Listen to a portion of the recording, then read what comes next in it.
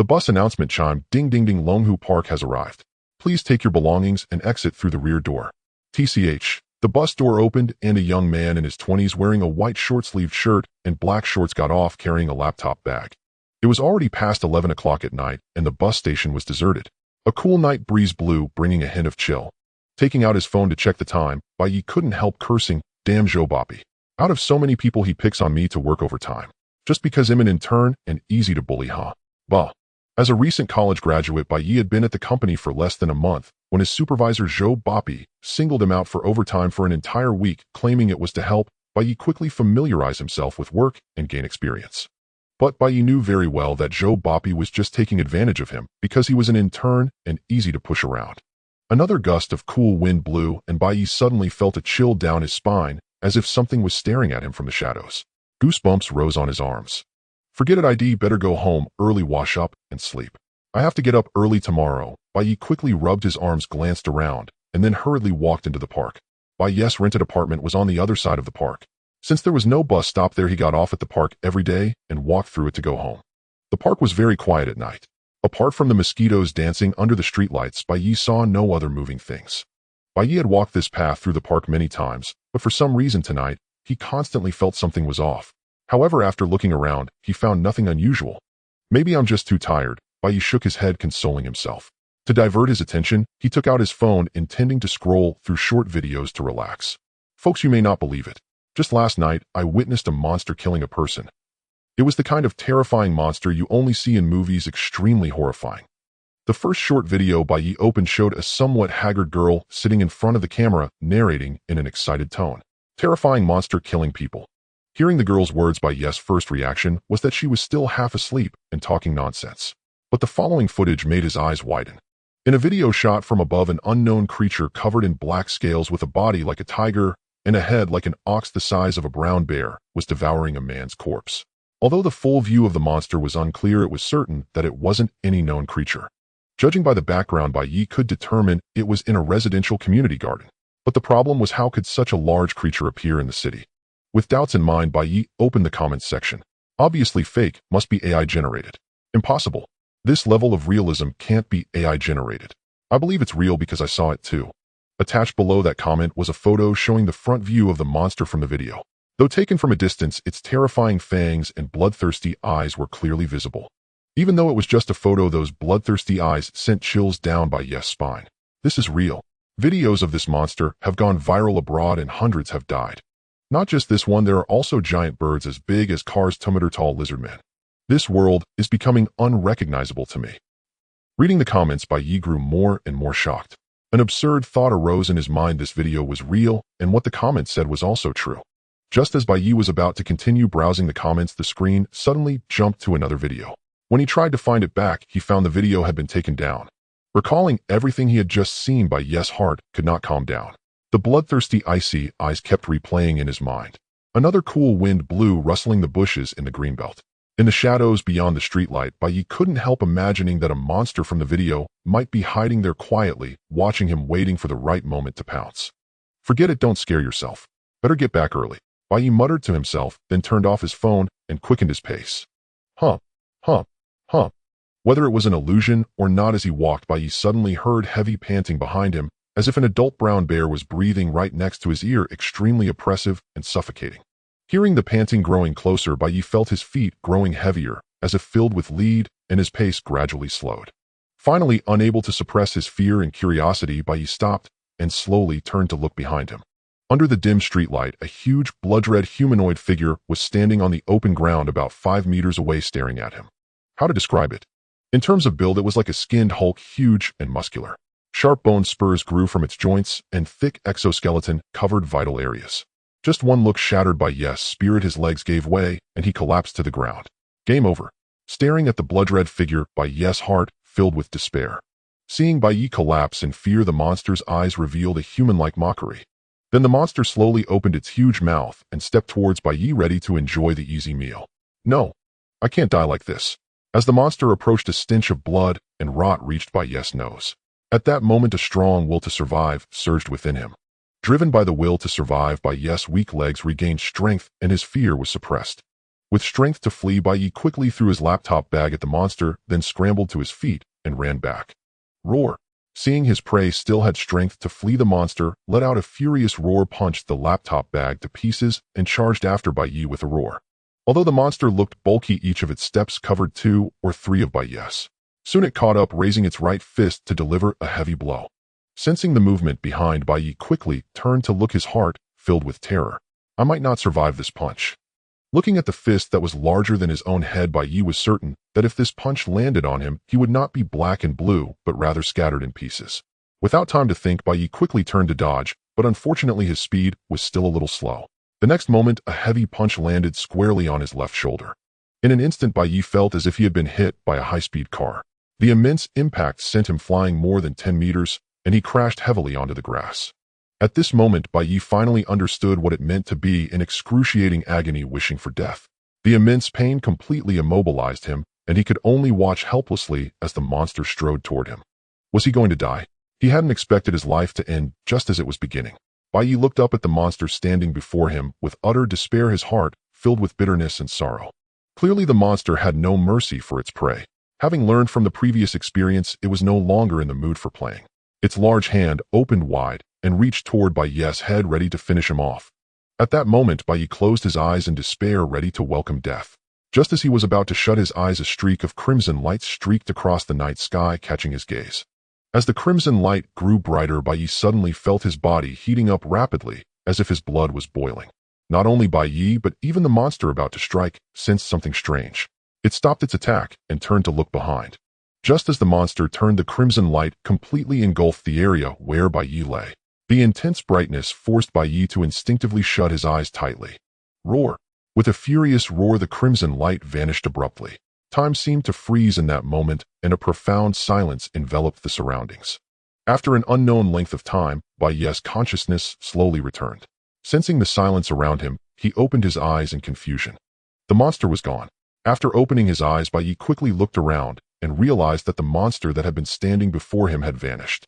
If not for the excruciating pain in his body, Bai Ye would have thought the monster was just an illusion. As he was pondering, a flickering red light caught his attention.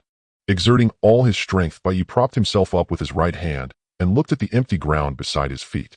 On the spot where the monster had stood, there was now a pile of grayish-white sand. Above the sand, a blood-red diamond-shaped crystal floated silently in the air, pulsating with red light like a breath. Intuition told Bai Ye that this red crystal was likely connected to the monster's sudden disappearance. Driven by curiosity, he slowly crawled toward the crystal. Soon Bai Ye arrived in front of the red crystal. He cautiously extended his right hand to touch it. When his trembling finger lightly touched the crystal's surface, the next moment the red crystal instantly transformed into a mass of crimson light that shot straight into Bai Ye's chest. Before Bai Ye could react, a warm current rapidly spread throughout his body, dispelling the excruciating pain and mental fatigue. At that moment, Bai Ye noticed that the scratches on his arm were rapidly healing. The bruises and swelling quickly faded, and in just a few seconds his arm was restored to its original state without a single scar. Such a miraculous phenomenon left Bai Ye stunned. When he came to his senses, he realized all his injuries had completely healed. Only the torn clothes and remaining bloodstains bore evidence of what had happened. Without much thought, Bai Ye quickly realized that the changes in his body were certainly related to the red crystal. Although he was eager to figure out the changes, reason told him that he couldn't stay here long. Leaving aside whether there was another monster in the park, his current disheveled appearance was not suitable for others to see. So Bai Ye stood up and quickly left the place. After returning home, Bai Ye took a shower and changed clothes. Then he went to his bedroom, sat on the bed, and began to examine his condition. First, he checked if there were any obvious abnormalities on his body. Finding none, his attention finally turned to his arm. He took out a sharp fruit knife and made a few gestures over his arm. After a moment of hesitation, he placed the blade on his thumb, took a deep breath, and made a firm cut. With a slight sting, a trace of bright red blood seeped from the wound. Bai Ye immediately dropped the knife and focused intently on the wound on his thumb. Soon Bai Ye felt a familiar warmth on his thumb. Within just a breath, the wound healed rapidly under his gaze. After wiping away the bloodstains, there was not a trace left on the wound. "It seems this ability isn't temporary," he murmured. Bai Ye's eyes lit up with surprise. Besides this change, he also sensed a powerful force within his body. He got out of bed, stood on the floor, and began to channel the inner power. The next moment, his muscles tensed rapidly, and a terrifying strength surged through his entire body. At that moment, Bai Ye felt as if he were invincible. The concrete wall before him seemed as fragile as paper, and he could shatter it with a single casual punch. But Bai Ye didn't do that. Instead, he picked up a dumbbell he usually used for fitness and began twisting it like a pretzel, distorting and deforming it. The whole process felt effortless, as if he were squeezing Play-Doh. Giant strength. This was the second special ability Bai Ye had acquired. After deforming the dumbbell, Bai Ye tried all kinds of novel stunts, lifting the bed with one hand, doing handstands on a single finger.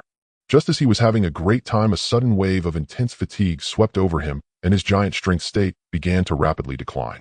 So the giant strength state has a time limit, he realized. Understanding the situation, Bai Ye quickly deactivated the giant strength state. Sure enough, the next moment as the state ended, he felt completely drained and collapsed onto the bed. However, soon a warm current surged through his body, quickly eliminating the fatigue. In less than half a minute, Bai Ye had recovered most of his strength. These two abilities are a perfect match. Bai Ye sat up, stretched his arm, and exclaimed with delight. He never imagined that superpowers like giant strength and rapid healing, which only appeared in movies and novels, would one day manifest in himself. What exactly is that red crystal? What does it do? After the excitement, Bai Ye looked down at his chest, his mind full of questions. Bai Ye was well aware that both of these special abilities came from that red crystal. The terrifying blood-colored monster, the mysterious red crystal, and the content of the short videos he had seen earlier. Everything that had happened tonight was a tremendous shock to Bai Ye's worldview. These anomalies all indicated that the world was undergoing, or had already undergone, some kind of change. If not for the red crystal tonight, Bai Ye would have been nothing but scattered bones and flesh. Just as he was pondering, a piece of information suddenly emerged in his mind, as natural as a memory he had always possessed. Extraction and fusion. Extraction extracts certain traits, abilities, or bloodlines from living beings. Fusion fuse two or more extracted traits, abilities, or bloodlines. After browsing this information, Bai Ye seemed to understand the origin of his rapid healing and giant strength. If he wasn't mistaken, these two abilities came from the blood-colored monster absorbed by the red crystal and then transferred to him. Extraction. Fusion. Bai Ye stared blankly at his hands, whispering absent-mindedly.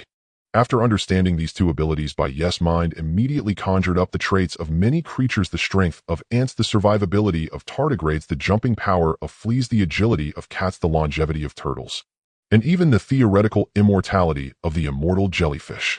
Besides these, there were also various monsters that had appeared recently with their supernatural traits and abilities. In the end, a thought burst into Bai Ye's mind: perhaps gods were not mere legends. The sun rose as usual, but Bai Ye did not wake up early like he usually did. Amidst a bout of morning grumpiness, Bai Ye groggily picked up his phone to answer the call. "Hello? Who is it?" Bai Ye replied coldly, his tone laced with anger. Due to last night's excitement, Bai Ye had stayed up late and completely forgotten about getting up early for work. "Bai Ye, what time do you think it is now? Where are you? I mentioned yesterday that we have an early meeting today. You made so many people wait for you alone. Do you have any sense of time?" As soon as the call connected, Bai Ye's supervisor couldn't wait to scold him as if Bai Ye had committed some heinous crime. During the supervisor's tirade, Bai Ye quickly sobered up and his anger began to rise, as he knew he had likely become the target of his supervisor's authority and oppression. In the past, Bai Ye would have immediately apologized and made excuses, but now he had no intention of swallowing his anger, especially since he was not planning to continue working. "Joe Popeye, don't call me yet. Take a look in the mirror and see if that green hat on your head is on straight," Bai Ye said mockingly as he sat up. On the other end of the line, Zhou Ruifa was stunned at first by Bai Ye's words, but then his anger ignited. In the meeting room, everyone perked up upon hearing Bai Ye's words, sitting up straight, eagerly listening to what he would say next. "Bai Ye, what do you mean by that?" Zhou Ruifa asked through clenched teeth. At that moment, he was determined that if Bai Ye didn't clarify the situation, he would make Bai Ye understand the consequences of his loose tongue. What everyone failed to notice was that a young man at the meeting table was trembling with his head down. Without beating around the bush, Bai Ye sent a video clip directly to the work group. With the sound of a message alert, some people in the meeting room instinctively took out their phones to check, and when they saw the content of the video, they gasped in shock. "Holy crap, look at the work group." Bai Ye posted a video. "Hey, isn't that Zhou's wife? The guy next to her looks like Xiao Zhang. That's Xiao Zhang." In the video, Bai Ye shared a couple behaving intimately walked straight into a hotel. The woman in the video was Zhou Ruifa's wife, and the man was none other than Zhou Ruifa's capable assistant and sycophant Xiao Zhang. As for what the two were doing entering the hotel, any adult could guess. In an instant, everyone who had watched the video in the meeting room turned their gaze toward Xiao Zhang and Zhou Ruifa, who was watching the video. "Damn it, you." Soon Bai Ye heard a commotion of shouting, smashing, and wailing from the other end of the phone. After quietly listening for a while with the speaker on, Bai Ye finally hung up the phone satisfied. Bai Ye had stumbled upon the affair between Xiao Zhang and Zhou Ruifa's wife by chance. Since Zhou Ruifa had been exploiting him all along, he purposely chose not to mention it, planning to use it later. Now that Bai Ye had no intention of continuing to work, he naturally saw no reason to hold back. After being stirred up by Zhou Ruifa, Bai Ye lost his sleepiness and decided to get up and wash up. After washing up, Bai Ye had a simple breakfast and then went out to take a taxi to the nearest flower and bird market. Upon entering the market, Bai Ye bought some breeding boxes and tools as he had planned the night before, along with 10 white mice and some common small pets. After purchasing the items, Bai Ye called a car to take everything back home. Back at home, Bai Ye first tidied up the small room where he usually piled up junk, then moved the tools and animals he bought today into that room. After finishing all this, Bai Ye put on a pair of thick long-sleeve gloves, grabbed a white mouse from the breeding box, and placed it into a large, thick breeding tank. As soon as the white mouse entered the breeding tank, it panicked and ran around, eventually curling up in a corner under Bai Ye's watchful gaze. After observing for a while, Bai Ye pondered and took out a pet snake from a nearby breeding box. This pet snake was a non-venomous black corn snake about 60 centimeters long. Bai Ye held the corn snake's body and prepared to use the skill extraction for the first time, but to his surprise, he felt a sense of obstruction that interrupted his skill. Just as Bai Ye was puzzled, a piece of information suddenly burst forth in his mind. Insufficient energy cannot extract living beings. For now, only dead matter can be extracted. Bai Ye thought for a moment, then looked down at the corn snake in his hand. Snap! Without hesitation, he twisted with both hands and snapped the corn snake's neck. Once the corn snake stopped struggling completely, Bai Ye activated the extraction skill again. Soon a red light quickly enveloped the snake's body, and in just a few breaths the red light on the snake's body slowly gathered, finally coalescing into a drop of black liquid. Seeing this, Bai Ye hurriedly took out a small glass bottle to collect the black liquid. Holding the glass bottle containing the black liquid under the light for observation, Bai Ye looked and sniffed, but found nothing peculiar. It seems I will only know its effects after the experiment. Saying this, Bai Ye took out a syringe, drew up the black liquid, then grabbed the white mouse from the breeding tank and forcibly poured it into its stomach. After confirming that the mouse had completely swallowed it, Bai Ye placed the white mouse back into the breeding tank, closed the lid, and began to observe. Inside the breeding tank, due to the unidentifiable liquid being forcefully poured in, the white mouse was startled and ran around wildly. After about 10 seconds, the originally frantic white mouse suddenly stopped, lay on its side, began to convulse, and let out a painful scream as if enduring immense suffering. Seeing this, Bai Ye quickly turned on the camera he had set up and began recording the process. As time passed inside the breeding tank, the fur of the white mouse rapidly fell out, replaced by scales resembling snake skin that quickly covered its body. The previously slender tail of the mouse also thickened, rapidly growing scales and becoming powerful and stout like a snake's tail. In less than a few minutes, the formerly pristine white mouse had transformed into a creature covered in black scales with a body resembling both a mouse and a snake. This process continued for about 10 minutes, during which the white mouse underwent subtle changes every moment. After 10 minutes, the white mouse ceased its struggles and rested on the ground for a few minutes. Having successfully completed its mutation, the white mouse then stood up anew, beginning to examine its transformed body. The fully mutated white mouse could no longer be called a white mouse, so Bai Ye named it snake-scaled rat, as the name suggests, a rat covered in snake scales. Besides growing snake scales and its tail transforming into a snake's tail, the snake-scaled rat's body had become much more slender compared to the original white mouse, and its limbs had undergone considerable changes, somewhat resembling the claws of a pangolin. After recording these features, Bai Ye took a wooden stick and inserted it into the feeding hole of the breeding box. Bai Ye gently poked the back of the snake-scaled rat with the stick to test its aggression. However, to his surprise, as soon as the stick touched its back, the snake-scaled rat, as if startled, began scurrying frantically around the box, showing no inclination to attack. Undeterred, Bai Ye continued to poke it with increasing force to provoke a reaction. Eventually, after cornering it and poking it several times, the snake-scaled rat launched a counterattack. The snake-scaled rat lunged at the wooden stick, gripping its front end tightly with both claws and biting down fiercely with its mouth. Holding the stick, Bai Ye clearly felt a powerful vibration from the other end, silently marveling at the strength the snake-scaled rat displayed, no less than that of an adult cat. After allowing the snake-scaled rat to gnaw for a while, Bai Ye withdrew the stick to inspect the damage. Under the rat's assault for less than a minute, a solid wooden stick as thick as a thumb had its front end gnawed away by 2/3, and deep scratch marks appeared where the claws had gripped. Its attack power has increased at least 5-fold, and its speed and reaction time have also improved significantly, Bai Ye estimated after a careful examination. After documenting these findings, Bai Ye proceeded to the final experiment. He placed a spoonful of specialized white mouse feed and a small mouse into the breeding box, then stepped back to observe. Before long, perhaps due to the energy consumed during the mutation, the snake-scaled rat, upon detecting the scent of food, hurried over. Under Bai Ye's silent observation, the snake-scaled rat unhesitatingly chose the pile of feed, not even glancing at the small mouse. The snake-scaled rat quickly devoured the spoonful of feed, but it appeared still unsatisfied. After licking up the remaining crumbs from the ground, it finally noticed the small mouse nearby. The snake-scaled rat approached the small mouse, lowered its head to sniff it, and then lost interest. Bai Ye then recorded in his notebook, preliminary observation: the subject retains rodent behavior unaffected by snake instincts. After recording this, Bai Ye ceased further experiments on the snake-scaled rat. Although there were many aspects worth exploring, Bai Ye was not a professional. He only conducted experiments on a few key areas of concern to obtain results. Other matters would have to wait until conditions improved. After housing the snake-scaled rat separately, Bai Ye selected another white mouse, intending to test his other skill, fusion. After placing the second white mouse into a separate breeding box, Bai Ye pondered for a moment and selected a corn snake and a chick. Using the same procedure, Bai Ye quickly extracted 2 drops of mysterious liquid, one black, one red. After collecting them, he activated the fusion skill. Guided by an unknown force, the 2 drops of liquid began to merge slowly, ultimately fusing into a single dark red drop.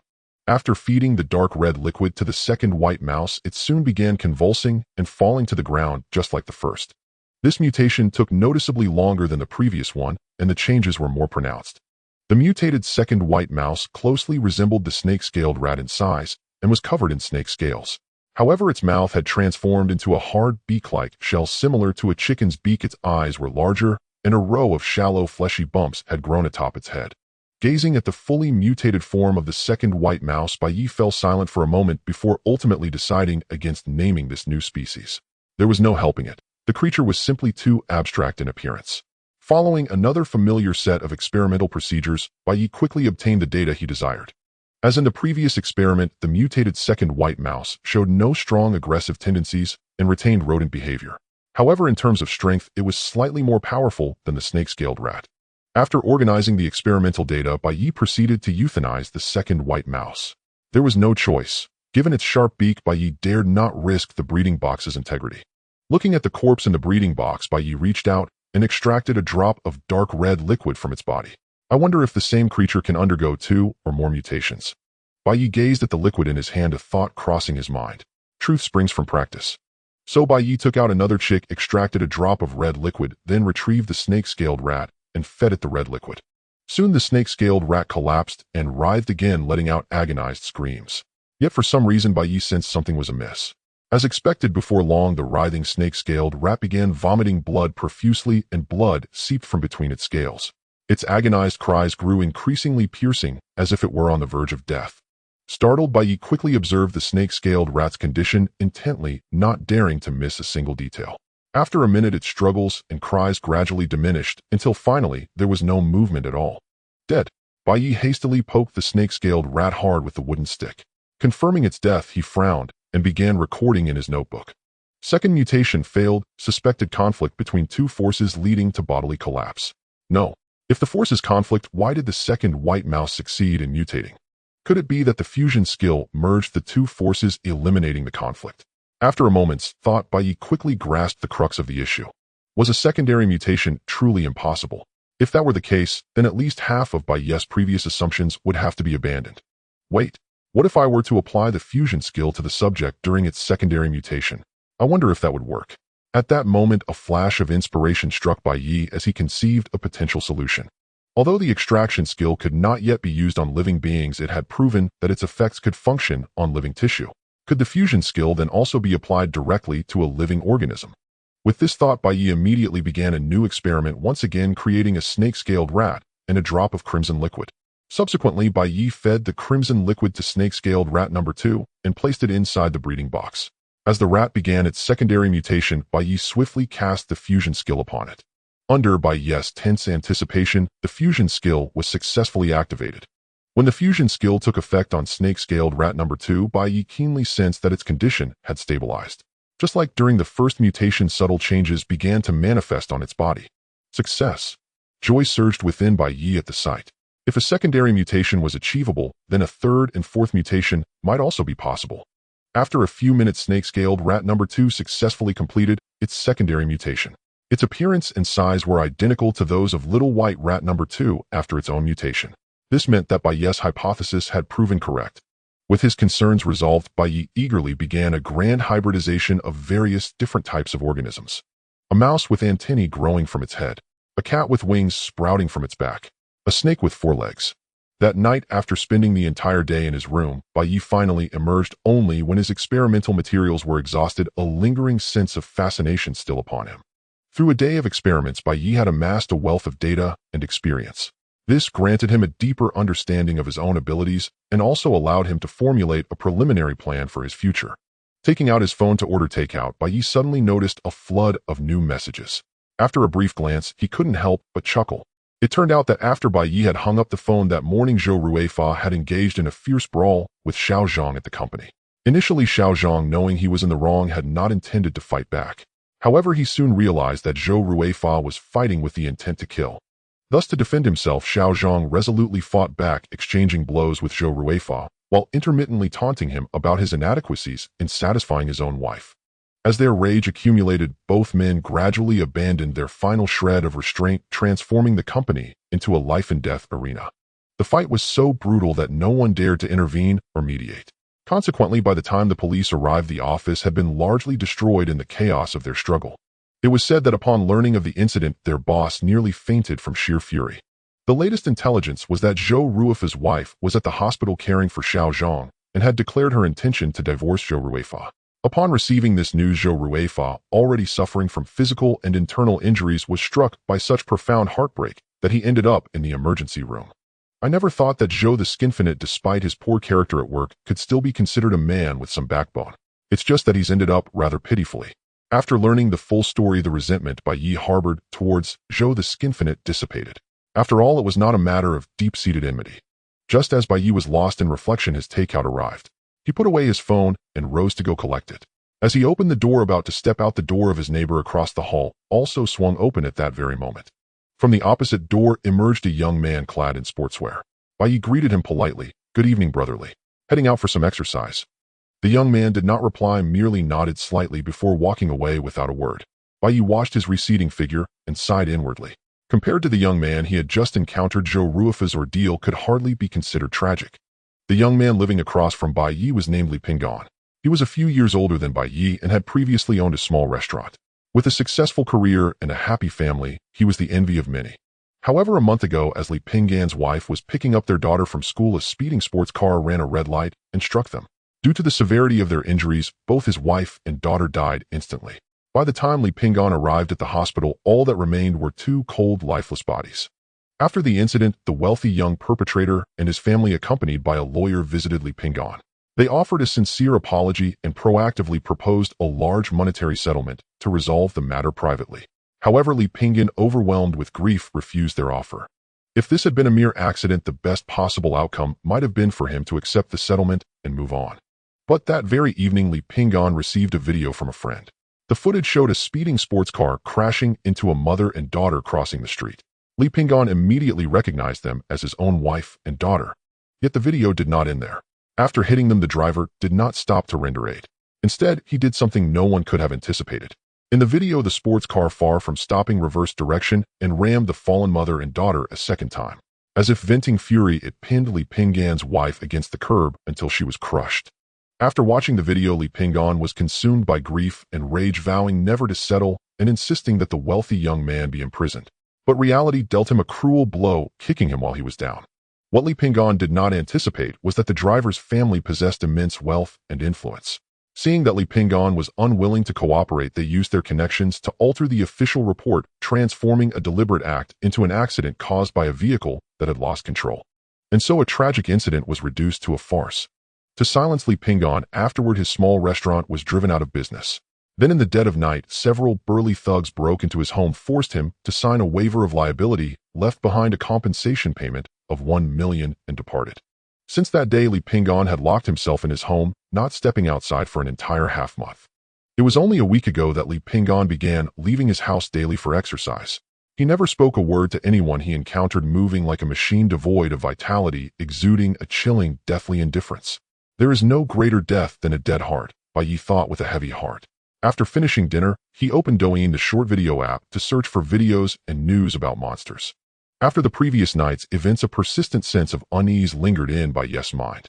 Whether it was the humanoid monster he had encountered or the bizarre creatures appearing in the videos and comments, none of them seemed to belong to the natural world, let alone the creatures native to Earth. What unsettled Bai Ye the most, however, was the official news blackout and the conspicuous absence of any statements to refute the rumors. After several searches, the result was as Bai Ye had expected. There was no trace of those monsters on the internet. Everything seemed as usual, with society in a state of tranquility. But Bai Ye knew this was merely the calm before the storm. The world was already seething with undercurrents. Finding nothing, he listlessly turned off his phone and leaned against the sofa, beginning to contemplate his next plan. After a day of experiments, Bai Ye named the mysterious liquid extracted from the organism's biological origin. Through observation and statistics, he noted that after the subjects absorbed the biological origin and mutated, distinct features would appear on their bodies. For instance, the snake scales on a snake-scaled rat, or the beak that emerged after absorbing the biological origin of a chick. Having reached this conclusion, Bai Ye temporarily abandoned the idea of mutating by absorbing biological origin. Though he desperately sought to enhance his strength to face the impending crisis, he was repulsed by the thought of becoming a half-human, half-beast monster. Another crucial reason was that after fusing with the origin of that humanoid monster, Bai Ye found no distinct features on himself. This suggested that either he or those monsters not from Blue Star possessed the unique ability to mutate without altering their appearance. But which one? It was still required experimentation. Since he couldn't boost his own strength for now, Bai Ye had to compensate in other ways. Establishing his own force proved an excellent choice. This idea arose because during his experiments, Bai Ye discovered an alternative use for the origin. By chance, he found that the mutated organisms fused with the origin would not attack him, displaying remarkable affection. Even when he attempted to kill them, they offered no resistance. After observing this phenomenon, Bai Ye couldn't help but make a bold guess: organisms fused with the origin would have their affinity toward him maxed out, akin to the recognition of a master in novels. Whether this effect applied to humans, however, still required experimentation. Moreover, creating a force had many benefits. Bai Ye alone could hardly obtain rare biological materials, nor could he delve into research on those special monsters. Such specialized work demanded professionals. After weighing all factors, Bai Ye ultimately decided to establish an organization serving himself. Only then could his abilities realize their full potential. But before that, Bai Ye needed to conduct experiments to determine how the human body would change after fusing with biological origin. Who should I experiment on? Bai Ye leaned against the sofa, squinting as he pondered where to find subjects. Wanted criminals? No, those were being hunted by the police. Oh, where would he find them? What about foreigners abroad? No, too troublesome, and accidents might occur. Hiss. Who then? Many candidates flashed through Bai Ye's mind, but he quickly dismissed each due to various drawbacks. Just as Bai Ye was troubled over the choice of subjects, a figure suddenly surfaced in his mind.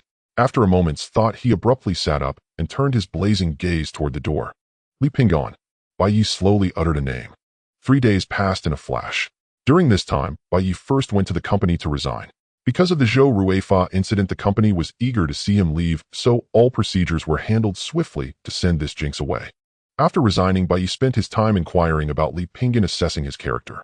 If the experiment went smoothly, Bai Ye planned to make Li Pingon his first subordinate, so his character was of utmost importance. Fortunately, after extensive investigation, Bai Ye was highly satisfied with Li Pingon's character.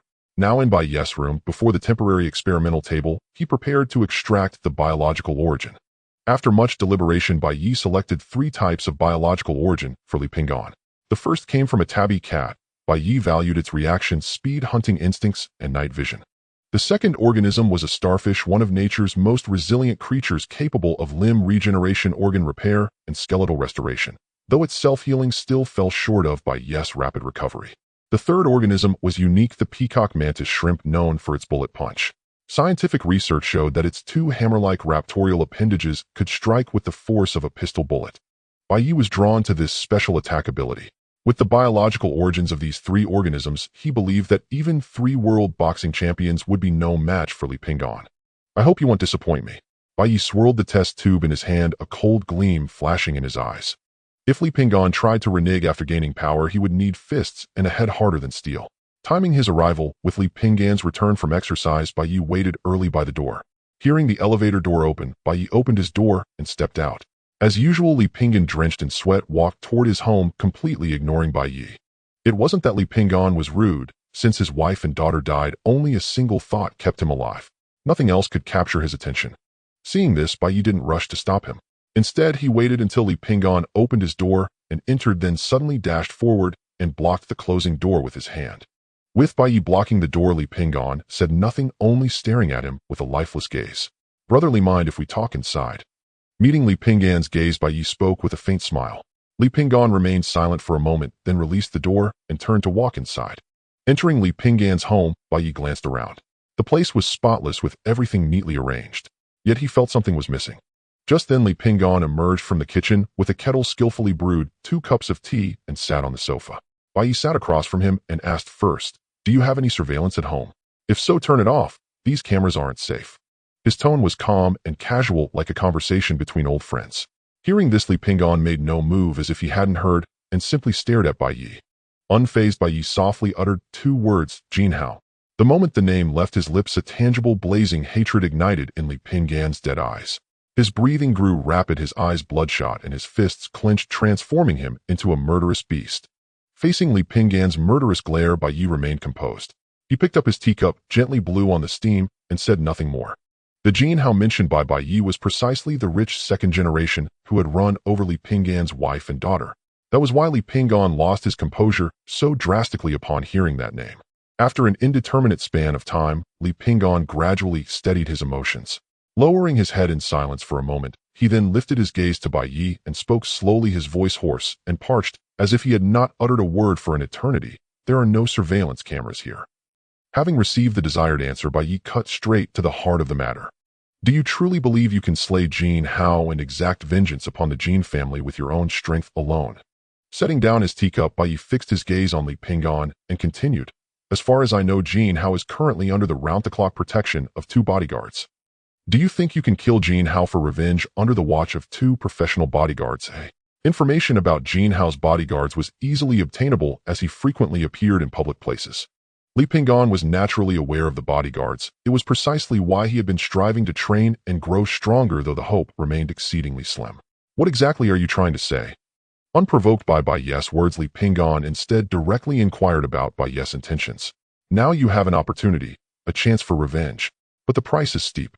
Are you willing to accept it?" As he spoke, Bai Ye extended his hand, slowly tracing the edge of the marble tabletop until he reached a corner.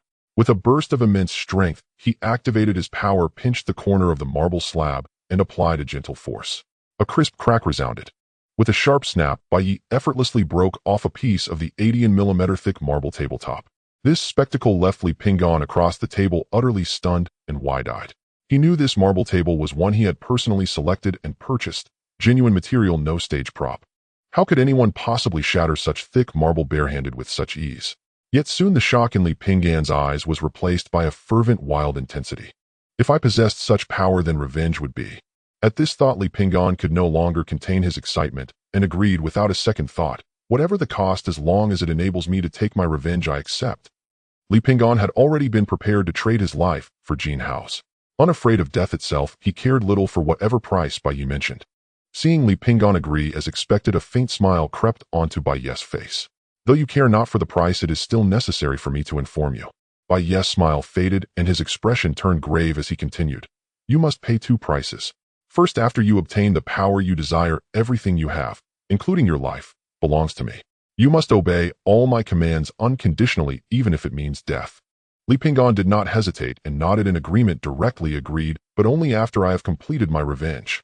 "Naturally," Bai Ye acknowledged with a nod before proceeding. "Second, after accepting the power, you may transform into a monstrous form. From then on, you can never return to a normal life or be a normal person." "That's fine as long as I can get my revenge." Li Pingan's expression was calm and indifferent. Bai Ye looked at him with some surprise, not expecting such an easy concession. "It seems I have underestimated the power of hatred," Bai Ye mused inwardly. After instructing Li Pingan to draw all the curtains in the living room, Bai Ye pulled a small glass vial containing an orangered liquid from his pocket. "Drink this." Bai Ye handed the vial to Li Pingan. Taking it, Li Pingan opened it without any hesitation and drank it down. Bai Ye watched intently, observing Li Pingan's condition. Thump, thump, thump. After consuming what Bai Ye had given him, Li Pinggan soon felt a surge of heat within his body, and his heart began to pound violently. Before Li Pinggan could react, a sudden excruciating pain, as if tearing his heart and crushing his bones, swept through his entire being. Caught off guard, he collapsed to the ground, writhing and twisting in agony. The intense pain forced a tormented cry from Li Pinggan's lips, and his consciousness began to blur. Bai Ye frowned at the sight.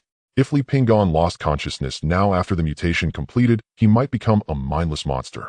This was a conclusion Bai Ye had drawn from fusing 3 biological essences into a lab mouse. The mouse, unable to bear the pain, had fainted midway and turned into a mindless, undead creature. Can't even endure this much pain for revenge? Then you might as well dash your head against the wall and go join your wife and daughter. To stimulate Li Pinggan's consciousness, Bai Ye spoke coldly and loudly. Dongmei, Xiaoxing. As Bai Ye's words faded within Li Pinggan's dissipating awareness, 2 figures, one tall, one small, suddenly emerged in his mind. Pinggan, time to get up. Daddy's a lazybone still in bed. Come play with me. Gazing at those familiar faces as if hearing their voices by his ear, Li Pinggan's consciousness snapped back sharply just to see them more clearly. But to his disappointment, as his awareness cleared, the 2 figures faded away. In that instant, a suffocating sensation, as if plummeting into an abyss, enveloped Li Pinggan's heart, even overwhelming the searing pain. I will have revenge. Under Bai Ye's watch, Li Pinggan slowly opened his eyes, forcing out every word with all his remaining strength in a low growl. Then with effort, Li Pinggan lifted his head, his bloodshot eyes fixed intently on the wall not far away. Bai Ye followed his gaze and saw a family portrait hanging there, not expertly taken, but radiating warmth. A family portrait. A flicker of barely perceptible hatred passed through Bai Ye's cold eyes, as if stirred by some bitter memory. After a mere glance, Bai Ye pursed his lips and averted his gaze. Soon Li Pinggan's mutation formally began. His muscles grew increasingly robust and defined, and his height steadily increased. In just a short time, he transformed from a slightly unhealthy young man of 1.78 meters into a muscular giant standing 1.98 meters tall. But the transformation did not end there.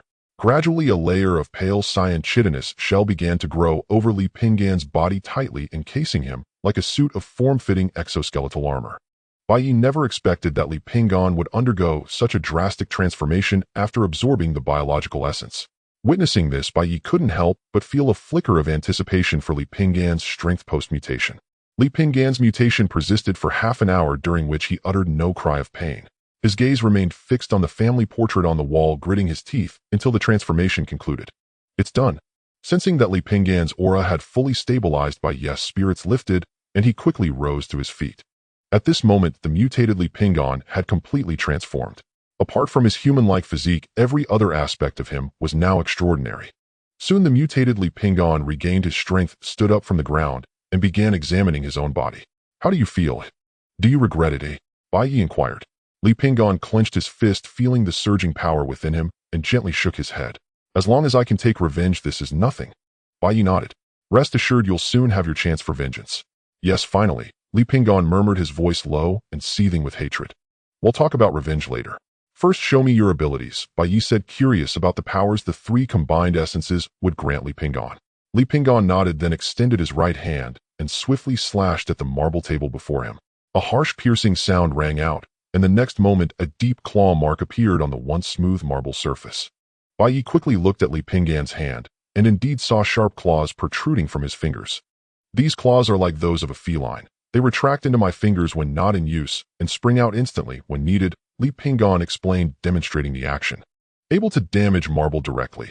It seems the hardness has also greatly increased, Bai Ye speculated as he examined the scratch on the table. Continue. Li Pinggan stepped back and turned to Bai Ye. Please move back a bit. Hearing this, Bai Ye silently retreated behind the sofa. Then Li Pinggan clenched his right fist, gathered power, and in a flash the marble table before him exploded with a deafening crash, shattering into pieces. Bai Ye, watching from the side, was stunned, his pupils contracting sharply. So fast. I couldn't even see the punch. Though Bai Ye's body had been strengthened by the monster essence, not to the extent of a superhuman, but with doubled physical attributes and senses, even he couldn't track Li Pinggan's punch trajectory. Soon a thought struck Bai Ye. Is this the mantis shrimp's bullet punch? The mantis shrimp's attack speed reaches 80 kilometers per hour, completing a strike in 0.2 seconds, too fast for the human eye to capture even with Bai Ye's enhancements. How many consecutive punches can you throw now? Bai Ye asked, looking at Li Pinggan's hand. Li Pinggan assessed his stamina and replied after a moment, about 15. Good, continue. Over the next, while Li Pinggan demonstrated all his abilities, and for those he couldn't show directly, he provided detailed explanations. Excellent. All the abilities have manifested as I anticipated, Bai Ye said, a satisfied smile curling at his lips as he reviewed the data in his notebook. Next, Bai Ye had one crucial experiment to conduct to verify his hypothesis. He extended his arm and said to Li Pinggan, "Now use your claws to attack my arm." As he spoke, Bai Ye fixed his gaze on Li Pinggan's eyes, observing his emotional shifts. Upon hearing the command, Li Pinggan's eyes filled with reluctance. For some reason, whenever he thought of attacking Bai Ye's arm, an uncontrollable resistance surged within him, preventing him from even raising his hand, let alone striking. After a moment, Li Pinggan shook his head helplessly. "Sorry, I can't fulfill that request." He then described the state he had just experienced.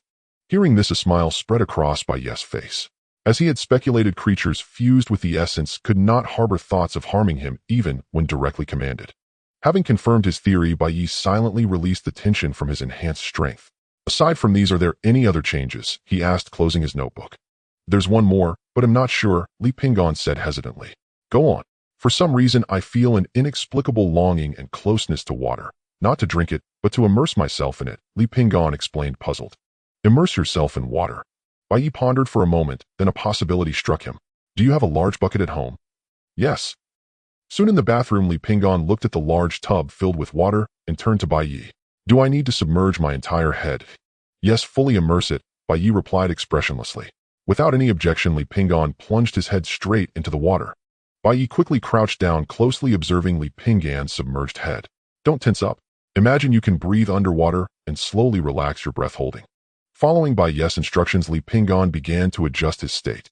After about 5 seconds, Bai Ye noticed several tiny slits slowly opening behind Li Pinggan's ears, then fluttering open and closed like fish gills.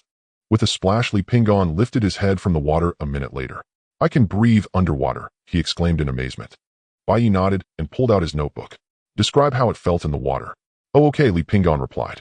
After recording the details, Bai Ye put away the notebook and fixed a serious gaze on Li Pinggan. "They'll give you 3 days to take your revenge. But no matter how you do it, you must not reveal your current appearance. And most importantly, don't leave behind any biological evidence." "What's biological evidence?" Li Pinggan asked. "Things like bodily fluids, hair, and tissue," Bai Ye explained. Li Pinggan nodded thoughtfully. Bai Ye continued, "After you've avenged yourself, don't return here for now. Hide in the lake at Longhu Park. They'll prepare your supplies in advance. Stay out of sight unless necessary." "Understood," Li Pinggan replied. Li Pinggan knew that once something happened to the Jin family, their social influence would spark a major uproar. It was only a matter of time before the police traced it back to him. After giving his instructions, Bai Ye softened his expression and hesitated before asking, "Do you need my help?" "Thanks, but no. I've been planning this day for a long time," Li Pinggan said, clenching his fist to feel the surging power within and declining Bai Ye's offer. In recent days, besides training daily, Li Pinggan had been gathering information about the Jin family, even personally scouting the villa area where they lived. He had devised many plans for revenge, but his own lack of strength had always been a fatal flaw, forcing him to shelve them. Now, with his current abilities, none of that was an issue. With this thought, Li Pinggan turned to look at the family portrait on the wall and murmured, "Wait for me." At night, within the Jin family villa. "Dad, when can I finally go out? I've been stuck at home for a month and dying of boredom." Inside the opulent living room, Jin Hao lay sprawled on the sofa with a look of utter despair, complaining to Jin Wanhao. "It'd be better if you were dead. That way I wouldn't have to worry." Jin Wanhao put down his phone and snorted coldly. "What nonsense about life and death? How can you talk about your own son like that?" Jin Hao's mother, sitting nearby, immediately took offense. "What do you know? Do you have any idea how much trouble he's caused this time?" Jin Wanhao pointed at Jin Hao, his tone seething with anger. Nearby, Jin Hao muttered under his breath, "It's not like I just accidentally hit 2 people, is it? Besides, didn't we already pay compensation? You don't know a damn thing." Hearing this, Jin Wanhao erupted in fury, cursing loudly. "Do you have any idea how much this incident has affected the conglomerate? If I hadn't spent a fortune and pulled strings to suppress this, you'd be a pariah by now. Not only would you suffer, but our family and the entire conglomerate would be engulfed in a public opinion storm." "Xiao Hao, your father is right. You know how those lowlifes online resent the rich. The moment a wealthy person gets any negative press, they swarm like vultures, eager to tear them apart." Jin Hao's mother chimed in with a tone of disdain and disgust. On the sofa, Jin Hao, who had been clueless, finally grasped the gravity of the situation and felt a chill of fear. He was an avid internet user and understood the terror of online mobbing. Oof. Scared now. Seeing Jin Hao's frightened expression, Jin Wanhao snorted. Jin Hao's face flushed with humiliation, his heart burning with rage. He couldn't vent. Suddenly a thought struck him, and he sat up straight. Oomph. This is all that Li Gai's fault. If he'd just taken the money and signed the settlement, none of this would have happened. In an instant, Jin Hao's fury found an outlet, all directed at Li Pinggan. Once I'm free, I won't let him off easy. Blaming Li Pinggan for everything, Jin Hao resolved that after this was over, he would take out all his anger on Li Pinggan. But Jin Wanhao saw through his son's thoughts immediately, and his expression turned stern. I'm warning you, after this is over, don't go looking for more trouble, or you'll answer to me. Jin Wanhao warned coldly. Jin Hao, who had been fantasizing about tormenting Li Pinggan, was displeased. Why not, Dad? That Li Gai caused our family such huge losses and still got $1 million. Letting him off easy makes my blood boil. Do you know what happens when you push a man with nothing left to lose to the brink? Jin Wanhao's face was deadly serious as he stared at Jin Hao. There are only two outcomes: either he crumbles under the pressure and kills himself, or he turns into a reckless madman bent on savage revenge. At Jin Wanhao's words, Jin Hao's face went rigid. That Li Pinggan, his wife and daughter were killed by you, his career is ruined, and his parents are taken care of by his 2 brothers. If you push a man with almost no attachments into a corner, the consequences will spiral out of control. So that $1 million wasn't compensation, it was hush money to keep him at peace. Seeing Jin Hao's uneasy expression, Jin Wanhao softened his tone. Xiao Hao, I'm telling you all this to teach you a lesson. A wise man does not stand beneath a crumbling wall. He prevents harm before it occurs, sparing himself later grief. We may have wealth and status far beyond ordinary people, but in the end we are still flesh and blood. Bodyguards can be careless, we can't withstand a knife or stop a bullet. Jin Hao's mother, also feeling a chill of fear, quickly added, That's right, Xiao Hao. We don't need to provoke a madman over such a trivial matter. Gulp. After hearing Jin Wanhao's words, Jin Hao swallowed nervously, his earlier anger dissipating. I understand, Dad. I won't provoke him anymore, Jin Hao quickly promised. Fool. Do you think revenge is just beating him up? Jin Wanhao wasn't satisfied with Jin Hao's promise. Instead, he glared at him with disappointment. Huh. Jin Hao was taken aback by his father's sudden change. There are many ways to take revenge, and you chose the stupidest one.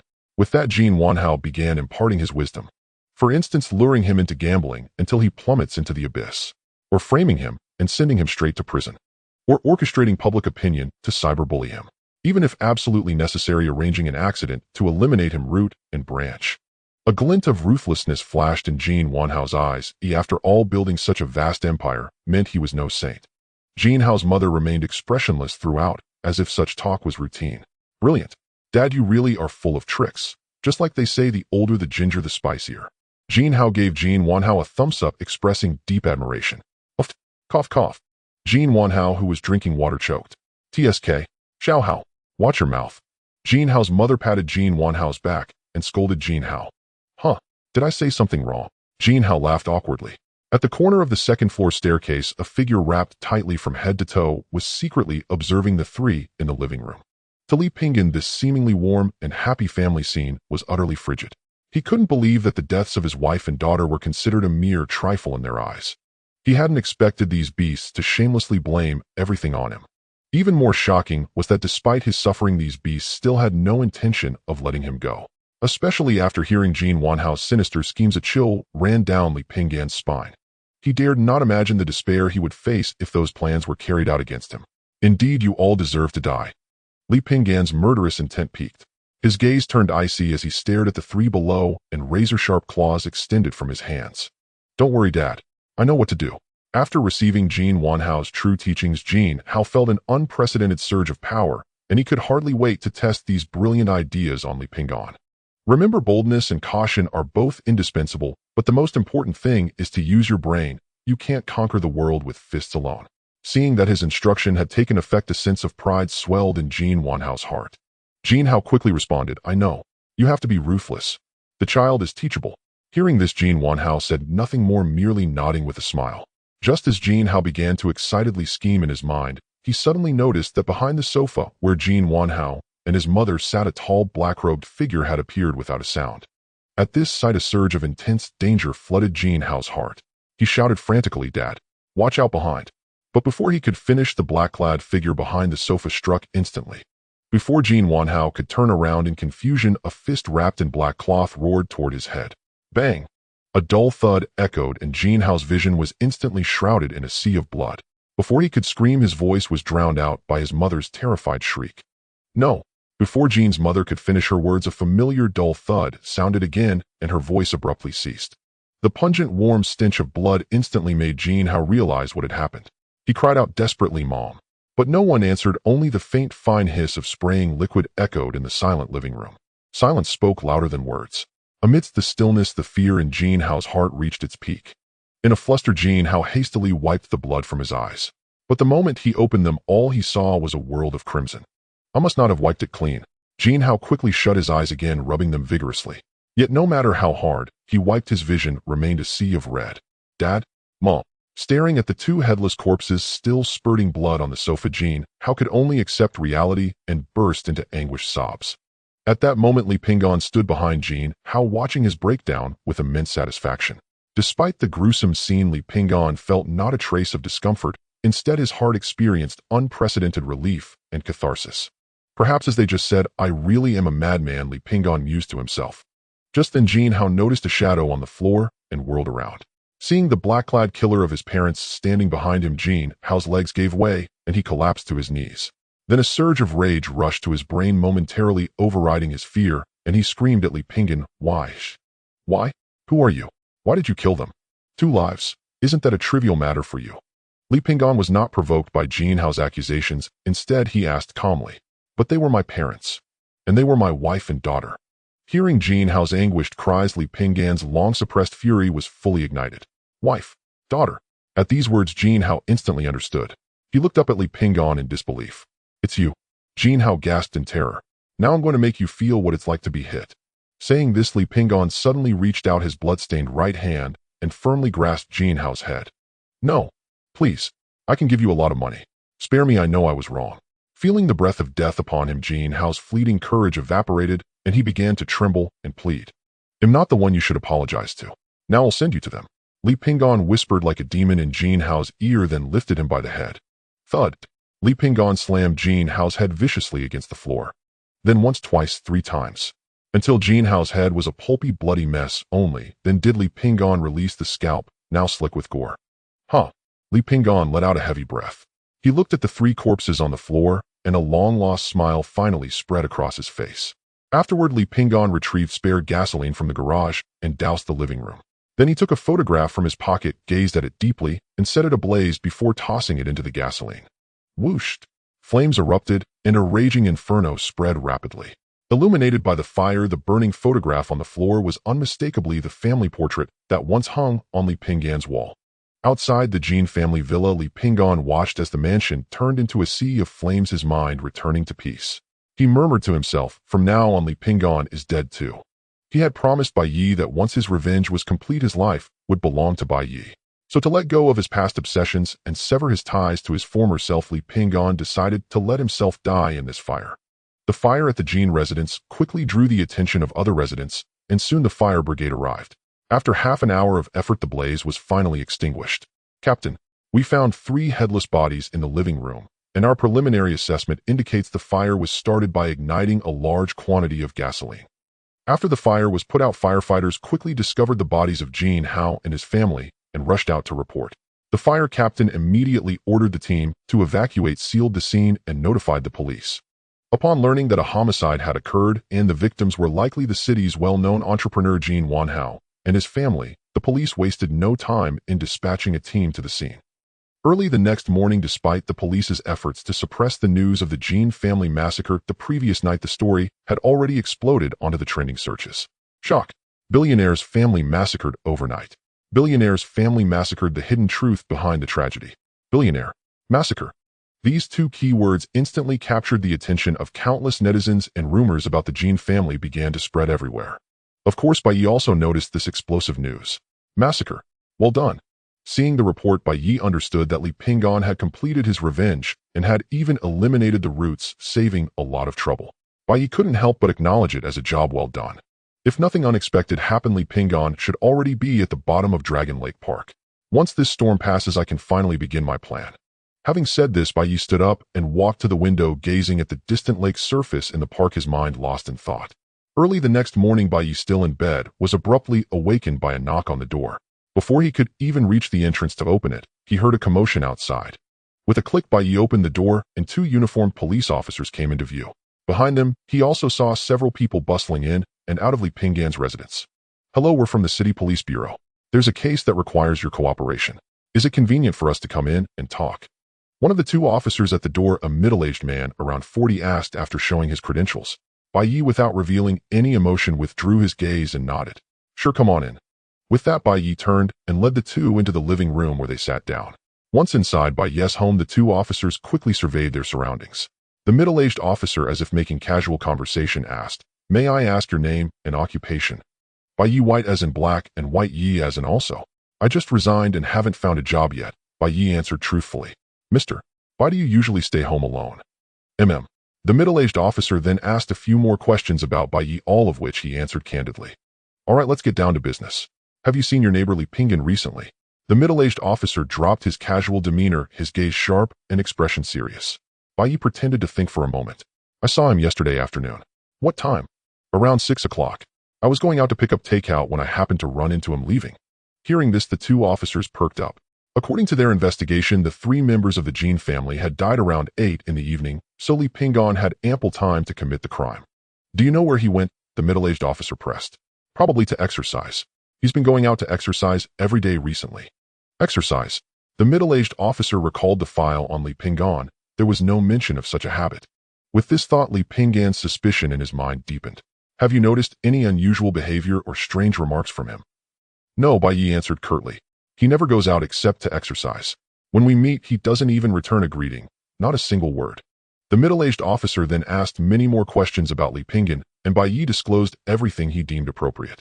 Throughout the entire conversation, Bai Ye played the role of a detached neighbor. Half an hour later, "Thank you for your cooperation, Mr. Bai. We'll leave you alone now."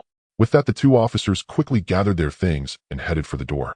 Just as they stepped out, and Bai Ye was about to close the door, the middle-aged officer turned back. "By the way, Mr. Bai, if you see Li Pinggan again, please call us immediately." "I'm sure." Bai Ye nodded with a smile. Then he shut the door. "Chief, based on the clues we've gathered so far, Li Pinggan is undoubtedly the prime suspect. So should our next investigation focus on Li Pinggan?" The young officer, who had remained silent throughout, asked excitedly, notebook in hand. The middle-aged officer shook his head, his expression somber. "This case is no longer under our jurisdiction." "Huh? Why?" "No reason. It's been taken over by higher-ups. From now on, we just need to handle the basic tasks." "Well, all right." The young officer hesitated for a moment, then sighed in resignation. Unlike his younger colleague, the middle-aged officer had never believed Li Pinggan was responsible. If he weren't a staunch atheist, he would have doubted whether a human could have committed the crime at all. According to the autopsy report, Jean Hao's parents' heads had been crushed into pulp by a blunt object. Note, not just fractured skulls, but entire heads blown apart. Such terrifying force could not possibly be humanly possible. Yet the scene showed no signs of a struggle or the use of heavy weaponry. Jean Hao's death was equally bizarre. He had been held by the head and repeatedly slammed into the floor until his skull was a mushy mess, with only the palm-sized back of his head intact. Achieving such an effect would be impossible even for an Olympic weightlifting champion. This was precisely why, despite the mountain of evidence pointing to Li Pinggan, the middle-aged officer remained skeptical. "I'll let the higher-ups worry about this." The middle-aged officer sighed inwardly. By the window, watching the police cars drive away, Bai Ye's eyes flickered. "I didn't expect them to trace it back to Li Pinggan so quickly." After all, Li Pinggan had a blood feud with the Jean family. With the Jean family's misfortune, wasn't he the most obvious suspect? "For now, I'll just stay home and continue perfecting the plan." With that, Bai Ye turned and went back inside. A week passed in the blink of an eye. During this time, the police called Bai Ye twice, once to ask about Li Pinggan and once to inquire if he had seen Li Pinggan again. Apart from that, Bai Ye gradually noticed an increasing number of online reports about unknown monsters. Especially on short video platforms, clips of these creatures frequently appeared. Although these videos were quickly banned, they attracted a large audience and easily went viral. Most of the monsters in these videos resembled the beast-like form Bai Ye had first seen. He had yet to find any trace of humanoid monsters. What intrigued Bai Ye the most, however, was a monster captured on video by a foreign netizen. It was a serpent entirely azure, about 10 meters long, with a conical horn on its head and wings. The footage was from a foreign city. The scene was chaotic, with over a dozen bodies on the ground. The killer was that serpent which Bai Ye dubbed the Thunder Serpent. He called it the Thunder Serpent because it could manipulate lightning for attacks. Of course, it wasn't like an electric eel merely discharging current to stun people. In the video, Bai Ye clearly saw the thunder serpent hovering in midair, spewing lightning from its mouth. From several meters away, it effortlessly pierced through a car. Anyone who was even grazed was electrocuted and collapsed. Its power was astonishing.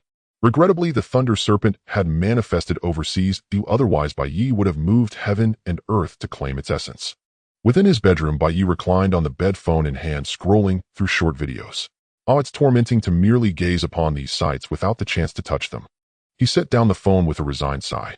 Moments ago, he had stumbled upon a video of another monstrous creature only to discover its location was in the neighboring cherry blossom garden nation. No, I must accelerate the establishment of my faction or I'll miss out on countless exquisite essences. With that, Bai Ye flipped out of bed, strode swiftly to the window, and peered down at the streets below. After a thorough search revealed no surveillance vehicles, he breathed a silent sigh of relief. It seems the police have temporarily abandoned their stakeout here for Li Pingon. Since the storm had somewhat subsided, it was time to make a move. Just then a ding from his phone signaled an incoming message. Picking it up, Bai Ye saw it was from his childhood friend Xionggang. Big White, you might not believe this, but I saw the legendary Phoenix today. Phoenix. Upon reading this, Bai Ye's immediate thought was that Xionggang had encountered a monster. Are you alright? Bai Ye quickly typed.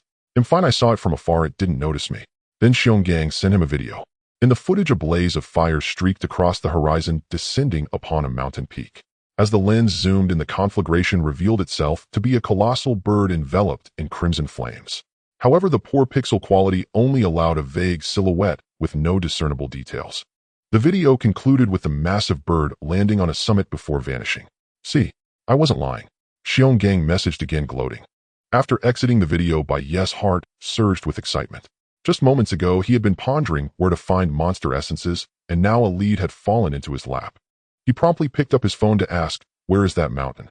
It's a mountain not far from my orchard base. Gongzi, it's been ages since we last met. They'll come visit you in a couple of days. Sure. Come on over, I'll have plenty of good fruit for you.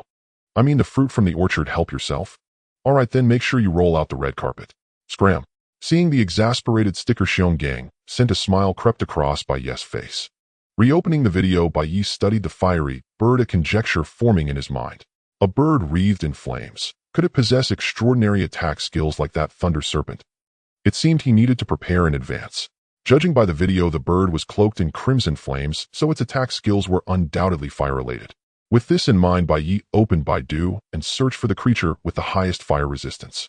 As the page loaded, a piece of information appeared on his screen. Pompeii worm, a creature dwelling in the hot springs around submarine volcanoes, known as the most heat-tolerant and temperature-resilient animal on Blue Star.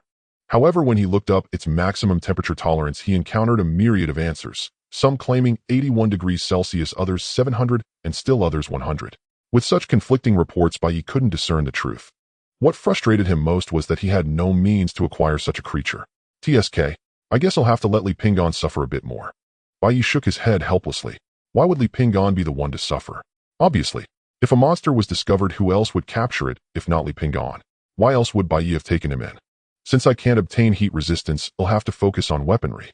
Rubbing his chin, Bai Ye pondered for a moment before beginning to formulate a plan. 2 days passed in the blink of an eye. Early in the morning, Bai Ye rented a commercial vehicle and drove to a riverside spot on the outskirts of the city. The lake in Dragon Lake Park was connected to the Qing River via a channel. To avoid detection, Bai Ye had instructed Li Pingon to swim through the channel into the Qing River ahead of time. With a splash, a tall figure emerged from the water and climbed onto the bank. Master, I apologize for keeping you waiting. Number 1, the new name for Li Pingon, hurried to Bai Ye's side after coming ashore. Number 1 was Li Pingon. Ever since Bai Ye had last visited him to outline the plan, Li Pingon had voluntarily expressed his desire to leave the past behind and requested a new name. After a few futile attempts to dissuade him, Bai Ye had simply assigned him the code name, Number 1. How many times have I told you? Don't call me Master. Bai Ye's lips twitched in exasperation. Master. Anyone would think Bai Ye was into some bizarre roleplay. Yes, my lord. Number 1 quickly corrected himself. Bai Ye was speechless. Well, at least it was better than Master. Pursing his lips, Bai Ye abandoned the effort to correct the address. Here, put this on. He retrieved a loose hooded black robe from the car and handed it to Number 1. Number 1 took the robe, quickly shook off the water droplets from his body, and slipped it on. The voluminous black robe enveloped him entirely. As long as no one lifted the hood or hem, he would appear ordinary at a glance. I'm not bad. Satisfied with the robe's concealing effect, Bai Ye nodded approvingly. All right, get in the car. Driving to Xiongang's orchard base would take at least 6 hours, so Bai Ye had to set off promptly. 6 hours later, he arrived unimpeded at the nearest town to Xiongang's orchard base. Hey, where are you? Once in town, Bai Ye dialed Xiongang's number. Xionggang replied, tell me your location and he'll come find you. Let me see. I'm across from this wash cut and blow barbershop. Bai Ye looked around before answering. Wait there, I'll be right over. After getting the specific location, Xionggang hung up. Lie down and hide, don't make a sound, Bai Ye instructed number 1 in the back seat. Number 1 promptly bent down and concealed himself between the rear seats. Before long, a silver pickup truck stopped not far from Bai Ye, and a bald, burly man standing 9 meters tall stepped out. Hey, big white, where are you? The bald man raised his phone, looking around as he spoke. Behind you. Bai Ye honked the horn to get his attention. The bald man quickly strode over. Big white, you've outdone yourself. You bought a car. Xionggang grinned, walking up to Bai Ye, who had just stepped out of the car, and patted the hood. It's rented. I've just started working, I don't have the money to buy a car. Bai Ye shook his head with a smile. Xionggang stepped forward and draped an arm around Bai Ye's neck, saying warmly, forget about that for now, let's find somewhere else to talk. To welcome you, I had a big table of dishes prepared. All right, lead the way, Bai Ye replied with a smile. Xionggang then took the lead in his pickup truck, while Bai Ye followed closely behind. After leaving the small town and driving for over 10 minutes, Bai Ye finally arrived at an orchard base. Driving straight in, he soon followed Xionggang to a 2-story building. After parking the car, Xionggang quickly walked over to Bai Ye and began to introduce, this is where I usually live. Since I graduated, my dad handed the base over to me, and he took my mom to enjoy their freedom. Xionggang couldn't help but grit his teeth as he spoke. Isn't that great? Inheriting such a big estate at such a young age.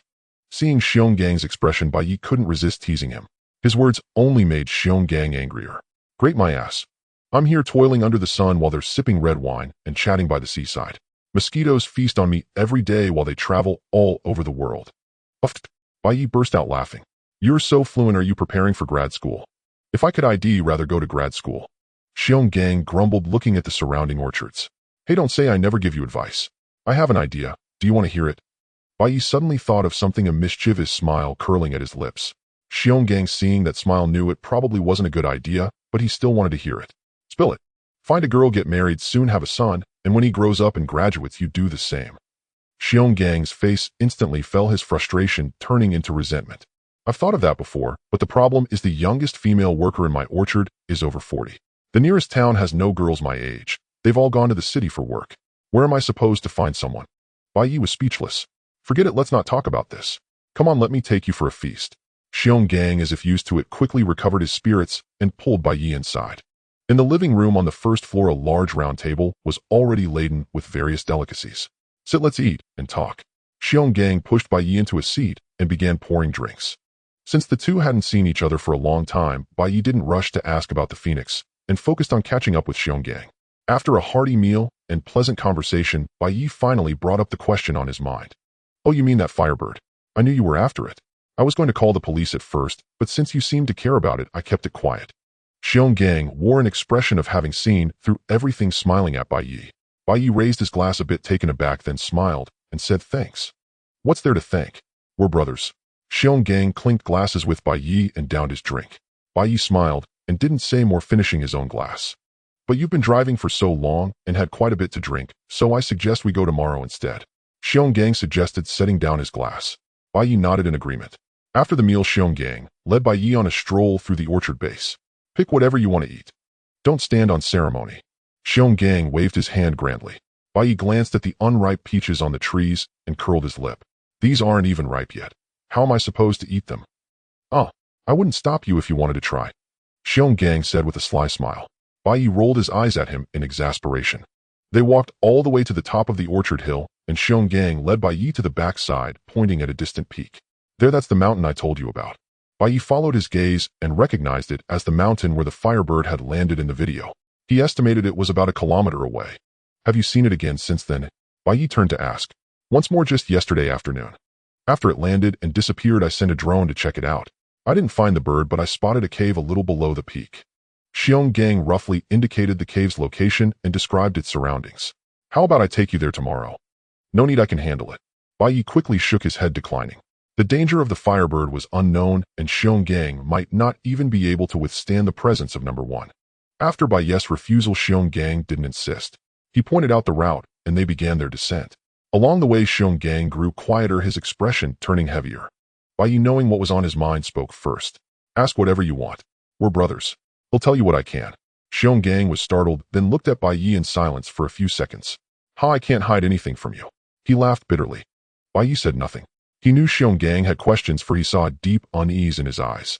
Lately, videos of man-eating monsters have been all over the internet. I've seen plenty. At first I didn't believe it, thought it was some domestic drama hype. But then I saw that bird, the one I sent you.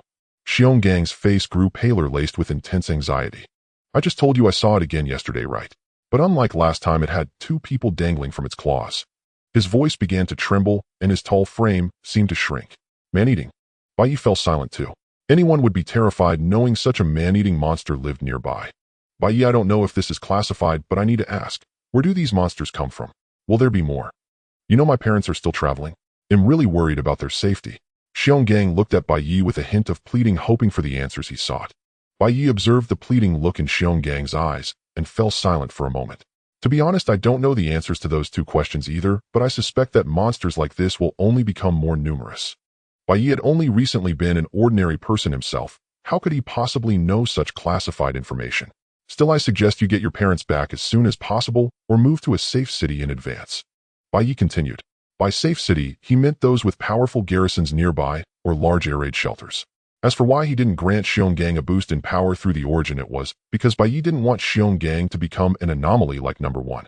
Of course, if Bai Ye later found a way to absorb the origin without altering one's appearance, he would certainly consider Xiong Gang first. Though he didn't get a definitive answer, Xiong Gang knew Bai Ye wasn't deceiving him. Alright, even if I have to play dead, it'll trick my parents into coming back. Xiong Gang's gaze hardened as he spoke resolutely. On the way back, Xiong Gang asked no more about the monsters, and Bai Ye didn't bring it up again. The next morning, just as the first light of dawn broke, Bai Ye rose early, drove to the vicinity of the target hill. After parking the car, Bai Ye stepped out, looked up at the hazy hilltop, and turned to number 1. Grab the gear, and let's head up the mountain. Upon hearing this, number 1 opened the trunk and retrieved several large and small bundles, slinging them over his shoulder. These were the equipment Bai Ye had prepared for dealing with the Firebird. The hill wasn't very high. After a climb of over 10 minutes, Bai Ye and number 1 reached the summit. After circling the hilltop, they quickly spotted the cave Xiong Gang had mentioned. Bai Ye immediately signaled number 1 to keep quiet, and they crept cautiously toward the cave entrance. As he approached, Bai Ye noticed scorch marks around the opening, and his heart jolted. This was the place. Go take a look, Bai Ye whispered to number 1. Having merged with the cat's origin, number 1 possessed exceptional night vision and stealth abilities, making him ideal for reconnaissance. Receiving the order, number 1 gently set down his gear and like a stealthy cat moved silently toward the cave. Upon reaching the cave entrance, number 1 slowly crouched, peering inside. The cave was not large, about 2 meters wide and 3 meters high. To number 1's surprise, it wasn't as dark as expected. Instead, a faint glow illuminated the interior. He looked deeper into the cave and saw a large bird emitting a pale golden light. In that instant, despite his mental preparation, number 1's pupils contracted in shock. What kind of monster was this? Oh right, I'm a monster too. With that thought, number 1 quickly regained his composure. Looking more closely, number 1 noticed that the golden light on the bird was actually a layer of continuously burning golden flames. Even from over 10 meters away, he could feel a faint searing heat. After observing for a moment, number 1 took out his phone, recorded a video, and then quietly retreated. How is it? Seeing number 1 return, Bai Ye typed the question on his phone. Number 1 opened the video and handed the phone to Bai Ye. After watching the video, Bai Ye nodded to number 1. Let's move. Upon receiving the order, number 1 opened his backpack and pulled out an object wrapped in layers of cloth. When the cloth was removed, what came into view were 4 fire extinguishers bound together with tape, with a bundle of explosives sandwiched in the middle. Use both of them, Bai Ye said after a glance.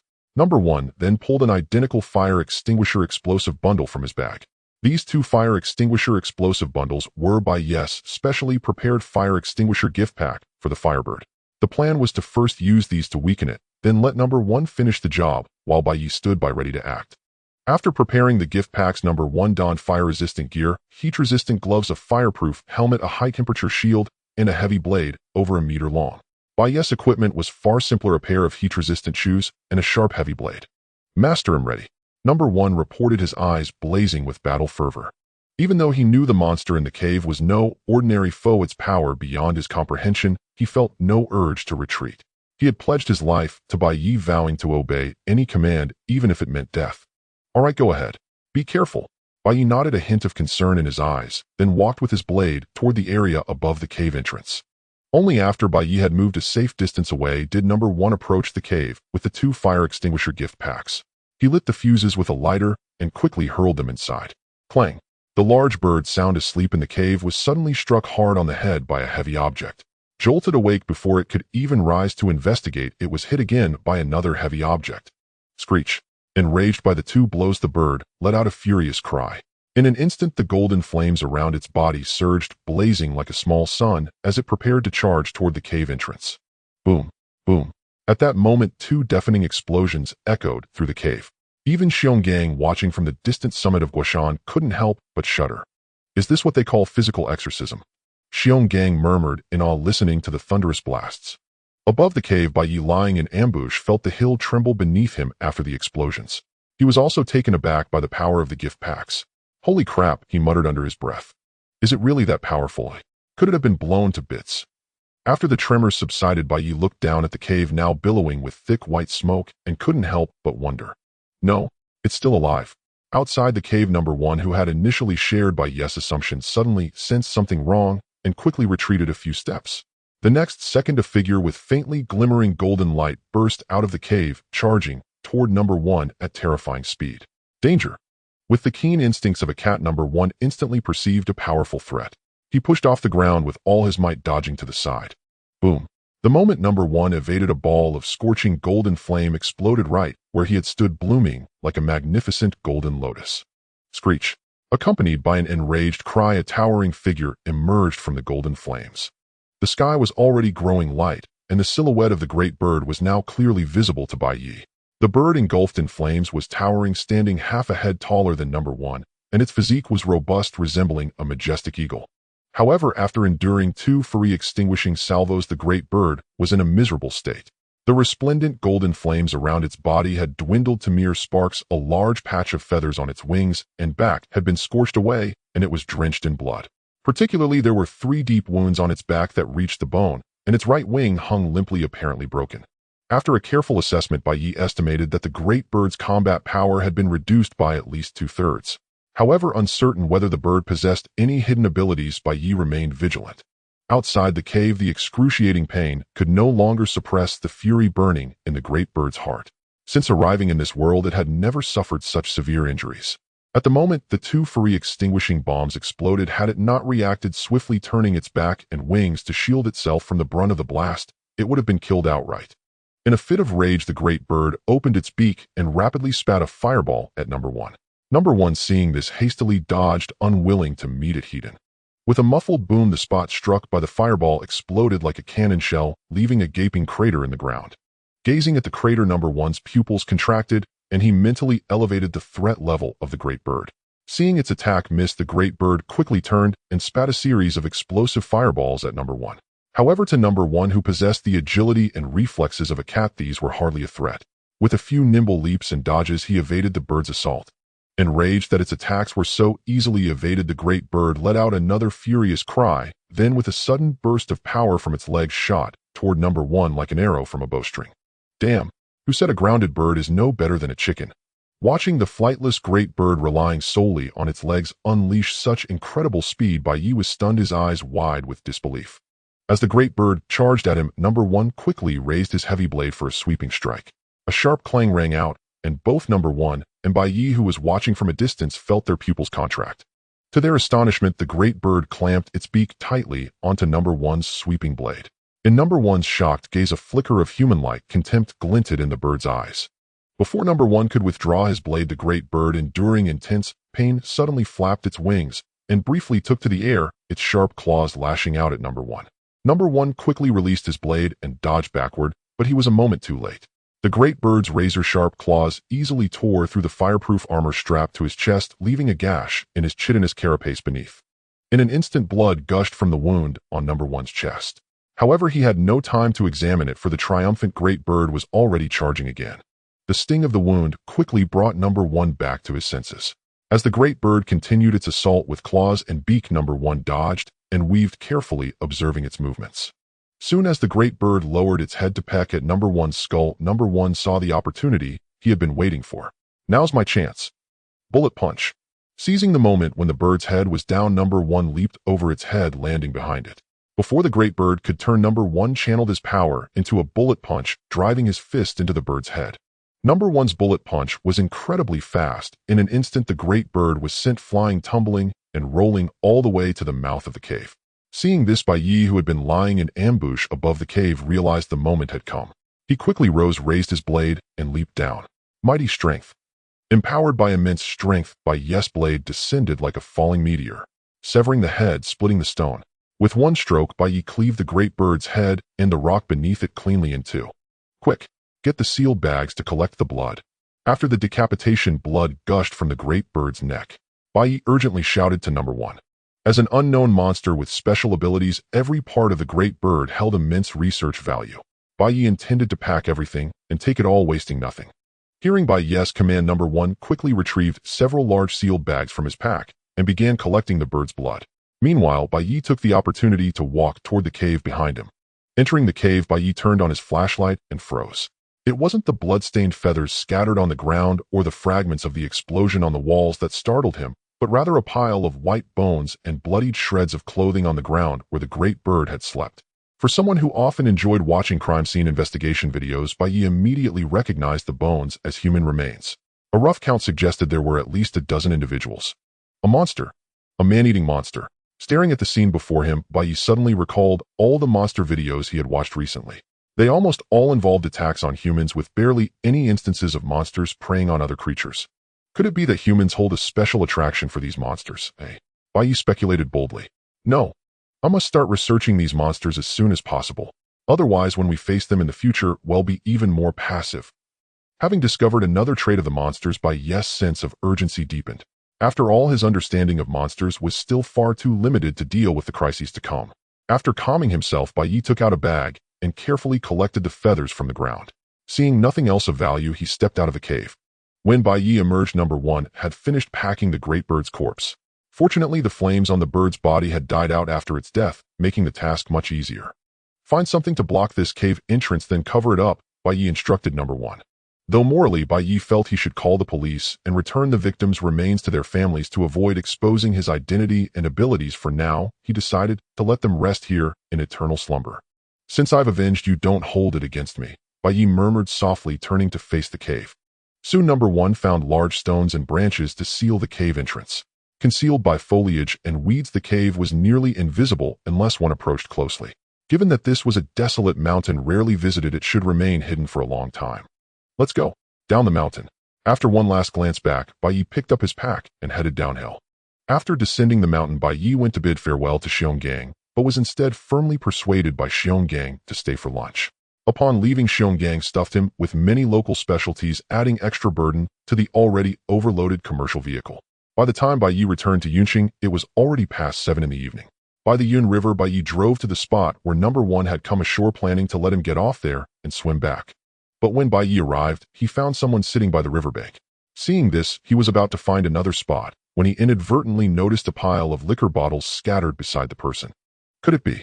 Bai Ye frowned at the sight, then stopped the car and walked over. As he approached, a strong smell of alcohol, both white liquor and beer, assailed his senses.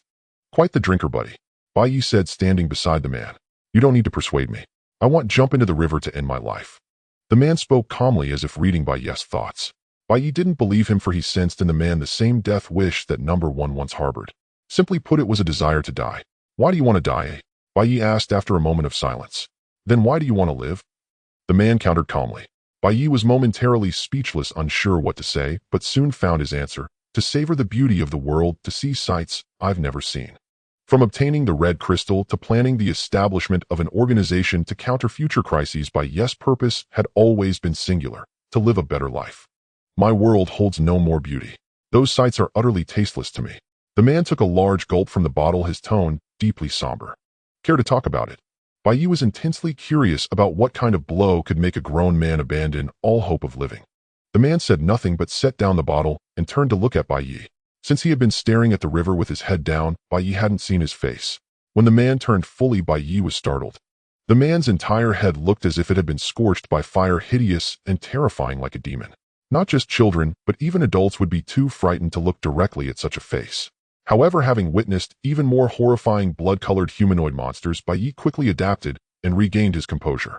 After a few seconds of eye contact, the man suddenly smiled, then picked up the bottle again. "You're the first person who dares to look me straight in the eye. Even my parents can't bear to look at me like that." Impressed by Bai Ye's reaction, the man's mood lifted slightly, and he began to recount his story. The man's name was Lu Yan, 24 years old, a native of Yunqing. A year ago, he had been discharged from the military and was planning to settle into a job before marrying his longtime girlfriend. But an accident destroyed everything. It was a season of willow catkins drifting in the air. While fishing for relaxation in the outskirts, Lu Yan encountered 3 children around 10 years old playing on the lawn. Everything seemed perfectly normal. Lu Yan began preparing his fishing gear as usual, but just as he took out his equipment, he heard screams behind him. Lu Yan quickly stood up to look. The willow catkins scattered everywhere had been set ablaze by someone, and the line of fire was spreading rapidly. The 3 children on the lawn, terrified, screamed and fled, eventually running into a patch of withered grass. Lu Yan sensed grave danger, for if the withered grass caught fire from the catkins, the 3 children inside would be in peril. He dashed over immediately, but it was too late. The withered grass ignited in an instant, and the fierce flames roared amid the children's cries. Without a second thought, Lu Yan rushed into the blaze to save them. Despite suffering severe burns all over his body, he managed to rescue all 3 children. But this marked the beginning of Lu Yan's misfortune. They say good deeds are rewarded, but Lu Yan felt none of it. After he was hospitalized, the parents of the 3 children never showed up. Later, the police reviewed surveillance footage and discovered that the fire had been started by those very children, which led them to the parents. Since the children were too young, the police could not impose severe penalties. They merely fined the 3 families and gave them a reprimand before closing the case. But when it came to compensation for Lu Yan, the parents shamelessly declared, "We didn't ask him to save them. What does his injury have to do with us?" All refused to cover Lu Yan's medical expenses, each shirking responsibility. After a 3-way dispute involving the police, Lu Yan's family, and the parents, the 3 families each paid 150 yuan, totaling 450 yuan in compensation to Lu Yan. That was the end of the matter, but Lu Yan's suffering continued. Due to extensive burns over most of his body, there was little healthy skin left for grafts, making even skin grafts extremely difficult. Lu Yan was left permanently disfigured. After a month in the hospital, Lu Yan returned home to recuperate. Initially, his girlfriend and parents took turns caring for him. But after just 2 months, his girlfriend could no longer bear his horrifying appearance and grotesque skin. Coupled with family pressure, she tearfully chose to break up with him after a painful decision. Lu Yan did not blame her. He gently wiped away her tears and agreed to the breakup. His parents also did not blame her. After offering their sincere blessings, they gave her the gold bracelet they had prepared for her as a future gift. From then on, only Lu Yan's parents cared for him until he recovered. After Lu Yan recovered, his parents, who had weak hearts, could no longer endure the frequent fright from his appearance and eventually moved to live with Lu Yan's elder brother. Still, they would visit him occasionally each month, though Lu Yan knew the frequency was gradually decreasing. On ordinary days, Lu Yan rarely went out, for his appearance often drew stares and gossip. Most of the time, he stayed home, accompanied only by loneliness. After hearing Lu Yan's story, Bai Ye recalled a classic saying, "If you didn't hit him, why would you help him up?" Though the context differed, the underlying logic was the same. "Do you regret it, eh?" Bai Ye asked after a moment of silence. "Regret and no regret," Lu Yan replied directly, as if he had long known the answer. "I don't regret saving those 3 children. They were still young and ignorant. What I regret is that I hid behind my parents' back, then witnessing the ugly faces of the other parents instead of standing up bravely. Make them take responsibility." Bai Ye speculated. "No, we should take out our phones and upload this to the internet." Lu Yan shook his head and said, "Then stir up public outrage and expose them." Bai Ye's eyes lit up as he continued. "You're only half right." Lu Yan spoke in a very calm tone, continuing, "Then we stir up public outrage, attract more social attention, and finally start live streaming sales." Live streaming sales. Bai Ye's mind went blank for a moment as he looked at Lu Yan in astonishment. Yes, with such high popularity, why not do live streaming sales? After all, a few sessions would let me achieve financial freedom. How much could those 3 families possibly pay in compensation? Lu Yan's tone was flat, as if he were discussing something trivial. Come to think of it, this approach might actually work. After a moment of thought, Bai Ye had to admit that Lu Yan's plan was indeed the optimal solution. It would not only expose the shamelessness of the 3 parents, but also earn a substantial sum of money, more than enough to go abroad for plastic surgery and restore his original appearance. Haven't you thought about taking revenge on those 3 families? Pulling himself from his thoughts, Bai Ye looked at Lu Yen with interest and asked.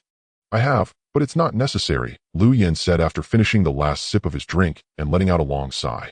If you were given a chance now to change your appearance and gain power far beyond ordinary people, what would you most want to do? Indeed, after some understanding, Bai Ye had taken a liking to Lu Yen and wanted to recruit him. What would I most want to do? Lu Yen gazed blurry-eyed at the river surface and murmured, I want to see how she's doing now. If not for that fire, she would have become his wife by now, and they might even have had a child together. And then, oi, Bai Ye pressed on. Then quietly withdraw from her world and try to forget her, Lu Yen said with a magnanimous smile. After a breakup, a thorn inevitably lodged in the hearts of both Lu Yen and his ex-girlfriend. Even if they got back together later, that thorn would remain forever. What was lost, never to return to how it was before. If I give you this chance, are you willing to pay with your very life? Bai Ye stared into Lu Yan's eyes and asked solemnly.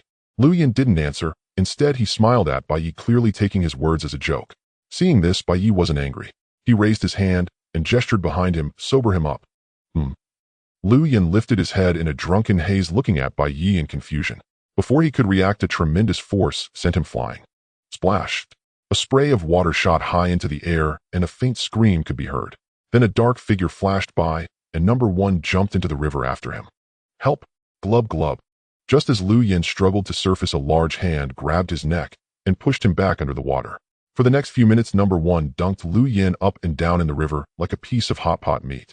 5 minutes later, soaked and pale Lu Yan lay weakly on the shore, gasping for breath. Still want to die now, eh? Bai Ye stood by and asked with a smile. Huff, huff.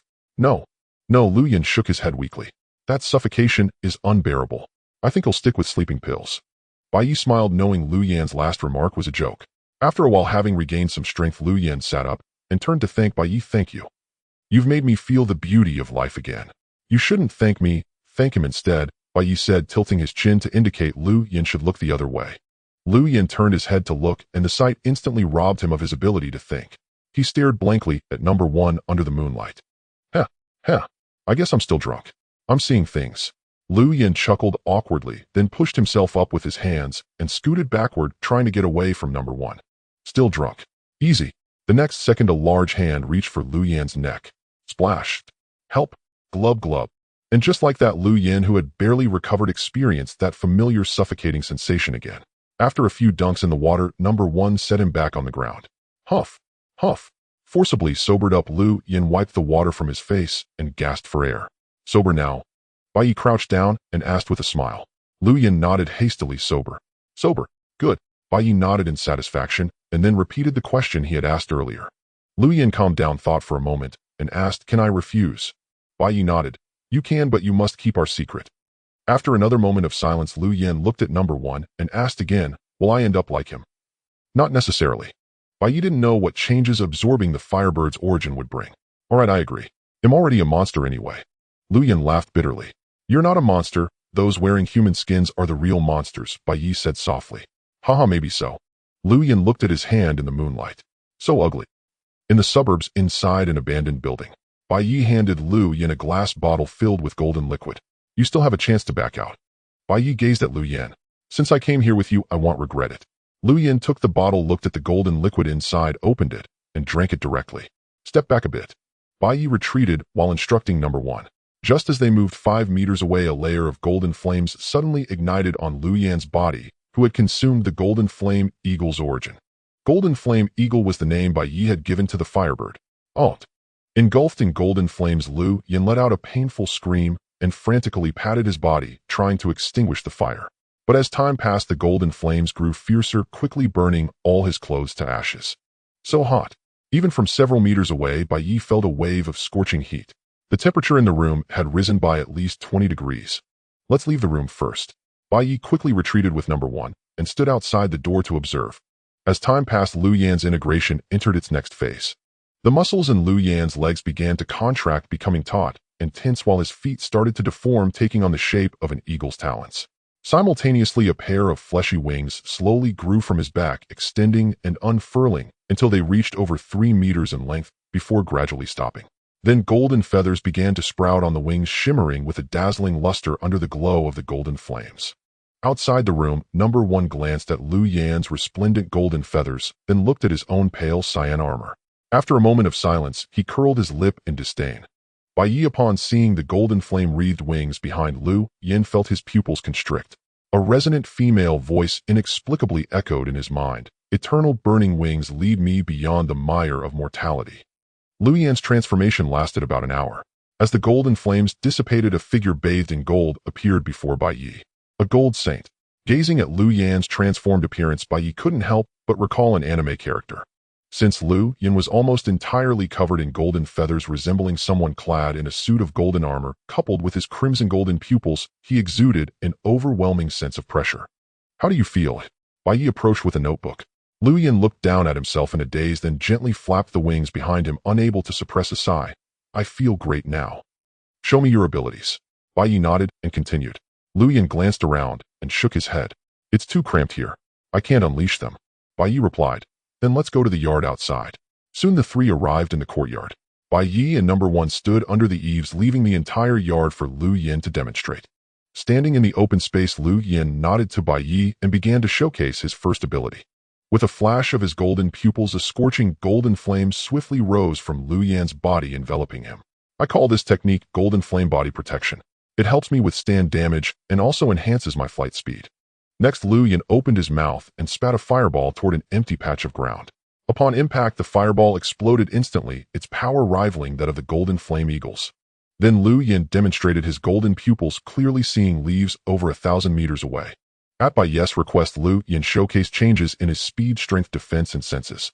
Overall, in a ground-level confrontation, Lu Yan and number 1 were about evenly matched, but if Lu Yan took to the skies, the odds would likely shift in his favor. Oh, I have one more ability to show. After completing Bai Ye's tests, Lu Yan reminded him. Oh, go ahead. Bai Ye looked up at Lu Yan and nodded in acknowledgement. With Bai Ye's signal, Lu Yan took a deep breath where he stood. Then a golden light rapidly covered his entire body. To the astonishment of Bai Ye and number 1, the mutations that had appeared on Lu Yan swiftly vanished. The feathers, claws, wings, and golden pupils all disappeared. In no time, Lu Yan reverted to his ordinary human form. The only change from before was that his skin had returned to normal. I'm back to my original appearance. Even Lu Yan himself stared at his hands in disbelief, unable to trust his own eyes. Seeing Lu Yan return to his original form, a hint of envy flickered in number 1's eyes. Though he had willingly become what he was, who would willingly abandon human form forever and become a monster estranged from ordinary people. Can you transform back? Bai Ye examined Lu Yan's condition and tentatively asked. Yes. As he spoke, golden light engulfed Lu Yan once more. His wings and golden feathers rapidly regrew, and soon he returned to his previous form. So the essence of those monsters is indeed unique. Bai Ye studied Lu Yan in pleasant surprise, his heart filled with delight. If one could switch back to human form at will, future operations would be far more convenient. Soon Lu Yan reverted to his human form again, as he preferred it over the mutated state.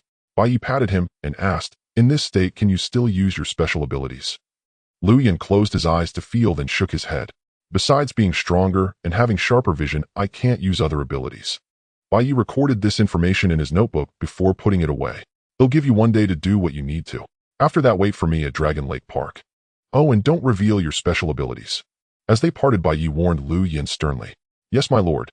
Lu Yan snapped to attention, nodding solemnly. Bai Ye, who was getting into the car, paused, shot number 1 a look of annoyance, then started the vehicle and drove away. Hey, I haven't gotten in yet. It wasn't until Bai Ye's car had disappeared that Lu Yan realized he was stranded in the suburbs and shouted after him. But Bai Ye was long gone out of earshot. Lu Yan. Fly back. No, can't expose my abilities. After much deliberation, Lu Yan finally pulled out his phone and opened a ride-hailing app. Looking at the estimated 30-minute wait for the driver on the map, Lu Yan couldn't help but mutter, good thing the boss remembered to leave me a set of clothes and a phone before leaving. Otherwise, I'd have to go back naked today.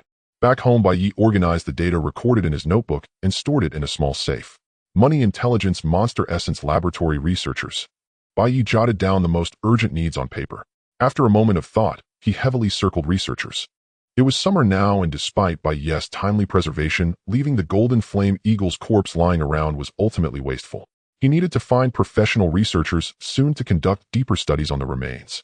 Researchers aren't easy to come by. Bai Ye rested his chin on his hand, frowning in contemplation. Top-tier researchers were monopolized by the state universities and large corporations. If Bai Ye tried to poach them, not only would the researchers be unwilling, but their backers would never let them go. He might end up failing to recruit anyone and land himself in trouble instead. As for mid-level researchers, they placed greater emphasis on salary and benefits. However, Bai Ye found it difficult to gauge their character. Finally, there were the low-level researchers. Bai Ye was not considering them for now, as the monster materials were too scarce to risk wasting. After pondering for a while, Bai Ye decided to search online for any particularly special talents. Indeed, heaven rewards the diligent. After 2 hours of searching, Bai Ye actually found a special top-tier biology talent. Fang Chun, genius biologist, the youngest Ph.D. in biology, the most promising candidate for the youngest academician. There were many other titles attributed to Fang Chun along with a list of his scientific achievements. Although Bai Ye could not comprehend them, they seemed highly impressive. Yet this genius, a rising star in the field of biology, met an unexpected downfall at the peak of his brilliance. According to news reports, Fang Chun was robbed by 3 thugs and struck on the head with a steel pipe, causing him to faint instantly. Despite the desperate efforts of a team of experts, he was left with high-level paralysis, losing all sensation below the neck. Brain injury. It must be a neurological issue. Bai Ye immediately searched for Fang Chun's medical reports, which indeed indicated that the paralysis was caused by nerve damage. When it came to nerve repair, the first creature that came to Bai Ye's mind was the salamander, renowned for its immortal regenerative abilities. Salamanders possess extraordinary regenerative powers capable of regrowing limbs, tails, and even repairing damaged brain tissue. Thus, the thought of brain damage immediately led Bai Ye to think of salamanders. With this in mind, Bai Ye quickly checked and found that salamanders were available online, so he promptly ordered 2. However, Bai Ye was still uneasy about relying solely on the salamander's essence. If Fang Chun, after absorbing it, turned into a monster dependent on water, wouldn't all his efforts be in vain? After much deliberation, Bai Ye decided to add an extra layer of insurance. 2 days later, Bai Ye came across a local video on a short video platform featuring a monster. The video was taken on a mountain on the outskirts. A group of hikers had inadvertently captured a strange dark shadow darting through the jungle. When they paused and zoomed in, they discovered it was a black monster with a sharp head and mouth full of fangs, crawling on all 4s, with several long tails trailing behind it. After watching the video, Bai Ye immediately dialed Lu Yan's number. "Lu Yan, come pick me up right now." Hanging up, he quickly gathered his belongings and hurried to the nearby Longhu Park. In a secluded lakeside pavilion, Bai Ye picked up a wooden stick he had hidden earlier and struck the water's surface 3 times. Soon ripples spread across the lake and a dark figure shot out from beneath the pavilion, rapidly surfacing. "Get up here. We have a mission," Bai Ye said urgently to number 1 in the water. Hearing this, number 1 dragged a sealed waterproof bag from the water, swiftly climbed ashore, opened the bag, and pulled out a large black robe to put on. By the time Bai Ye and number 1 reached the pickup point, Lu Yan was already waiting in the car. "Get to this mountain as fast as you can." Once in the car, Bai Ye sent Lu Yan the location of the mountain from the video and instructed him to get there at top speed. Although Bai Ye had never encountered or heard of any government special department for monsters, he believed such an organization must exist. Therefore, he had to capture the monster in the video before that department could. Hearing the urgency in Bai Ye's voice, Lu Yan gave it his all, driving to the destination as fast as traffic regulations allowed. It was Monday and the sun was scorching, so no one else had come to hike. Upon arriving at the mountain peak shown in the video, Bai Ye weighed his options and turned to Lu Yan. "Fly up and find it in the mountains." With that, Bai Ye sent Lu Yan the video and a screenshot. After quickly reviewing them and memorizing the monster's approximate features, Lu Yan began to undress. "Sai, I have to strip every time I transform. When will this problem be solved?" Lu Yan grumbled as he took off his clothes. Since Lu Yan's wings would tear through his clothes when he changed form, he had to remove them beforehand to avoid damage. Moments later, golden wings unfurled from Lu Yan's back. With a powerful flap, he shot into the sky like a blur. Meanwhile, in a concealed base in Cloud City, Squad 1, all hands assemble. An officer holding a tablet shouted in the indoor training ground. Soon the 9 members of Squad 1 assembled rapidly. A demonic creature has appeared on Qingwu Mountain in the eastern suburbs of Cloud City. Estimated rank 2 stripes. Capture it alive if possible, while ensuring your own safety. The officer quickly read out the mission and showed the squad a video on the tablet, the same short video Bai Ye had seen earlier. Mission guaranteed. After understanding the task, squad leader Chun Yi promptly assured the officer. Once the officer left, the squad members began gearing up. "How many missions is this month?" "It's the 5th. Sai, I wonder where these demonic creatures keep coming from. Each one is stranger than the last. Whatever, we just need to eliminate them and keep people safe. Other matters are for the specialists." "Have you noticed? The creatures appearing lately are getting stronger. I heard Squad 3 nearly got wiped out by a 3-stripe creature last time." "Enough. Stop the chatter. Move out now. Squad leader Chen Yi cut off their discussion. Yes, sir. Back to Bai Ye's side. With the advantages of aerial view and sharp eyesight, Lu Yin soon located the target. Master found it. Lu Yin immediately reported to Bai Ye. Come back and lead the way. Bai Ye decided. After ending the call with Lu Yin, Bai Ye turned to number 1. Prepare your gear. Follow Lu Yin and capture the target. It doesn't need to be alive. Yes, master. Number 1 responded promptly. He got out of the car, opened the trunk, and took out a heavy blade and some auxiliary equipment. When Lu Yin returned, number 1 followed him straight into the forest. On a sunlit rock, a black aberrant beast with 6 tentacles basked lazily in the warmth, dozing off. Beside it lay a pool of blood and scattered shreds of flesh, evidence of a recent meal. Finish this quickly. From the depths of the nearby jungle, number 1 and Lu Yin exchanged a glance before each began their move. Concealed by the trees, number 1 silently and swiftly approached the monster, while Lu Yin ascended to an open area, spreading his wings and closing in from the sky. Once number 1 reached the optimal ambush point, he signaled to the air. Circling high above, Lu Yin saw the gesture and immediately flapped his wings, his body erupting in golden flames as he dove toward the monster on the rock like a falling meteor. Perhaps sensing the danger, the monster, dozing on the rock, abruptly opened its eyes and looked up. But it was too late. A flash of golden light streaked past, and the monster, struck with tremendous force, tumbled off the rock. When the monster finally stopped rolling, a massive gash was visible on its neck, blood gushing out, with a cluster of golden flames still blazing around the wound. Roar! Steadying itself, the monster let out a terrified roar and charged into the jungle, hoping to use the trees as cover from Lu Yin's attacks, only to fall right into number 1's trap. Perched on a large tree ahead of the fleeing monster, number 1 gripped his heavy blade tightly, his eyes fixed on the rapidly approaching creature as he frantically calculated the perfect moment to strike. To coordinate with number 1, Lu Yin dove from the sky again, but this time at a noticeably slower speed. As expected, the monster, spotting the familiar golden light descending, quickened its pace, its attention solely on Lu Yin above, oblivious to the jungle ahead. Just as the monster stepped into number 1's preset attack range, he swiftly leaped up with his blade and brought it down heavily upon the creature. Before the monster, fully focused on Lu Yin, could react, number 1's heavy blade struck its head with brutal force. An enraged roar echoed through the forest, startling a flock of birds into flight. Not good. Number 1 had intended for the strike to land on the monster's neck, enlarging the wound left by Lu Yin. But the monster's sudden turn caused the killing blow to hit its head instead. Yet the monster's skull was exceptionally hard. Not only did number 1's strike fail to finish it off, but the heavy blade became lodged in the creature's cranium. Having suffered 2 consecutive ambushes, the monster's fury multiplied. With Lu Yin's threat momentarily gone, its bloodthirsty gaze fell upon number 1.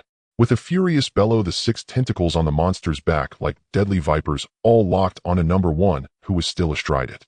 Number 1's heart raced with alarm, for the tips of those tentacles were tipped with sharp bone spurs.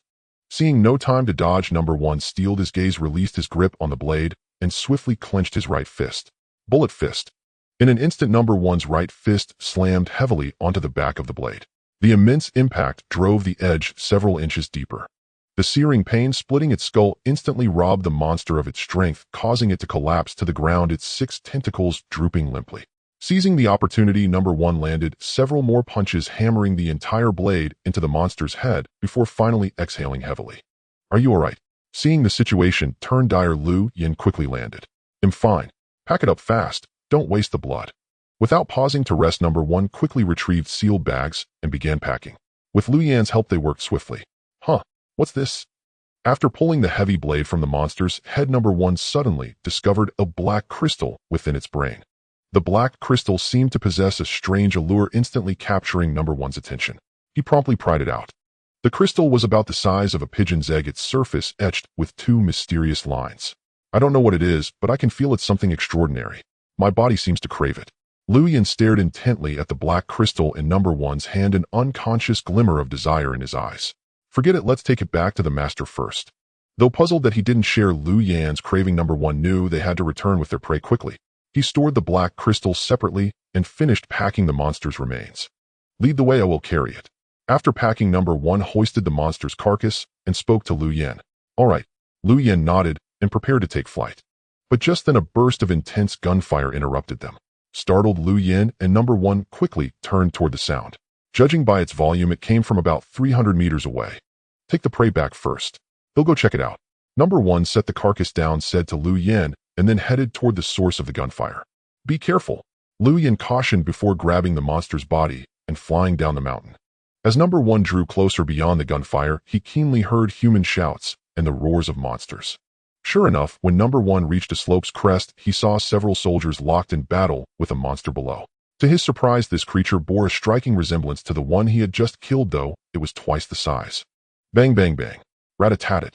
Captain, this is no 2-mark demonic beast, it's at least 3-mark. Seeing that ordinary bullets did little damage to the creature, a soldier shouted into his earpiece. I've already requested backup from headquarters. Hold on for 10 more minutes.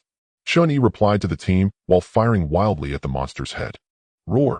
The besieged beast let out a furious roar and began sprinting, swiftly dodging the incoming bullets. Though the rounds couldn't penetrate its muscles, they still stung and drew blood upon impact. "Aunt, save me." Just then the monster plunged 2 of its tentacles into tree trunks, using them like slingshots to launch itself toward 2 soldiers. Unable to evade, the soldiers were instantly impaled by the tentacles and hoisted into the air. Cease fire. Witnessing this, Chun-Yi quickly ordered a halt to avoid hitting his teammates. Liuzi, brother Hu. As they watched 2 of their comrades being pierced through and hoisted into the air, the other soldiers cried out in alarm.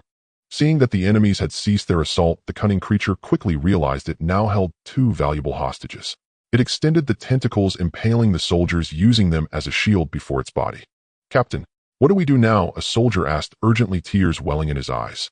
With their former comrades used as shields before the enemy, the soldiers burned with fury but dared not fire another shot, forced to watch helplessly as their teammates struggled. What to do? Chun-Yi longed for the answer as well. Attacking was impossible, yet standing by was no option either. Even if they stalled for reinforcements, the 2 comrades could not afford to wait. By the time rescue arrived, their blood would have long since drained. Thus the battlefield fell into a deadlock. No, it's trying to escape. Just then a soldier noticed the creature in the distance beginning to retreat. Clearly the monster realized this tactic wouldn't last and had decided to flee. Damn it, are we just going to let it get away? The other soldiers glared at the creature's movements, but dared not act, watching helplessly as it slowly backed into the jungle. Just as everyone was at a loss, the 2 soldiers hanging from the tentacles lifted their heads unsteadily. Exchanging a knowing smile, they retrieved an object from their gear. Look at Liuzi and brother Hu. Someone noticed their actions and quickly called out. They're going to. No, don't. Captain, think of something. Liuzi, brother Hu, don't do anything foolish. As the others realized their intention, they shouted desperately. Liuzi, Dao. Chun-Yi gripped his rifle fiercely, his eyes bloodshot as he witnessed the scene. Their movements were slow, as if draining every ounce of strength. After completing the final step, they looked toward their comrades and mouthed 2 silent words with bloodied lips. Take care. Boom, boom. 2 deafening explosions rang out as the creature's tentacles were severed, sending both bodies flying. Roar. The searing pain from the severed tentacles wrenched a howl from the monster. But before it could react, a hail of bullets rained down upon it. Fire. Give it everything. Chun-Yi roared, charging forward with his rifle blazing as he closed in on the creature. Seeing this, the other soldiers surged from cover, charging alongside Chun-Yi. Bang, bang, bang, rat-a-tat. Boom. A storm of bullets and RPG shells fell upon the monster like torrential rain. Overwhelmed by agony, it fled in panic, crashing into the jungle without a second thought. Though Chun-Yi and his men burned with fury, they could not match the creature's desperate escape and could only watch as it vanished into the forest. 2 comrades dead, the monster gone. Overwhelmed by guilt and grief, a soldier fell to his knees, crying out in anguish. The others felt the same, gripping their weapons tightly, yearning to pursue. Don't chase. The rescue team will be here soon. Despite his own desire to give chase, reason prevailed, and Chun-Yi gave the order. Captain, enough. No more words. Let's gather Liuzi and Dao. Chun-Yi cut off his comrade, his voice heavy. At the captain's words, the soldiers fell silent. As they began their grim task, number 1 atop the slope touched the heavy blade at his back, pondered for a moment, then dashed swiftly in the direction the monster had fled. At the foot of the mountain, Bai Ye listened to Lu Yan's account, furrowing his brow in thought. A firefight this intense within the country could only mean terrorists or the authorities. Since the monster was already killed by number 1 and Lu Yan, who were they fighting? Could there be more than one creature in these mountains? The possibility struck Bai Ye. After a moment's consideration, he turned to Lu Yan. Go see what's happening. Tell number 1 to return as soon as possible. Yes, my lord. Lu Yan nodded promptly. And don't expose yourself, Bai Ye added as Lu Yan turned to leave. After Lu Yin departed, Bai Ye surveyed his surroundings, got into his vehicle, and drove it to a concealed spot. Meanwhile, Number 1 soon caught up with the wounded creature. It had stumbled upon the spot where Number 1 had just slain another monster, a smaller one. The injured monster sniffed at the rocks, then dashed to a tree. It examined the still wet blood on the ground and inhaled the air's scent. Quickly it realized its companion had met with misfortune. Roar! The agony of losing its comrade eclipsed its physical wounds. Enraged, the monster began to lash out indiscriminately, venting its fury on everything around. Could that creature be its mate? Number 1, hidden in the shadows, speculated silently. If so, what a coincidence. Number 1 glanced at his blade, a strange glint in his eyes. Whatever. He'll send them to meet each other. Gripping his blade tightly, Number 1 crept slowly toward the rampaging monster. This creature was twice the size of the previous one, with far greater combat prowess. Had it not been severely wounded, its strength diminished by over 70%, Number 1 would never have dared to ambush it alone. But his true confidence came from the gaping hole in the monster's ribs, a wound deep enough to expose its organs. After ravaging a swath of trees, the monster's rage subsided. Feeling the toll of its injuries, it decided to find a place to recuperate. It looked around and then bolted toward the rear mountain. Number 1 noted the creature's direction, his eyes narrowing. He swiftly rose and raced ahead to set an ambush. Wounded, the monster was slower than Number 1, allowing him to reach a massive boulder and conceal himself long before it arrived. To increase his chances of a successful strike, Number 1 retrieved the black crystal he had stored separately and carefully placed it atop the boulder. Then, blade in hand, he hid behind the rock.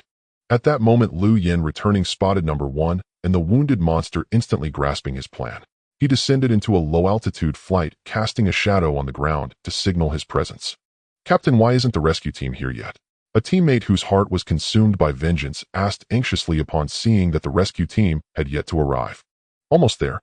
Because a 3-striped demonic beast suddenly appeared in the city, the rescue team's helicopter and half of the personnel went to save people there first. The others have already reached the foot of the mountain and are approaching quickly." Chun Yi relayed the notification he had just received. "Damn demonic beast. I will avenge Lu Zi and brother Hu no matter what. Right? Let's riddle it with bullets. More than that, I worry about whether Lu Zi and brother Hu's families can bear this news." This single sentence plunged everyone present into a deathly silence. After a moment of silence, Chun Yi spoke slowly. "When this is over, he'll take them home. They'll accept whatever they want to do, whether it's hitting or cursing. Count me in. Count me in." The others chimed in as well. "All right then, we'll go together when the time comes." Chun Yi looked at the group and forced a faint smile. Sensing the heavy footsteps drawing closer, Number 1 tightened his grip on the blade in his hand. Glancing up at the sky, he silently began a countdown in his heart. Meanwhile, the demonic beast that had been fleeing suddenly sensed a familiar aura. It halted abruptly, turning its gaze toward the source. Its eyes quickly landed on the black crystal atop the massive boulder. Though a suspicion had already formed in its mind, the sight of the black crystal radiating that familiar aura was still unbearable. Losing all reason, it charged forward. Rushing to the boulder, the beast found it too high.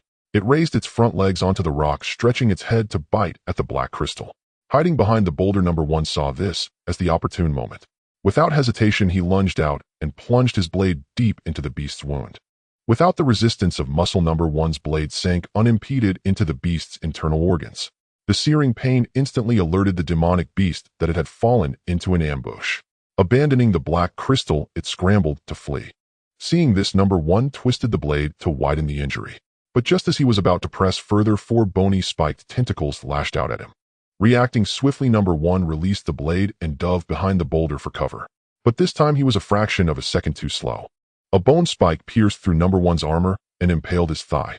In the next instant, the beast heaved, lifting Number 1 high into the air and smashing him heavily onto the ground. Gazing at Number 1, the beast's eyes blazed with bloodthirsty malice. It was not only because of Number 1's sudden ambush, but also because it suspected he had slain its companion in the same treacherous manner. The beast had intended to torment Number 1 to vent its fury. Yet the agonizing pain within its body urged it to flee. So it pinned Number 1 firmly to the ground and extended its remaining 3 tentacles to end his life. In that critical moment, a beam of golden light descended from the sky. Before the beast could react, the searing agony inside it drained all its strength. Lu Yin had chosen not to strike the beast's neck or head during his dive. Instead, he targeted the knife Number 1 had lodged in the beast's chest. Harnessing the immense momentum of his descent, he stomped hard on the exposed hilt. The force drove the heavy blade upward, severing most of the beast's organs and blood vessels. Seeing the beast weaken, Lu Yin did not relent. While rapidly twisting the heavy blade, he spat several fireballs into the gaping wound. The fireballs exploded inside the beast's body, and the devastating damage compounded by the searing golden flames soon rendered the demonic beast completely unconscious. "Can you still walk?" Lu Yin asked hastily as Number 1 yanked the bone spike from his leg and staggered to his feet. Number 1 looked down at his wound, watching it quickly stop bleeding, and nodded. "I'm fine. Walking is no problem." Lu Yin, "Good. Then let's hurry. I just saw a large group of people heading up the mountain." "From which direction?" "The east." "All right, well, go from the west." With that, Number 1 retrieved the black crystal from the boulder and prepared to drag the demonic beast's corpse away. "No, you're injured." "That's too slow." Lu Yin quickly stopped him. Number 1 looked at Lu Yin. "Do you have a plan?" "There's a cliff not far to the right. I can't fly with it, but I can glide down with the corpse for some distance. Once we glide to the foot of the mountain, things will be much easier." Lu Yin quickly outlined his plan. After a moment's thought, Number 1 agreed. They cleaned up the traces of the battle, especially the blood he had spilled. Soon Number 1 dragged the beast's corpse to the cliff Lu Yin had mentioned. "It's yours." After placing the corpse down, Number 1 turned and made his way down the mountain from another path. Lu Yin, gripping the beast's corpse tightly, leaped from the cliff. Not long after, the rescue team finally arrived. After solemnly saluting the 2 fallen soldiers, they sent personnel to begin recovering the remains. "This was a miscalculation on our part. I will report to my superiors and accept the consequences." The officer who had assigned the mission to Squad 1 stepped forward and bowed deeply to Chun-Yi and the others. "It's too early to talk about that now. The priority is to kill that demonic beast." Chun-Yi had no mind for anything else. He only wanted to avenge his brothers. Soon the rescue team left a squad to clean up the scene, while the rest followed Chun-Yi and his men in pursuit. Following the trail of blood, the group soon arrived at the cliff. Staring down the sheer drop, they were deeply puzzled. According to Chun-Yi's description, the demonic beast had no wings and could not fly. Yet the blood trail ended at the cliff's edge. It was impossible that the beast had simply jumped to its death. No, besides the blood, there's a strange set of footprints here and signs of something heavy being dragged. Someone soon noticed the anomaly on the ground and found the footprints left by Number 1. They look like human footprints, but something feels off. A footprint analysis expert crouched down for a closer look, but was utterly bewildered. "Send a team to search the base of the cliff. The rest follow the blood trail and look for other clues." The rescue team commander quickly issued orders. Thus the rescue team split into 2. One group searched for a path down the mountain, while the other retraced their steps to look for more evidence. After succeeding, Number 1 and Lu Yin quickly joined forces to transport the demon corpses and rendezvous with Bai Ye. Fortunately, Bai Ye had the foresight to have Lu Yin drive a pickup truck, otherwise they wouldn't have been able to fit both demon bodies. With the authorities now involved, Bai Ye and his team dared not linger. After disguising themselves, they drove back along the same route. During the drive, after listening to Number 1's account, Bai Ye narrowed his eyes thoughtfully. "Demons. 2 mark, 3 mark. Demons must be the official term for those monsters, and 2 mark and 3 mark, if nothing unexpected, should be the ranks assigned by the authorities." But how exactly did the authorities classify these demon ranks? Bai Ye began to ponder what unique features he had observed on the demons he had encountered.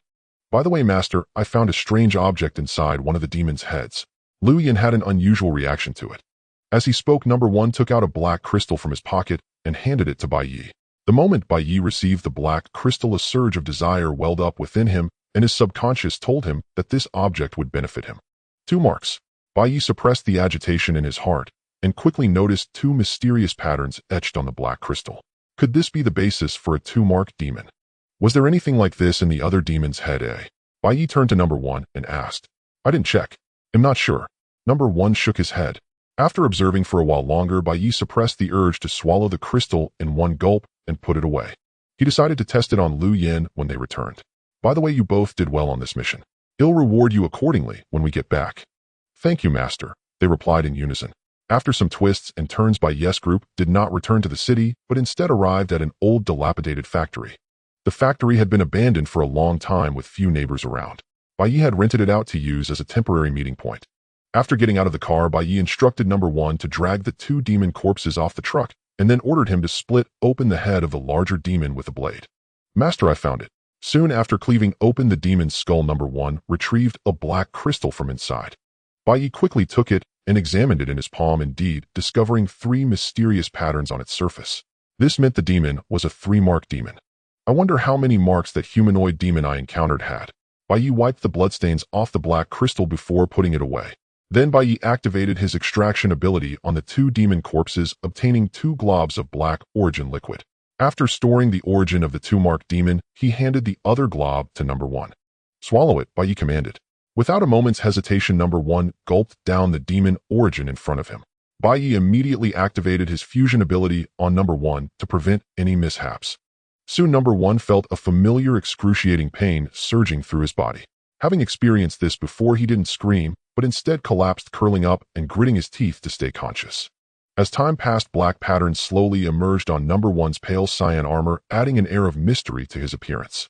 Then 6 black bone spurs gradually grew from his back, transforming into tentacles over 5 meters long. Compared to the demon on the ground, number 1's tentacles were more slender, each one encased in a layer of exoskeleton. Half an hour later, number 1 successfully completed his evolution, and the wound on his leg healed completely. Standing still, he sensed the power within him. Intuitively, he felt he could now single-handedly slay a 2-marked demon, but recalling the strength of a 3-marked demon, he sensed his own power was still lacking. As number 1 examined the changes within his body, he suddenly detected a peculiar energy cluster at his chest. He attempted to channel this energy. The next moment, a pale cyan light flashed. Number 1's armor quickly vanished, and the 6 tentacles on his back retracted into his body. In no time, he had reverted to his human form. Staring at his own hands, number 1's expression was dazed. "You have a dual form too." Bai Ye, standing opposite him, looked him over with great surprise and quickly asked. Number 1 snapped back to reality and answered Bai Ye, "Master, I can feel that most of my power has contracted into this spot, and I can mobilize it at will." Pointing to a location on his chest, number 1 explained. As he finished speaking, he released the energy in his chest, and in an instant his armor and tentacles grew back. "So it really is about the demon origin," Bai Ye murmured, thoughtfully stroking his chin. But why, after absorbing the demon origin, did he not acquire a dual form and instead could directly use the abilities? Was it because that demon was special, or was it because of that red crystal? After pondering for a while, without finding an answer, Bai Ye decided to set the question aside for now. "Lu Yin, take this. Try to see if you can absorb it." Bai Ye took out the black crystal from the 2-marked demon and tossed it to Lu Yin. Lu Yin caught the black crystal, felt it for a moment, and then tossed it directly into his mouth. As soon as the crystal entered his mouth, it swiftly turned into a liquid and flowed down into his stomach. The next moment, Lu Yin felt a surging energy erupt within his body, converging toward his chest. Stimulated by the immense energy, he instinctively transformed, spreading his wings as golden flames blazed up. Then the golden flames on Lu Yin's body seemed to be doused in oil, growing ever more vigorous and scorching. Eventually, Lu Yin turned into a human torch, standing still on the spot. "Are you all right?" Bai Ye quickly asked. "Master, I'm fine. I feel absolutely wonderful." There was a hint of excitement in Lu Yin's tone, clearly indicating he had gained a significant benefit. After a while, the golden flames on Lu Yin gradually dissipated and the surrounding temperature dropped. When the flames had completely vanished, Lu Yin opened his eyes, revealing a slightly regretful look. "It's a pity, still a bit short." "A bit short of what?" Bai Ye asked, puzzled. "I feel I'm just a bit short of energy to break through to the next rank," Lu Yin replied. "A rank? You mean a realm?" Bai Ye said thoughtfully. "You could say that." Lu Yin nodded. "What about you? Did you feel it too?" Bai Ye thought for a moment, then turned to number 1 and asked. Number 1 glanced at Lu Yin and said, "I can sense that he and I are at the same realm, but his energy is slightly greater than mine." "Yes, I can feel it too." Lu Yin nodded in agreement. "Compared to the demon beasts, what rank do you think you are now, eh?" Bai Ye pondered for a moment before continuing. "Second rank, still a bit short of third rank." Lu Yin recalled after a moment. "Can you sense my realm?" Bai Ye pointed at himself. Lu Yin and number 1 focused their senses, then both shook their heads.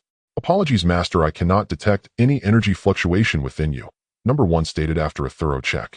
Lu Yin nodded in agreement, indicating he felt nothing as well. "Nothing? How could there be nothing?" Bai Ye frowned, closed his eyes, and attempted to sense it himself, yet he too failed to detect the energy number 1 had mentioned. "Wait. Mighty Strength." Bai Ye quickly activated the Mighty Strength skill, and this time he successfully perceived a faint energy fluctuation within his body, subtle yet undeniably present. He then turned his attention to number 1 and Lu Yin, sensing energy fluctuations within them as well.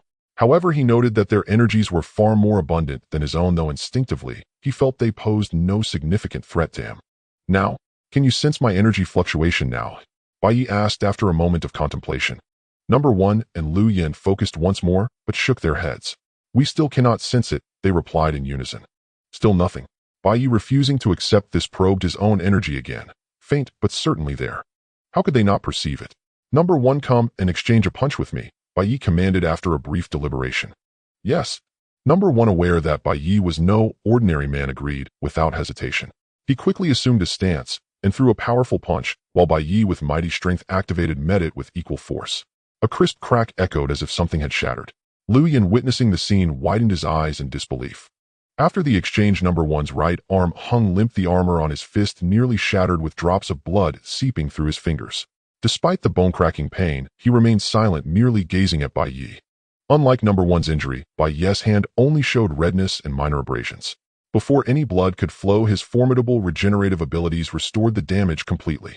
How long will it take for your hand to heal? Bai Ye inquired, examining Number 1's wound. Having merged with the starfish's essence, Number 1 possessed exceptional self-healing, so Bai Ye was not concerned. Number 1 assessed the recovery rate of his arm and replied after a moment, about half an hour. What? Such a severe injury will heal in just half an hour? Lu Yin exclaimed, his eyes wide with astonishment. Number 1 offered no explanation, walking over to a faucet to wash the blood from his hand. Lu Yin watched the now staunched wound on Number 1's arm with envy. Master, I desire this ability too, Lu Yin pleaded, his eyes filled with longing as he looked at Bai Ye. You'll consider it after you make another significant contribution, Bai Ye said with a dismissive wave. Yes, master. Please command Lu Yin. Lu Yin promptly stood at attention and saluted. Once Number 1 had finished washing and returned, Bai Ye asked, from that punch, what realm do you think my strength is at? It should be above the 3rd rank, slightly stronger than this 3rd rank demon beast, Number 1 recalled, pointing at the corpse on the ground. Bai Ye nodded thoughtfully, gaining a clearer understanding of his own power. All right, you two preserve the corpses of these demon beasts. Tomorrow we head to Yu City. With that, Bai Ye got into the car, while Number 1 and Lu Yin began expertly handling the remains. Yu City was the hometown of Bai Ye's target, Fong Chun, a 3rd-tier city. After being declared incurable, Fong Chun was taken home by his family. Thanks to their comfortable financial situation, he resided in a professional nursing home under round-the-clock care. At Yu City's renowned nursing home, the fine weather prompted a nurse to wheel Fong Chun out to the garden for a stroll. Ever since his paralysis, Fong Chun had been taciturn and sullen, his face perpetually cold, exuding an aura that kept others at bay. Thus, whenever the weather permitted, the nurse would take him outside to lift his spirits. As the nurse pushed Fong Chun to a secluded flower bed, her phone suddenly rang. Hello. Xiao Ling, come to the lawn quickly. Several patients are having issues and need help. Oh, okay, I'm on my way. Xiao Ling hung up immediately and crouched down to face Fong Chun. I'm sorry, Fong Chun, my colleague has an emergency. Could you stay here and enjoy the flowers? He'll be back soon. She asked with a smile. Fong Chun glanced at her sideways, blinked, and remained silent. Thank you. Having cared for him so long, Xiao Ling understood his cues and expressed her gratitude. She thoughtfully pushed him to a shaded spot before rushing off to assist. Left alone, Fong Chun stared blankly at a flower, lost in thought. Suddenly, he felt the wheelchair begin to move. He was certain it was not Xiao Ling pushing him. Unable to turn his neck, Fong Chun could not see who was behind him and could only let himself be wheeled away from the flower bed. After a silent journey, he was brought to a secluded pavilion where another person was already waiting. It's a pleasure to meet you, Fong Chun, Bai Ye said with a smile, rising to greet him as Number 1 pushed the wheelchair over. Seeing the unfamiliar face, Fong Chun breathed a silent sigh of relief, sensing no hostility from Bai Ye. Was that your doing? Fong Chun countered instead of responding. Just some laxatives, nothing serious, Bai Ye replied with a smile. To secure a private meeting with Fong Chun, Bai Ye had resorted to this scheme. However, the targets of the mild poison had been carefully chosen, ensuring no real harm would come to them. After listening to Bai Ye's explanation, Fong Chun's expression softened slightly, and then he looked directly at Bai Ye and said, Let's get straight to the point. Tell me your purpose. Fong Chun calmly gazed at Bai Ye, showing no interest in further conversation. All right, Bai Ye agreed with a smile. I want to invite you to work for me. In other words, to conduct research in the field you excel at most, Bai Ye said with utmost sincerity. However, instead of being moved by Bai Ye's sincerity, Fong Chun's gaze turned icy cold. He felt that Bai Ye wasn't inviting him, but humiliating him. After all, who would ask a disabled person who could only move his head to do research? Yet since he was still in Bai Ye's custody, Fong Chun had no choice but to suppress his fury. For this kind of work, I recommend you seek out academician Zhao Jingji or Professor Wu Tianda. They are both top-tier figures in biology. Fong Chun's tone was icy as he kindly suggested. No, I want you. Bai Ye shook his head and enunciated each word. Are you joking, sir? What use is a cripple like me? Fong Chun let out a cold laugh, mocking himself in bitter self-deprecation. What if I could make you stand up again? Unfazed by Fong Chen's attitude, Bai Ye revealed his greatest bargaining chip. Stand up again.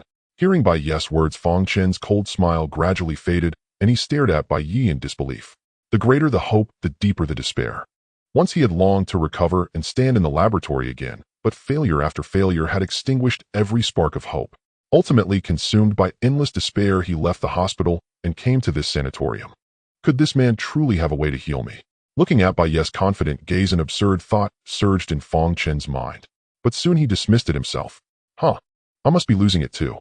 The nation's finest physicians and the most advanced medical equipment couldn't cure me, yet I almost believed some random stranger who just showed up. Fong Chen shook his head in self-mockery, and the light in his eyes dimmed. Knowing Fong Chen wouldn't easily believe him, Bai Ye wasted no words. He pulled out a knife, and right before Fong Chen's eyes, slashed a gash across his own arm. The wound was deep, revealing the flesh beneath, and blood began to seep out rapidly.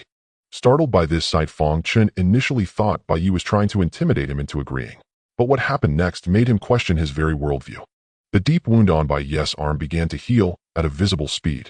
Within mere seconds, Fong Chen watched as the wound stopped bleeding, closed up, and even the scar faded away.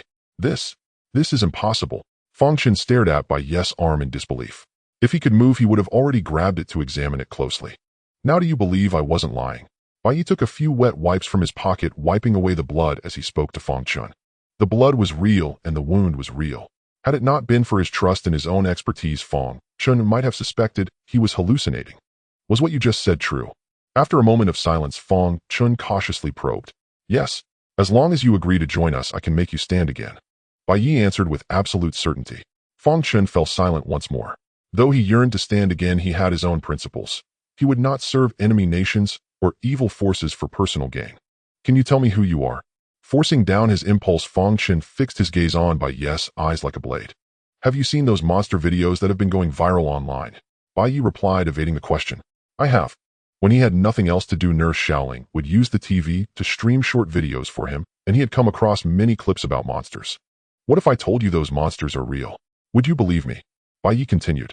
Hearing this, Fong Chen wasn't particularly surprised. Given the authenticity of the videos, he had already harbored some suspicions. So you're here too? Fong Chen paused. To survive. Bai Ye interjected directly. Those monsters are called fiends by the authorities. They have clear power levels. The ones that have appeared so far aren't high-ranked, but they're incredibly powerful. A well-equipped squad might not even be able to defeat a single three-stripe fiend. You can imagine if higher-level fiends emerge in the future, what kind of force would be needed to counter them. As he spoke, Bai Ye's tone grew somber. Our nation is safe and strong, but it can't cover every aspect. Ultimately, one must rely on oneself. So I won't pin my hopes on others, not even the state. With that, Bai Ye fell silent, waiting quietly for Fong Chen's answer. Fong Chen was silent for a long time. Finally, he made up his mind and looked at Bai Ye. Hearing Fong Chen's reply, a smile reappeared on Bai Ye's face. He stood up, walked over to Fong Chen, took his hand, and shook it. Welcome to our team. Can I ask what our organization is called? How big is it now? Fong Chen glanced helplessly at his own unfeeling right hand and asked Bai Ye curiously. Our organization is called Shanghai. As for its size, counting you, there are 4 of us. Bai Ye gave an awkward smile as he replied. 10. 4. Bai Ye's firm tone shattered Fong Chen's last illusion. Damn, I feel like I was too hasty. Fong Chen suddenly felt as if he had stumbled into a den of thieves. Seeming to read Fong Chen's thoughts, Bai Ye quickly explained, don't worry. Sure, we're just starting out, but look at it this way. When our organization grows big and strong in the future, won't you be a founding member? And even though we're few, we have strength. Number 1, show him. Bai Ye commanded the figure beside him. Upon hearing this, Number 1 took off his shirt and began to transform. Within seconds, Fong Chen watched as a human turned into a creature clad in armor with 6 tentacles sprouting from its back. To avoid drawing attention, Number 1 only demonstrated for about half a minute before reverting to human form. Are you human or monster? Fong Chen wished he could leap to his feet and flee. No other reason. After Number 1's transformation, he looked more like a demon than the demons themselves. The pressure emanating from his very life form was unbearable for ordinary people, let alone Fong Chen, a cripple at the peak of weakness. Oh no, have I become a traitor to humanity? Fong Chen's heart skipped a beat. He suddenly recalled the post-apocalyptic novels he had read, where whenever a powerful race invaded humanity, traitors would emerge among humans who worshipped the alien species. Number 1's appearance just now fit the description of those who had sided with the invaders. Meanwhile, Bai Ye across from him couldn't help but twitch his brow. Though he didn't know what Fang Chun was imagining, seeing his shifting expression and faint hostility, Bai Ye realized that if he didn't explain soon, Fang Chun would paint him as a great villain in his mind. Fang Chun, don't misunderstand. This is a special ability of our organization, not a monster. Fang Chun's reaction was exactly what Bai Ye had feared most. Once this secret was exposed, ordinary people, and even the nation would instinctively associate them with demons, leaving them in an awkward position. Though Bai Ye's words didn't dispel Fang Chen's doubts, they managed to calm him down. Seeing this, Bai Ye continued, "Our organization has mastered a special technique that can extract the essence of living beings, and even demons. Once you absorb the essence, you gain the abilities of that creature or demon, but you remain fundamentally human." As he spoke, Bai Ye gestured for number 1 to come closer, so Fang Chun could observe carefully. Fang Chun looked at number 1, then at Bai Ye. Despite how incredible the scene had been, after hearing Bai Ye's explanation, he decided to take a gamble, betting on Bai Ye's humanity and on his own bottom line. "When do we start?" Fang Chun asked after a moment of silence. Hearing Fang Chun say "we," Bai Ye couldn't help but smile. "Sorry to keep you waiting." After an unknown amount of time, Xiao Ling finally returned, apologizing profusely. "It's fine. Let's go back." Fang Chun leaned weakly against his wheelchair, his face expressionless as usual. "Okay, I'll push you back now." Xiao Ling quickly stepped forward to push the wheelchair, ready to retrace their steps. "Huh, why is your hair wet? And you smell strongly of sweat." As she approached, Xiao Ling noticed a strong odor mixed with sweat on Fang Chun, and his hair seemed damp. She was puzzled. She had given him a sponge bath just last night, so why was he so sweaty now? "The sun got to me earlier, and I sweated from the heat," Fang Chun explained calmly. "Oh, sorry. I'm so sorry." A wave of guilt washed over Xiao Ling, and she apologized again. "Just take me back first." Seeing Xiao Ling apologize endlessly, Fang Chun reminded her again. "All right. Okay." Xiao Ling stopped apologizing and quickened her pace, pushing Fang Chun along. How strange. Fang Chun is so talkative today. On the way back, Xiao Ling sensed something off. Before this, Fang Chun rarely spoke, sometimes going days without uttering a word. But she didn't dwell on it, dismissing it as a coincidence. Back in the room, Xiao Ling first removed Fang Chun's clothes, carefully wiped his body, washed his hair, and dressed him in a fresh set of clothes. "Huh, are you hot?" After dressing him, Xiao Ling noticed that Fang Chun's face had turned bright red. "Yeah, it's hot. It'll pass soon," Fang Chun stammered. Xiao Ling gave him a strange look, glancing at the air conditioner set to a chilly 22 degrees. "You go ahead. I want to sleep," Fang Chun suddenly said. "Oh, okay." Hearing this, Xiao Ling didn't think much of it. She tucked him in and left the room. Phew. Once Xiao Ling was gone, Fang Chun finally breathed a sigh of relief. Back when his entire body was numb, it was fine. But now, after absorbing the essence Bai Ye had given him, he had recovered normal sensation. As Xiao Ling wiped his body, feeling the touch on his skin, Fang Chun could barely suppress his arousal. After calming the strange stirring in his heart, Fang Chun sat up and took his phone from the nightstand. He opened it, his finger hovering over a contact number, but he hesitated for a long time before pressing it. After a long pause, Fang Chun gently pressed the call button and brought the phone to his ear. Beep, beep, beep. "Hello, Dad." In the chairman's office of Fang's pharmaceutical group, Fang Jinhua froze as he heard the familiar voice on the phone. After a moment, Fang Chen's voice came through again. "Hello, Dad, can you hear me?" "Oh, I can hear you." Fang Jinhua snapped out of it and replied quickly. "Dad, can you and Mom come to see me?" "Yes, your mom and I will come right now." Fang Jinhua agreed without a moment's hesitation. "Just the two of you. Don't bring anyone else." "Okay." Though Fang Jinhua didn't understand why his son didn't want anyone else accompanying them, he trusted that his son wouldn't harm him. Perhaps because they hadn't communicated in so long, Fang Chun said only a few words on the phone before hanging up. Listening to the dial tone, Fang Jinhua felt both excitement and heartache. After it was confirmed that Fang Chen's condition was incurable, Fang Jinhua had brought him home to be cared for by a nanny and his mother. But in those early days back home, Fang Chen's emotions were volatile. He would either ignore everyone entirely or throw loud tantrums. After all, going from a promising prodigy to a helpless cripple was something no one could bear. After this turmoil continued for a while, Fang Chun himself requested to move to a nursing home, forbidding Fang Jinhua and his mother from visiting or taking care of him. Steadying his emotions, Fang Jinhua picked up his phone and called his wife. "Hello, Minghua. Where are you now?" "I'm having coffee at the cafe across from the company. Come to the company parking lot right now. We're going to Xiao Chen's place." "Xiao Chen? But he just called me." "He'll be there right now." In the cafe, a gentle and elegant woman hung up the phone, stood up hastily, and rushed toward the door. "Is there anything I can help you with?" Seeing her urgency, a waiter hurried over to ask. "Charge it to my card."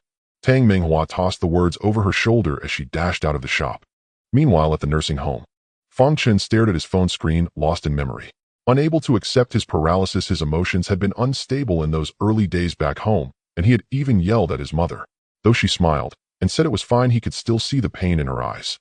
Later, due to his paralysis, he lost control of his bowels and bladder, especially in front of his parents.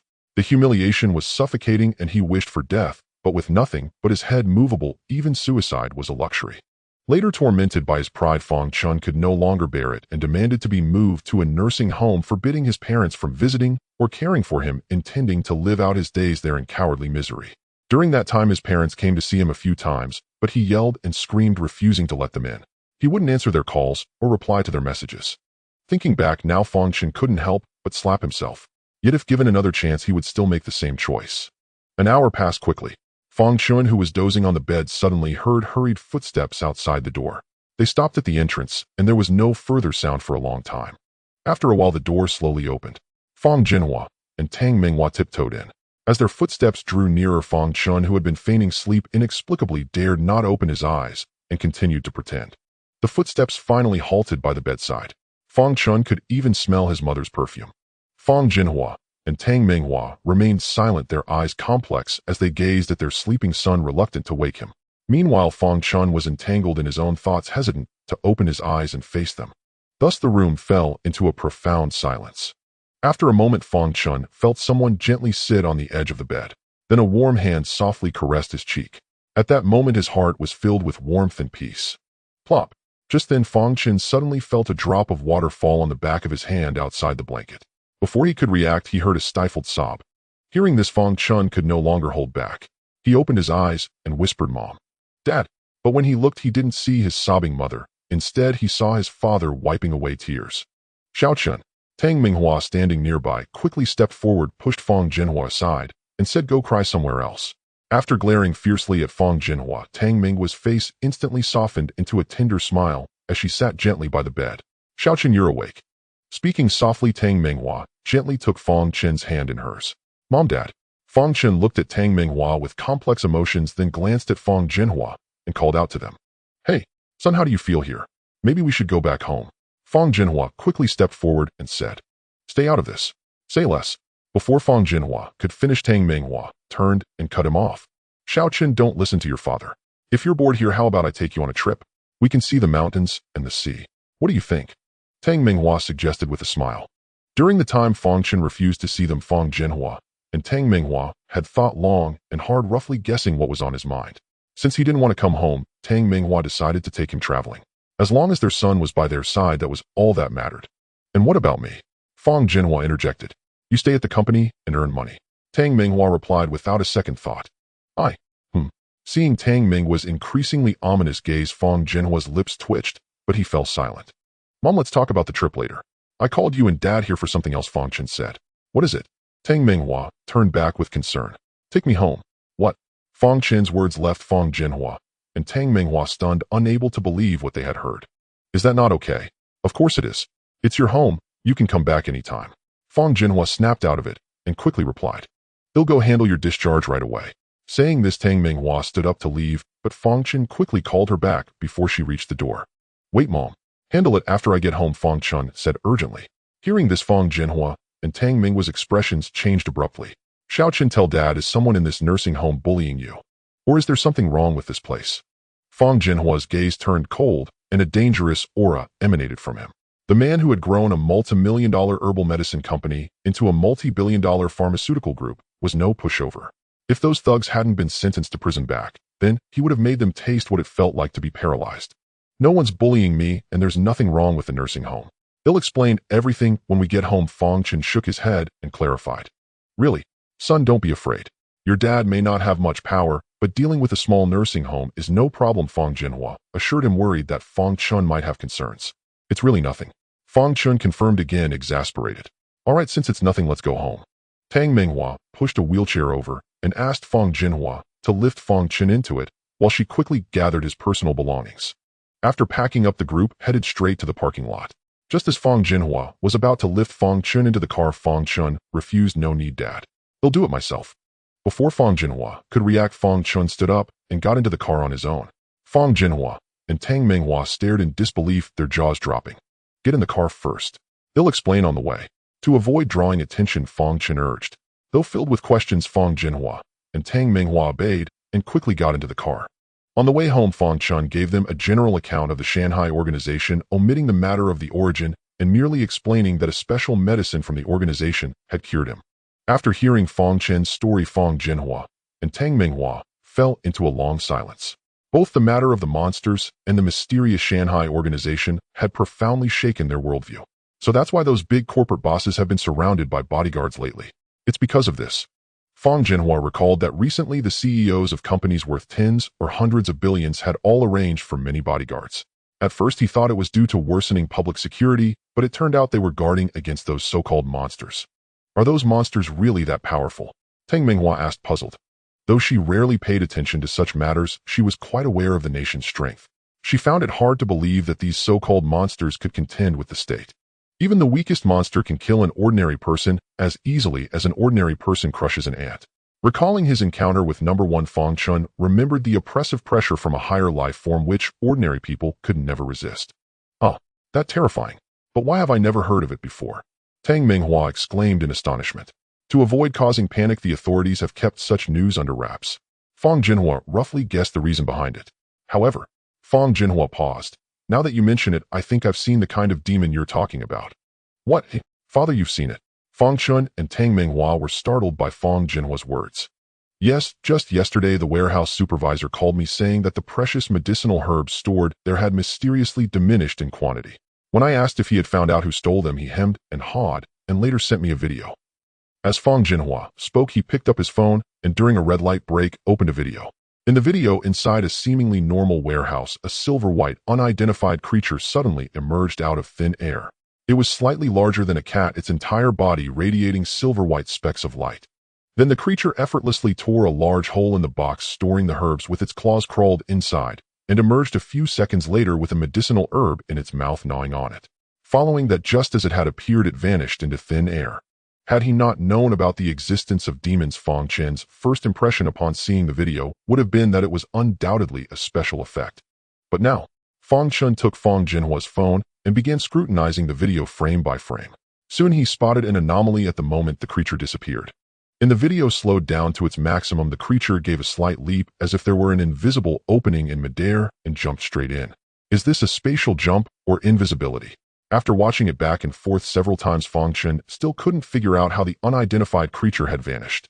Unable to deduce the answer, Fong Chen suddenly remembered that Bai Ye had left him a phone number before departing. So he quickly took out his phone, added Bai Ye on WeChat using that number, and noted his name as Fong Chen. Before long, Fong Chen's friend request caught Bai Ye's attention. Fong Chen. Bai Ye glanced at the note and promptly accepted the request. Have you taken care of your personal matters? After successfully adding the friend, Bai Ye was the first to inquire. I'm on my way home, but there's something I'd like you to take a look at, my lord. My lord. Bai Ye couldn't help but twitch his lips upon seeing this title. He knew without thinking that it had been picked up from number 1.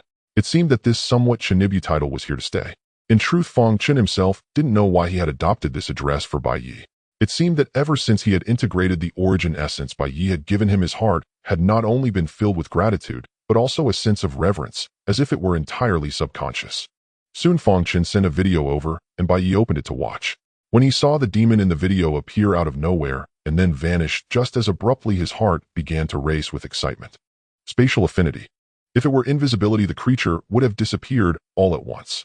But from the slow-motion footage, it was clear that its head vanished first. Thus, Bai Ye immediately associated it with the legendary spatial type abilities. Where is it? Bai Ye messaged eagerly. It was captured on camera in one of my company's warehouses. Is it still there? I don't know, but judging from the surveillance footage, it's been coming here several times over the past few days. All right, send me the location. Shortly after, Fong Chen sent a pin. Bai Ye glanced at the location. It was a large warehouse in the western district of Yu City. A spatial type won't be easy to catch, he murmured with a slight frown. After Fong Chen returned home, the family held a modest celebration without alerting anyone else. After all, the news of Fong Chen's complete paralysis, while not known to everyone, had once caused quite a stir. If word of his sudden recovery got out, it would inevitably draw widespread attention. After dinner, Fong Jinhua took Fong Chen to the study and handed him a card. There's 50 million in this card. Take it. Fong Chen took the card, a bit puzzled, and looked at Fong Jinhua with confusion. Consider this a small contribution to your organization and a way for our family to keep a backup plan. Fong Jinhua explained in a grave tone. Dad, why don't you? And Mom also. Fang Chun looked at the card in his hand, hesitated for a moment, then began. No, not necessary and not possible. Fang Jinhua cut him off before he could finish. You said before that your organization is still in its infancy, with few members. If your mother and I were to join now, it could easily arouse suspicion from those in power. Even if it doesn't, it would disrupt the organization's future development. After all, everyone has family. Fang Jinhua had indeed considered joining the Shanghai organization. But given the current state of affairs, he couldn't make a hasty decision without understanding the organization's situation. Even if they were to join, they would have to wait until the organization had grown and Fang Chun had a clearer picture before making a careful move. I understand. Fang Chun nodded thoughtfully. By the way, Dad, the organization has asked me to gather at our company's warehouse tomorrow. It's probably about the demon in the warehouse. All right, I'll call the warehouse and give the staff the day off. Be careful and prioritize safety, Fang Jinhua cautioned with concern. I will. Time flew by, and the next day arrived. Since the demon in the video usually appeared at night, Bai Ye and his group only gathered at the warehouse in the afternoon. Squeak. Soon after Bai Ye and the others arrived, Fang Chun drove up to the warehouse. My lord. Fang Chun got out of the car and walked briskly to Bai Ye, addressing him respectfully. Did you bring everything? Bai Ye nodded in acknowledgement and then asked. All prepared, Fang Chun said as he opened the trunk and pulled out a silver metal case. Under Bai Ye and the others' watchful eyes, Fang Chun opened the case. Inside were several sealed glass bottles along with syringes, tweezers, and other tools. My lord, please look. This bottle contains potassium cyanide. Just 50 to 250 milligrams can kill an adult. Fang Chun picked up a glass bottle and showed it to Bai Ye. After speaking, Fang Chun tried to hand it to Bai Ye, but Bai Ye directly refused. So Fang Chun set down the bottle and picked up another. This one is VX nerve agent. Only 10 milligrams can be lethal to a person. A 1 gram can kill 50,000 people. It's a gas, and even skin contact can cause poisoning. Fang Chun's tone was extremely calm as he introduced these items, but Bai Ye and the others listened with their hearts pounding. Immediately after, Fang Chun introduced several more toxins to Bai Ye, all of which were lethal upon contact. Where did you get all these things? Bai Ye asked, looking at Fang Chun with a strange expression. Some were extracted using the company's lab, others were purchased through special channels privately. Fang Chun replied nonchalantly while tidying up his items. What if it leaks when we're hunting the demon later? Lu Yin, standing by, inquired with concern. Although the warehouse was in a remote location, it was still within the city, surrounded by many large warehouses. A gas leak would inevitably cause severe consequences. No need to worry. This warehouse was designed with airtight construction. Once the valves are closed, it becomes an impenetrable sealed chamber. Moreover, I've brought a special disinfectant. After the hunt, they'll spray it throughout the warehouse using the indoor fire suppression system, then leave it sealed for half a year. There won't be any issues. Ever since he heard Bai Ye's plan to use poison against the demon, Fang Chun had already devised a follow-up arrangement to ensure no accidents occurred. After hearing Fang Chun's explanation, Bai Ye and the others visibly relaxed. Coat this with poison too and use it as bait. Bai Ye produced a 3-striped demon crystal, the very one from the 3-striped demon that No. 1 and Lu Yin had previously slain. What is this?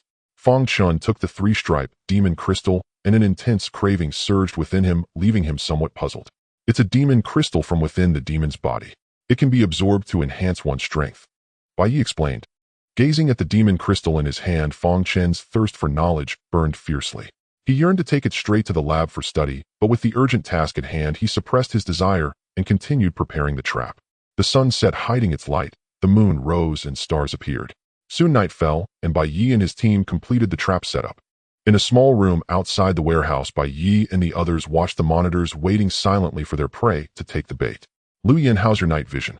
Bai Ye turned to Lu Yin and asked. As clear as day. Lu Yin replied confidently. Bai Ye nodded. Good. Go wait above the warehouse. If anything happens, inform us promptly. Yes, master. Upon receiving the order, Lu Yin left the room, stepped into the open, transformed, spread his wings, and soared into the sky. Behind him, Fang Chun watched Lu Yin's wings, his thirst for knowledge resurfacing. Fang Chun thought, I'd love to study that. Lu Yin thought, why does it feel a bit chilly today? After Lu Yin departed, Bai Ye looked at No. 1 and said, you should prepare as well. No. 1 nodded in acknowledgement, then shifted into his transformed state. After an unknown amount of time, a white speck suddenly appeared on the otherwise static monitor. Moments later, a somewhat shifty-looking head emerged, glanced around, and then retreated. Master, it's here. Fang Chun, who had been glued to the monitor, shouted immediately. No. 1, notify Lu Yin to get ready. Bai Ye quickly instructed No. 1. No. 1 swiftly left the room. Bai Ye then turned to Fang Chun. Fangchen, the trap is in your hands. Yes, master. Fangchen picked up the remote control, his eyes fixed on the monitor. Before long, another anomaly appeared on the screen. This time the demon seemed to have dropped its guard, revealing its entire body. Everything proceeded as usual.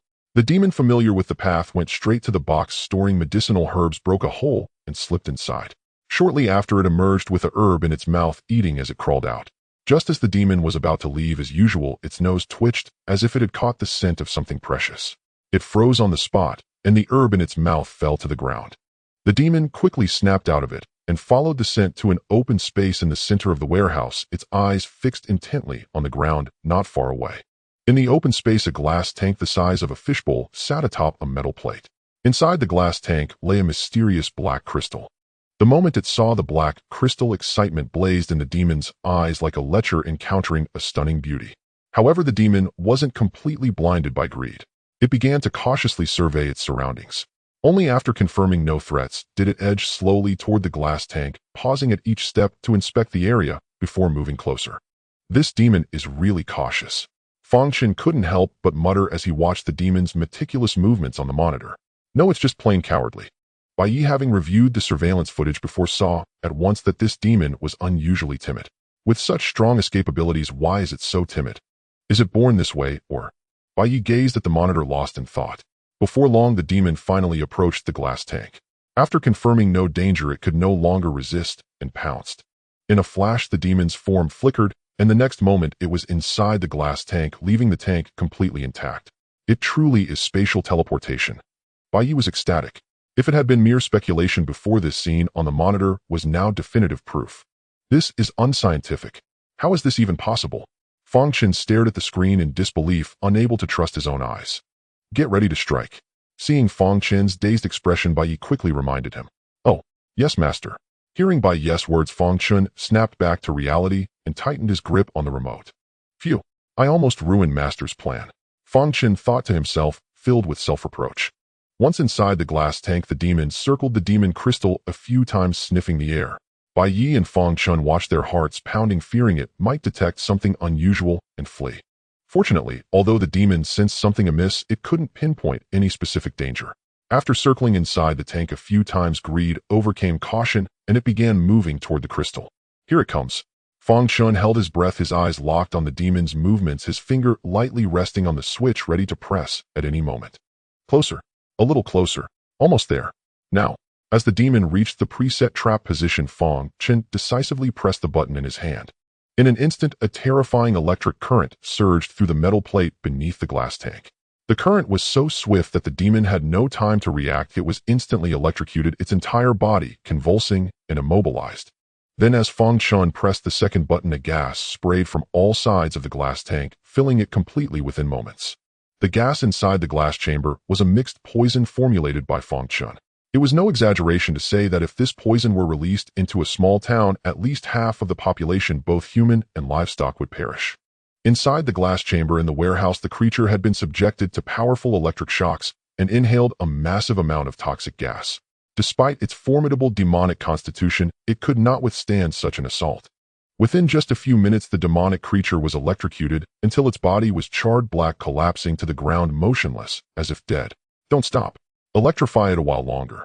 Bai Ye, still feeling uneasy, stopped Fangchen from turning off the switch.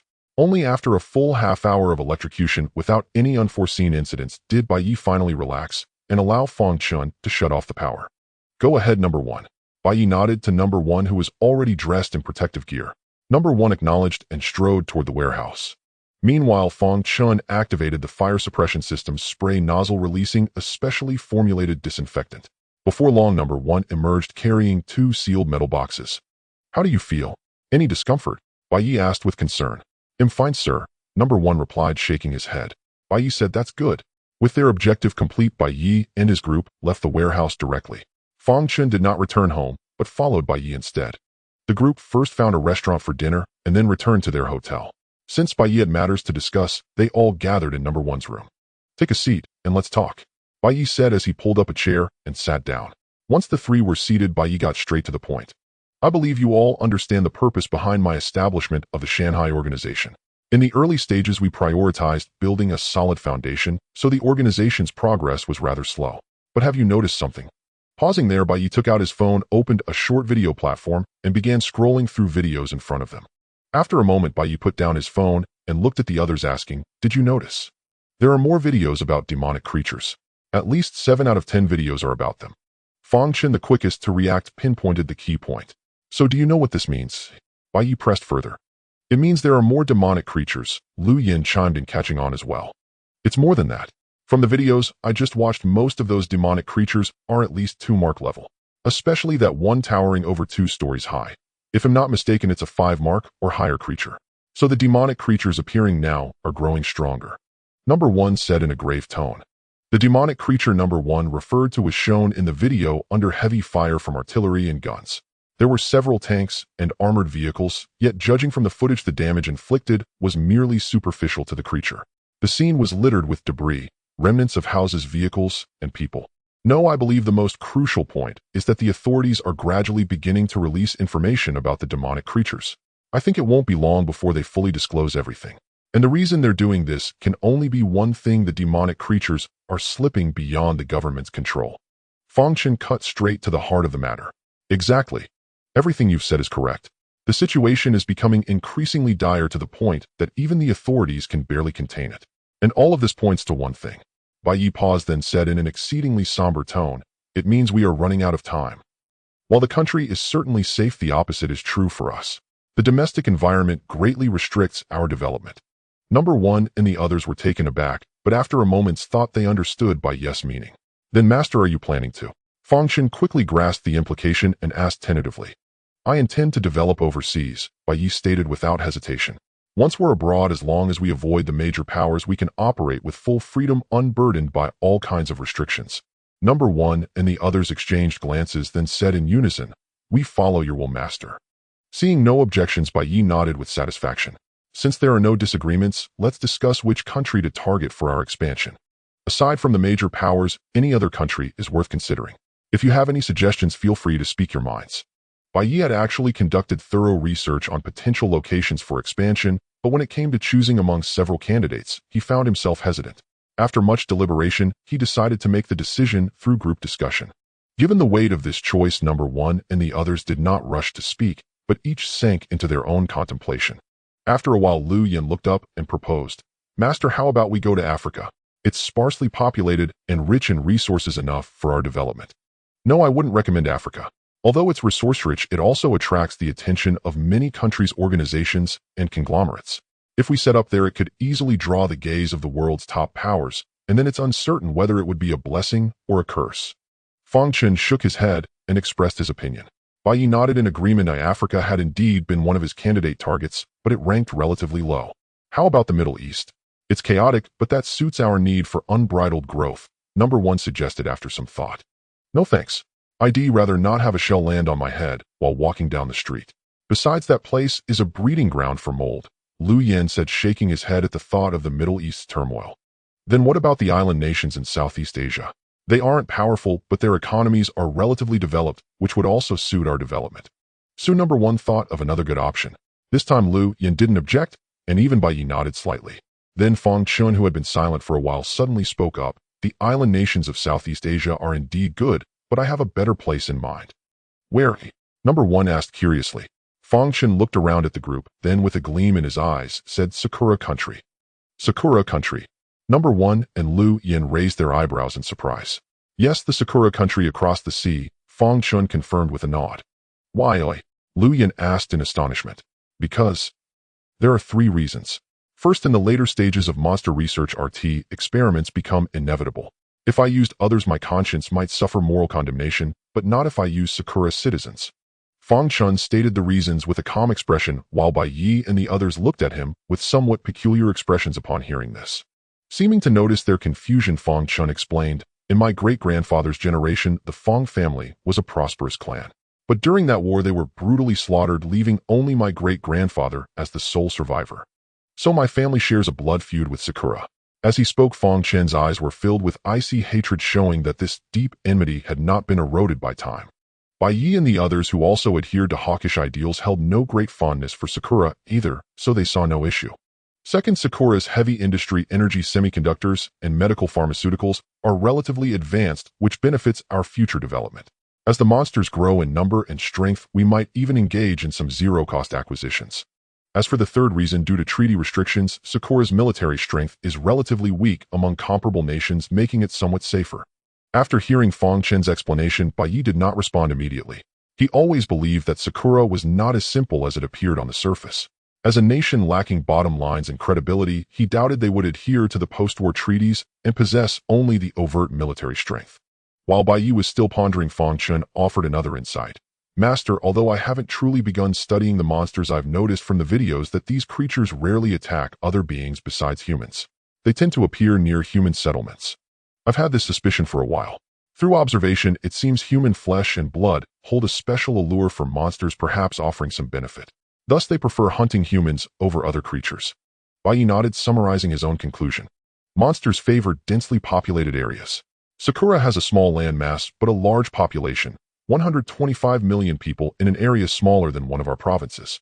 So they certainly have no shortage of monsters. Since our organization's growth depends on them, this is also an advantageous condition. Fang Chen tirelessly advocated for Sakura to Bai Ye, which made Bai Ye and the others sense something amiss. Tell me the truth, what's your real purpose in choosing Sakura? Bai Ye's smile faded, and he stared at Fang Chen with a serious expression. As if expecting the question, Fang Chen answered decisively, Sakura once conducted RT experiments in our country. Now I want to do the same in theirs. Upon hearing this, Bai Ye and the others couldn't help but twitch the corners of their mouths.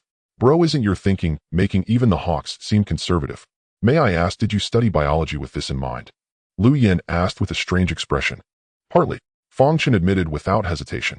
Bai Ye pursed his lips, looked up at the ceiling, and sighed inwardly, what kind of person have I recruited? All right, go back and rest. He'll think more about the development site and tell you the answer tomorrow. That's it for today. Bai Ye slumped in his chair and waved his hand. Lu Yen and Fang Chen nodded, then stood up and left the room. Hey, why aren't you going back? Bai Ye asked one who was still standing beside him. Master, this is my room.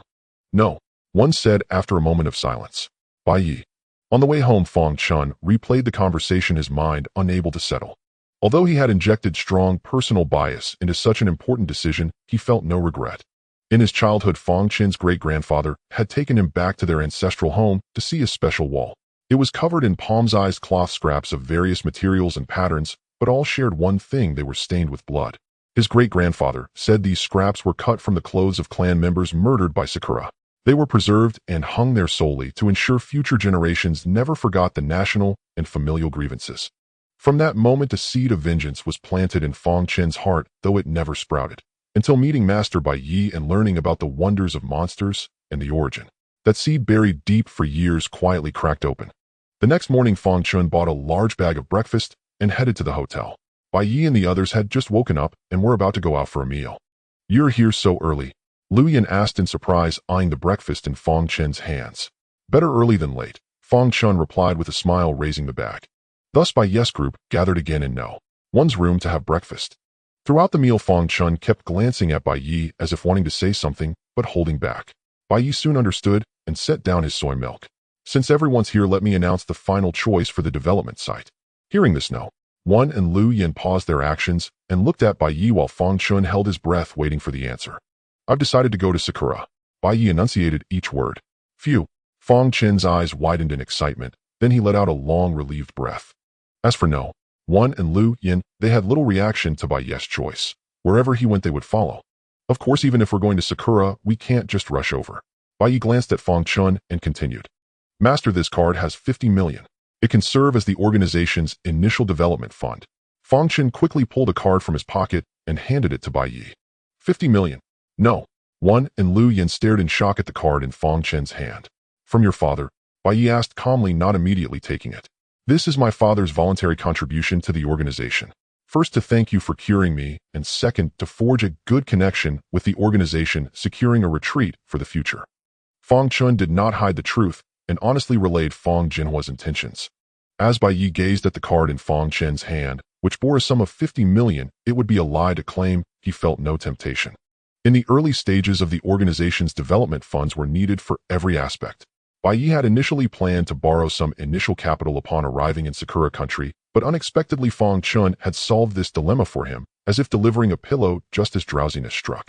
After listening to Fong Chen's explanation, Bai Ye took the card and assured him, "All right, once the organization grows in the future, I will repay your father's kindness." "Thank you, master." Fong Chun bowed in gratitude. "Lu Yin, can you contact some reliable people from your retired comrades? We'll need many hands to develop once we arrive." Bai Ye put away the card and turned to Lu Yin. Having just swallowed a bun, Lu Yin quickly nodded understood. "Master will start contacting them now." With that, Lu Yin took out his phone and began reaching out to his former comrades. Bai Ye then turned to Fong Chun again, asking Fong Chun, "Can you try to contact some familiar and reliable researchers? After all, studying the demonic creatures won't be possible with just you alone." Fong Chun nodded. "Rest assured, master. I know many people in this field, and the research won't be delayed. By the way, do you have any suggestions for building the laboratory?" Bai Ye suddenly thought of something and continued, "Ordinary lab equipment is easy to purchase, but some precious instruments are hard to acquire even with money." Fong Chun frowned. "Oh, what do you mean?" Bai Ye looked at Fong Chen's sly gaze and understood that he likely had a plan in mind. As expected, a smile crept onto Fong Chen's face. "Master, I know of a laboratory funded by Sakura country nationals. The instruments inside are extremely advanced and complete." "I knew it." Upon hearing it was a lab funded by Sakura country nationals, Bai Ye's face showed an expression of "just as I thought." "Location: a small town along the coast of Haicheng. Can it be shipped out? My father knows a sea route and a boat captain who only worships Mazu." "Then, shall we discuss it? After I return, I'll compile all the intelligence and send it to you, master." The intelligence was already prepared. It seemed this was indeed premeditated. Bai Ye looked at Fong Chun with a hint of speechlessness, silently complaining. "Oh, by the way, master, do you need talents in other fields?" Fong Chun suddenly asked. "Bai Ye, which fields?" "Computer science, materials, weapons, ancient martial arts, and so on." Fong Chun counted on his fingers. "Where did you meet such talents?" "I recall you studied biology, didn't you?" Bai Ye looked at Fong Chun with some surprise. "I joined a group during a previous competition. It's filled with geniuses from various fields, and the group's purpose is to achieve the great rejuvenation of the nation. In that group, I found many who share my hatred for Sakura." Fong Chun explained. "All right, give it a try. If you can recruit them, great. If not, forget it. But remember one thing, you must not reveal anything about the source or the organization's members." Bai Ye's tone was stern. "They'll keep that in mind, master." Fong Chun quickly promised. After a simple breakfast, Fong Chun and the others set off on their respective tasks. Bai Ye returned to his room and took out the metal box containing the demonic creature. Inside the box was a specially formulated solution by Fong Chun to neutralize the residual toxins on the creature's body. After a night of soaking, the toxins had been completely eliminated. Opening the metal box, Bai Ye put on waterproof gloves, removed the creature's corpse, and placed it on the bathroom floor. He then took out a dagger, gently pressed it against the creature's forehead, and pried open a crack. Using tweezers, he extracted the demonic crystal from its skull. A two-marked demonic crystal. Bai Ye examined the crystal in the tweezers, rinsed it with clean water, and stored it away. After that, Bai Ye activated the extraction skill on the creature's corpse. In an instant, a drop of silver-white essence flecked with starlight coalesced from the body. "Spatial teleportation, here I come." Bai Ye's eyes burned with fervor as he gazed at the silver-white essence. Without hesitation, he swallowed it and activated the fusion skill. Before long, Bai Ye felt his body growing lighter, as if he would dissolve into nothingness and merge with the surrounding space. If anyone else had been present, they would have seen faint silver light flickering around Bai Ye, pulsing in harmony with the space around him. After an unknown period, Bai Ye felt his consciousness gradually return, his body normalizing. He slowly opened his eyes. "So this is space." Bai Ye clenched his right hand in the air. Though it grasped nothing, he could vaguely sense a soft water-like texture. "Let's test the new ability, spatial teleportation." The next moment, Bai Ye's figure flickered and appeared by the bedside in the bedroom. Assessing the energy consumed, Bai Ye estimated that he could currently teleport only about 20 meters and at most 15 times in quick succession. After experimenting with spatial teleportation, Bai Ye decided to try another acquired skill. He glanced around, picked up a water glass, and said, "Store." In an instant, the glass in his hand vanished into thin air. In Bai Ye's perception, the vanished glass fell into a void space located not elsewhere, but within one of his sternum bones. This was the second skill he had gained, bone-bound void storage, which used spatial power to open a dimensional space within a bone for storing non-living objects. Living beings could not be placed inside. The dimensional space in Bai Ye's sternum currently measured only about 1,000 cubic meters, but it could expand as his strength grew. Thinking this, Bai Ye took a 3-marked demonic crystal from his pocket and swallowed it. The crystal dissolved, instantly releasing a vast surge of energy that filled his body, giving him an exceedingly comfortable sensation like soaking in a hot spring. As the energy was absorbed, Bai Ye clearly felt his power rapidly increasing. Simultaneously, his affinity with the surrounding space deepened, and the dimensional space in his sternum continued to expand. Huff! After a long while, Bai Ye finally finished absorbing the energy from the demon crystal. Feeling the surging power within his body, he couldn't help but feel intoxicated. I wonder what level my power is at now. Bai Ye activated his immense strength and threw a punch. A deafening sonic boom erupted in the air. Though he struck nothing solid, he estimated that if he were to clash fists with number one again, this punch would surely shatter the other's arm into several pieces. Based on the current energy, I can probably teleport up to 25 meters about 20 times in a row. Bai Ye closed his eyes, finally sensing the surrounding space, and made a rough estimate in his mind. The storage space has also expanded considerably. Bai Ye glanced at the dimensional space on his chest and nodded with satisfaction. But soon, as if remembering something, he rushed into the bathroom. Looking at the demon corpse on the floor, Bai Ye immediately began to feel along its bones inch by inch. Soon, on a rib in the creature's abdomen, he detected a faint spatial fluctuation.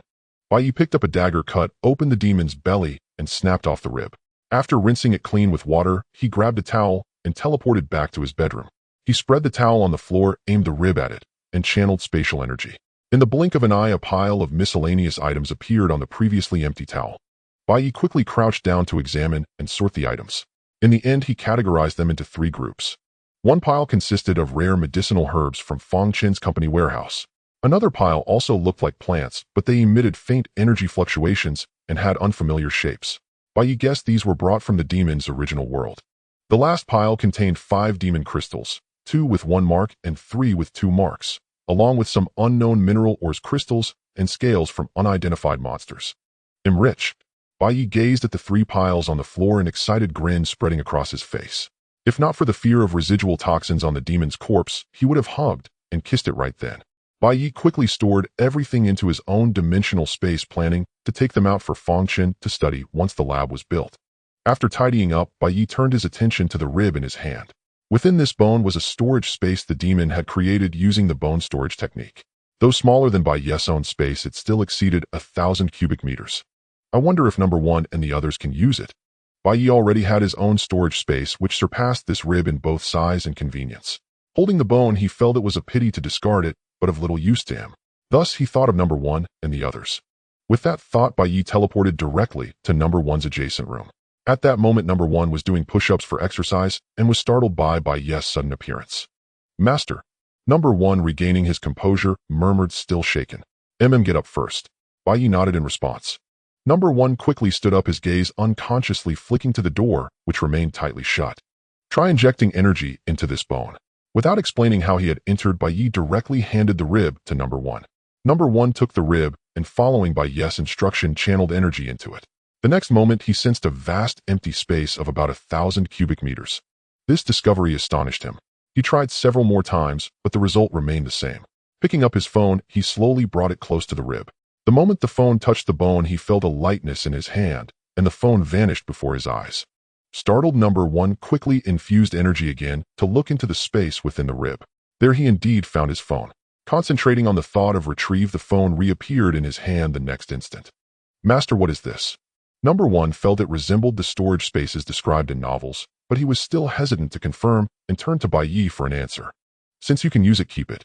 Bai Ye didn't explain further, simply telling him to hold on to it. Number 1 was Bai Ye's first subordinate. If asked who was the most loyal, Bai Ye would unhesitatingly choose number 1, for he had even abandoned his own name. After Bai Ye left, number 1 stared at the spot where he had disappeared and murmured to himself, "The master is growing stronger." Meanwhile, back in his room, Bai Ye first packed up the demon corpse and stored it in his dimensional space. Then he sat on the bed and began studying a map of Sakura country, searching for a location to establish a base. To facilitate capturing demons, his first choice was the most densely populated areas. After a quick search, the most populous cities in Sakura country were Tokyo, Yokohama, Osaka, and Nagoya. These cities were scattered, each with its own advantages and disadvantages. If choosing based solely on population, economy, and industry, Bai Ye's first pick would be Tokyo. However, upon further investigation, he learned that Tokyo had a heavy deployment of armed forces. In the event of a future conflict, it would be disadvantageous for combat. After pondering over the map of Sakura country for a long time, Bai Ye ultimately decided to set up the base in the Shizuoka region. This location was equidistant from several major population centers, making missions convenient. Additionally, it was coastal, facilitating transportation and had a weak police presence. Let's settle on this spot for now. Bai Ye tapped the map and then downloaded and saved it. I wonder if they found the people I asked for. Putting down his phone, Bai Ye gazed out the window and murmured to himself, "Hey buddy, how have you been lately?" Lu Yan dialed a number and greeted warmly. "Working as a security guard. 3,000 a month. Daniel, why don't you come to me? I can get you a job at least 8,000 a month. We're comrades, would I lie to you? All right, call me when you quit." With that, Lu Yan hung up with a smile. Another one done. After noting down the name Lu Daniu in his memo, Lu Yan dialed the next number. This time the phone rang for a long time without an answer. Lu Yan was about to hang up and call the next number when just then the call connected. Although the call connected, no voice came from the other end for a long time. Lu Yan spoke first, saying, "Hello. Is Brother Feng there?" After his words fell, there was still no response. "Brother Feng, it's Lu Yan. Are you listening?" he asked again after waiting a moment. "Hello, Brother Feng. Hello." He called out several times, but still heard nothing in return. Just as Lu Yan was growing puzzled, a deeply dispirited male voice came through the phone. "Is that little Yan? What do you want?" Even through the phone, Lu Yan could detect the intense dejection in that voice, a feeling that left him momentarily stunned. What had Brother Feng gone through to become like this? Even when he almost became the Soldier King, he hadn't shown any disappointment. How could he be so despondent now? Lu Yan swallowed the words of recruitment he had prepared and instead asked with concern, "Brother Feng, what's wrong?" After another moment of silence on the other end, a voice slowly replied, "I'm fine. Just say what you need." Despite sensing something amiss, Lu Yan still said, "Brother Feng, I have a high-paying job here. Are you interested? Many of our comrades are already willing to come." "Sorry, I appreciate your kindness, but I don't want to work right now," the voice replied after a brief pause. "Brother Feng, are you facing some difficulties?" Lu Yan sensed something was off and tried to ask tentatively. "No difficulties. It's my problem. That's it. Goodbye." With that, the call ended abruptly. Something was wrong. Very wrong. After hanging up, Lu Yan grew more and more uneasy, feeling that something had happened to Brother Feng. Brother Feng, whose full name was Lin Feng, was a former comrade of Lu Yan during his military service. As a descendant of ancient martial arts, he had excellent physical attributes and was always warm-hearted, generously helping weaker comrades with their fitness and anyone in trouble. Lu Yan himself had received his help many times. Thus, Lu Yan and the other comrades held great respect for Lin Feng, calling him brother from the bottom of their hearts.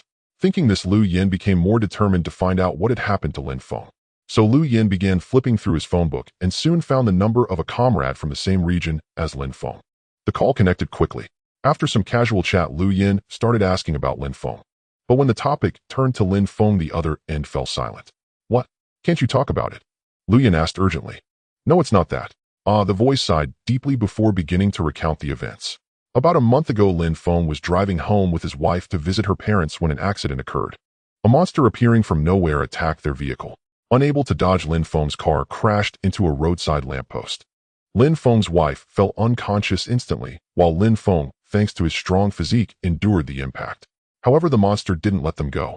It charged at them after the car was forced to stop. To protect his wife, Lin Feng risked his life and rushed at the monster barehanded.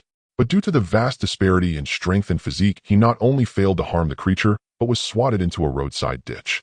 When Lin Feng climbed out of the ditch, the monster had vanished, and so had his wife. Afterward, the police arrived and took Lin Feng to the hospital. A few days later, they brought him some blood-stained clothing fragments, some broken bones, and a photograph. Lin Feng immediately recognized the clothes and bones. The photo showed a monster being killed. After hearing about Brother Feng, I went to see him too, but he seemed utterly devoid of spirit, completely dazed.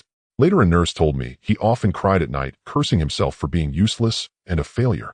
The voice paused, then continued with heavy solemnity. Later, I found out that Brother Feng's wife was pregnant.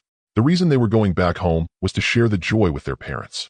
After hearing the comrade's account, Lu Yan stood frozen. He had once thought his own experiences were tragic enough, but now he felt his past troubles amounted to nothing.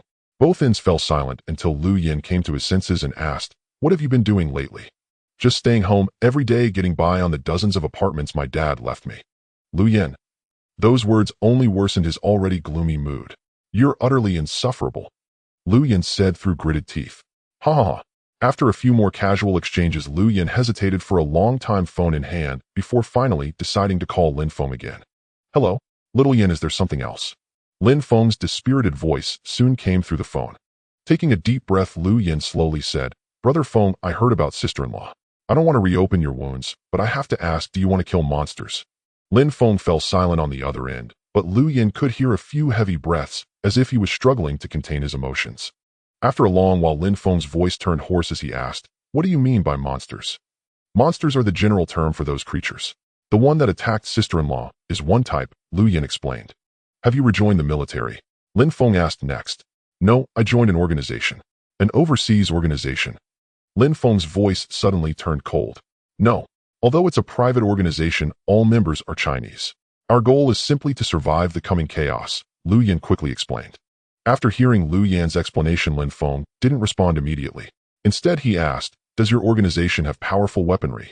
From the photo he had seen, though it revealed little, Lin Feng could deduce from the scene's traces and the monster's wounds that it had been killed by a group using heavy firepower. So hunting those monsters was impossible without strong firepower. But the question was, how could a private organization possess such weaponry? No weaponry. To be precise, not even a single gun, Lu Yin answered truthfully. After listening to Lu Yan's words, Lin Feng was both amused and exasperated. Without even a gun, what was he supposed to use to kill those monsters? Cold weapons. If Lin Feng had had a knife at that moment, he believed he could have traded his own life for a minor injury to the monster. Just as Lin Feng was about to politely refuse and urge Lu Yin not to do anything foolish, Lu Yin spoke first. "Brother Feng, check your text. I sent you a photo." Lin Feng opened the text message and indeed found a photo from Lu Yin. Upon opening it, he saw a black monster with 6 tentacles sprouting from its back, lying motionless on the ground, clearly dead. The creature bore 2 main wounds, one on its neck resembling a tear caused by some animal's claws, and the fatal wound on its head likely from a powerful slash with a sharp weapon. Apart from these, Lin Feng found no other injuries, let alone gunshot wounds or signs of an explosion.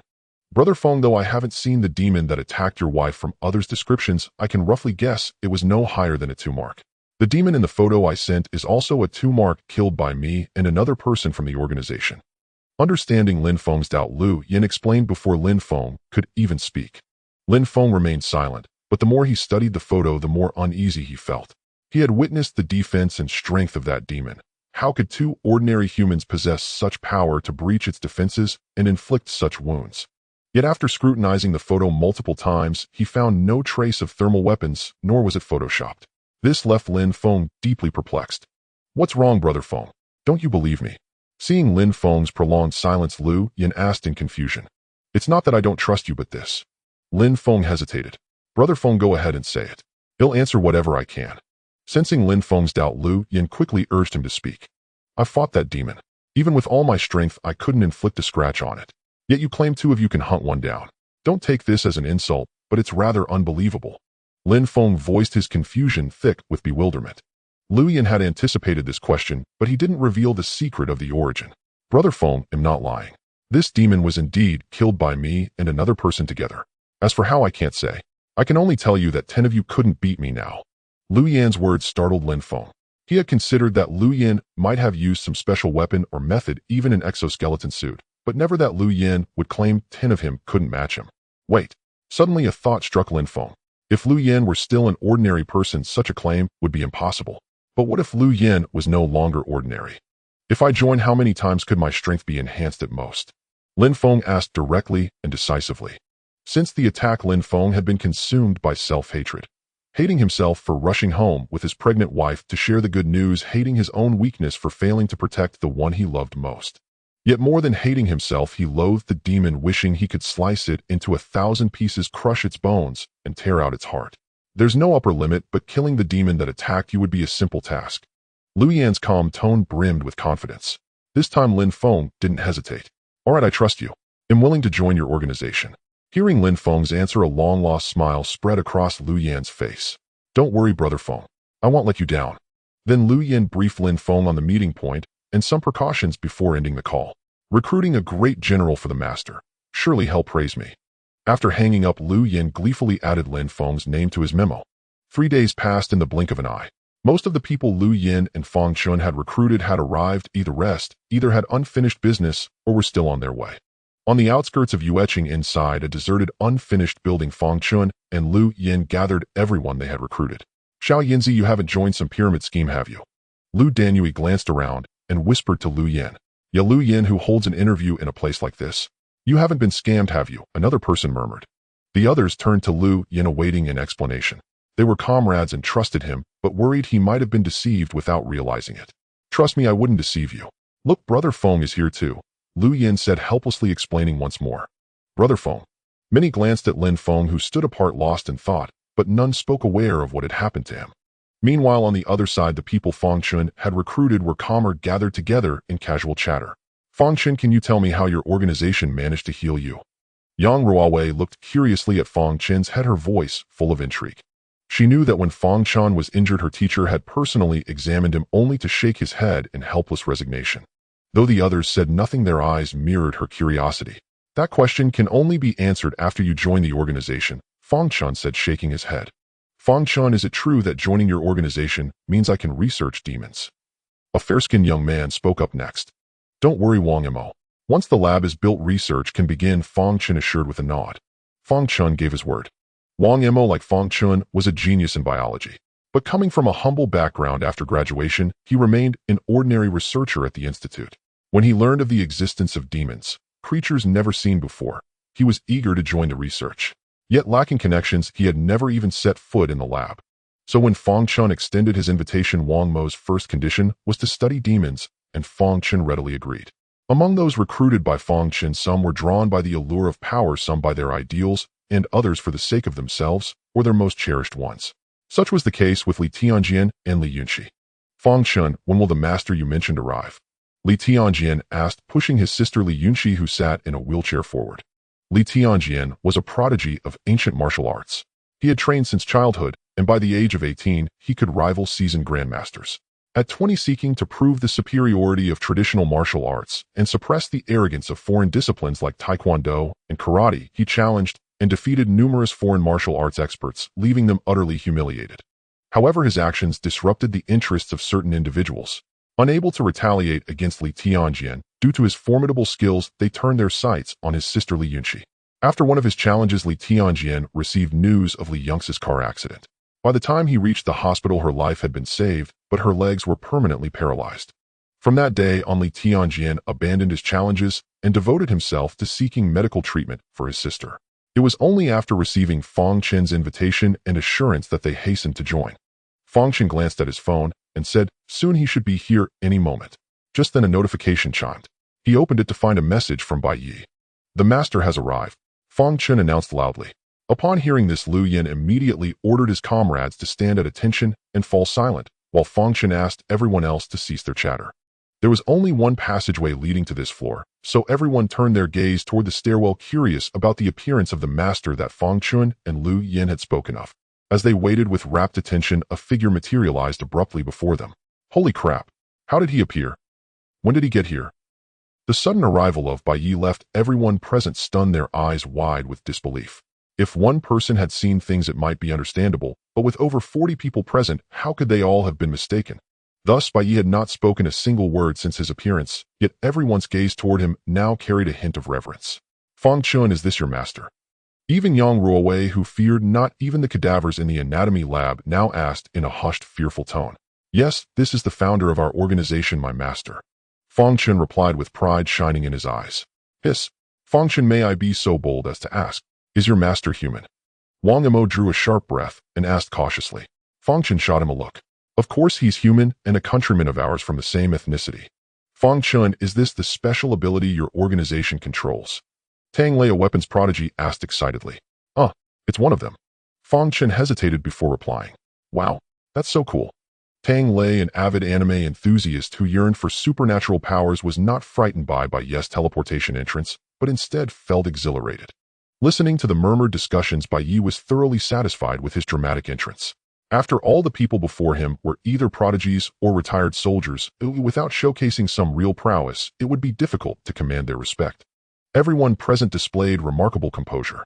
After a brief exchange of whispers, they fell silent, ceding the initiative to Bai Ye. Bai Ye swept his gaze across the crowd, then waved his right hand, producing a table and 2 cases of chilled bottled water from his storage space. I apologize for making you all wait in such a place without even a seat.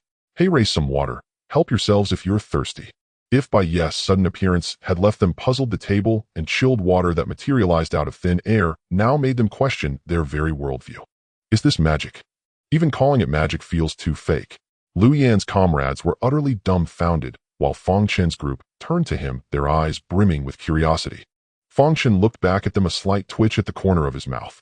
This, you'll find out once you join the organization. Having stood for so long, many were indeed parched. One by one they lined up orderly and took a bottle of water. It's still cold, someone exclaimed upon receiving a bottle. Once the atmosphere had settled, Bai Ye spoke again. I believe Lu Yan and Fang Chen have already given you a general introduction to our organization before you came. I don't care what your reasons are for joining. But remember this, anyone who betrays the organization will be hunted down with all our might until death. As he spoke, Bai Ye released a terrifying pressure that made it hard for everyone to breathe. Though it vanished after a few seconds, those brief moments left an indelible mark on their minds. Before you join, there's something I need to make clear. Our organization is about to expand overseas. If anyone is unwilling, you may leave now. I won't stop you. With that, Bai Ye stepped aside, signaling that those who wished to leave could do so. After a moment, no one moved. Satisfied, he nodded and returned to his original spot. Since no one wants to leave, congratulations on becoming members of my Shanghai organization. I hope we can work together and achieve greatness. Just then someone started clapping and the rest joined in. Watching the applauding crowd in this shabby setting, Bai Ye almost felt like a cult leader. Number one, it's you again. Bai Ye cast a helpless glance at the inconspicuous figure standing behind the crowd. Once the applause died down, Bai Ye waved his hand to dismiss the table. Since we haven't gathered everyone yet, there are no missions for now. Take these few days to relax and tie up loose ends. Once we leave, we won't be back for a while. Now, do you have any questions? Feel free to ask. Bai Ye took a seat, his tone calm and gentle. A master, is our monthly salary really 8,000? The first question came from Lu Daniu, whom Lu Yan had recruited with the promise of that very sum. Hearing Lu Daniu's question, the others looked at him in astonishment. Dude, you have the chance to ask anything, and this is what you come up with. Lu Yan stared at Lu Daniu, whom he had recruited with a monthly salary of 8,000, momentarily unsure whether to laugh or cry. The other comrades, long aware of Lu Daniu's somewhat dull-witted nature, merely chuckled in silence. Upon hearing the question, Bai Ye turned his gaze to Lu Daniu. Noticing that despite his seemingly slow demeanor, Lu Daniu was tall and robust, a promising recruit, he smiled and said, if you perform well, he'll give you a monthly salary of over 10,000. Thank you, my lord. Hearing that good work would yield a monthly wage of 10,000, Lu Daniu was overjoyed and promptly expressed his gratitude in a loud voice. The others burst into laughter at the scene.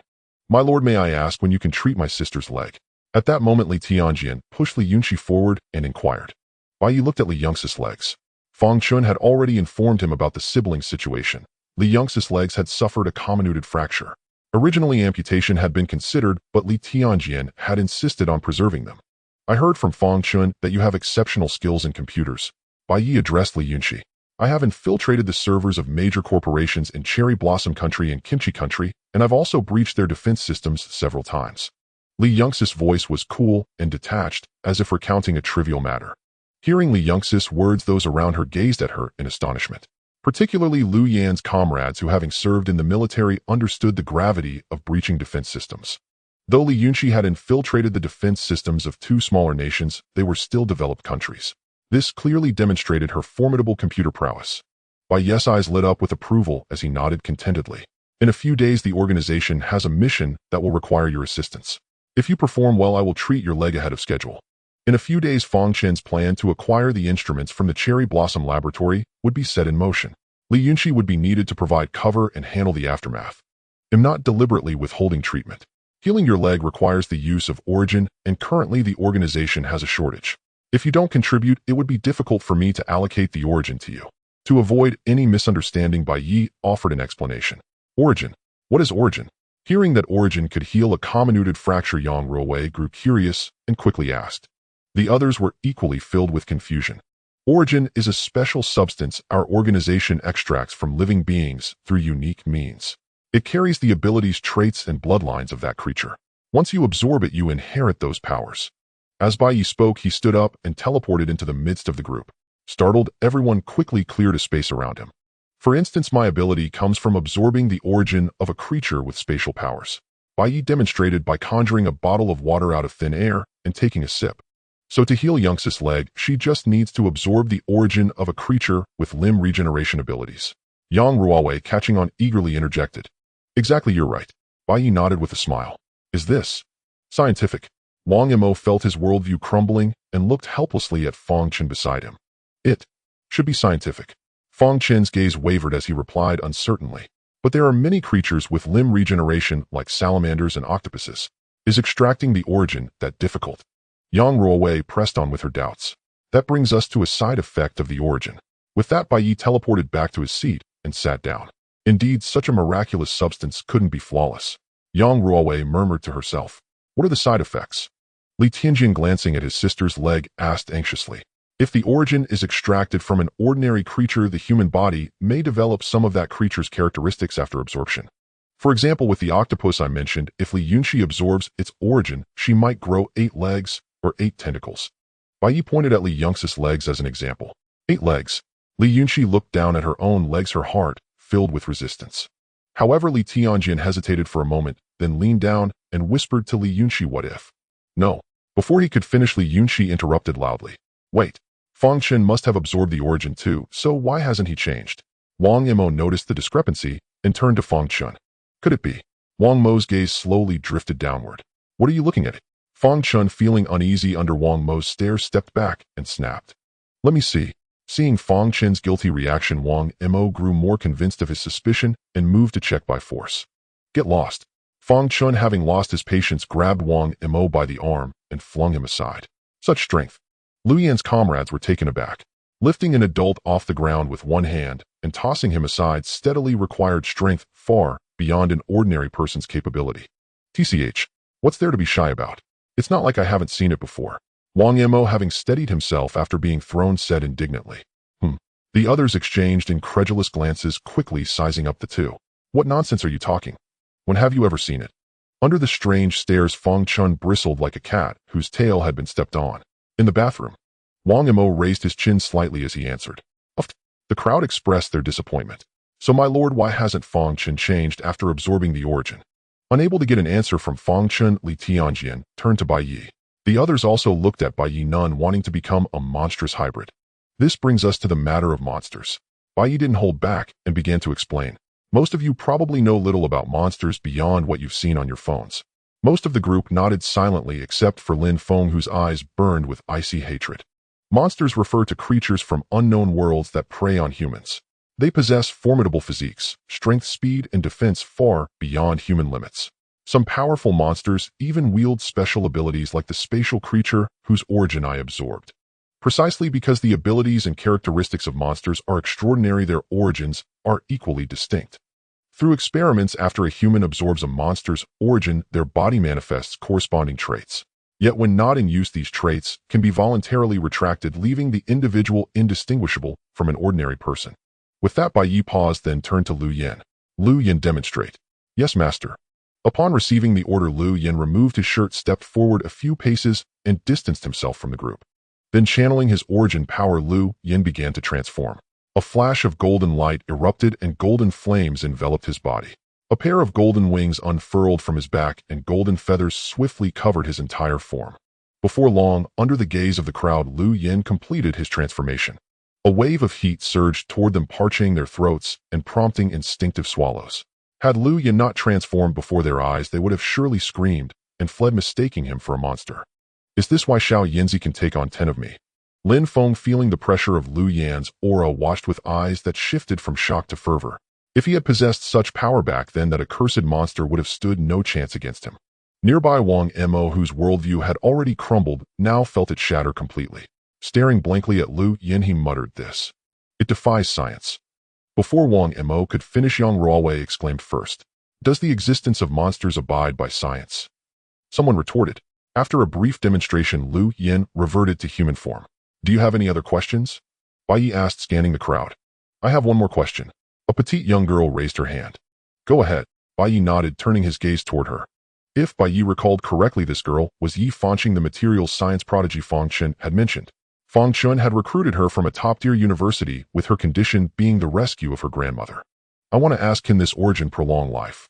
Yi Fanqing asked, her voice trembling with hope as she looked at Bai Ye. Prolong life. At this question, everyone present felt a jolt. Throughout history, if most people's ultimate dream was to become emperor, then the emperor's ultimate dream was immortality. Even today, countless wealthy and powerful elites in their twilight years desperately seek ways to extend their lives by a few more years. In theory, yes. Bai Ye nodded slightly. He had considered the issue of life extension, but since he had no way to measure lifespan, he had decided to leave this question for future research. Leaving aside monsters, there are many long-lived species in nature. In theory, by absorbing the corresponding origin, one could prolong life. However, I'm not certain about the specifics yet. That requires experimentation. Bai Ye spoke plainly without exaggeration. I understand. Thank you, Master. Upon hearing his answer, a smile bloomed on Yi Fengxing's face, and her eyes grew even brighter. Several others then raised questions about origins and monsters, all of which Bai Ye answered one by one. When no further questions were asked, Bai Ye dismissed the group and left the abandoned building. Over the next 2 days, the people contacted by Lu Yin and Fang Chen arrived in U City one after another. Bai Ye even took the time to hold another round of interviews. In the end, Bai Ye tallied the numbers. The Shanghai organization now comprised 76 members, including Bai Ye and his core team. Among them, 48 were Lu Yan's recruited comrades, and 24 were researchers and talents scouted by Fang Chen. Thus, Bai Ye's Shanghai organization had begun to take shape. In a hotel room, Bai Ye convened another meeting to plan for the next day's operation. Tomorrow, Fang Chen and Number 1 will enter with me. Fang Chen, you'll be responsible for cataloging the useful instruments, while Number 1 and I handle the transport. By the way, Fang Chen, the instruments you mentioned should be compact, right? Bai Ye turned to Fang Chen. Fang Chen nodded. Based on my estimates, the storage space of you and Number 1 should be sufficient. Good. And how are preparations with your father? Bai Ye continued. My father has already arranged for the boat to leave the country. Once we succeed, we can board and depart immediately. Lu Yan, have your comrades' families been taken care of? Bai Ye then turned to Lu Yan. All settled. Lu Yan affirmed. All right. Tomorrow, Lu Yan, you'll lead the rest of the organization to the boat and wait. After we secure the goods and return, we'll leave the country directly. Bai Ye knew that once he succeeded, it would cause a commotion in Haicheng, and outgoing vessels would likely be searched. Thus, he had to exploit the narrow window of time after the heist to flee the country. The next day, Bai Ye led his team to Haicheng. Upon entering Haicheng, Bai Ye split off from Lu Yan, each leading their group according to the plan devised the previous night. Weihai Town, the Yada Biological Research Center. Funded and built by Sakura country nationals, it had been stipulated that locals were forbidden from entering. In other words, all personnel within the research center were from Sakura country. On the rooftop of the building opposite the Yada Biological Research Center, Bai Ye and his team looked down at the facility, plotting their route for the night operation. Master, look at the middle building. Fang Chen pointed at the central structure of the research center. That building houses all their laboratories across 4 floors, with most advanced instruments and equipment located on the 4th floor. So tonight we'll start our looting from the 4th floor. After we finish, we'll evacuate from the left side. About 300 meters from the left of the research center, there's a path, without surveillance cameras. Li Tianjian and Li Yunxi will be waiting there with the car. Fang Chen outlined both the assault and escape routes. Seeing no issues, Bai Ye nodded. By the way, any problems on your end? Bai Ye turned to Li Yunxi beside him. Li Yunxi, seated in a wheelchair with a laptop on her lap, was typing rapidly. Hearing Bai Ye's question, she paused and looked up. I just tested it, no issues. However, while reviewing the Institute's internal files, I discovered that there should be a basement level beneath their laboratory building. But the information about that basement is sparse, as if deliberately concealed. Hearing this, everyone's gaze shifted to the laboratory building across the way. If the basement were merely an insignificant storage room, there would be no reason to hide its records, unless it contained something of great importance or held a secret too dark to reveal. After glancing at the laboratory building across from him, Bai Ye's mind churned with speculation. He then turned his gaze to Fang Chen, for among everyone present, he was the one most familiar with this research center. But Fang Chen was also wearing a puzzled expression, clearly unaware of the basement situation. Never mind, let's check out that basement after we finish tonight's plan, if there's still time. Bai Ye made the decision after some thought. Once the route was planned, Bai Ye and his group left the place. To avoid arousing suspicion, they spent the rest of the time playing on the beach on the other side of the town. When night fell, Bai Ye looked up at the sky. Dark clouds obscured the moon and no moonlight could be seen. Perfect weather for a thief. Oh no, for robbing the rich to aid the poor. Let's move, Bai Ye said to Number 1 and Fang Chen, then pulled up his hood and melted into the darkness. Number 1 and Fang Chen immediately shifted their forms, donned specially made black robes to conceal themselves, and followed Bai Ye's figure. Brother, keep watch. I'm ready to start. Li Yunxi put on her earphones and began her task. Soon, under the cover of night, Bai Ye and his 2 companions silently arrived outside the walls of the Yaki Biological Research Center. Li Yunxi, you can begin, Bai Ye instructed through the Bluetooth earpiece. Roger. Upon receiving the command, Li Yunxi decisively pressed the pre-prepared final instruction. A few seconds later, Li Yunxi's voice came through again, all clear. Moved. Hearing Li Yunxi's words, Bai Ye was the first to activate spatial teleportation and vanished inside the walls. Number 1 and Fong Chen merely exerted a slight force with their legs and leaped over the wall. Entering the research center, Fong Chen quickly oriented himself and took the lead, guiding Bai Ye. Since the surveillance had been handled by Li Yunxi, Bai Ye and his team only needed to avoid people. It was already the dead of night and most of the research center's staff had gone to sleep, with only a few laboratories in the experimental building still lit. Without any incident, Bai Ye and his two companions smoothly arrived at the foot of the experimental building. Wait here for a moment. They'll go up and check the situation first. Bai Ye stopped the two and teleported to the 4th floor. All the rooms on the 4th floor had their lights off and doors closed. After a quick walk around, Bai Ye found nothing unusual, so he descended from the 4th to the 3rd floor. On the 3rd floor, 2 rooms still had their lights on. Bai Ye teleported directly to the door of one of them. The door was not tightly shut, and through the narrow crack, Bai Ye saw 2 middle-aged men conducting experiments inside. As for the other room, the door was locked, so Bai Ye did not venture in recklessly. Seeing no issues, he returned to the 4th floor and notified the 2 below via the Bluetooth earpiece. Come on up. Upon receiving Bai Ye's order, Number 1 and Fong Chen took the fire escape to the 4th floor. After regrouping, the 3 approached one of the rooms. Let's begin, Bai Ye said to Li Yunxi on the other end of the earpiece. With a beep, the electronic door in front of Bai Ye automatically unlocked. Quick! Bai Ye flung the door open, instructing Fong Chen to identify the equipment, while he and Number 1 began dismantling and packing the instruments. This one, and this one. Take them all. Amid Fong Chen's excited exclamations, Bai Ye and his team swept through like a band of marauders, packing all usable items into their storage space. In just over 10 minutes, the 3 had cleared the 4th floor of all valuable instruments. Anything else missing? After clearing the last room, Bai Ye asked Fong Chen in a low voice. No, the other equipment is easily available on the market. No need to waste time. Fong Chen shook his head, a simple smile spreading across his face. Bai Ye checked the time. It was still early for their scheduled withdrawal, so he decided to go see that basement Li Yunxi had mentioned. Not knowing the entrance, Bai Ye planned to go down alone to investigate, while Number 1 and Fong Chen stayed on the 1st floor to keep watch. Upon reaching the 1st floor, Bai Ye searched around, but found no entrance to the basement. So he pressed his hand against the floor, ready to use spatial teleportation. Before doing so, he employed a handy trick. After determining the direction of teleportation, he could use spatial energy to sense the conditions along the path, much like radar. Soon, through spatial energy, Bai Ye detected a vast space about a dozen meters underground. This must be the basement Li Yunxi had mentioned.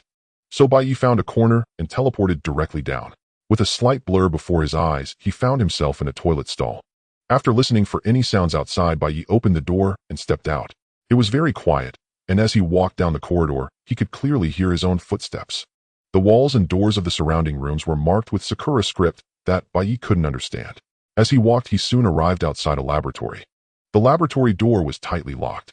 Bai Ye teleported directly inside, but the first sight that greeted him startled him. Under the dim lighting, several demonic creature corpses immersed in an unknown liquid faced Bai Ye. Before he could step forward to examine them, Li Yunxi's voice came through the earpiece. Master, can you hear me? Yes, what's wrong? Bai Ye stopped and asked, puzzled. Just now when you entered the basement, I lost your signal. I had to reconnect through their internal network. Li Yunxi quickly explained the situation. Perfect timing. Can you try to open these glass containers?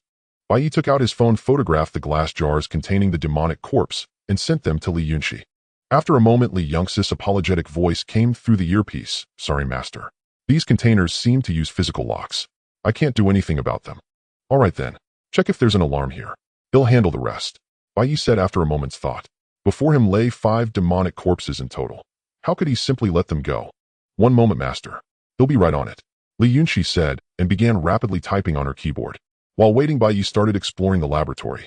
Inside, he discovered many of the precious instruments Fong Chen had mentioned earlier, along with various bottles and jars of medicines. The laboratory table was cluttered with documents, all inscribed in Sakura characters which Bai Ye could not decipher.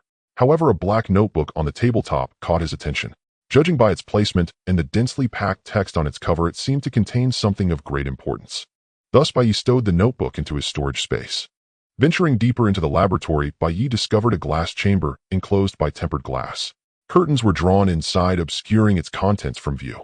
With a flicker of movement, Bai Ye instantly teleported within, curious to uncover what was so meticulously concealed. Upon entering the glass chamber, Bai Ye beheld a hospital bed. On it lay a completely naked man, his body bristling with various instruments.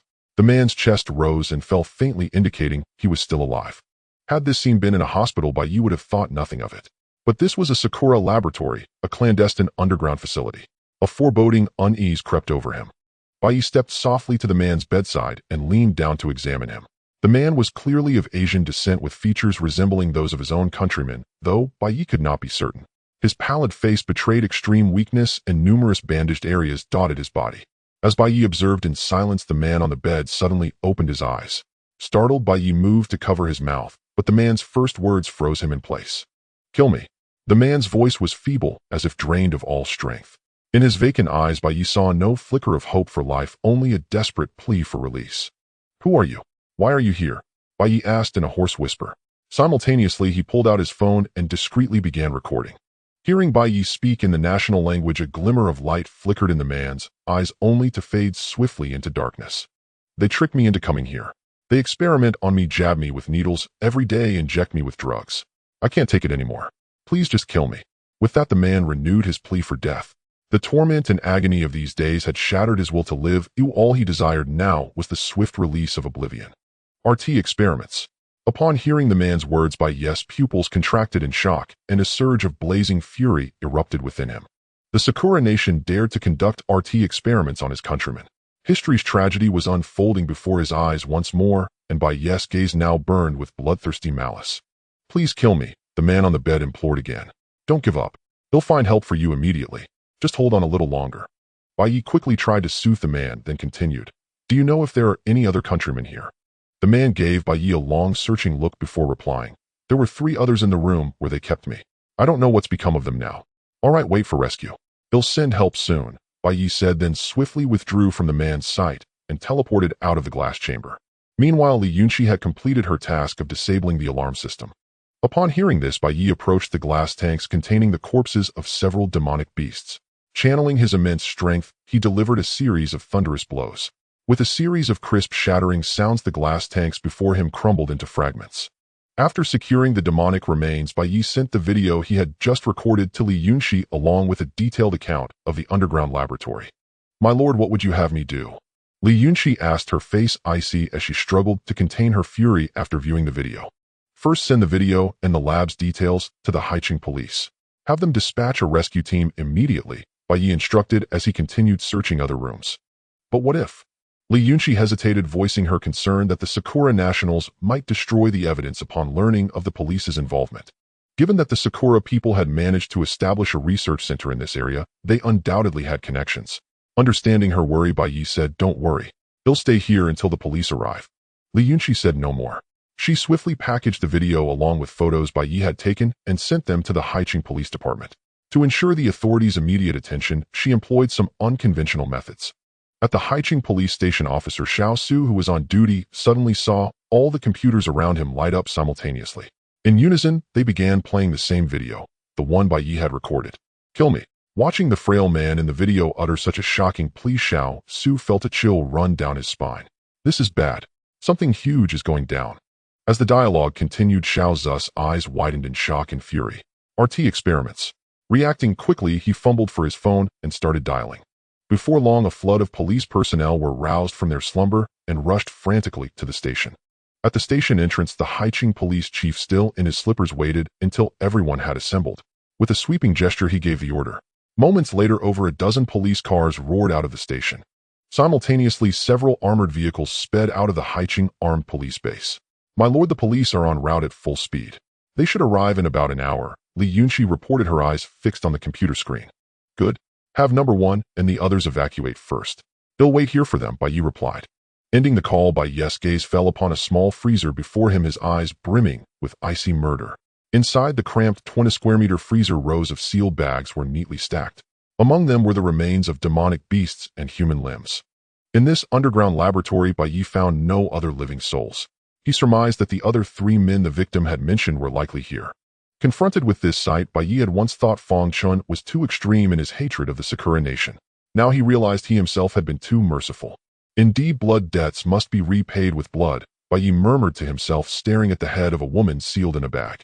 After collecting the demonic remains from the freezer, Bai Ye departed, heading toward the last unexplored room. It appeared to be an office likely belonging to the laboratory's director. Scanning the room, Bai Ye spotted a safe in a corner. It looked sophisticated, suggesting it held something of particular importance. Unable to crack it, he simply stowed the entire safe away. After finishing with the safe, Bai Ye began to rummage through other areas of the room, but after a thorough search, he found nothing else of value. Just as Bai Ye was about to leave, the desktop computer on the table caught his attention. Upon closer inspection, Bai Ye discovered that the computer was not connected to a network cable, but judging by the traces, it appeared to have been used frequently. This discovery led Bai Ye to speculate that there might be unspeakable secrets within this computer. As someone who was not tech-savvy, Bai Ye decisively packed the computer along with its host and all accessories into his storage space. After confirming that there was nothing else useful, he finally left the room with satisfaction. Master, more than a dozen people are heading towards the experimental building.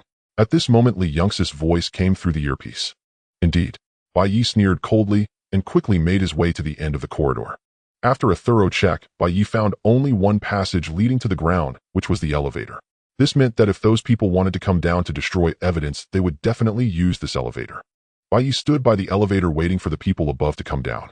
As the sound of the machine starting echoed from within the elevator, Bai Ye understood that someone was coming down. Ding!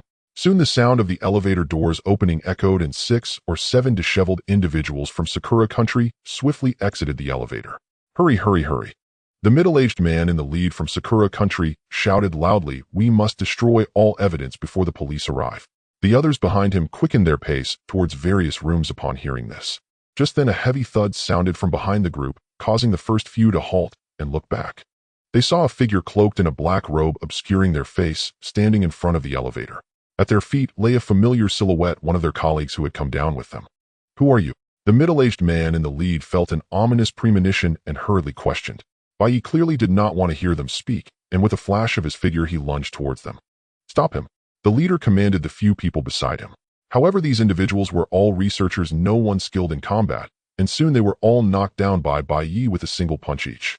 Seeing Bai Ye charge forward, the leader wanted to say something, but all that awaited him were Bai Ye's fists. Soon everyone who had come down was knocked to the ground and fell into unconsciousness. Although Bai Ye wished to kill them, with a single punch reason told him he could not. These individuals from Sakura country certainly deserved to die, but it was not Bai Ye's place to kill them, as this involved the bottom line of domestic law and international relations. As long as they did not die, Bai Ye would be an unsung hero. If they died, he would become a terrorist. Suppressing the killing intent in his heart, Bai Ye kicked the Sakura country man in front of him hard. "Even if I can't kill you, don't think you can live well."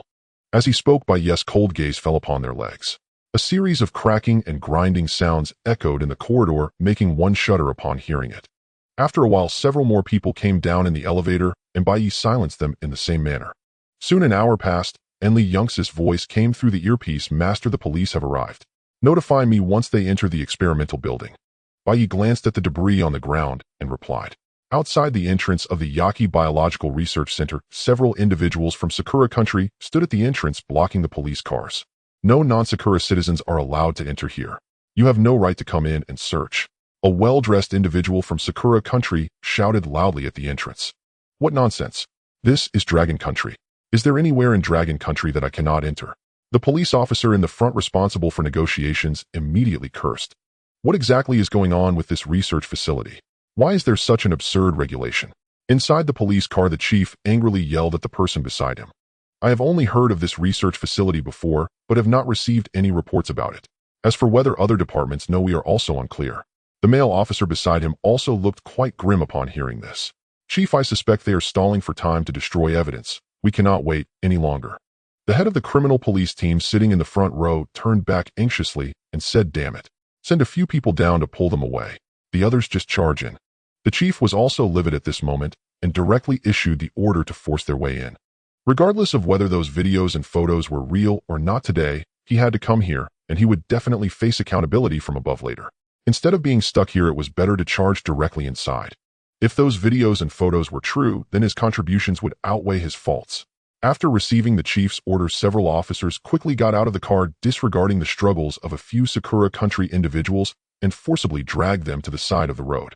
Then 2 police cars drove parallel, directly breaking through the barricade at the entrance and charging in.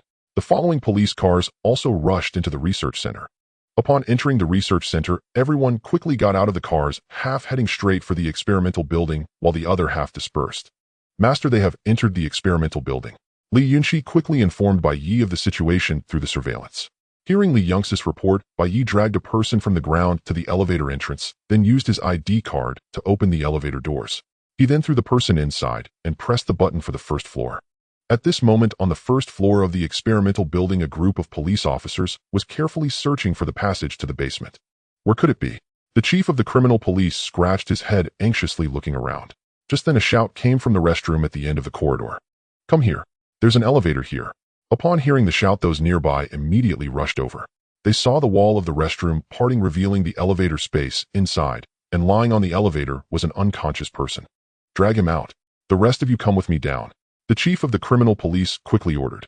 Soon the person on the elevator was dragged out, and the chief took a few people down to the underground laboratory. Upon exiting the elevator, the sight that greeted them was that of several bodies lying on the ground. Some officers quickly drew their service weapons upon seeing this. "Captain, the person is still alive." One officer stepped forward to confirm. "Call an ambulance," the chief of the criminal police quickly instructed. "Captain, there's no signal here." An officer pulled out his phone and found that it showed no signal bars. The others, upon hearing this, also took out their phones, only to find no signal. "Take the elevator up and notify the others to come help, then call an ambulance," the criminal police captain said to the person beside him. Upon receiving the order, that person stepped into the elevator, which had not yet closed, and ascended. "Quickly confirm the status of the others," the captain instructed the remaining officers. Soon after inspection, everyone on the ground still showed signs of life, though their limbs were twisted into unnatural angles. Such ruthlessness, such immense strength. After examining everyone's condition, this thought silently echoed in the minds of all the officers. "Take their access cards, let's go inside and have a look," the captain spoke after a moment of silence. As time passed, more and more officers flooded into the underground laboratory, where they successively discovered the man on the hospital bed and the corpses in the cold storage. How dare they? Inside the cold storage, a group of officers gazing at the large bodies packaged in bags felt a surge of blazing fury. The captain, his eyes wide with rage, roared in indignation. Outside the experimental building, the bureau chief, who had just received the news, panted heavily, struggling to suppress the anger within. He then gripped his assistant tightly and said in a cold tone, "Notify everyone to arrest all staff of the 8 Serpents Biological Research Center. If they offer strong resistance, you are authorized to shoot to kill." "Yes, Chief," the assistant saluted with a murderous glint in his eyes. Soon all officers learned that the Sakura Kingdom nationals had been conducting RT experiments on their own people in the laboratory. Simultaneously, the order to arrest all staff was issued. Thus officers and newly arrived armed police, their eyes brimming with killing intent, turned their gazes toward the Sakura Kingdom staff. On a concealed path, a vehicle sat silently with its lights off and engine stilled. As footsteps approached, the people inside the car quickly peered through the windows. "It's the master." Number 1, who had the best night vision, was the first to spot Bai Ye. Soon Bai Ye boarded the car and sat beside Li Yunxi. "Drive," Bai Ye said to Li Tianjian. Upon hearing this, Li Tianjian swiftly started the vehicle and drove toward the dock along the predetermined route. "How is it?" Bai Ye noticed Li Yunxi was still monitoring the research center's surveillance and asked. "The police are arresting the research center's staff. 2 tried to resist and are already on the ground." Li Yunxi spoke with a delighted smile. "They got off too easy. They should all be beaten to death." Fang Chun clenched his fists tightly, his voice brimming with murderous intent. "Have you forgotten where we're headed this time?" Bai Ye leaned back in his seat without turning around. "That's right." At Bai Ye's hint, Fang Chen's eyes lit up with excitement, and he became utterly exhilarated. "Li Yunxi, can you look up the family situations of those researchers and executives?" Fang Chen quickly asked Li Yunxi. "I can, but it'll take some time," Li Yunxi nodded. "The early stages of the experiment don't require so many people," Bai Ye couldn't help but remind. Although Bai Ye did not oppose Fang Chen's approach, the research center had at least 30 to 40 researchers and executives, meaning 30 to 40 families. For mere experiments, so many people were unnecessary. "I don't want their wives or children. I only seek their parents, for the son's fault lies with the father," Fang Chen replied. Hearing this, Bai Ye said no more. Soon Li Tianjian drove the car to the rendezvous dock. At the dock, Lu Yin was already waiting at the intersection.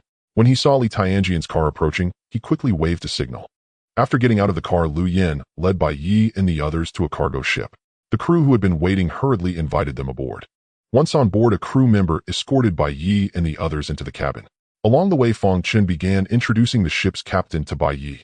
"This captain is an old classmate of my father. He usually hauls cargo around the world and occasionally helps people transport things.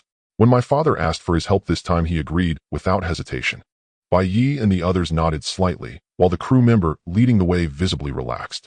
Soon the crew member brought Bai Ye and the others to their accommodations. This is where you'll be staying. Until we reach our destination, if you have no urgent business, please don't go up on deck. If you need anything, I'll bring you a walkie-talkie later. After arriving, the crew member explained some precautions to Bai Ye and the others. Thanks for the reminder, Fong Chan said with a smile, expressing his gratitude. No problem, the crew member nodded with a smile. After the crew member left, Bai Ye and the others each found a room and settled in. In less than a day, news about the Eight Serpents Biological Research Center, where Sakura Kingdom nationals conducted RT experiments on their own people, exploded across the internet. The last time such an incident occurred was during that humiliating era, a period that left a painful and heavy impression on the people. And now, within the Dragon Kingdom's borders, still by Sakura Kingdom nationals, conducting RT experiments, using Dragon Kingdom citizens.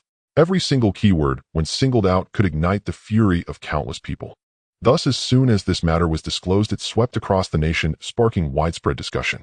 For a time, punishments like lynching, flaying, and dismemberment by 5 horses were considered too lenient. Some even directly raised the banner of attacking little Sakura. The higher authorities also took this matter very seriously, establishing a special task force to investigate. Outside the Haiching police station, masses who had somehow learned that the arrested Sakura Kingdom researchers were being held there gathered tightly surrounding the station and shouting for the police to hand over the culprits. "Chief, what do we do now?" the criminal police captain complained with a worried expression. "What to do? Just wing it." The chief shrugged helplessly, adopting a defeatist attitude. Who knew the immense pressure he was under sitting here? Above there was the special task force's investigation, below there was public pressure. From last night until now he hadn't dared to relax for a single moment. "Damn it, where's the chief of the Weihai Town police station?" The chief looked up at the captain and asked. After a day of investigation, it turned out the Weihai Town station chief was one of the protectors of the Eight Serpents Biological Research Center. "The police car bringing him in is stuck outside due to the crowd," the captain said helplessly. "Damn it, I'm here in a mess, and he's just sitting outside watching the show." The chief cursed angrily. "Call someone to give him a couple of punches." "Damn it, the more I think about it, the angrier I get." "Chief, that might not be appropriate." The captain hesitated. "What's inappropriate about it? Beating him to death wouldn't be too much," the chief glared. Fine. Better him than me." The captain could only mutter this to himself. 5 days later, the cargo ship arrived in the waters near Shizuoka Sakura country.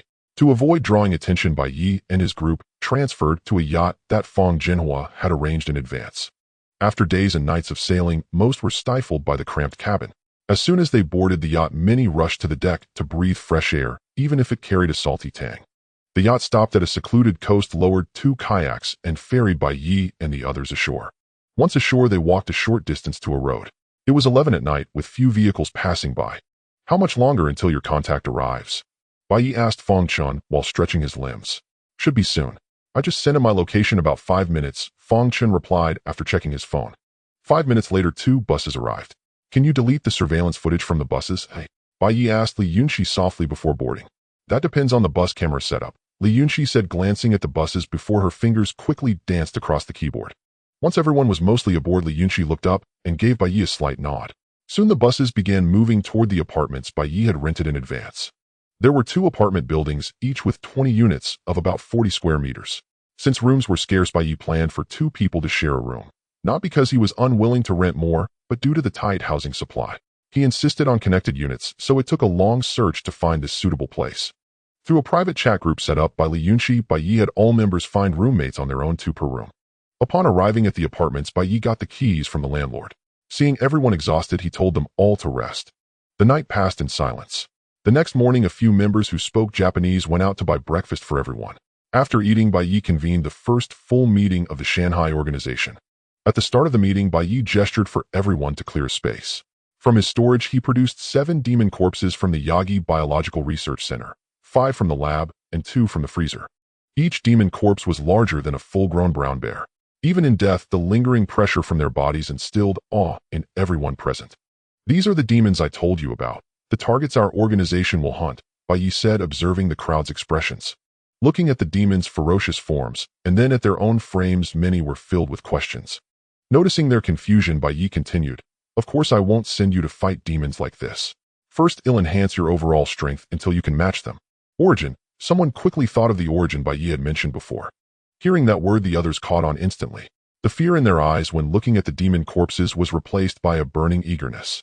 Seeing they finally understood, Bai Ye stopped beating around the bush and got straight to the point. I promised earlier that if Li Yunxi performed well in the previous mission, she'd get priority for a demon origin. So one of these 7 origins belongs to her. Any objections? Bai Ye looked at everyone with an unquestionable tone. No, they all shook their heads repeatedly. Come on with that tone, what objections could we have? Bai Ye nodded in satisfaction. Li Yunxi and Li Tianjian felt a surge of excitement, their gazes toward Bai Ye filled with gratitude. Then Bai Ye turned to Li Yunxi saying, I don't know the abilities of these 7 demons. Pick one yourself. Since the key to healing Li Yunxi was the salamander origin, any demon origin would do. Li Yunxi looked at the 7 demon corpses, her eyes scanning back and forth before finally settling on the most inconspicuous one. This demon was smaller than the others, lacking sharp claws or hard scales, but its head was larger relative to its body, and on its brow was a vertical eye. Master, I choose this one, Li Yunxi said, deciding to bet on her intuition. Following her pointed finger, Bai Ye looked at the demon corpse. Like Li Yunxi, he instinctively felt it was no ordinary creature. Are you sure? Bai Ye confirmed. I'm sure. Li Yunxi nodded firmly. All right. Bai Ye stepped forward to the demon's side and used his extraction skill on its corpse. The next moment, to everyone's disbelief, strands of purple blood, as thin as hair, floated out from the demon corpse, gathered toward Bai Ye's right hand, and condensed into a single drop of deep purple liquid. Is this the origin? Wang Yimo, who had witnessed the whole process, stared at the deep purple liquid in Bai Ye's hand, his mind filled with thoughts of impossibility, yet his heart felt an instinctive longing. This is the origin, Bai Ye said, sealing the drop into a glass bottle. Holding the bottle, Bai Ye turned to Li Yunxi without handing it over directly. I don't know this demon's healing ability. I suggest you also absorb a salamander origin. But Li Yunxi gently shook her head. Master, my intuition tells me that absorbing this alone will transform me and heal my legs. Are you sure? Bai Ye lacked her intuition, but respected her choice. Sis, maybe we should play it safe, Li Tianjian said worriedly. I'm sure. Li Yunxi ignored her brother and nodded decisively. Very well, I respect your choice, Bai Ye said, handing the origin to Li Yunxi. Li Yunxi took the glass bottle and clutched it tightly. If the meeting weren't still ongoing, she would have rushed back to absorb the origin immediately. After storing away the demonic beast carcasses from which the essence had already been extracted, Bai Ye turned his gaze to the crowd. Our organization currently has 76 members. To ensure clear division of labor and rational development, I plan to temporarily divide it into 4 departments named after the 4 sacred beasts of the Dragon Kingdom. The White Tiger governs slaughter, so the White Tiger Department will primarily be responsible for hunting demonic beasts and striking down the organization's enemies. Combat strength is crucial for this department, so I intend to allocate 4 of these 6 demonic beast essences to it. As Bai Ye finished speaking, the retired soldiers among the crowd grew excited, rubbing their hands together as they prepared to compete for the 4 essences. Seeing this, Bai Ye said nothing but nodded in satisfaction. Competition breeds vitality and the drive to strive. The White Tiger Department will be temporarily led by number 1. If anyone surpasses him in strength or command in the future, I permit you to challenge him and take his place. Bai Ye looked at the crowd and encouraged them. Number 1 was momentarily stunned, then nodded in response. You're welcome to challenge me anytime. Among the crowd, Lin Feng and Li Tianjian's eyes burned with battle intent as they heard number 1's words. For the organization to develop smoothly, intelligence is of utmost importance. Therefore, the Vermilion Bird Department will be responsible for gathering various intelligence for the organization. I have decided to put Li Yunxi in charge of this department. Many of you are aware of her computer skills. Bai Ye nodded to Li Yunxi. Thank you for your trust, Master. I will not disappoint you. Li Yunxi gave a slight bow. Next is the Azure Dragon Department, which will specialize in researching the applications of demonic beasts and their essences as well as their further development. I have decided to put Feng Chun in charge of this department. Bai Ye then looked at Feng Chun among the crowd. Rest assured, Master, I will do my utmost to complete the tasks you assign me. Feng Chun quickly promised. Finally, the Black Tortoise Department will handle logistics, procurement, finances, medical care, and the like. This department is vital for the organization's stability and growth. Is there anyone here confident enough to take on this responsibility? Bai Ye had long pondered who should lead the Black Tortoise Department, but couldn't decide, so he left it to them to volunteer. Master, I am willing to give it a try. Yang Ruowei stepped forward from the crowd and raised her hand. Very well, then the Black Tortoise Department is yours. Bai Ye nodded in agreement. Yang Ruowei was an heir of traditional Chinese medicine. Her grandfather was a renowned medical sage in the Dragon Kingdom, and her father managed a massive pharmaceutical conglomerate 10 times larger than Feng Jin was. All right, the organization now has these 4 departments. Based on your abilities and expertise, choose which department you wish to join. With that, Bai Ye sat aside, letting them freely decide. Hey, which department are you going for? I'm going to the White Tiger department. Didn't you hear the master? Combat strength is key there, so it's the easiest place to get demonic beast essence. I'm joining the Vermilion Bird department. Ew, I used to be a scout. I can speak Japanese, so I'll go to the Black Tortoise department and handle procurement.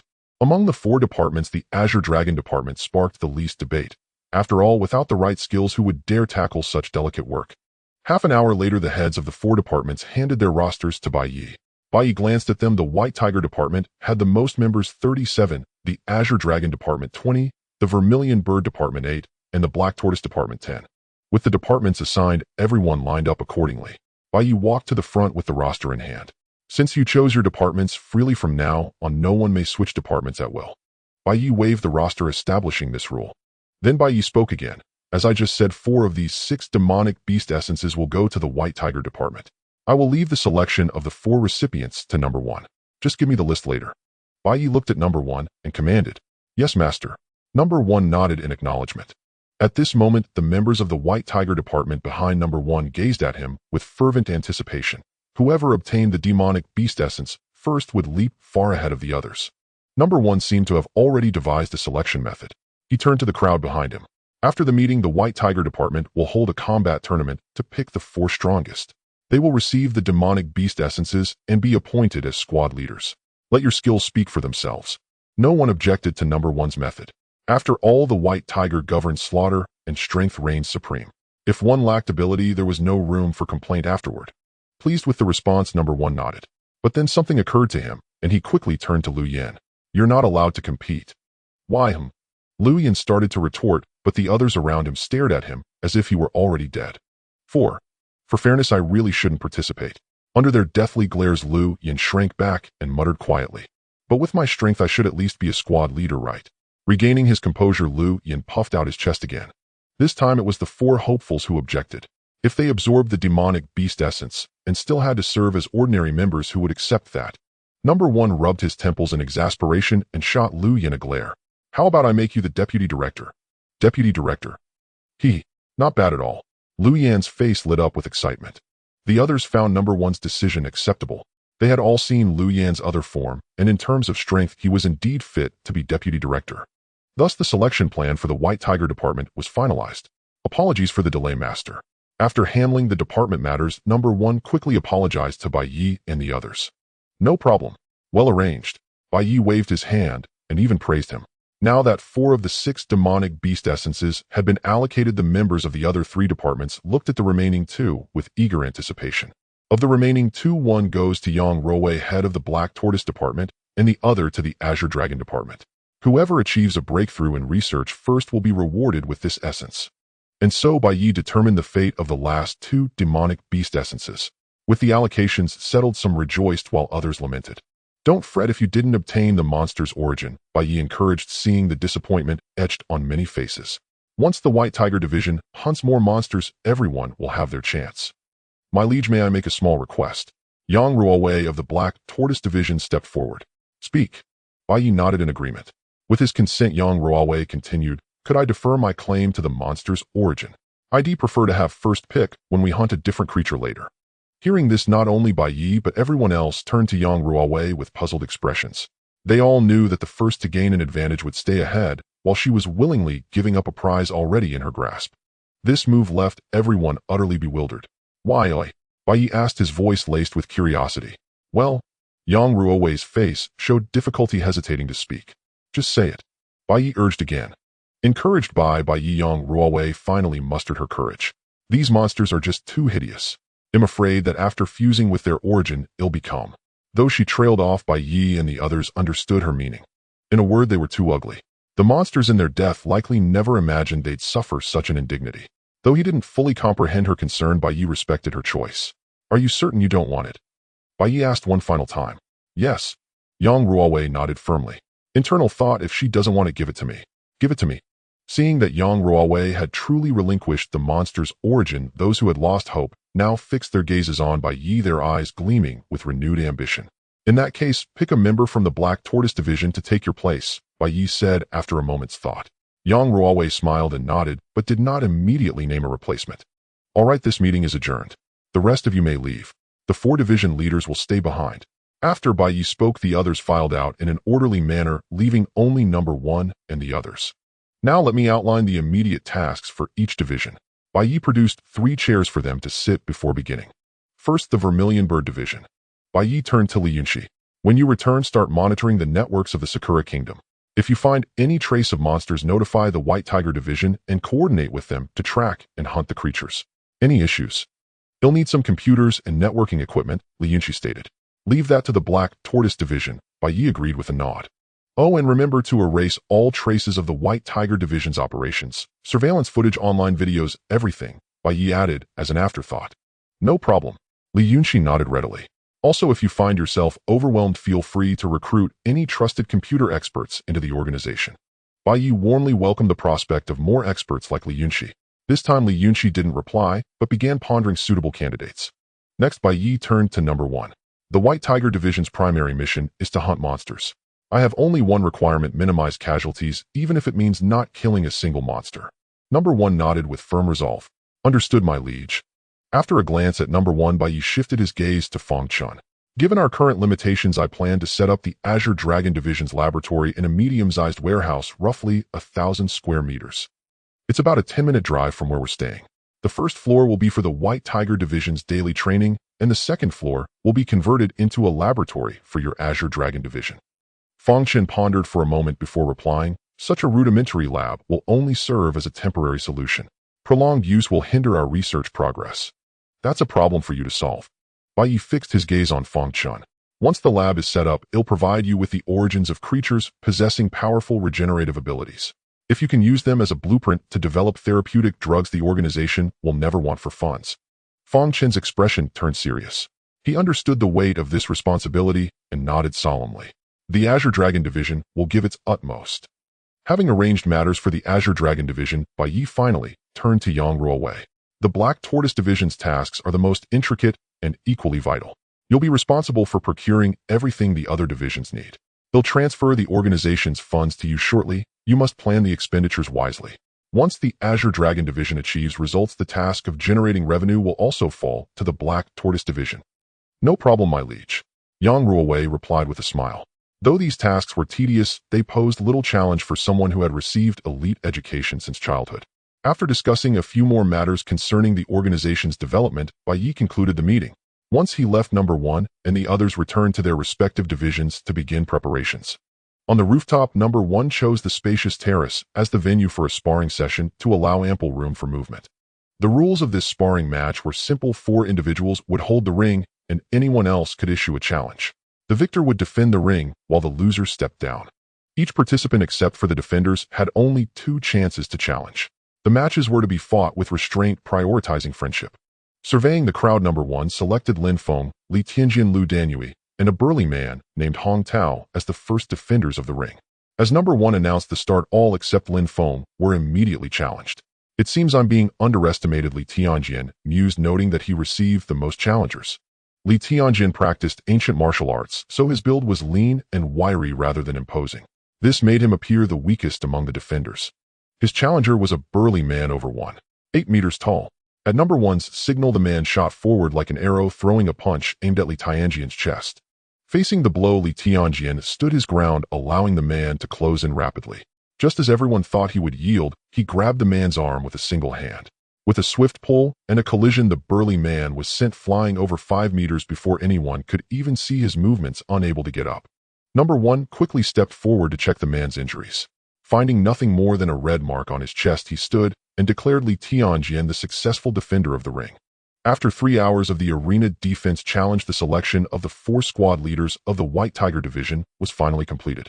Lin Feng of Squad 1, Li Tianjian of Squad 2, Lu Danyue of Squad 3, and He Qianjun of Squad 4. These 4 squad leaders earned the heartfelt respect of all the others. Soon number 1 assigned the remaining members to the 4 squads, compiled the roster, and then announced the dismissal. After the dismissal, many were captivated by Li Tianjian's ancient martial arts and gathered around him, eagerly seeking advice. All right, regarding my ancient martial techniques, once training begins, I will teach you all one by one. If you're interested, you can follow me. Li Tianjian did not keep his skills secret and willingly offered to teach them his ancient martial techniques, which drew praise from many. On the other side, number 1 found Bai Ye with the roster. After glancing over it, Bai Ye handed 4 bottles of Monster Origin to number 1. By the way, Master, we have no weapons. What about the other ordinary members? Number 1 asked after putting away the Monster Origin. 1 stripe and 2 stripe monsters were manageable, but for those with 3 stripes or more, ordinary people couldn't even get close, let alone inflict damage. He'll resolve the weapon issue as soon as possible. You train normally for now. If monsters appear, you and Liu Yan can lead a few squad leaders to deal with them, Bai Ye replied. Number 1 nodded, then left with the Monster Origin. Over the following week, the Shanghai organization experienced rapid development. First, in the warehouse Bai Ye had rented, the first floor was transformed by the White Tiger Division into a training ground. Li Tianjian taught ancient martial techniques to White Tiger members there every day. On the second floor, after Bai Ye and number 1 installed all the equipment, the Azure Dragon Division began researching monsters' origins and the mysterious plants and scales Bai Ye had obtained from the spatial monster storage space. As for the Vermilion Bird and Black Tortoise divisions, they remained at the apartment building for work. Under Li Yongxi's leadership, the Vermilion Bird division had largely completed real-time monitoring of Sakura Country's internet. Any news about monsters online would be intercepted by them immediately. Notably, after absorbing the Monster Origin, Li Yunxi not only gained a special third eye, but also awakened telekinesis, and her legs fully recovered. Seeing the organization's development on track, Bai Ye prepared to initiate his plan. That evening, he convened a meeting with the 4 division leaders. Starting tomorrow, I'll be away for a while to acquire some equipment and funds. After I leave, continue with your respective development plans. If anything comes up, you can contact me anytime. After speaking, Bai Ye's gaze swept across their faces. Don't worry, Master. We won't slack off, number 1 quickly assured. Master, where are you planning to get supplies? Feng Chen asked. The Middle East. With the war raging there, Bai Ye could easily snatch a couple of arsenals, enough to sustain the Shanghai organization for a long time. Feng Chen's eyes lit up, and he excitedly proposed, Master, could you bring back some big stuff? How big? Bai Ye asked, giving Feng Chen a strange look. Feng Chen spread his arms wide to gesture and said eagerly, can you get rockets this big? Huh. Before Bai Ye could be shocked, number 1 was already dumbfounded. Dude, are you sure you're not the real White Tiger Division leader? Holy sh. No. Are you planning to bomb Tokyo? Bai Ye stared at Feng Chen in astonishment, barely holding back a stream of profanity. Perhaps intimidated by their stares, Feng Chen sheepishly withdrew his hands and murmured, won't the monsters keep getting stronger in the future? Huh. Better safe than sorry. Bai Ye let out a bitter laugh. Should I go steal a couple of nukes for you to keep on hand? Well, that wouldn't be bad either. After all, we're in Sakura Country. Feng Chen shrugged in agreement. Hearing this, Li Yunxi and Yang Ruowei couldn't help but laugh. Get lost. They'll think about it when I find some. Bai Ye chuckled and scolded. Master, do you need me to book a ticket? Yang Ruowei suddenly asked, recalling something. No need. They'll just board the plane directly. Bai Ye shook his head and explained. In the remaining time, Bai Ye and the others discussed various issues about the organization's development. The biggest dispute was between the Azure Dragon and Black Tortoise divisions. The former demanded more equipment and raw materials, while the latter, citing lack of funds, rejected most of the procurement list and urged the Azure Dragon division to produce research results soon so they could start making money. The Azure Dragon division, however, argued that a shortage of experimental materials would delay research and urged the Black Tortoise division to tighten their belts. The next morning, Bai Ye left alone, driving to the airport without disturbing anyone. On the rooftop of the apartment building, number 1 and the others watched Bai Ye depart in silence. Only when his car vanished from sight did the 4 turn and head downstairs. Your Azure Dragon division better produce results soon. If we had money, the master wouldn't have to take such risks, Yang Ruowei urged Feng Chen again as they descended. This time, however, Feng Chen didn't argue. Instead, his expression turned serious and he stared ahead with determination. I understand, he said calmly. Yang Ruowei looked at him in surprise, then paused for a moment before saying, of the things you requested, we can only fulfill half at most. Go back and organize the list, then send it to me. Huh, you finally gave in. Wait for it. They'll send you the list right now. Hearing Yang Ruowei's words, Feng Chen jumped up in excitement. Before she could react, he dashed downstairs with a triumphant laugh. Feng Chen, seeing his smug expression, Yang Ruowei felt her temper flare and roared at his retreating back. Behind them, Li Yunxi and number 1 couldn't help but chuckle. After exchanging a glance, Li Yunxi spoke. First, I'll head back to monitor the network. All right. Inform us if anything happens, number 1 nodded. Li Yunxi nodded slightly, then followed Yang Ruowei downstairs to her room. Number 1 went straight to the first floor, got into the waiting car, and headed to the training ground. The master has gone to prepare supplies for us. We must prepare a welcome gift before he returns, number 1 murmured to himself, leaning against the car window and watching the rising sun on the horizon. Tokyo Airport. Since Shizuoka Airport had no flights to the Middle East, Bai Ye had no choice but but to come to Tokyo Airport to board his plane. After finding a secluded corner to store his car in his spatial storage, Bai Ye walked into the airport. Upon entering the airport, Bai Ye first confirmed his flight time and information, then found a seat to sit and wait. As he was resting with his eyes closed, a gentle voice in Japanese suddenly reached his ears. Hello. Bai Ye opened his eyes at the sound and looked beside him. Unbeknownst to him, a young Japanese girl had sat down next to him. Something wrong? Bai Ye turned his head and asked softly. So handsome. Looking at Bai Ye's cool gaze fixed on her, Chiba Keiko felt as if her heart had been struck, pounding wildly. Earlier, from across the way, Chiba Keiko had inadvertently noticed Bai Ye, who was wearing a mask and hat, resting with his eyes closed. After twice absorbing the strengthening of the origin, Bai Ye's appearance, while not that of a peerless beauty, was still at the rare level of a campus heartthrob. So with just one look, even though his face was covered by a mask, she, a connoisseur of good looks, was captivated. Are you from Dragon Country? Hearing Bai Ye speak in Dragon Country language, Chiba Keiko changed to Dragon Country language with some surprise and asked. Bai Ye did not answer, but frowned slightly as he gazed at her. Sorry, I disturbed your rest. Chiba Keiko thought she had upset Bai Ye by interrupting his rest, so she quickly stood up and bowed to him in apology. Looking at the young Japanese girl bowing deeply to him, Bai Ye's displeasure dissipated. When you encounter someone speaking Dragon Country language outside in the future, please don't question their identity as a Dragon Country person. It's not polite. Bai Ye averted his gaze and reminded her in a cool tone. Doshite? Why, oi? Chiba Keiko, who had just been about to ask why in Japanese, quickly switched to Dragon Country language. Bai Ye did not explain and simply closed his eyes to rest again. Seeing that Bai Ye was silent, Chiba Keiko was not discouraged and continued talking on her own. Are you planning to return to Dragon Country? I'm also planning to travel to Dragon Country. I've long heard that Dragon Country has many beautiful sceneries. By the way, what time is your flight? Listening to Chiba Keiko's incessant chatter in his ear, Bai Ye turned his head and gave her an exasperated look.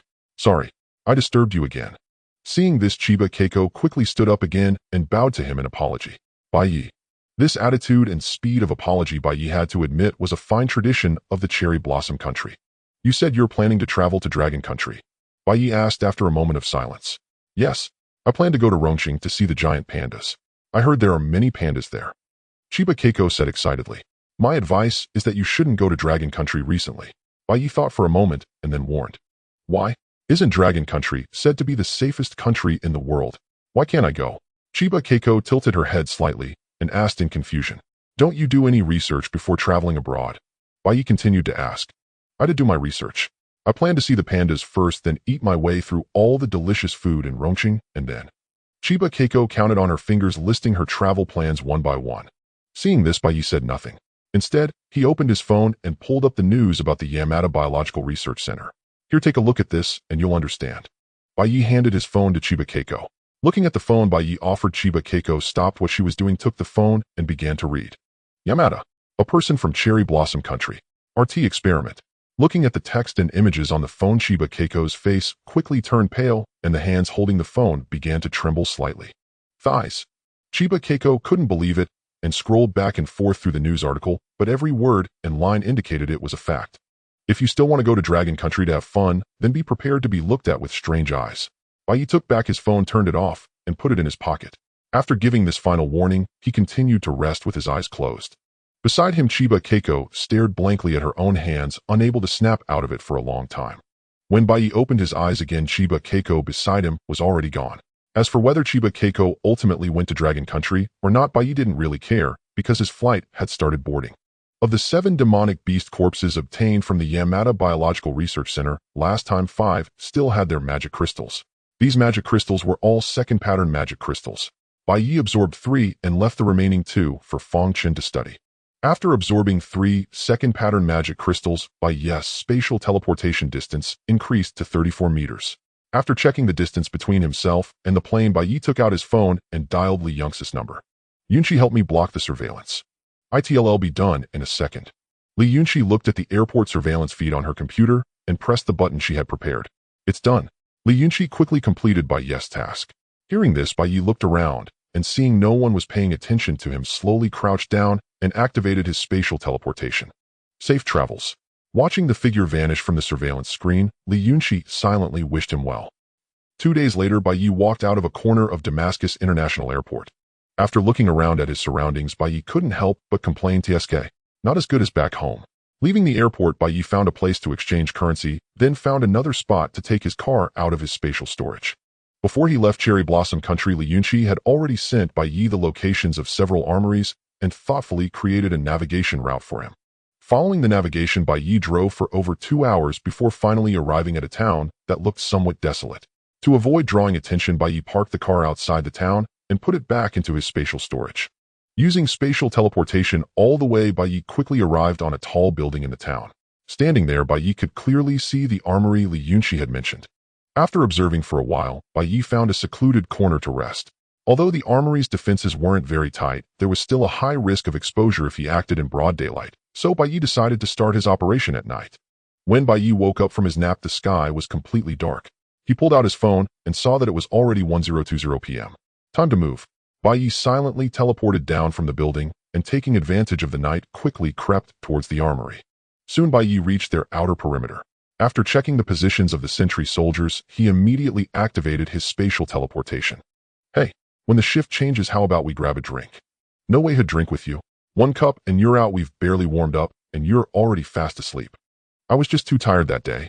I drank and dozed off. Yeah, right. 1 cup down and you were out cold.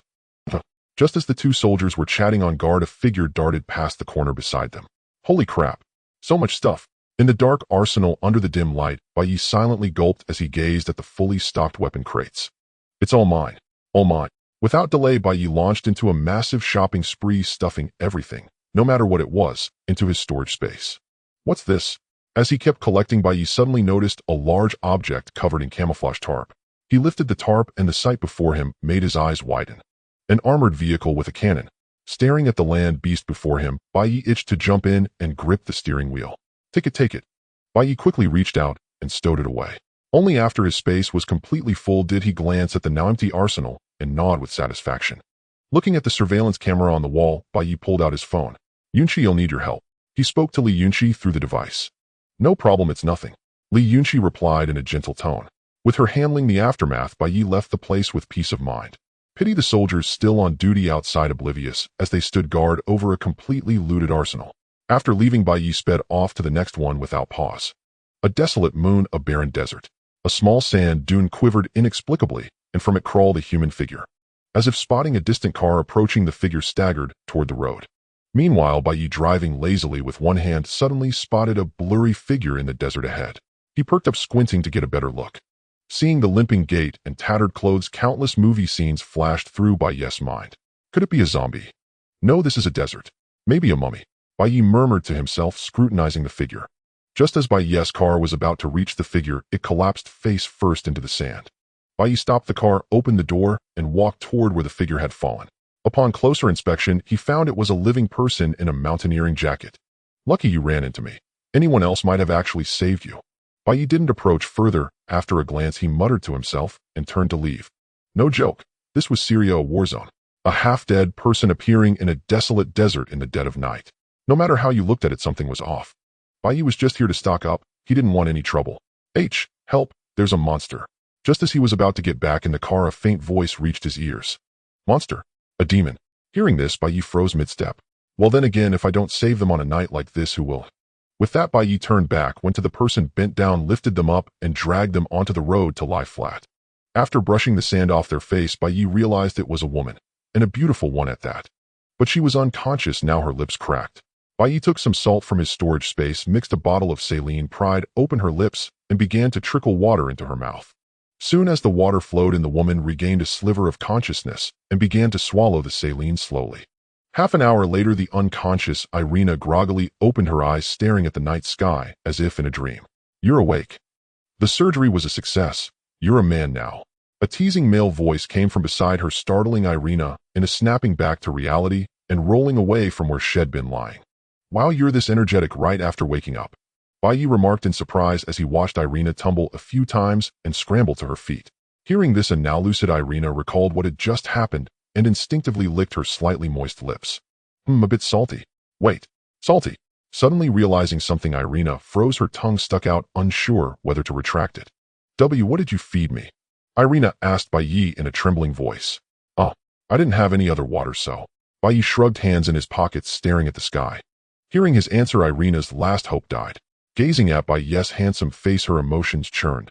Gratitude for saving her life on one hand and sigh. Oh well, at least he's handsome. Irina sighed inwardly, letting go of her resentment toward Bai Ye. Noticing the shift in Irina's expression, Bai Ye relaxed his clenched fists in his pockets and beamed. Smart girl. Hey, still thirsty? Want more? No. Irina started to refuse decisively, but a half-full bottle of water landed on her.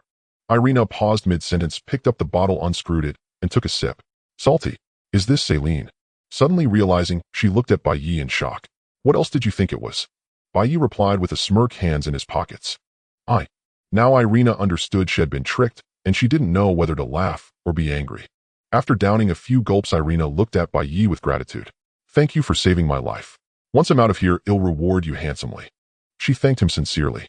I'm more interested in that monster you mentioned than a hefty reward. Bai Ye brushed off her talk of money and asked about the creature she had mentioned before passing out. Hearing this, Irina seemed to recall a terrifying memory. The color that had just returned to her face drained away, leaving her pale as a sheet, and she began to tremble slightly. The memory of terror dragged Yelena back to that horrifying scene 3 days ago. 3 days prior, Yelena had followed her father's caravan to this country for the first time to sell local specialties. On the very night of a successful deal, the buyer warmly hosted a banquet to celebrate. Feeling bored, Yelena took her guards and went for a drive. Nothing seemed amiss along the way, but just as the convoy turned back, a colossal creature burst forth from the desert, charging straight at them. Its body, tens of meters tall, completely blotted out the moonlight when it rose. It had a form like a death worm, a conical horn atop its head, and 1,000 legs as sharp as steel blades. In a single encounter, more than half of Yelena's guards were dead or wounded. Only by the desperate resistance of the remaining guards did Yelena manage to speed away in her car. Yet after slaughtering the guards, the monster did not savor its feast. Instead, it pursued Yelena. Thus began a chase. Yelena, with her superb driving skills, evaded the monster's attacks several times. After shaking it off, she found herself lost in the desert, her vehicle stranded in a sand trap with no fuel left. So Yelena set out on foot to find her way back until she met Bai Ye. Hey, are you all right? Seeing Yelena on the verge of fainting again, Bai Ye rushed over, shook her shoulder, and called out. I'm not. Do you have any food? Yelena emerged from her painful memories, smiling weakly at Bai Ye. Yes, I'll get it from the car. Wait here. Bai Ye steadied Yelena, turned around, and went to the car for food. Soon he returned with 2 loaves of bread and a bottle of water. This is all I have. Bai Ye handed the bread and water to Yelena. Thanks. Yelena took the bread and eagerly tried to tear open the wrapper, but the more she hurried, the harder it became. Easy, no one's going to take it from you. Bai Ye snatched the bread, tore open the wrapper, and gave it back to Yelena. She smiled awkwardly, then took the bread and ate ravenously. Seeing this, Bai Ye unscrewed the water bottle and handed it to her. Soon Yelena had devoured both loaves. Replenished with food, she finally regained some strength. Thank you. Recalling her own table manners, Yelena felt a belated wave of embarrassment. It's nothing. Why don't you tell me about the monster? Bai Ye smiled. Yelena calmed herself and began recounting her ordeal. Was it really tens of meters tall? Bai Ye asked excitedly for confirmation.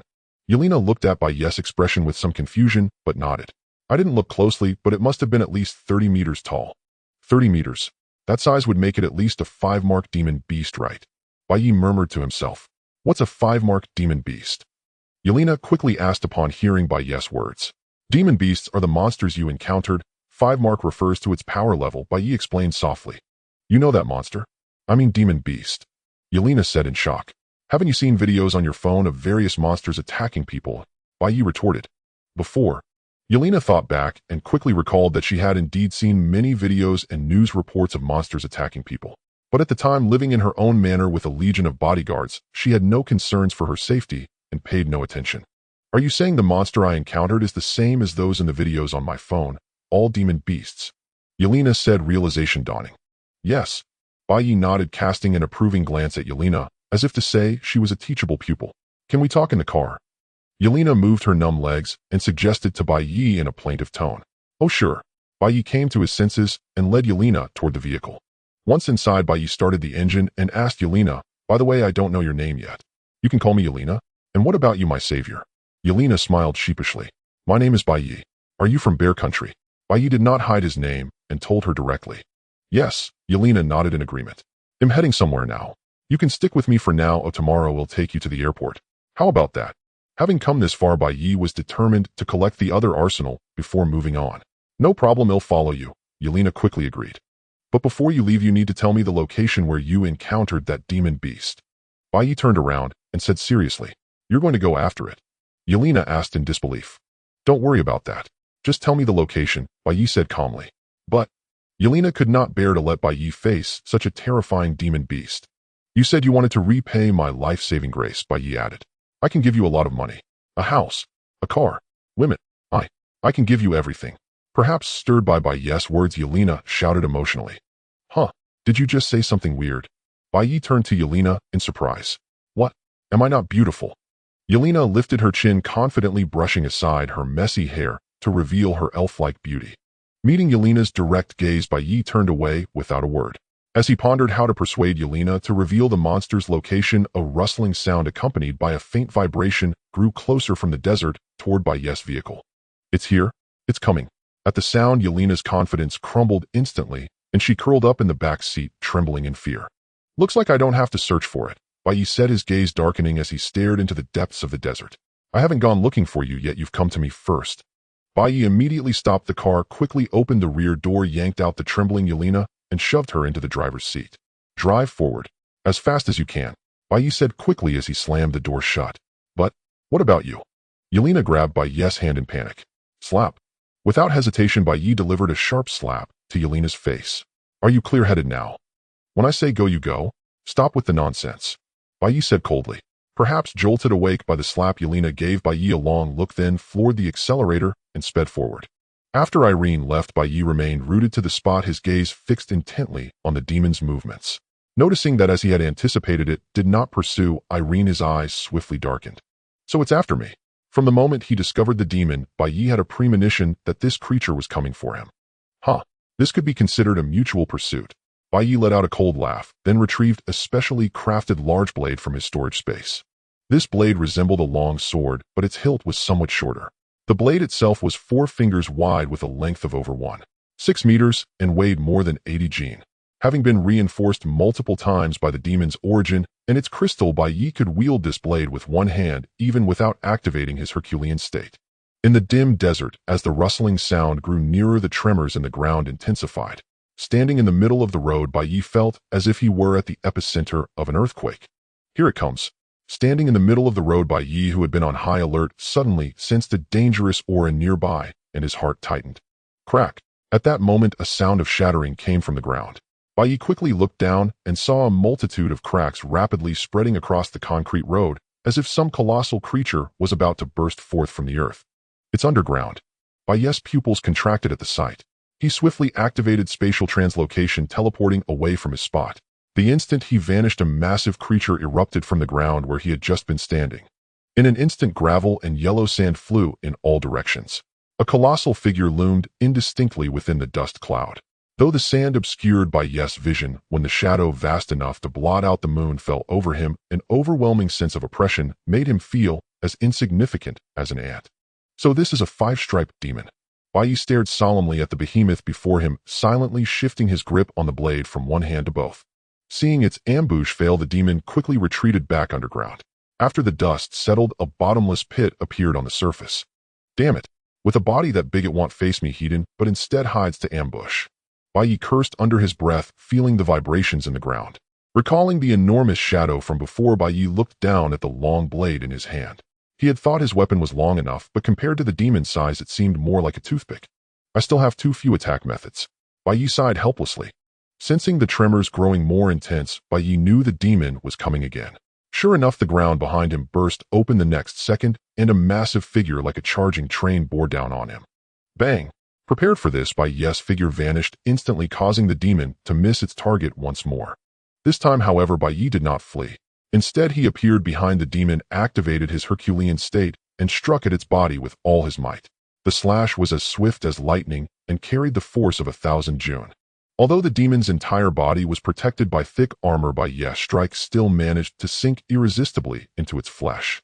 Feeling the pain, the demon twisted its body violently, trying to shake off both Bai Ye and the blade lodged within it. This was exactly what Bai Ye wanted.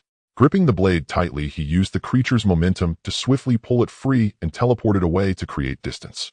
Once the blade was out, the demon quickly retreated back underground, disappearing from Bai Ye's sight. But Bai Ye knew the creature wouldn't leave because that blow had enraged it. The next phase of the battle would be a true life-or-death struggle. Reflecting on the strike, Bai Ye frowned.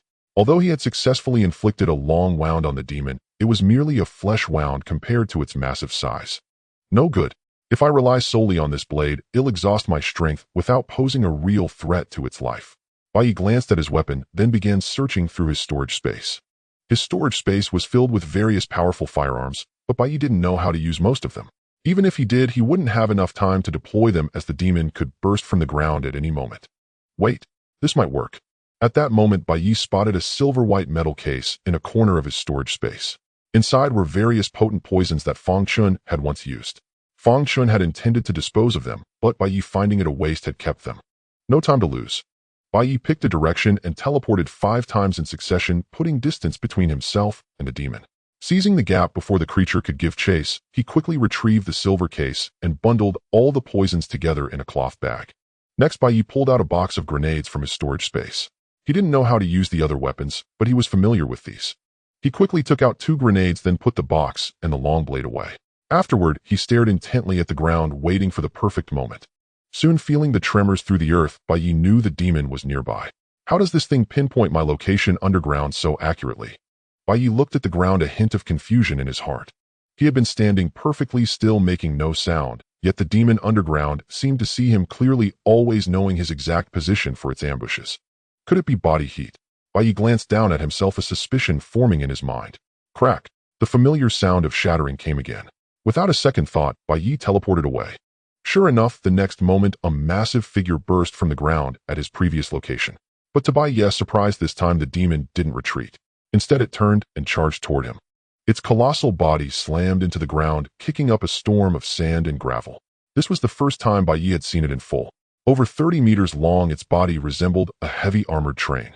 On its head was a huge drill-like horn, also serving as a sturdy helmet that wrapped tightly around its skull. Below its torso, numerous scythe-like legs sprouted from its abdomen. Damn, if a 5-stripe demon is this big, what will happen when 8 or 9-stripe ones show up? Bai Ye cursed, then quickly teleported to gain distance. The demon's legs churned rapidly as it charged at Bai Ye with the force of a mountain. Time to test this out. Watching the creature rush toward him, Bai Ye swiftly pulled the pin on a grenade and tossed it toward an empty patch of ground. Bang! The grenade exploded, unleashing a powerful burst of heat. The charging demon paused for a split second, then quickly turned and rushed toward the site of the explosion. Called it. It really has no sight. A look of excitement spread across Bai Ye's face. Having confirmed his conjecture, Bai Ye quickly formulated a plan in his mind. Soon after the heat from the grenade explosion dissipated, the monster realized it had been tricked and turned back to charge at Bai Ye, who stood motionless, calmly watching its approach. When the monster closed to within 50 meters, Bai Ye swiftly pulled the pin on a grenade and hurled it high into the air. The grenade's detonation delay was typically 3 to 5 seconds, so it exploded precisely at its apex. The heat from the blast instantly seized the monster's attention. It reared its massive body upright, opened its gaping maw, and lunged toward the sky. Now's my chance. Bai Ye quickly retrieved another grenade from his storage space and activated his spatial shift. The next moment, he appeared midair directly above the monster's wide-open jaws. A wave of foul, hot breath assaulted him. Bai Ye pulled the pin on the grenade, and the instant it fell into the creature's mouth, tossed the grenade along with a sack filled with potent poison into its gullet. Then, seeing the jagged teeth like a dense row of saws inches away, he quickly activated his spatial shift and returned to the ground. Ugh! Back on solid ground, Bai Ye was overwhelmed by the stench clinging to him, nearly retching. Damn! It feels like I fell into a cesspool that hasn't been cleaned in 80 years. With that, he tore off his clothes and hurled them far away. Meanwhile, the grenade he had thrown into the monster's mouth detonated. The force of the explosion shattered all the glass vials of poison inside the sack. In an instant, over a dozen lethal toxins began spreading through the monster's body. It was no exaggeration to say that the combined potency of these poisons was enough to annihilate an entire city's population. Boom, boom, boom. Though the creature's immense size meant the poison wouldn't kill it immediately, the searing pain and myriad adverse reactions tormented it mercilessly. The dozen soft-meter-stall behemoth thrashed and rolled wildly on the ground like an eel out of water. To avoid being caught in the chaos, Bai Ye quickly distanced himself, standing afar and silently watching the monster's frenzied struggle. Half an hour later, even Bai Ye had to admire the creature's tenacity as it continued to writhe. If not for the vast amounts of dark blood it vomited, he might have doubted the poison's effectiveness. No, I can't keep waiting. Delays breed danger. Bai Ye's gaze sharpened as his mind raced for a way to kill the monster. The creature's colossal body made it hard to pinpoint its vital points, but one target was glaringly obvious: its head. However, its head was armored with a horn, and even from a distance Bai Ye doubted he could breach its defenses. Can I only take it from the inside? He rubbed his chin, lost in thought. After a moment, he began searching his storage space, and soon discovered several crates of valuable items. An RPG. Bai Ye's eyes lit up. He quickly retrieved it along with 2 crates of ammunition. With this he could stand far away and simply blast the monster's mouth. But a new problem soon arose. Wait. How do you use this thing? Holding a projectile in one hand and the launcher in the other, he studied them for ages without a clue. Refusing to give up, he rummaged through the weapon crates on the ground, but found no instruction manual. Frustrated, he cursed, something this important and no manual. What a swindler. Just as he was about to abandon the idea and think of another plan, a flash of light appeared in the distant desert. Bai Ye paused and squinted. He realized it was a vehicle, and a strangely familiar one at that. After a moment's hesitation, he shone a flashlight in the vehicle's direction. Get in. Irina drove up at full speed, stopping precisely beside him, and urged him anxiously to board. Didn't I tell you to leave? Bai Ye said, helplessly, noticing her still slightly swollen face. Just get in first. We'll talk on the way. Irina glanced nervously in the direction of the thrashing monster. It's fine, get out. Bai Ye looked at the weapon crates on the ground, had a sudden idea, and changed his mind, asking her to stay. Thinking he wanted to drive, Irina started to climb into the back seat. Bai Ye, rolling his eyes in exasperation, he yanked open the rear door and pulled her out. Before Irina could react, she felt something thrust into her arms and instinctively held it. An RPG. She looked down at the launcher in her arms, then at Bai Ye with confusion. Do you know how to use it? He handed her a projectile. Yes. She took it, dazedly staring at him blankly. Good. Bai Ye nodded with satisfaction. He pulled her by the shoulder and aimed the flashlight at the wildly struggling monster in the distance. See that wide-open mouth? Irina followed the beam and saw the creature's massive jaws lined with serrated teeth. Trembling in fear, she quickly lowered her head and nodded slightly. Use this to blast it. Shove it right into its mouth. Bai Ye commanded, pointing at the launcher and projectile in her arms. Are you insane? We should be getting in the car and running. Doing this will only enrage it. Irina looked at him in horror, incredulous. Guess why I'm standing here completely unharmed? Bai Ye didn't explain, but asked lightly instead. How would I? Huh? Irina was about to retort when she suddenly noticed something amiss. When she had returned, the road was a mess, clearly the aftermath of a fierce battle. Yet here stood Bai Ye unscathed while the monster thrashed in the distance, as if in excruciating agony. Something was very wrong, and even more suspicious. Where did this RPG and these 2 crates of ammunition come from? She looked at Bai Ye, then at the RPG in her hands, and finally stared at him with a terrified expression, as if seeing a ghost. Are you human or a ghost? Her voice trembled weakly. Hearing this, Bai Ye's mouth twitched slightly. He raised his right hand and brought it down swiftly. Slap. What do you think I am? He said with exasperation. Although Bai Ye had only struck her once, both of Irina's cheeks flushed crimson.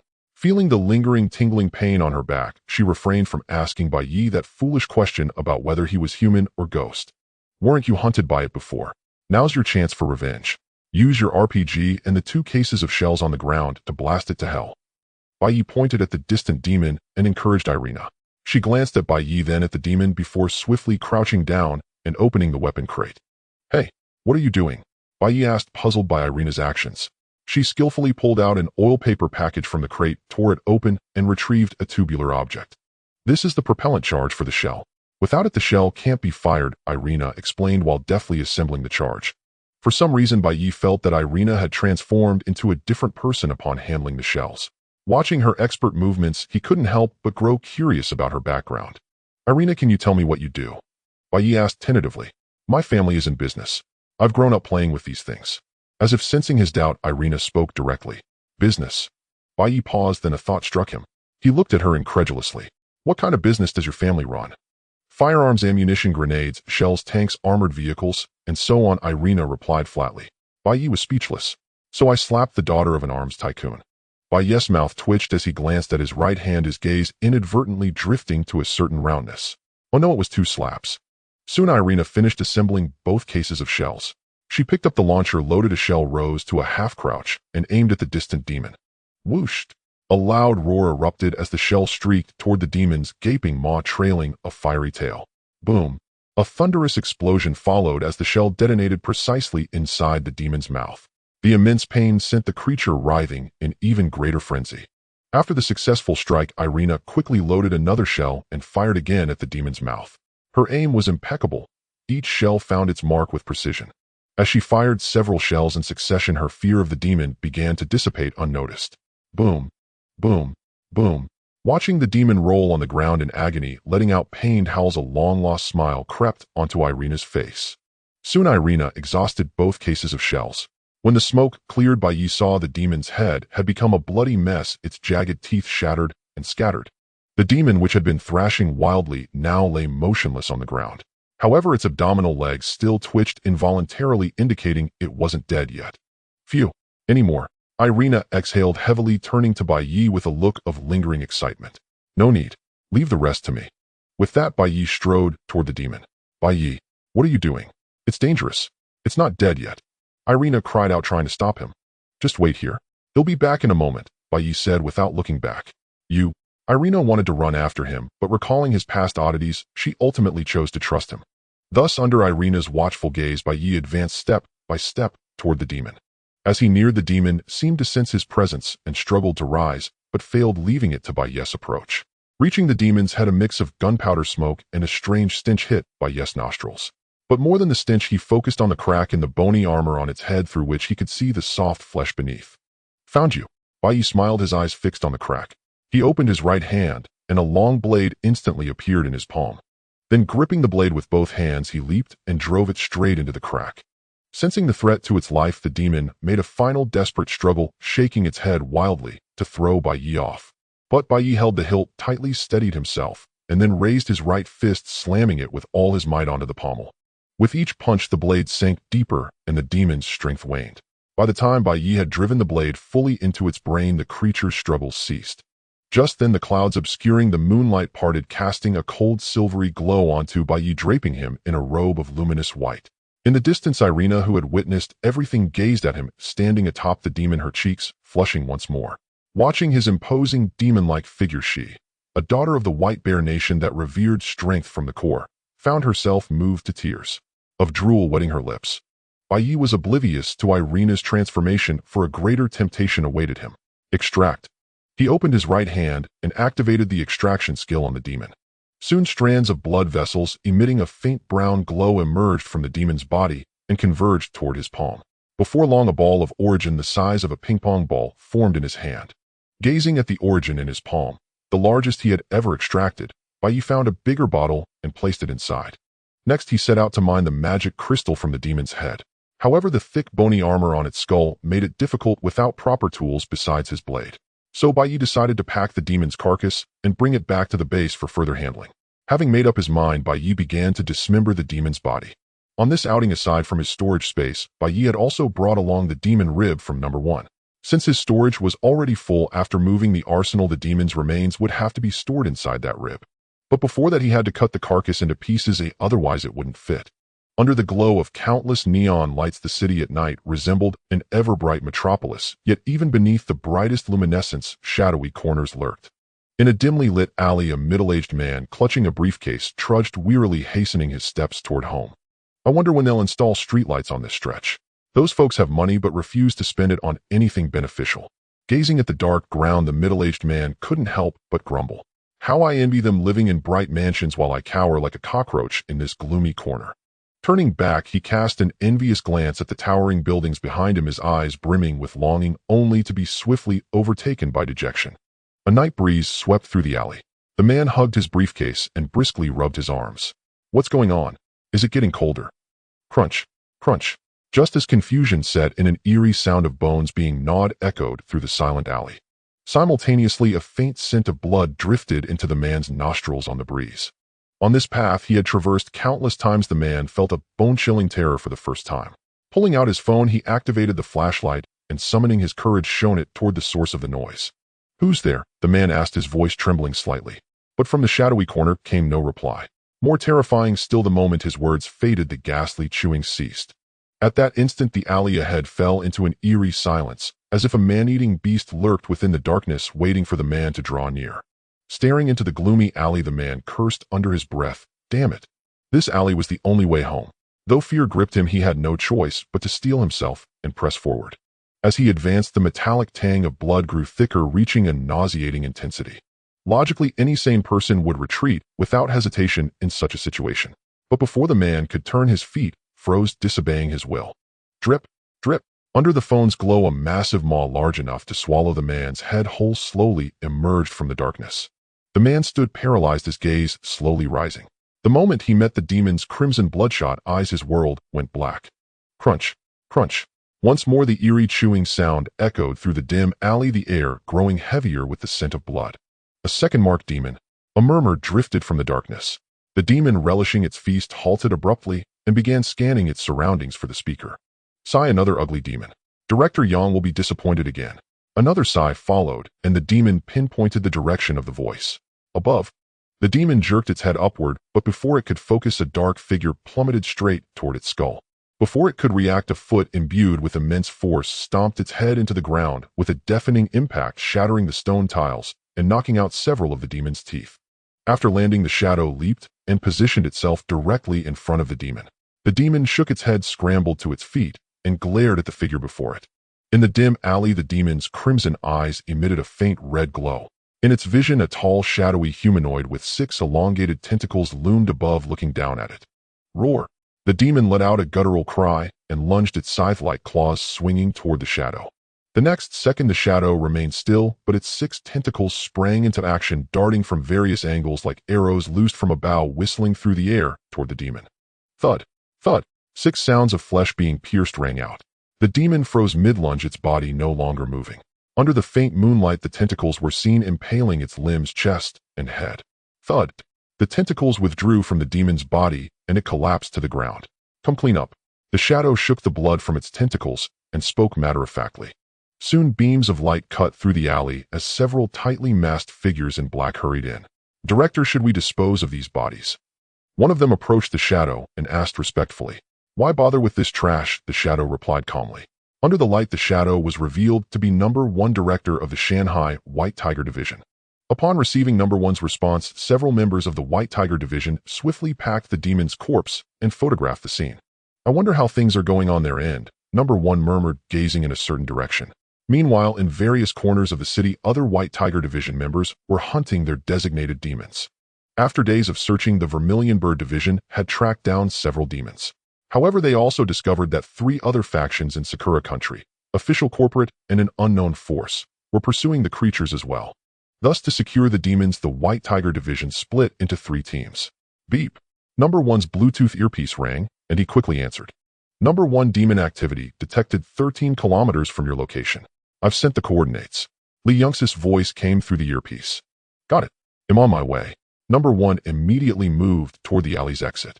Outside, 2 vans were parked by the roadside. He opened a van door and slid inside. I've shared the location in the group chat. Let's move. After closing the door, he instructed the driver.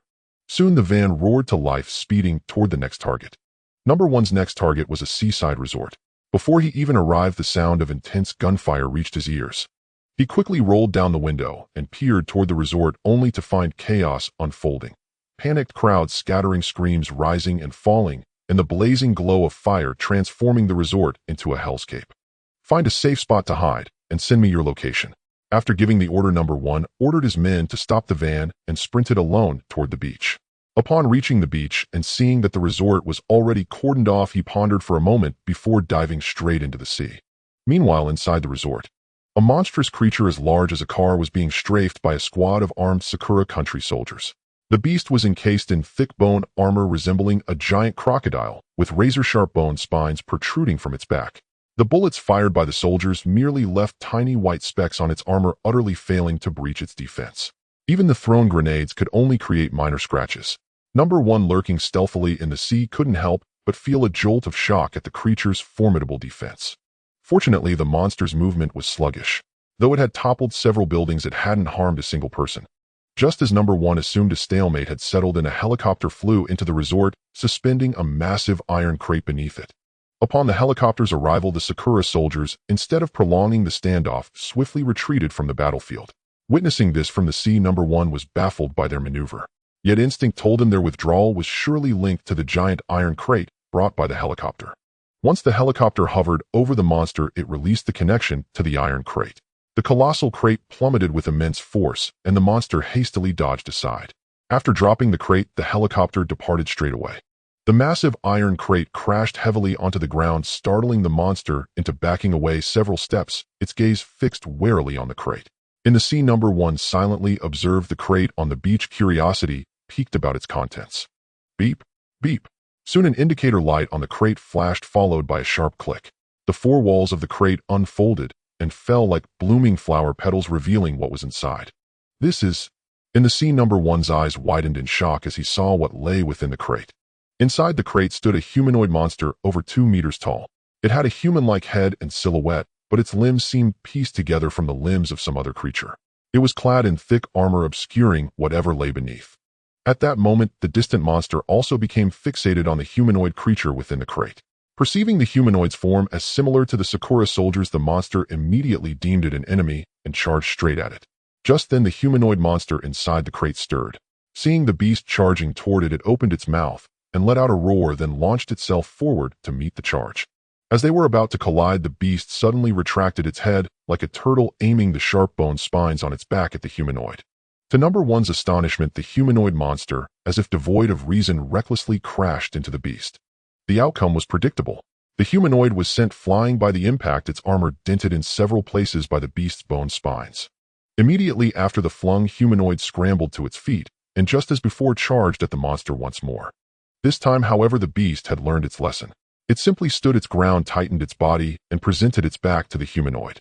Thus, upon reaching the beast, the humanoid began to rain heavy blows upon its back with both fists. Though its palms were pierced by bone spines, its arms gashed to the bone, and its fingers were smashed to a bloody pulp, the humanoid seemed oblivious to pain, attacking with frenzied abandon. When its hands failed, it resorted to kicking, head-butting, and even biting. One would think there was some deep-seated vendetta between the two. Before long, the humanoid could no longer hold out and collapsed onto the sand, its limbs and head a mangled, bloody mess. Yet even so, it kept its eyes locked on the monster before it. Sensing the humanoid's attacks had ceased, the beast slowly extended its head. Glancing at the still-living humanoid on the ground, the beast thrust its foreclaw into the humanoid's chest. After a few strikes, the armor on the humanoid's chest was torn open, revealing the flesh and organs within. As the beast plunged its claw deep into the humanoid's chest, the humanoid's mouth twitched a few times before it fell completely still. Is that it, eh? Number one, observing from afar, was flooded with question marks. He had assumed the humanoid was some secret weapon of Sakura country, and this was the result. No, that monster is injured. At that moment, number one suddenly noticed blood seeping from the distant beast's mouth, a clear sign it was hurt. Yet no wounds were visible on its exterior, meaning the injury was internal, most likely to its organs. So beneath its terrifying defense lay a set of extremely fragile internal organs. With that realization, a sharp glint of killing intent flashed in number one's eyes, and a plan to slay the beast took shape in his mind. As number one was contemplating, the Sakura soldiers who had just retreated returned. Some engaged the monster, while others quickly packed the humanoid's corpse into a large body bag, preparing to haul it away. Number one immediately connected to Li Yunshi. Minister Li, please block the surveillance around me. Also check for me. How long until the Sakura soldiers' reinforcements arrive? Upon hearing this, Li Yunshi swiftly began typing on her computer. Before long, number one had the information he needed. The Sakura reinforcements consist of 2 groups, a convoy arriving in 10 minutes and a combat vessel arriving in about half an hour, Li Yunshi reported rapidly. That's enough time. Minister Li, please arrange a truck to pick me up. With that, number one ended the call and swiftly swam toward the shore. Meanwhile, the Sakura soldiers were locked in fierce combat, oblivious to his presence. Soon number one reached the shore and dashed behind the Sakura soldiers. In an instant, the 6 tentacles behind him lashed out like venomous snakes, swiftly locking onto the nearby soldiers. Within moments, 4 soldiers were down. Hearing their comrades' screams, the remaining soldiers spotted number one and turned their guns on him, opening fire. Rat-a-tat-tat, rat-a-tat-tat. Oh, save me, die you monster. Amid the intense gunfire, curses, and screams, number one moved like a vengeful wraith, weaving swiftly through the crowd. In just 2 minutes, over 20 soldiers from the Sakura nation perished at the hands of number one, who felt no shred of guilt as he gazed upon his blood-soaked hands. According to Fang Chun, they were merely avenging their ancestors. After dealing with the Sakura soldiers, number one charged straight at the monstrous creature, which, thinking another fool had arrived, slowly retracted its head, preparing to greet number one's fist. However, it did not expect that number one was not only clever, but also quite shameless. Number 1 quickly searched and found a wondrous spot at the base of the creature's tail, realizing that a gentle poke would suffice. The scene depicted Number 1 preparing beside the creature's head, extending a tentacle to target this magical spot, applying just a bit of force. In the next moment, the creature's head popped off its mouth, gaping in an attempt to release a scream of agony. Number 1, already prepared, quickly supported the creature's mouth with both hands, shouting, "Open wide. Do a nucleic acid test." With that, the remaining 5 tentacles swiftly entered the creature's mouth, beginning to stir and destroy within its body. The suffering creature tried to close its mouth, but Number 1 held it firmly open, making it impossible to shut. He. In a fit of desperate struggle, a large amount of blood and shattered entrails erupted from the creature's mouth. As time passed, the creature's struggles weakened until it was completely still. Seeing this, Number 1 immediately released his hands and withdrew the tentacles from within the creature's body. Calculating the time, Number 1 realized that the reinforcements from the Sakura soldiers would arrive in at least 3 minutes. To avoid unnecessary conflict, he quickly dragged the creature while grabbing the body bag of the humanoid monster from the ground, hastening toward the sea. 3 minutes later, several trucks rushed into the resort, and many soldiers from the Sakura nation disembarked. However, when they arrived at the previous battlefield, all they found were the corpses of the Sakura soldiers scattered across the ground. How is this possible? They were completely annihilated so quickly. A Sakura military officer roared in disbelief as he surveyed the scene of bodies. "Report, sir. No traces of the creature were found in the vicinity." At this moment, a soldier from the Sakura nation approached him with a report. "Baka." Upon hearing this news, the Sakura military officer could no longer contain his fury. With all the soldiers dead and the creature having escaped, he felt his trip had been in vain.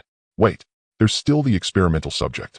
Suddenly, the agitated Sakura military officer had a thought and hurriedly commanded a nearby soldier, "Notify everyone. Make sure to find the experimental subject. Even if it's in pieces, it must be collected. Not a single fragment can be missed." "Understood, sir." Following the order, all soldiers began to search inch by inch for the traces of the experimental subject, unaware that what they sought was already moving further away from them. The next morning, Bai Ye hurriedly brought Irina back to Damascus International Airport. Bai Ye abandoned the search for the next armory because the daughter of a certain arms dealer had promised to give him a batch of goods worth $5 million for free, and in the future, she would offer him a discount of 20%, establishing a trading channel with him. In a hotel room, Bai Ye and Irina sat facing each other, chatting to pass the time. "Bai Ye, are you really not considering coming back with me?" Irina looked at Bai Ye with eager eyes as she asked. Looking at the tempting offer laid out before him, Bai Ye smiled nonchalantly. "I'm sorry, I have more important matters to attend to. I have my own career, and we will certainly have more opportunities to meet in the future, won't we?" With this connection to Irina, Bai Ye would no longer worry about weapons, and as long as he still needed to purchase arms, his contact with Irina would surely not be severed. "I think you should understand what I mean." Faced with Bai Ye's refusal, Irina still held onto some hope. Looking at Bai Ye's handsome face, Irina couldn't help but recall the night before, his otherworldly demeanor under the moonlight. It was then that, under the debt of saving her life, she realized she had deeply fallen for Bai Ye. "I'm sorry, Irina, but I'm not considering romantic relationships right now. I think you should understand that the world is brewing an unprecedented turmoil." Seeing the situation, Bai Ye shook his head helplessly with a smile. Upon hearing Bai Ye's words, Irina could not help but remember her terrifying memories. "Are you saying there are many more creatures like the one from last night?" Connecting Bai Ye's words, Irina quickly realized something, asking in disbelief, "There will be even more, and some will be far more powerful than the one from last night." As a future business partner, Bai Ye did not mind revealing some not-so-secret secrets to Irina. Thus, he shared with her some information and speculations about the creatures. "No, I must go back immediately to warn my father and prepare as soon as possible." After hearing Bai Ye's words, Irina was filled with urgency, wishing she could fly back right away. "Don't rush, aren't your people arriving soon?" Seeing Irina's anxious demeanor, Bai Ye reminded her. Upon hearing Bai Ye's reminder, Irina realized and quickly calmed down. "I'm sorry, Bai Ye, I got too excited." "It's all right, I understand." Around 2 o'clock in the afternoon, a phone call interrupted their conversation. Bai Ye picked up his phone and saw it was a call from Irina's father's subordinate, so he turned to Irina and handed her the phone. After hanging up, Irina looked at Bai Ye with reluctance in her eyes. "Uncle Pav has arrived downstairs. He wants me to come down immediately." "Is this Pav the one you mentioned, your father's most trusted subordinate?" Bai Ye sat up, tidying his clothes as he asked. "Yes, Uncle Pav has watched me grow up. Apart from my family, he is the one who cares for me the most. This time my disappearance almost drove him to commandeer military planes to search for me." Irina quickly stood up, her tone filled with guilt. If it weren't for her aimless wandering, those subordinates wouldn't have died, and Uncle Pav wouldn't have lost sleep over her disappearance. However, the only fortunate thing was that this incident introduced her to Bai Ye, a man whose strength was terrifying. With this thought, Irina gazed at Bai Ye with eyes full of affection. "Let's go, Uncle Pav is still waiting for you downstairs." Noticing Irina's gaze, Bai Ye smiled. The two quickly descended the stairs together and strode straight into the hotel lobby. Inside the lobby, a group of burly men stood at the center, their gazes fixed intently on the elevator entrance. The hotel staff kept their distance, cautiously observing every move of the imposing crowd. When Bai Ye and Irina appeared in the lobby, the eyes of all the burly men converged on Irina. Soon a middle-aged man, nearly 2 meters tall with arms thicker than an average person's thigh, strode briskly out of the crowd and rushed toward Irina with excitement. "Irina, Uncle Pavlov." Irina hurried forward to meet him. Pavlov immediately began checking if she was injured. "Irina, do you feel unwell anywhere? Are you hurt?" Pavlov asked anxiously. "I'm fine, Uncle Pavlov. Bai Ye saved me and brought me here." Irina shook her head and quickly tugged Pavlov to introduce Bai Ye standing behind her. Then Pavlov shifted his gaze to Bai Ye. His eyes held gratitude but also scrutiny. From Irina's tone and expression, he sensed a certain connection between this man and her. At that moment, Pavlov felt as if a wild boar had suddenly barged into his vegetable patch and ravaged his most cherished cabbage. Sensing Pavlov's mood, the 20-odd men behind him also turned their stares toward Bai Ye. An ordinary person would likely have fainted under such intense scrutiny, but Bai Ye remained unfazed, returning their gaze with calm composure. It was no exaggeration. Even without activating his super strength, Bai Ye could crush them all with his physical prowess alone, unless they drew their guns, of course. Seeing that Bai Ye had the courage to meet his gaze, Pavlov's opinion of him shifted slightly, though it did not mean he accepted him.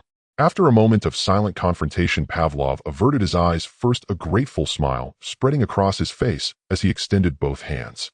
"Thank you so much for saving Irina. You've not only saved her, but all of us." He dreaded to think what would have happened if Irina had come to harm. When she insisted on joining this trip, it was he who had stepped forward, thumping his chest to guarantee her safety to his elder brother, Irina's father, who then reluctantly agreed. Had anything gone wrong, no one in the group would have escaped unscathed upon their return. "It's nothing, just a small effort." Bai Ye extended his right hand to shake Pavlov's, speaking with a faint smile. "May I ask what Mr. Bai does for a living?" Pavlov gave a slight shake of his head, released his grip, and then inquired. "When we return, I will prepare a generous gift to properly repay you for saving Irina's life.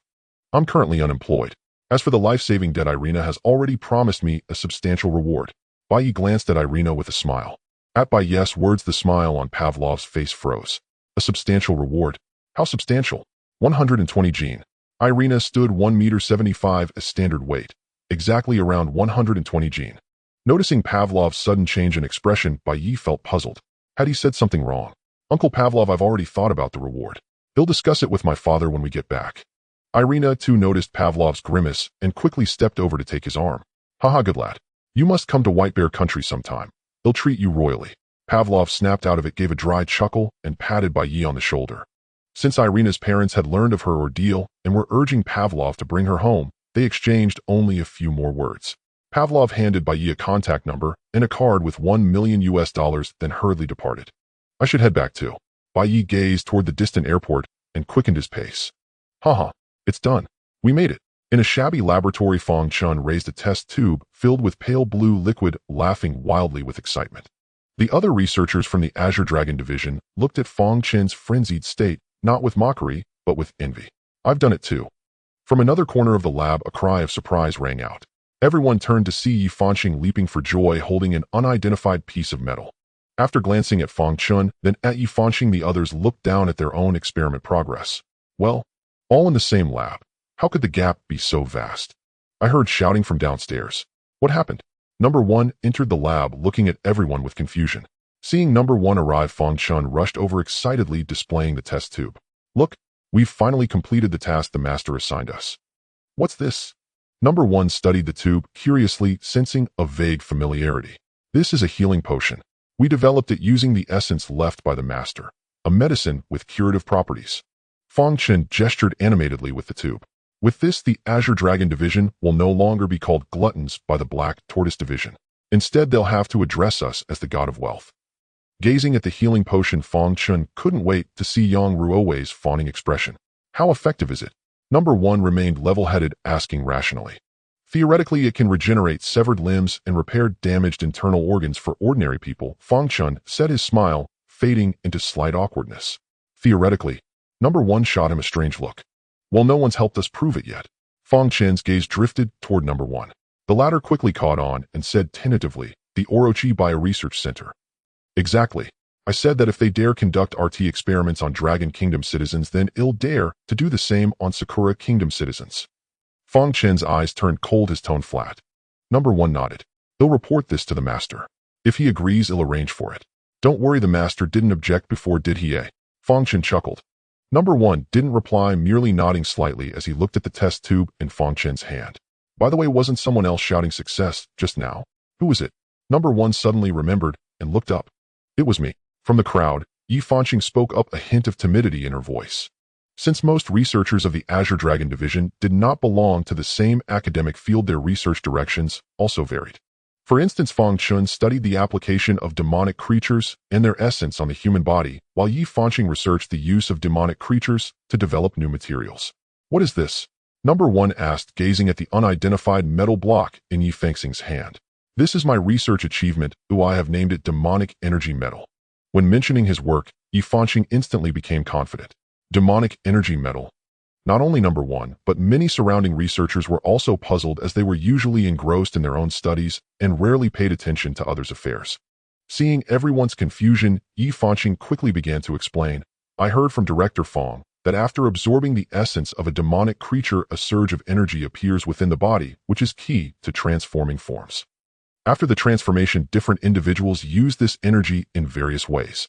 For example, Director Fang can channel it into his tentacles, making them more agile and penetrative. Vice Director Liu, on the other hand, can ignite a golden flame with it, and his fireballs are also powered by this energy. Thus, I have named this energy Demonic Energy. After listening to Yi Fanqing, number one nodded silently, as he often used this energy in combat. The surrounding researchers, being highly intelligent geniuses, quickly grasped Yi Fanqing's meaning. Then Yi Fanqing handed the demonic energy metal to number one. Director, try injecting demonic energy into this piece of metal. Although puzzled, number one followed Yi Fanqing's instructions, swiftly transforming his form and attempting to inject demonic energy into the metal block. He had previously tried channeling his inner energy into weapons, but failed with various materials, eventually abandoning the idea. Just as number one expected failure again, the demonic energy within him miraculously left his body and entered the demonic energy metal in his hand. Simultaneously, he keenly sensed a faint connection forming between him and the metal. Director, do you feel it?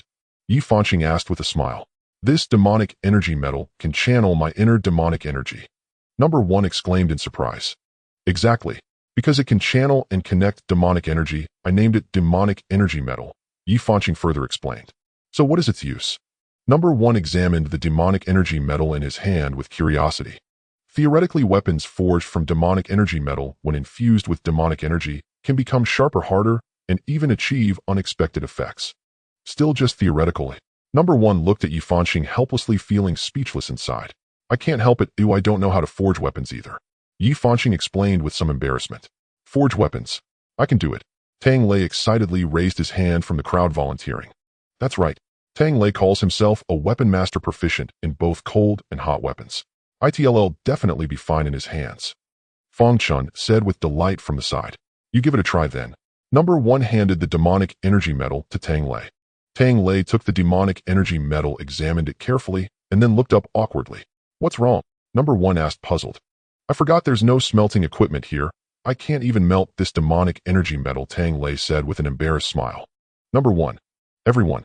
Suddenly, as if an idea struck him, number one quickly asked, if we solve the smelting problem, will everything else be fine? Tang Lei thought for a moment and nodded. As long as the smelting issue is resolved, I can figure out the rest. All right then. Wait a moment.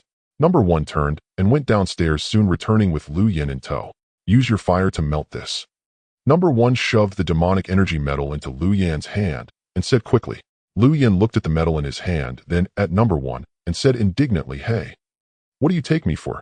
A high-temperature furnace. Though the demonic energy metal was only palm-sized, Lu Yin knew melting it would be incredibly exhausting. One-stripe demon crystal. Number one ignored Lu Yan's anger and calmly raised a finger.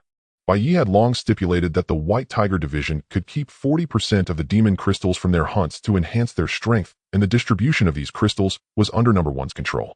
One demon crystal. Hearing Number One's words, Lu Yan's anger instantly dissipated, and his eyes sparkled with greed as he looked at Number One.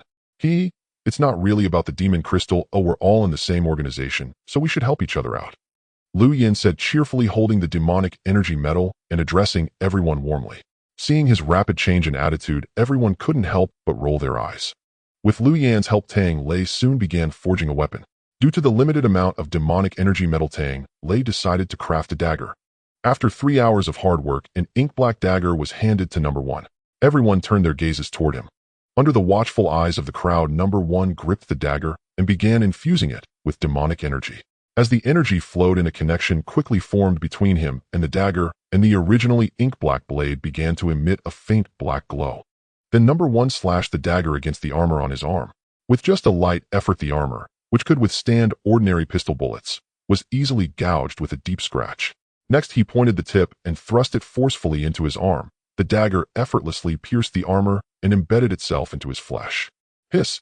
Everyone gasped, unsure whether they were shocked by the dagger's sharpness or frightened by Number One's ruthlessness. So sharp! Number One and the nearby Lu Yan were even more astonished, but their shock quickly turned into intense excitement.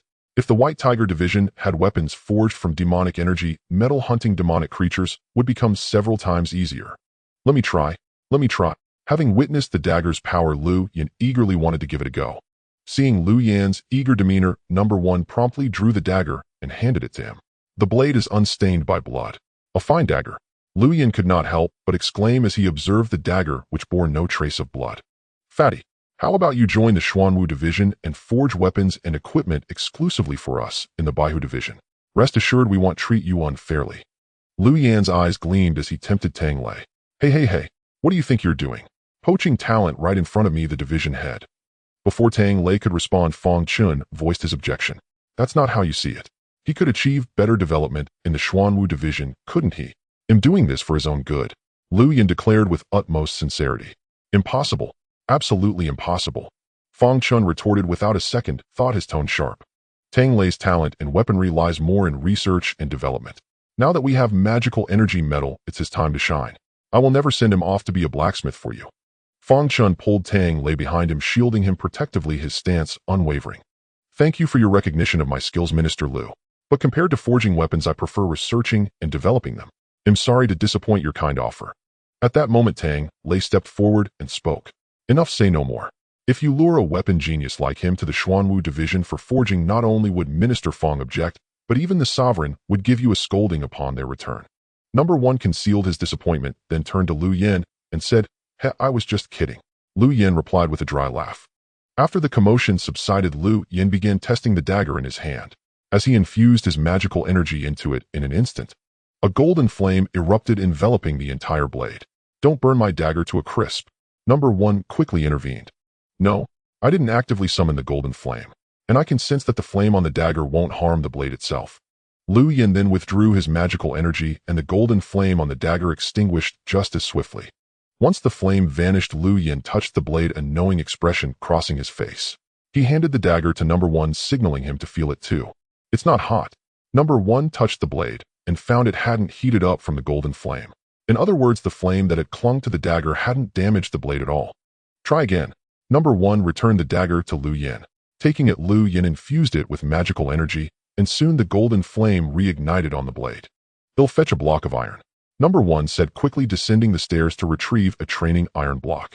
Holding it, he gestured for Lu Yan to strike its center with the dagger. Aiming carefully, Lu Yan swung the dagger with force. As the blade met the iron, the metal yielded like butter, sliced effortlessly. Under the scorching golden flame, the iron began to melt, revealing the flame's extraordinary temperature. Gazing at the iron block split in two in Number One's hand, Lu Yan's eyes sparkled as he looked at the dagger. Number One, I want. No, you don't. Number One cut him off abruptly, snatching the dagger from Lu Yan's grasp. Number One, we've known each other for so long, from the original trio to now. Lu Yan's eyes lingered on the dagger in Number One's hand, unwilling to give up, trying to appeal to their history. I saw it first.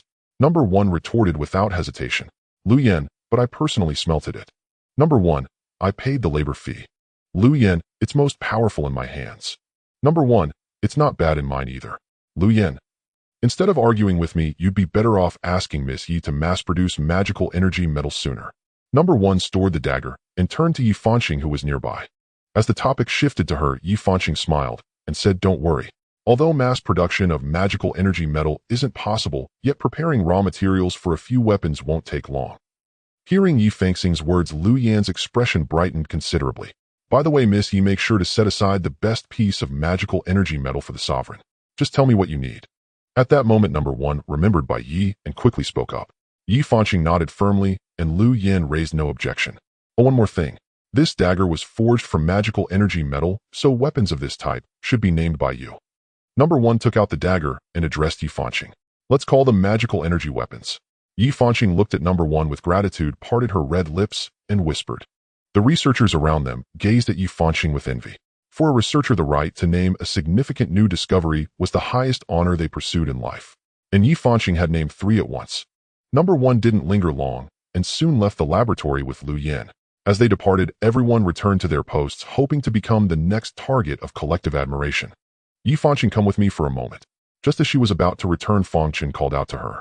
Soon under Fang Chen's guidance, they arrived at his office. Seeing the confusion in Yi Fanqing's eyes, Fang Chen turned and retrieved a glass bottle from the safe.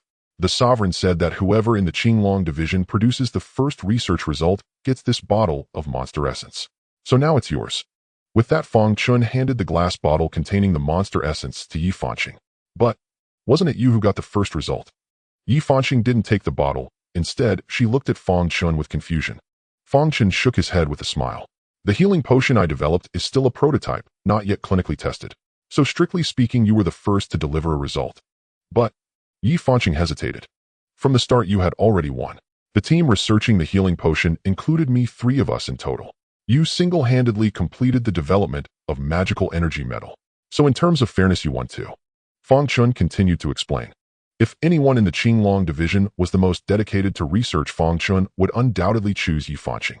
Since the Qinglong division's laboratory was established, she had worked overtime every day conducting experiments. Sometimes when everyone else had gone to sleep, she was still in the lab. The reason for Yi Fanqing's relentless effort wasn't her passion for research or her desire to contribute to the organization. It was because on the other side of the sea, someone was waiting for her to save them. To be honest, Yi Fanqing was indeed the one who needed the monster's origin the most.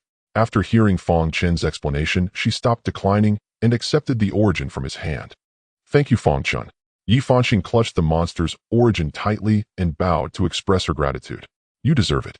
Fang Chen waved his hand dismissively. "By the way, are you planning to use this monster's origin for your grandmother?" He recalled that Yi Fanqing's purpose for joining the organization was to prolong her grandmother's life. Yi Fanqing nodded. "My grandmother is 75 now. Though she seems healthy, I can clearly sense that her physical condition is deteriorating rapidly." A flicker of sorrow crossed Yi Fanqing's eyes. "I asked the doctor who examined her, and he said it's normal bodily decline. Her lifespan is simply running out." Yi Fanqing fell silent, while Fang Chen stared at the opposite wall, lost in thought. She had a grandmother to save, and he too had beloved ones. His parents were still young, but aging was inevitable. Maybe I can find the secret to longevity within the origin of long-lived species. Fang Chen thought of his healing potion, and a new idea began to take shape in his mind. Fang Chen had no objection to Yi Fanqing's choice, but he felt compelled to remind her. "You must understand how special and crucial the origin is to our organization. Your grandmother is an outsider, so while I have no issue with it, you still need to report this to the master." Hearing Fang Chen's reminder, Yi Fanqing quickly realized the gravity of the situation and nodded solemnly. After their conversation, Yi Fanqing returned to the laboratory, while Fang Chen sat in his office pondering the idea that had just surfaced in his mind. At Tokyo Airport, Bai Ye had just stepped out when he saw Number 1 standing at the entrance. "Welcome back, Master." Number 1 bowed respectfully to Bai Ye. "You're making me feel awkward." Noticing the strange looks from passers-by, Bai Ye sighed helplessly at Number 1. "I saw people do this in videos." Number 1 turned and led Bai Ye toward the parking area. "Watch fewer of those web novel short videos, especially the long Outyin series." Bai Ye rolled his eyes, utterly speechless. "I find them amusing," Number 1 said with a smile. "By the way, did you come alone?" Bai Ye looked around. "They couldn't beat me," Number 1 replied without turning back. Bai Ye. After arriving at the parking lot and getting into the car, Number 1 drove directly back to the base. The moment Bai Ye entered the base, everyone gathered at the entrance bowed in unison and shouted, "Welcome back, Master." Witnessing this scene, Bai Ye's toes curled tightly against the soles of his shoes and his mouth twitched. Strangely enough, it instantly made him feel like the male lead of a power fantasy, Long Out Yin himself. Don't tell me this was your idea. Bai Ye turned to number one and asked through gritted teeth. It was the department heads who suggested a welcome ceremony, and my proposal got the most votes. Number one nodded in acknowledgement. The other three department heads thought, you said it was a vote among department heads, but you brought a deputy, making it 2-1-1-1. How could we win? All right, everyone has worked hard during this time. Go back to your posts. Bai Ye waved them off. Hearing this, the crowd dispersed and returned to their duties. Strange, something feels off. Tang lay among the crowd, pondered Bai Ye's words, sensing something amiss, but unable to pinpoint it. After everyone left, Bai Ye led the department heads to the meeting room. They all took their seats. Bai Ye glanced at them and began, "You've all worked hard while I was away. All for the organization's development," number one interjected. Fang Chun and the others nodded in agreement. After a few opening remarks, Bai Ye got straight to the point. First, let me share what I've gained from this trip. As for weapons, I raided a military arsenal. Guns, ammunition, cannons, everything. I didn't count them all, but it's enough to last us a long time. Besides that, I made contact with an arms dealer from the White Bear Kingdom and secured a purchasing channel. If we need more in the future, we can buy from her. Aside from weapons, I also hunted a 5-mark monster and brought its entire body back. A 5-mark monster? Number one and the others were stunned, their eyes wide with shock. So far, the highest level monster they had encountered was only a 3-mark one. Yes, it looked like a giant flesh worm over 30 meters long. Bai Ye roughly described the appearance of the 5-mark monster. If a 5-mark monster is this huge, the higher-ranked ones must be like the monsters in Ultraman. Yang Ruwei couldn't help but joke. Not necessarily. Fang Chen shook his head thoughtfully. Take the spatial monster we encountered before. It was also a 2-mark monster, but it was only slightly larger than a cat. Number one remained silent, imagining what would happen if he had encountered that 5-mark monster himself. I'd probably be crushed like a bug, he thought with self-mockery. All right, let's talk about your progress during this time. Seeing the confusion on their faces, Bai Ye changed the subject. He'll go first, number one volunteered. Bai Ye nodded. Number one began. During this period, the White Tiger Division hunted 9 monsters, 3 1-mark, 4 2-mark, and 2 3-mark. Additionally, I captured a humanoid creature likely a product of the RT experiments in Sakura country. RT experiment. Bai Ye's eyes flashed with disgust at the mention. Truly, old habits die hard. Some things never change. Have you found anything wrong with that humanoid creature? Bai Ye asked Fang Chun. Apologies, Master. The Azure Dragon Division is short-staffed, and I've been extremely busy. I've only managed to seal away the humanoid creature temporarily and haven't had time to study it yet. Fang Chun explained apologetically. It's fine. Take it step by step. Bai Ye understood how difficult and exhausting research could be. He rarely interfered with the Azure Dragon Division's affairs, trusting that expertise should be left to the experts. Forcing his way in might only create a mess. Speaking of the shortage of personnel, Bai Ye promptly shared the idea he had already conceived in his mind. By the way, if you are short on people, I permit you to recruit talents to join the organization on your own. However, I must state one thing up front: when recruiting new members, you must be meticulous in selecting those of good character and strictly forbid recruiting those with poor moral conduct. Bai Ye reminded them with a serious tone. I do not wish that one day the Shanghai organization becomes a pariah hunted by everyone worldwide. Do you understand? Understood. Number one and the others quickly responded. Continue. Bai Ye turned to Fang Chun and said, the Azure Dragon Division has achieved 2 significant experimental results during this period. First, based on the essence of the creature with powerful healing abilities you provided, we have successfully developed a healing potion. Theoretically, it can achieve limb regeneration and repair damaged internal organs. However, due to a lack of clinical trials, it is not yet a finished product. As he spoke, Fang Chun glanced meaningfully at number one, seemingly hinting for him to say something. Number one quickly understood Fang Chun's intention and spoke up. Master, the patients needed for clinical trials of this potion are quite special, so Director Fang plans to use the group we previously discussed, the Yada Biological Research Center. Hearing number one's words, Bai Ye quickly recalled the conversation in the car before his departure abroad. Yes. Fang Chun nodded eagerly. All right, I have no objections. Leave this matter to the White Tiger Division. Bai Ye glanced at Fang Chun before instructing number one. No problem, Master. Number one promptly replied. After resolving the issue of experimental subjects, Fang Chun began to introduce the second research achievement of the Azure Dragon Division. The second achievement is the magic energy metal independently developed by our researcher Yi Fanqing. Magic energy. Bai Ye looked at Fang Chun with some confusion. Magic energy refers to the energy that appears in one's body after absorbing the essence of a magical creature, Fang Chun explained. The name is quite fitting. Continue. Bai Ye nodded. Next, Fang Chun gave Bai Ye a comprehensive introduction to the concepts of magic energy metal and magic energy weapons, along with some descriptions and hypotheses about their future development. Let me see your magic energy weapon. After hearing Fang Chen's explanation, Bai Ye said to number one. Number one then handed the dagger tucked in his waist to Bai Ye. Bai Ye took the dagger and attempted to channel the energy within his body into it. Soon a stream of energy flowed through his arm and successfully entered the blade.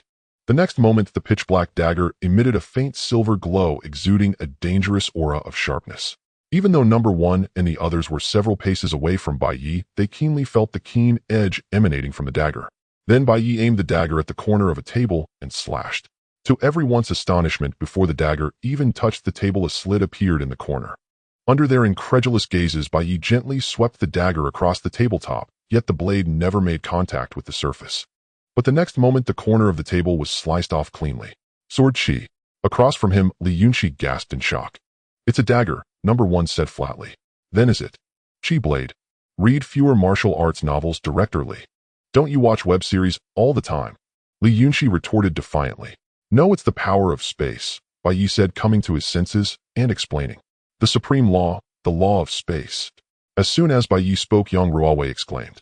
It's not that terrifying. You should read fewer novels too, Director Yang.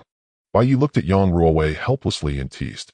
Yang Ruowei smiled awkwardly. Then Bai Ye experimented and found that with this dagger, he could sever objects up to half a meter away without contact, and regardless of material, he could cut them effortlessly. If I had a long blade forged from magic energy metal, when I killed that 5-stripe magical creature, I could have lopped off its head in one strike. Bai Ye looked at the dagger in his hand and couldn't help but exclaim. Don't worry, Master. We have already prepared the magic energy metal for you. As soon as you tell us your requirements, we can forge a custom magic energy weapon for you immediately.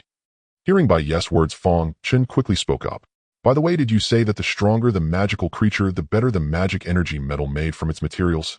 Bai Ye suddenly thought of something and quickly confirmed with Fang Chen. Yes. All right, later I'll hand over the corpse of the 5-striped magical creature to you, and you can refine a batch of magic energy metal from it. No problem, Fang Chen promptly replied. After returning the dagger to number one, Bai Ye turned his gaze to Li Yunqi and the Vermilion Bird Division. The Vermilion Bird Division has completed comprehensive surveillance of the internet in the Sakura country and located some laboratories of their government and conglomerates stealing their research data on magical creatures. Meanwhile, the division also resolved the identity issue for our personnel in the Sakura country, making it easier for them to operate externally. Finally, while monitoring the Dragon country's internet, we discovered that their government is secretly screening people aged 15 to 25, though we have yet to ascertain what they are screening for. Li Yunqi reported to Bai Ye with a serious expression. Screening people aged 15 to 25. Bai Ye pondered for a moment before looking at Fang Chen in confusion. I'm sorry, Master, I don't know either, Fang Chen said, helplessly shaking his head. Director Li, please look into this matter thoroughly, but don't alert the government. If you truly can't find anything, let it go. After thinking it over, Bai Ye turned and instructed Li Yunqi. Yes, Master. My turn. My turn. After Li Yunqi finished, Yang Ruowei quickly spoke up. Director Yang, go ahead. Bai Ye nodded to Yang Ruowei. The Black Tortoise Division has largely completed the living arrangements for our members and found channels to purchase various supplies. However, the only issue remains the lack of income, which severely hampers many aspects of our development. As she spoke, Yang Ruowei fixed a resentful gaze on Fang Chen. Fang Chen shifted uncomfortably and said with a smile, I've already developed the healing potion, haven't I? Once the clinical trials are complete, you can sell it for a fortune. As he spoke, Fang Chen turned his gaze to number one beside him. Number one looked back with a face full of question marks. No. One was instantly bewildered, but quickly regained his composure. Rest assured, since His Majesty has agreed, as long as you provide me with the Vermilion Bird Division's roster and addresses, I can act immediately. After speaking no, one turned his gaze to Li Yunqi. Li Yunqi was taken aback by the eyes fixed upon her. What? So in the end, it's my Vermilion Bird Division that's holding everyone back. I will compile the list and addresses as soon as possible and send them to the White Tiger Division. Glancing around, Li Yunqi looked at No. One and spoke with a plaintive tone. By the way, Your Majesty, many in the Azure Dragon Division have been complaining that the laboratory space is too small. My Black Tortoise Division doesn't even have a proper office. So I suggest we consider relocating to a more spacious base. At this moment, Yang Ruowei began to complain again. Since taking command of the Black Tortoise Division, she felt like a nagging wife constantly complaining about one thing or another. This is indeed my oversight. I didn't foresee such needs when I leased the venue. Hearing Yang Ruowei's complaint, Bai Ye spoke with deep apology. The current base is barely usable, but if we recruit many new members, we'll run out of space. No. One chimed in after some thought. Since you've raised the issue, do you have any good suggestions? Bai Ye asked, looking at Yang Ruowei. Yes. The moment this was mentioned, Yang Ruowei perked up. A few days ago, while no one was hunting monsters, a resort was invaded by them. Several tourists died, and no one killed over 20 Sakura country soldiers. Now the resort is half abandoned with no tourists willing to go there. The owner wants to sell it off. Saying this, Yang Ruowei took out her phone and showed a location. Your Majesty, look. This resort faces the sea in front with hills on its right and rear. Only a single road on the left provides access. It's not far from Shizuoka City, about a 40-minute drive, and transportation is convenient. Apart from the houses destroyed by the monsters, most of the resort's facilities are intact. With a little repair, it'll be livable. It's more than enough for our current 78 members, even 178. The laboratory and training grounds are more than sufficient. Bai Ye took Yang Ruowei's phone, examined it carefully, then passed it to No one and the others. After they had all seen it, Bai Ye spoke. What do you all think? I think it's fine. The space is ample and will serve us for a long time. No one nodded after some thought. I have no objections either. It's remote with few people. As long as we monitor the main road, we won't have to worry about exposure. Li Yunqi studied the terrain around the resort and quickly conceived several comprehensive surveillance plans. I think it's doable, but may I make a request? Fang Chen nodded and asked tentatively. Speak. Bai Ye looked at him. Could we build a separate experimental base for the Azure Dragon Division on the flat ground by the foot of the hill on the resort's right side? Fang Chen pointed to the vacant land by the hill on the resort's right. There are so many buildings in the resort. Why build a separate base there? Yang Ruowei frowned in confusion. Our experiments require a quiet environment, and some are too dangerous to conduct in crowded areas. Fang Chen explained patiently. The others found his reasoning sound, so they dropped the matter. All right, let's do it your way. He'll transfer $1 million to the Black Tortoise Division as a deposit. The rest can wait until Fang Chen's healing potion succeeds and we start earning money. Bai Ye returned the phone to Yang Ruowei. Yes, Your Majesty. After Yang Ruowei spoke, she turned her gaze to Fang Chen. Fang Chen looked at No one, who then looked at Li Yunqi. After scanning the room, Li Yunqi rolled her eyes. Just as Bai Ye was about to adjourn the meeting, Fang Chen suddenly remembered something and quickly spoke. Wait, Your Majesty. There's one more thing. Go ahead. Bai Ye paused in his motion to stand and sat back down. Your Majesty, didn't you say that whoever in the Azure Dragon Division produces experimental results first would receive a monster's origin essence? Yes, I did say that. But didn't I already give that origin essence to you? Bai Ye recalled, puzzled. I gave that origin essence to Yi Fanqing, but she wants to use it for her grandmother to extend her lifespan.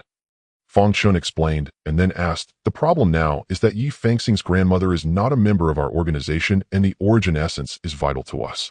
I'd like to ask Your Majesty how to resolve this.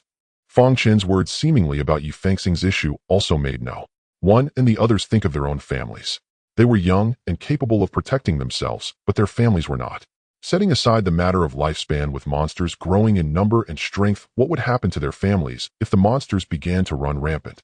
Bai Ye observed the changing expressions on their faces and quickly understood the underlying concern. After a moment's thought, he looked at Li Yunqi. After the meeting, check Yi Fanqing's grandmother's background. If there are no issues, have Yi Fanqing discuss with her grandmother about bringing her to Sakura Country to temporarily join our organization. Understood. Li Yunqi nodded. Having resolved Yi Fanqing's problem, Bai Ye looked at the others. I know what you're all worried about. I'm sorry, but for now the organization cannot take care of so many people and the matter of the origin essence must not be exposed. However, I promise that once the organization grows, I will not forget your families. Bai Ye's words were like a soothing balm to their hearts. Although the issue couldn't be resolved immediately given the organization's potential, and Bai Ye's promise, they believed that day was not far off. By the way, if any organization member's family encounters an emergency, we can offer appropriate assistance. Seeing their expressions improve, Bai Ye added. In Longhua, at the 5th Middle School of Haiqing, students from all grades gathered on the playground queuing orderly for a physical examination. Hey, why did the school suddenly make all of us have a checkup? I haven't heard of any new infectious diseases lately. No idea, and I heard from a buddy who already had it that they only did a blood test. Don't tell me they're testing for AIDS. You're scaring me. Impossible. I saw the news. Aside from our school, basically all high schools and universities nationwide are doing this test. Haha, I get it. It must be that spiritual energy is about to revive and the nation is testing for spiritual roots to find geniuses. What geniuses! A congenital Ithwood saint body. At the very front of the playground, a row of military green tents was neatly set up. Soldiers in white coats were busy collecting blood samples and placing them into a special device for testing. Beside the device, a recorder stood holding a tablet staring intently at the readings. 45, unqualified. 56, of alternate. 77, qualified. Each time the device displayed a result, the recorder meticulously logged it on the tablet. Just then an officer approached the recorder. How is it? Any promising candidates? The recorder shook his head disappointed. The highest affinity barely exceeded 80. 80, huh? The officer let out a disappointed sigh. At least it's better than us, right? A soldier delivering a blood sample chimed in optimistically. Yeah, at least it's better than us. The future depends on them. The officer smiled in relief, casting aside his disappointment. Beep. As they were talking, the device beside them emitted a prompt tone. The recorder glanced over, ready to log the data, but froze when he saw the number on the screen. 95. 95. Hearing the recorder's exclamation, the officer hurried over, his eyes glued to the number on the device. When he saw the number clearly, the officer burst into laughter. Haha, just a moment ago we said there were no promising ones, and here one comes. Not only did it exceed 90, but it reached 95. This affinity is among the top in the nation, if not the very best. The recorder, delighted, recorded the data. Quick, report this student's information upward. After the initial excitement, the officer promptly instructed the recorder. Don't worry, as soon as I register it here, the higher-ups will get a notification. Good. The officer nodded. Since Bai Ye's return, the Shanghai organization had been in a state of rapid development.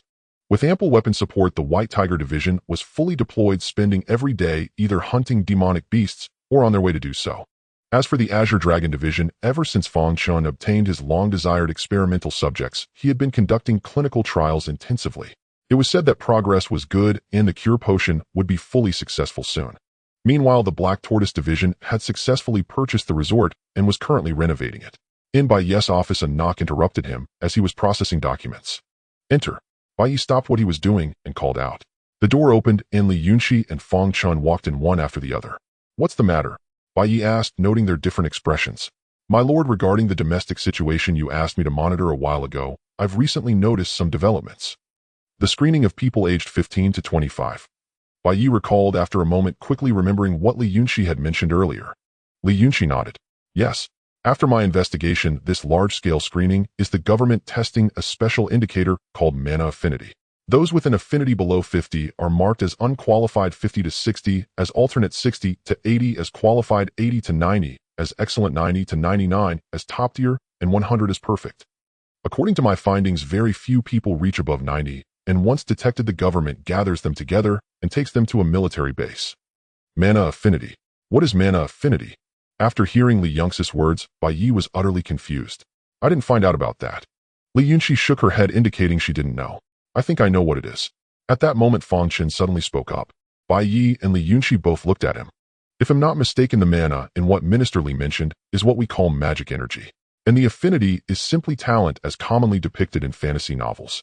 Talent in those novels refers to one's affinity for spiritual energy, and what they're testing is one's affinity for magic energy or mana. Fang Chen boldly voiced his speculation. Although Fang Chen's words seemed a bit far-fetched, they made some sense. So Bai Ye continued, is this all your conjecture? No, I already have some evidence. A glint of wisdom flashed in Fang Chen's eyes as he spoke startlingly. Tell me quickly. Bai Ye urged him. My lord, do you still remember the humanoid monster corpse that number 1 brought back? Instead of explaining directly, Fang Chen calmly asked a question. I remember. Bai Ye nodded lightly. He had later gone to see the humanoid monster corpse. Combining what number 1 had described, Bai Ye felt it looked intimidating, but was actually quite feeble. After the clinical trials for the cure potion were on track, I began examining the humanoid monster corpse. Upon testing, I found residual magic energy inside it. But what puzzled me was that the magic energy wasn't stored in the chest area like ours, only used when needed. Instead, it was only present in the muscles, as if forcibly injected. Fang Chen opened his phone, pulled up the test report, and handed it to Bai Ye. As Bai Ye reviewed it, he continued. If we use magic energy like cultivators in novels use spiritual energy, then the magic energy in that humanoid monster corpse was more like a potion to strengthen the physical body. You can all understand what I'm saying, right? Having said this, Fang Chen paused his explanation and turned to ask Bai Ye and Li Yunxi. In other words, we are utilizing and controlling demonic energy while it is passively being transformed by it, but unable to utilize it. Li Yunxi quickly grasped the concept, identifying the key difference. You're right. So if I'm not mistaken, the authorities should have also mastered some technique to extract demonic energy and produce potions. After all, our ability to control demonic energy relies entirely on the essence of demonic beasts granted by our Lord. The so-called demonic affinity is likely the human bodis absorption rate for such potions. A 100 demonic affinity means the ability to perfectly absorb the potion's effects. With that, Feng Chun laid out all his conjectures one by one. After listening to Feng Chen's explanation, Bai Ye couldn't help but ponder for a moment. Though Feng Chen's speculations were not entirely certain, they were highly plausible. Yet Bai Ye had a premonition that the authorities' secrets were far from simple. Wait. Suddenly snapping back to reality, Bai Ye thought of something and quickly turned to Feng Chun. Did you just say that demonic energy can be made into a potion to strengthen the physical body? Theoretically, yes. And if I'm not mistaken, the demonic energy they extract likely comes from demonic crystals, compared to the demonic energy within a demonic beast's corpse that in the crystals is purer and gentler.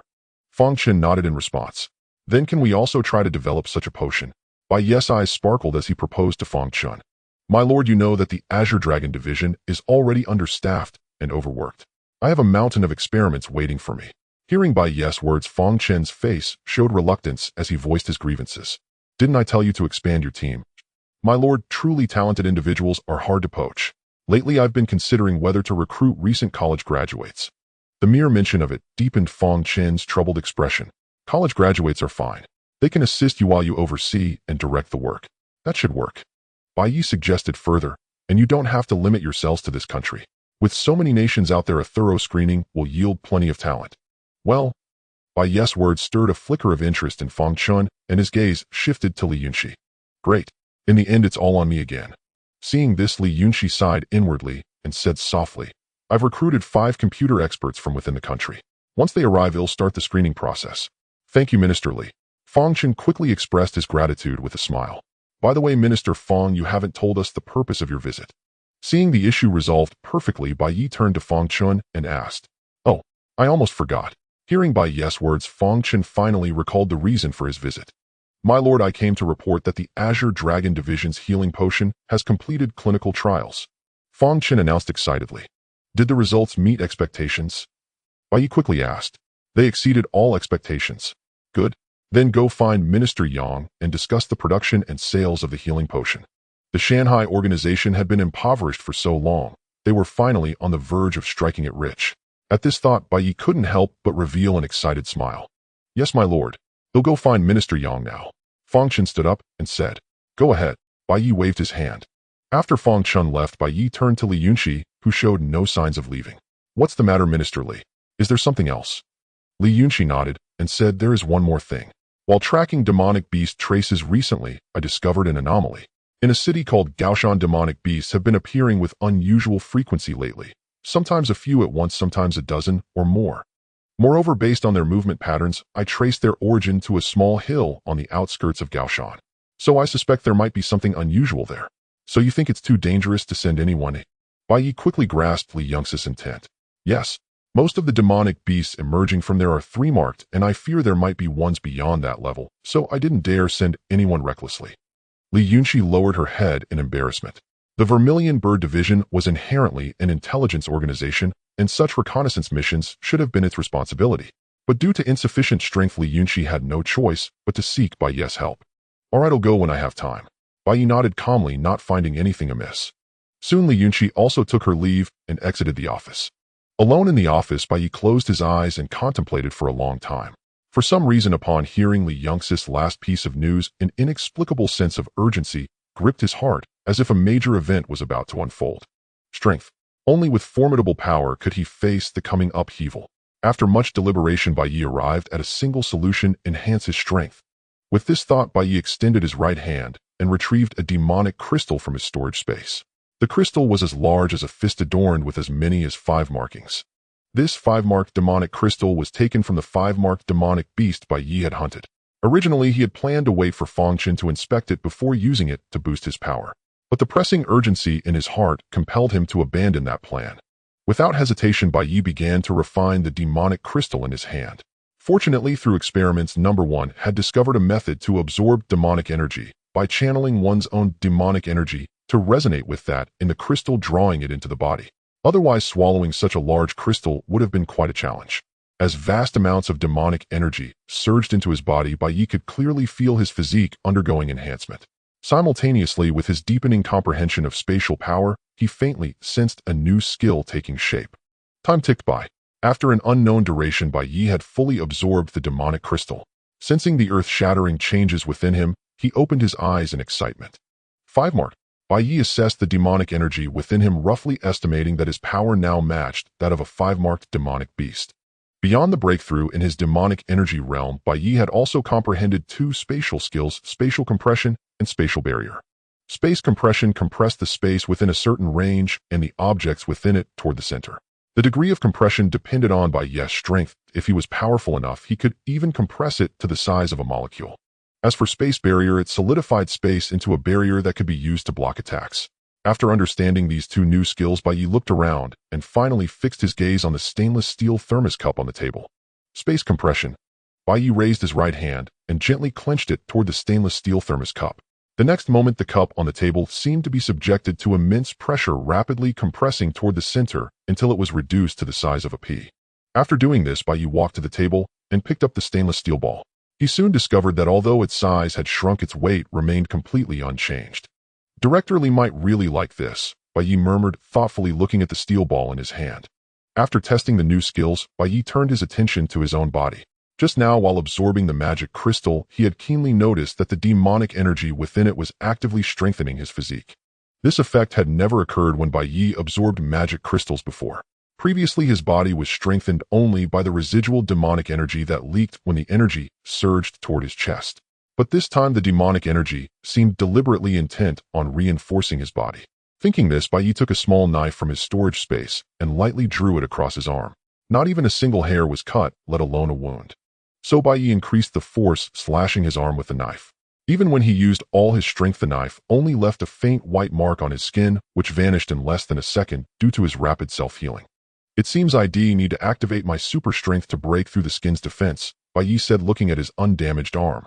Of course, Bai Ye wasn't foolish enough to activate super strength to injure himself. If he accidentally sliced off his arm, he'd have no one to blame. Is this a property of the 5-mark magic crystal or of the 5-mark magical creature? Bai Ye assessed his bonus changes, the most significant being a massive boost in defense.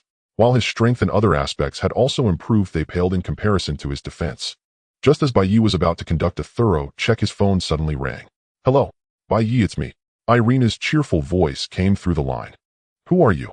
Bai Ye asked teasingly. "You jerk. We've only been apart for a short while, and you've already forgotten me.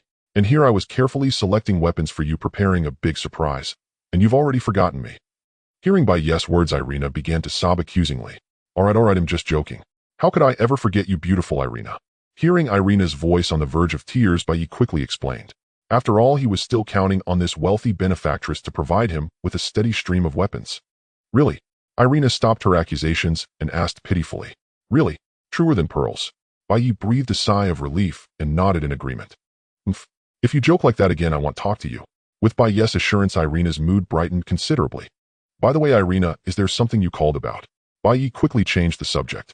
"Yes, I'm calling to let you know that the shipment I promised you will arrive in Sakura Nation waters in 1 day. They'll need a delivery address from you then, and they'll have someone deliver it directly." The equipment sponsored by the wealthy benefactress was on its way. Hearing this, Bai Ye's eyes lit up with excitement. "All right, I'll send you the address shortly," Bai Ye said hastily, afraid the equipment might slip away. "By the way, I've also prepared a special gift for you. I hope you'll like it," Irina said with a light laugh. "What kind of gift?" "It's a secret for now, but I guarantee you'll love it," Irina said mysteriously. All right. Seeing that Irina wouldn't tell, Bai Ye didn't press further. He would find out tomorrow anyway. They chatted for a long time until night fell, when Bai Ye said he needed to get dinner and hung up. Time passed quickly to the next afternoon. After receiving Irina's message, Bai Ye retrieved 2 healing potions from the Azure Dragon division and headed to the agreed meeting point. Bai Ye chose a secluded beach as the delivery address. When he arrived, there were already several large containers and a dozen or so burly men from the White Bear Nation on the beach. "Sorry, am I late?" Bai Ye spotted a familiar figure among the crowd and approached. "No, we just arrived ourselves." Pavel came up to Bai Ye and smiled amicably. "Didn't Irina come?" Bai Ye looked around somewhat disappointed. Hearing Irina mention a big gift, Bai Ye had thought she might come herself. "No, she's been grounded by her father, and might have to stay home for quite a while, Pavel explained, shaking his head. By the way, did you come alone? How are you going to move all this by yourself? Pavel looked behind, Bai Ye puzzled. Don't worry, my people are on their way. I came ahead so you wouldn't have to wait too long. Bai Ye made up an excuse to brush off Pavel. Pavel didn't press further. He walked over to a container, patted it, and asked, need to inspect the goods? No need. I trust Irina, Bai Ye said with a slight shake of his head. All right, then I'll give you the weapon list later. You can check it yourself. Hearing Bai Ye's words, Pavel's smile broadened. He then gestured to a burly man nearby, who took a military green iron box from his backpack and handed it to Pavel. This is a special gift Irina prepared for you. I don't know what it's for, but I know many factions are vying for these. Irina spent a lot of effort and resources to get them for you, Pavel said solemnly, handing the iron box to Bai Ye. Bai Ye took the iron box and examined it, finding it was a combination lock case. He looked up at Pavel. Irina didn't tell me the combination either. You'll have to ask her yourself, Pavel said, shaking his head. All right, I understand. Thank you. I appreciate your hard work. Bai Ye hugged the iron box and expressed his gratitude to Pavel and the others. No need. On the contrary, I should thank you for saving Irina, Pavel said, sincerely, shaking his head. By the way, I prepared a gift for Irina as well. I hope you can give it to her for me. With that, Bai Ye took out 2 healing potions from his pocket and handed them to Pavel. Looking at the 2 vials of unknown liquid in his hand, Pavel suspected that Bai Ye was merely humoring Irina, but out of responsibility, he still asked, what is this? It's a healing potion, a medicine that can quickly heal bodily injuries. Healing potion.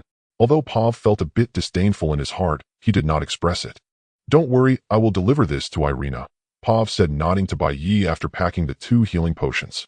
Bai Ye noticed the hidden contempt in Pavel's demeanor, but he did not explain. As long as the 2 healing potions could successfully reach Irina's hands, that was enough. Once Irina realized the miraculous properties of the healing potion, Bai Ye would be able to leverage her influence to open up the market for the potion.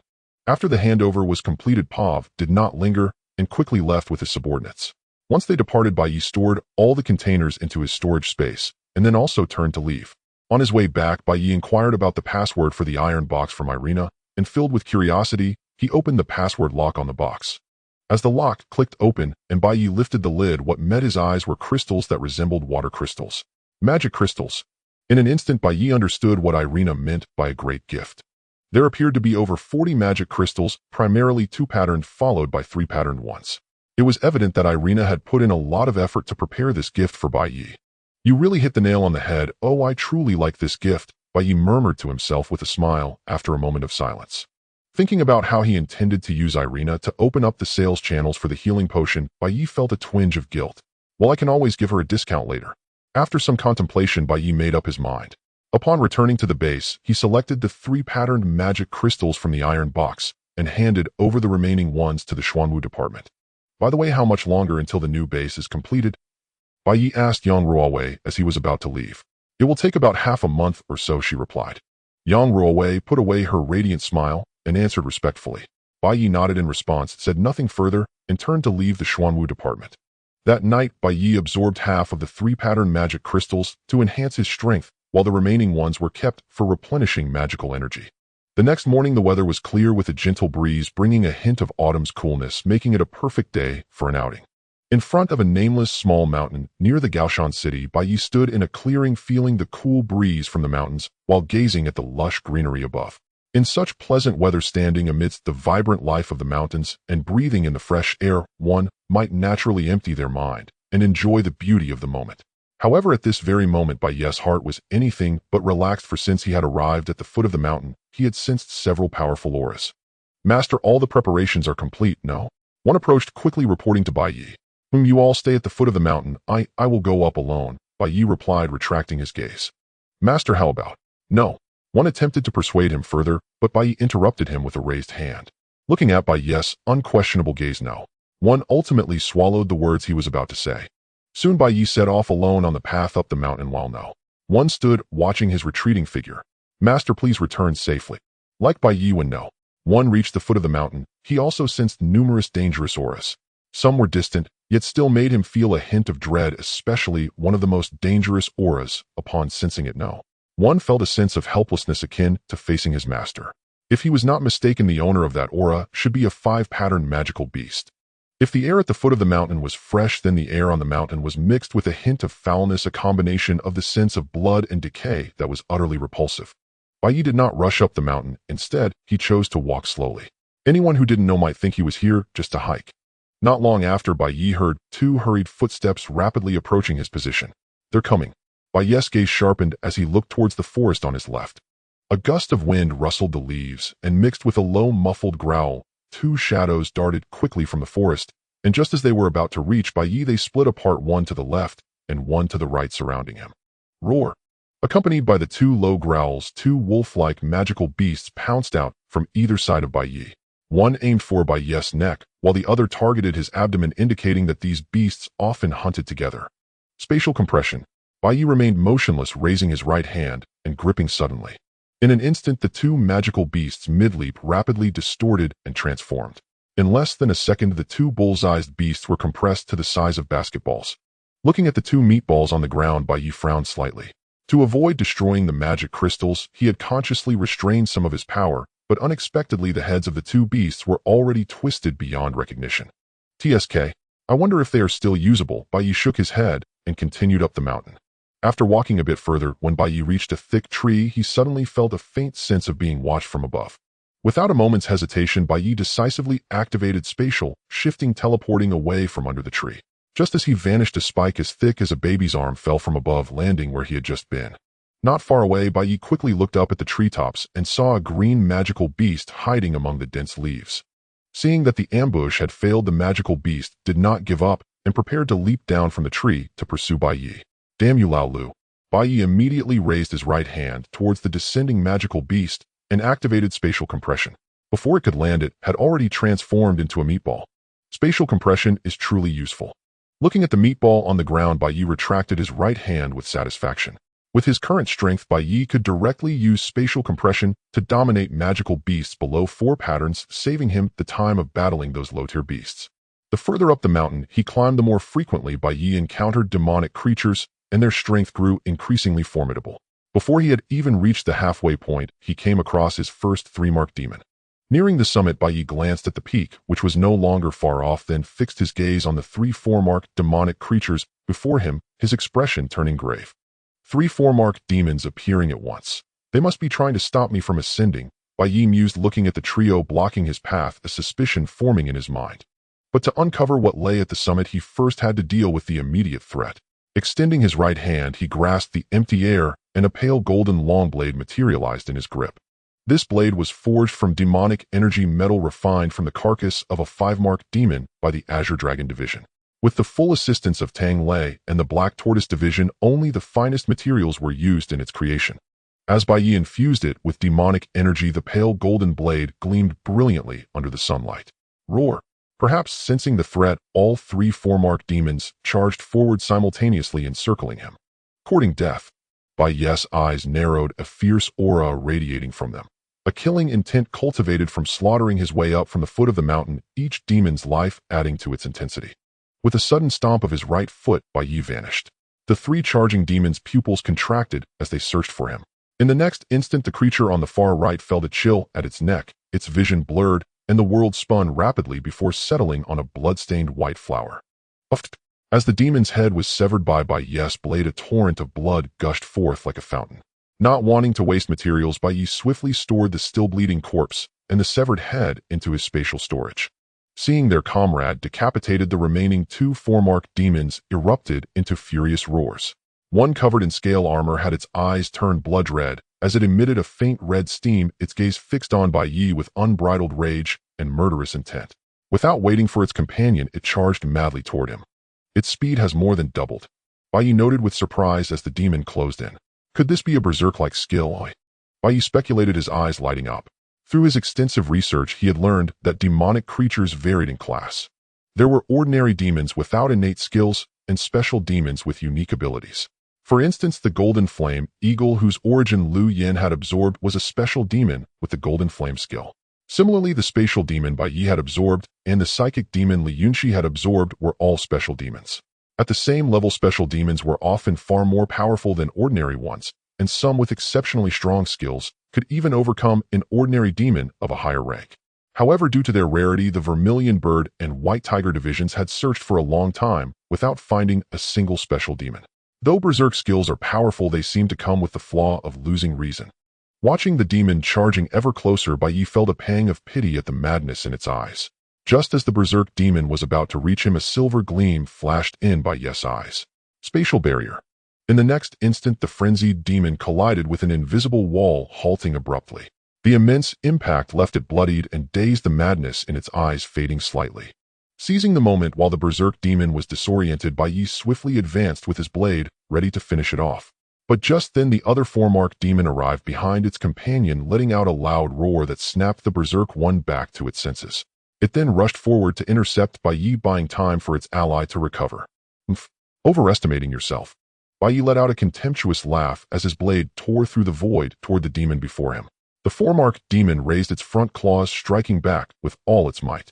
Yet before the blade could land, an invisible spatial edge had already sliced through its body. Thud! In an instant, the demon's right hind leg was severed cleanly by the spatial edge. Losing its balance, it crashed heavily to the ground. Without hesitation, Bai Ye teleported forward and decapitated it with a single stroke. Seeing this, the berserk demon abandoned all thought of revenge, scrambling to its feet and fleeing frantically up the mountain. But in the next moment, another invisible blade flashed and another massive head fell. "Did you think you could escape, eh?" Bai Ye muttered to himself as he leisurely collected the demon's corpse. After finishing, he looked toward the summit, knowing that true danger still awaited him. Let's see what secrets are hidden up there. With that, he resumed his ascent. Meanwhile, at the foot of the mountain. Shortly after Bai Ye had gone up, demonic creatures began streaming in from other areas, attempting to charge into the mountain. But two squads from the White Tiger Division stood guard below, and to reach the summit, they had to get past Number 1 and his team. After a fierce battle, Number 1 and his comrades managed to intercept all the incoming demons. Though they felt utterly exhausted, none complained, for their master was alone on the mountain facing demons far more powerful than themselves. They could not intervene in the main fight, but these minor tasks they had to see through. Near the summit, Bai Ye encountered yet another demon. This creature's aura was stronger than the 3 4-mark demons he had faced earlier, yet it did not quite reach the level of a 5-mark demon. It seemed more like a peak 4-mark or perhaps a half-step 5-mark. Bai Ye was not entirely certain of the precise classification, but it was clearly on the verge of breaking through to 5 marks. This demon was peculiar. It stood upright with a bulky frame, a large vertical eye set in its chest, and no head or mouth. The moment it spotted Bai Ye, a red beam shot from the vertical eye. Bai Ye quickly activated spatial displacement, vanishing from his spot. When the red beam struck a tree trunk, the limb-thick wood instantly turned into a wisp of red smoke, which then drifted back into the demon's eye without dissipating. Watching the treetops topple with a loud crash, a flicker of gravity crossed Bai Ye's eyes. This beam of light is somewhat peculiar, and that wisp of red smoke. If it were merely the destruction of the tree trunk, Bai Ye would not be so concerned. But from the previous scene, it seemed more as if that section of the trunk had been transformed into another form, materializing into that wisp of red smoke. Forget it. Kill first, talk later. Bai Ye stomped his right foot, and his figure vanished in an instant. When he reappeared, he was already to the left of the vertical-eyed monster. Just as Bai Ye was about to bring down his blade, the vertical-eyed monster, as if anticipating his move, raised its left hand toward him. Not good. Danger. Alarm bells rang in Bai Ye's heart. In an instant, he activated spatial translocation and vanished from his spot. And as Bai Ye had expected, the moment he disappeared, a red beam shot from the vertical-eyed monster's left palm. From a distance, Bai Ye then noticed that a vertical eye was embedded in the monster's palm. If its left hand has an eye, then its right hand must also. Bai Ye quickly turned his gaze to the monster's right hand. The vertical-eyed monster made no attempt to conceal it, raising its right hand and firing another red beam at Bai Ye. The red beams of the vertical-eyed monster were indeed swift, but Bai Ye's spatial translocation was even faster. Soon Bai Ye dodged this attack with a narrow escape. Seeing Bai Ye evade again, the vertical-eyed monster devised a new strategy. It raised both hands horizontally, the eyes on its palms, gazing left and right, while the massive vertical eye in its center focused on Bai Ye. Damn it, does this thing have eyes on its back too? As the vertical-eyed monster prepared to unleash another red beam, Bai Ye cursed under his breath and instantly teleported behind it. Hell, it really does. The moment he teleported, Bai Ye looked up and saw 2 eyes on the vertical-eyed monster's back. Without a moment's hesitation, Bai Ye decisively activated spatial translocation, again reaching a boulder as tall as a man to the left of the vertical-eyed monster just before 2 red beams arrived. Damn, what is this, an all-around blind spot self-propelled laser turret? Hiding behind the boulder, Bai Ye finally breathed a sigh of relief and burst into curses. After catching his breath, Bai Ye quickly poked his head out to look at the vertical-eyed monster. As luck would have it, the eye in its left palm locked gazes with him. Bai Ye hastily withdrew his head. At the same time, the vertical-eyed monster swiftly shot a red beam from its left palm eye. Hey, race my chance. Noticing the red beam aimed at the boulder, Bai Ye quickly extended his right hand and grasped the air. Spatial compression. The next moment, the collapsing space engulfed the vertical-eyed monster's left hand. Sensing the danger, the monster hurriedly raised its right hand, fired a red beam at its own left hand, and chose to sever its arm to survive.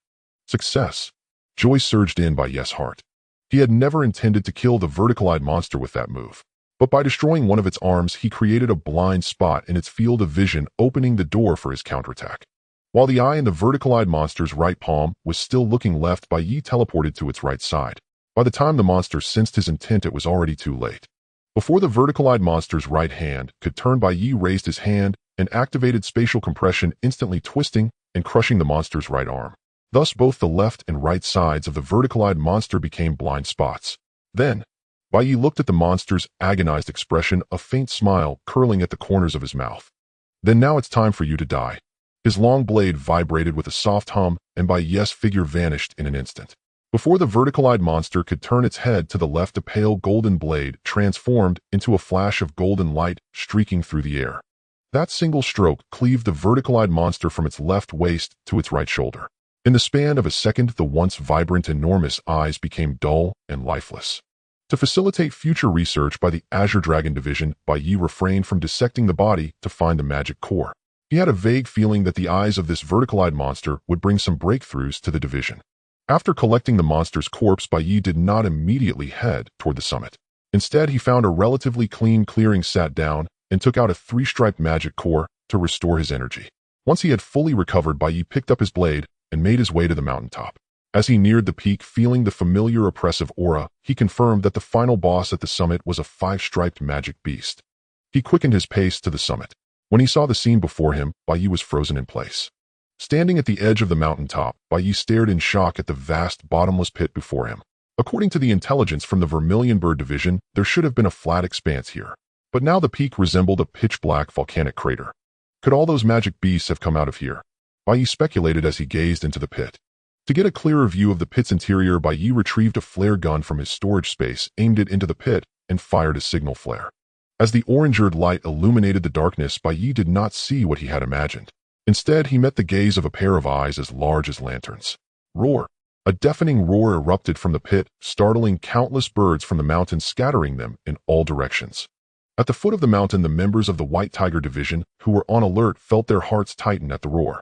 A primal fear surged unbidden from within. What kind of monster is our master facing? Lu Yin, standing beside number 1, stared blankly toward the summit and murmured absent-mindedly. Lu Yin considered flying up to see the situation, but under that terrifying oppressive aura, he was paralyzed by fear before even moving. I think I've already seen it. Number 1's pupils contracted sharply as he spoke in shock. On the distant summit, a massive hand shot up into the sky and slammed heavily onto the peak. In an instant, mud and rocks flew everywhere. Then another giant hand emerged from the summit, crashing down on the opposite side of the mountain. Under the horrified gaze of the crowd, a terrifying monster with huge sharp horns climbed out from the summit. For a moment, it seemed as if a landslide had occurred on the small peak, with countless mud and rocks tumbling down the mountain. By the time the colossal monster had fully emerged, the entire mountain had shrunk by a significant measure. You've got to be kidding. It must be at least 20 meters tall, a member of the White Tiger Division exclaimed in terror, staring at the enormous monster on the summit. Leave. Get out of here. The upcoming battle is beyond our reach. Number 1 decisively ordered a retreat as he gazed at the giant monster on the peak. Yes, Chief. No one objected to this command. Do you think the master can win? Lu Yin looked at the summit and asked number 1 with concern. Yes, definitely. Number 1 replied without a moment's hesitation, his voice firm and resolute. As the colossal demon's body slowly crawled out from the mountain, Bai Ye, hastily dodging falling rocks and broken trees, felt the entire mountain quake in response. Gazing at the demon's massive form, Bai Ye harbored only one hope, that this creature possessed no special abilities. Soon the 5-striped demon fully emerged from the mountain, standing atop the peak and looking down at Bai Ye. Its body resembled a giant ape with a pair of horns like an ox's atop its head, its gaze brimming with savage bloodlust. Come on, show me what you've got. Bai Ye shook his long blade, and his figure vanished from the spot in an instant. The horned demon's eyes flickered with surprise, then it swiftly turned to search for Bai Ye's trail. Yet at that moment a chill crept over its back, followed by a tearing agony. The horned demon realized that Bai Ye was now behind it. Roar! The horned demon bellowed, spinning its body rapidly and swinging a palm larger than a car toward Bai Ye with a whistling force. But Bai Ye had already teleported to its feet, slashing at the horned demon's leg. Roar! The searing pain of torn muscles enraged the horned demon completely. Then the horned demon's muscles swelled rapidly, its stature rising another 5 meters. Bai Ye, not far away, could clearly sense its aura surging wildly. Roar! A sky-piercing howl stunned Bai Ye, leaving him dizzy. Before he could recover, a giant fist like a meteor descending crashed down upon him with the might of a mountain. Not good. Sensing the intense danger, Bai Ye forced himself to stay alert and activated space warp to flee the spot. Boom! The giant fist slammed down, splitting the earth and shattering the mountain, sending countless rocks and debris flying in all directions. From afar, Bai Ye stared at the scene in shock, a cold sweat trickling down his back. Had he not dodged in time, he would have been reduced to a pulp. As they say, the higher you stand, the farther you see. After missing its strike, the horned demon quickly spotted Bai Ye's position and in a flash hurled another heavy punch at him. Damn it! Without a moment's hesitation, Bai Ye activated space warp again. Boom! Boom! Boom! Each time Bai Ye landed after a teleport, the horned demon swiftly located him and smashed a fist toward his spot. For a time, the entire mountain trembled violently, and massive craters were deeply imprinted into the terrain by the horned demon's colossal fists. In the distance, the members of the White Tiger Division watched the horned demon's earth-shattering destruction on the peak, their hearts filled with concern for Bai Ye. Just then, one's Bluetooth earpiece rang. It was a call from Li Yunqi. Be careful. 2 factions have been drawn here by the Master's battle commotion and are approaching. I've sent you their locations. Go intercept them immediately. Got it. I'm on it. No. One ended the call and checked his phone for the coordinates. Indeed, 2 teams were converging from different directions. No. One quickly shared the location with Lu Yin and briefed him on the situation. First squad, follow me. Second squad with Lu Yin. No mercy. We must not let these people disturb the Master. Understood. The group replied, understood. Soon the 2 squads split up, each member radiating a fierce aura. Returning to the battlefield after a while, Bai Ye fully recovered from his dizziness. Facing the horned demon's relentless advance, he quickly devised a countermeasure. As the horned demon's fist came crashing down, Bai Ye instantly conjured a spatial barrier above his head. The next second, a colossal impact surged against the barrier like a tidal wave. In less than a second, cracks began to appear on the spatial barrier Bai Ye had created. Just as it seemed about to shatter, Bai Ye vanished, and in the blink of an eye he appeared before the horned demon. Startled by Bai Ye's sudden appearance, the horned demon recoiled. Seizing the moment, Bai Ye formed a spatial barrier beneath his feet, then raised his left hand and clenched it toward the horned demon's right eye. Space compression. In an instant, a twisted space formed within the horned demon's massive eyeball, rapidly constricting. Pop! A sound like a bursting bubble echoed, and the horned demon's eyeball exploded, splattering blood everywhere. The excruciating pain from its burst eye threw the horned demon into a frenzy. It opened its gaping maw once more, ready to unleash that roar laced with mental attack. But this time Bai Ye was prepared. As the horned demon's jaws widened, he swiftly retrieved a loaded RPG from his storage space. Hey, race a throat lozenge. Aiming the launcher at the horned demon's gullet, Bai Ye pulled the trigger without hesitation. Thump. Whoosh. The smoke-trailing rocket shot into the horned demon's mouth. With its left side in a blind spot, the demon didn't notice the anomaly in time. Roar, boom.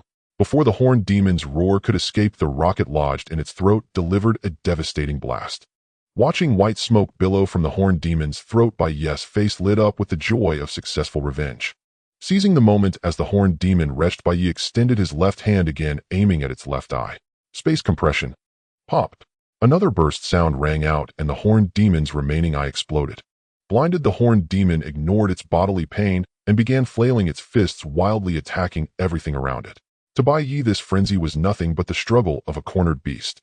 Now Bai Ye only needed to keep his distance, wait for the horned demon to exhaust its strength, and then deliver the final blow to end the battle perfectly. Yet Bai Ye knew the earlier commotion had likely drawn many eyes. He had to finish the fight quickly to avoid any unforeseen complications. So seizing an opening, Bai Ye teleported to the back of the horned demon's neck. Giant strength. He activated his power and struck with full force at the demon's nape. Empowered by giant strength and spatial energy, Bai Ye's blade sliced through the horned demon's neck without resistance. At that moment, the rampaging horned demon felt its strength rapidly ebbing away, its life force draining. It tried to let out a final roar, but blood clogged its throat. Thud! Thud! Two heavy sounds echoed as objects hit the ground, one from the head, one from the body. Baka, do those people up there not care about our lives? How could we possibly defeat such a monster with just our few guns? I seriously suspect that people up there just want to use us as sacrifices. However, I heard there would be air support from above. Haha, isn't that so? They'll bomb us along with them. Oh, what should we do then? I heard you have a newlywed wife. What does that have to do with anything? Nothing. I just heard that the superior officer seems to enjoy watching movies about widows. Widow. Bakayaru. On the national highway, a convoy transporting soldiers was speeding towards the outskirts of Gaoshan City, and their target was the horned monster fighting with Bai Ye.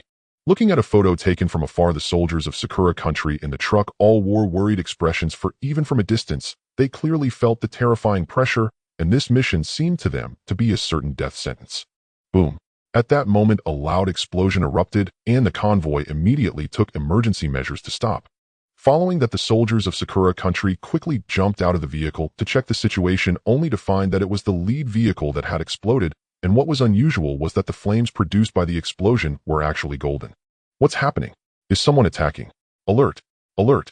In an instant, all the soldiers of Sakura country fell into chaos. At that moment, several golden fireballs fell from the sky, landing among the crowd and causing explosions. Any Sakura soldier touched by the golden flames was quickly consumed, turning into charred remains. Meanwhile, from the roadside jungle, dozens of figures rushed out, all of whom were dressed in black robes and wore masks.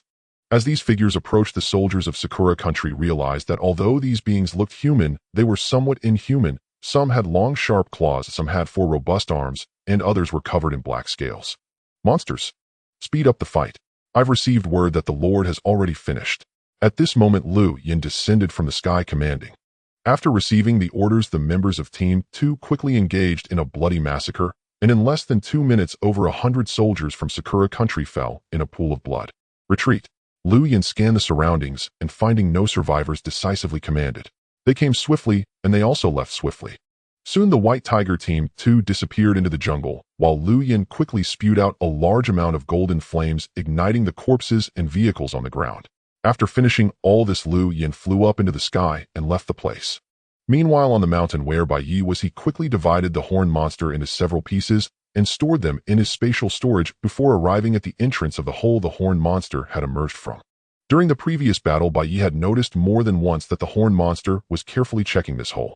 If nothing went wrong, there must be something very important within this deep pit.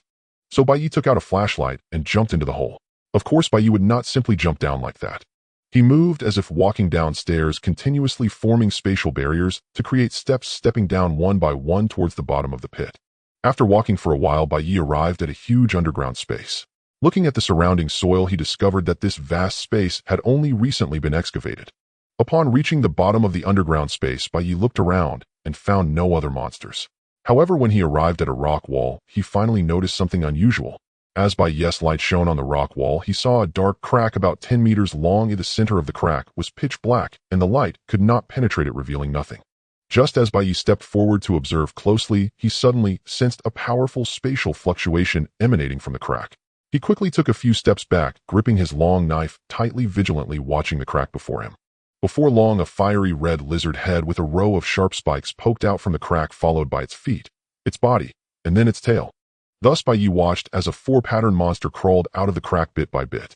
The red 4-pattern monster immediately fixed its gaze on Bai Ye, its greedy and eager eyes causing Bai Ye to frown. At this moment, the 4-pattern monster in front of Bai Ye looked like a starving tiger that hadn't eaten for days, eagerly charging towards Bai Ye. Seeking death. Bai Ye snorted coldly, his figure flashing as he appeared above the 4-pattern monster. In the next moment, Bai Ye gripped his long knife tightly and thrust it down hard at the monster's forehead. The hard scales and skull of the 4-pattern monster were utterly unable to resist Bai Ye's long knife. With the aid of spatial power, Bai Ye effortlessly pierced through the monster's brain. Bang!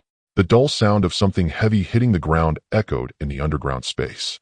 This was the first sound made by the 4-pattern monster after arriving in this world, and also its last. After storing the corpse of the 4-pattern monster in his spatial storage, Bai Ye returned to the crack. After a thorough inspection, Bai Ye could basically confirm that this was a spatial crack. Moreover, based on his observation, this spatial crack was continuously expanding. Although the process was very slow, it was undeniable that it had never stopped growing. Then the other side of this spatial crack should be the monster's world. Bai Ye gazed solemnly at the spatial crack before him, and the joy of just having killed the five-patterned monster instantly vanished. At the current rate of expansion of the spatial crack, Bai Ye estimated that in less than half a year this crack would extend to over 30 meters. By then, what level of monsters would emerge from this spatial crack?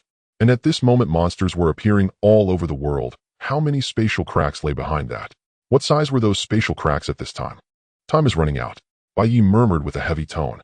After taking some photos of the spatial crack with his phone, Bai Ye prepared to leave, but just then he suddenly noticed several pieces of black stones shimmering with silver light below the spatial crack, looking somewhat different. Bai Ye approached and picked up a black stone, bringing it before his eyes.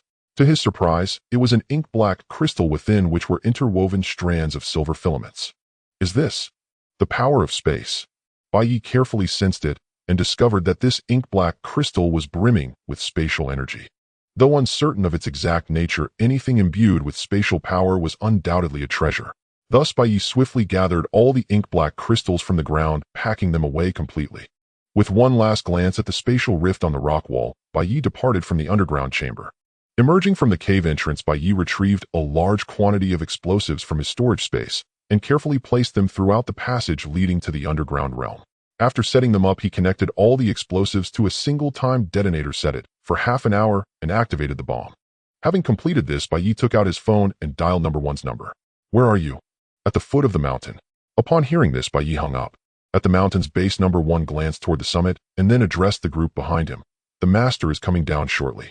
Stand at attention. Yes. The group swiftly formed orderly ranks, their gazes fixed ahead. In an instant, a figure flashed down the mountain, and the next moment Bai Ye appeared before them. Master.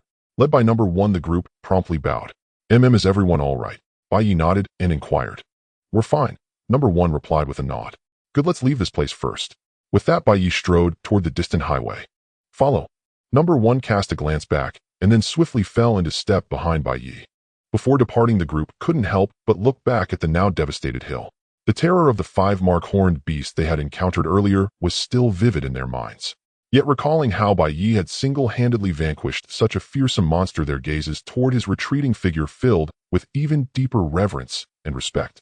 Soon Bai Ye and his team drove away from the area. Approximately 20 minutes later, 3 helicopters flew to the summit of the hill. A group of researchers carrying instruments began scouring the peak for useful materials. Just as a crowd was fervently sampling a large pool of blood, a thunderous roar erupted from the mountaintop. Before they could react, a chain of explosions engulfed everyone in an instant. At the Shanghai base, upon their return, Bai Ye and his companions were greeted with a warm welcome from everyone. Through Li Yongxi's real-time surveillance, all those remaining at the base had witnessed Bai Ye's fierce battle.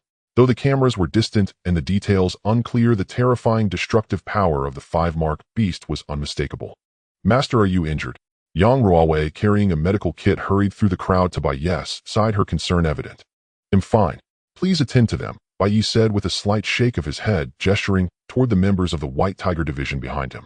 Yang Ruowei carefully observed Bai Ye's complexion and, finding no cause for worry, turned her attention to the White Tiger Division members.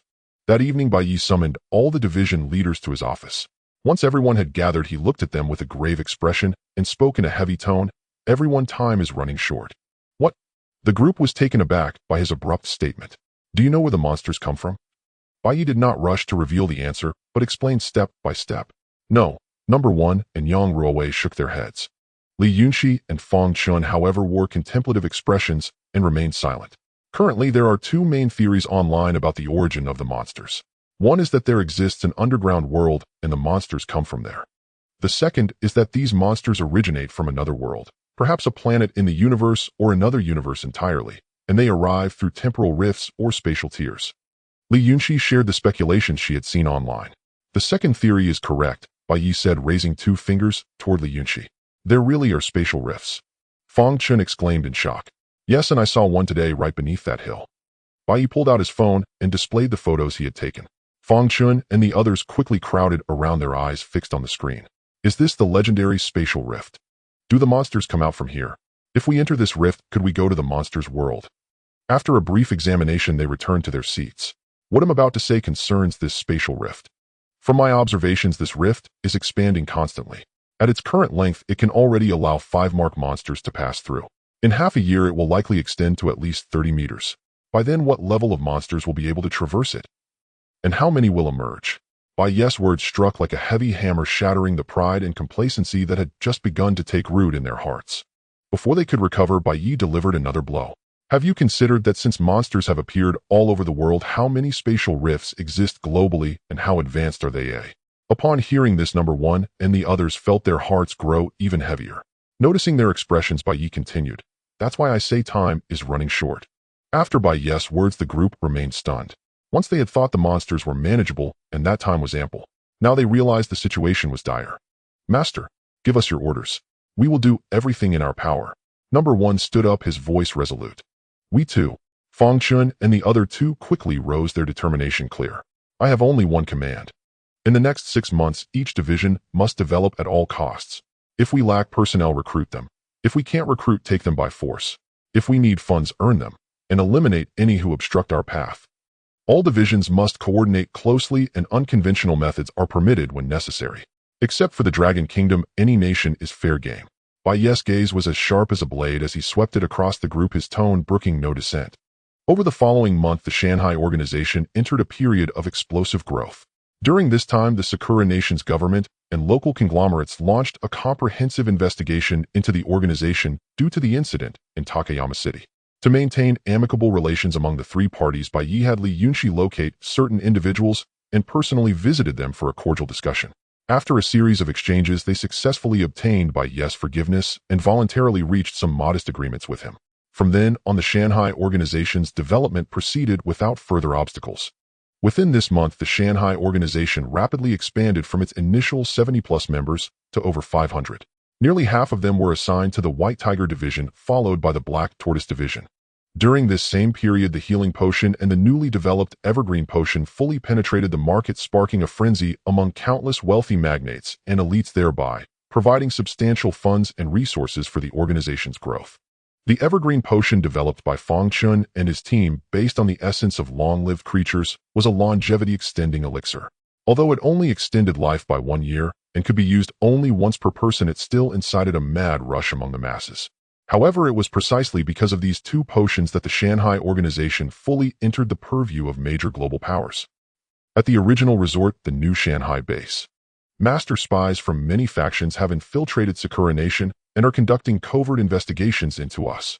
Li Yunxi, clad in a vermilion uniform and holding a tablet, reported to Bai Ye.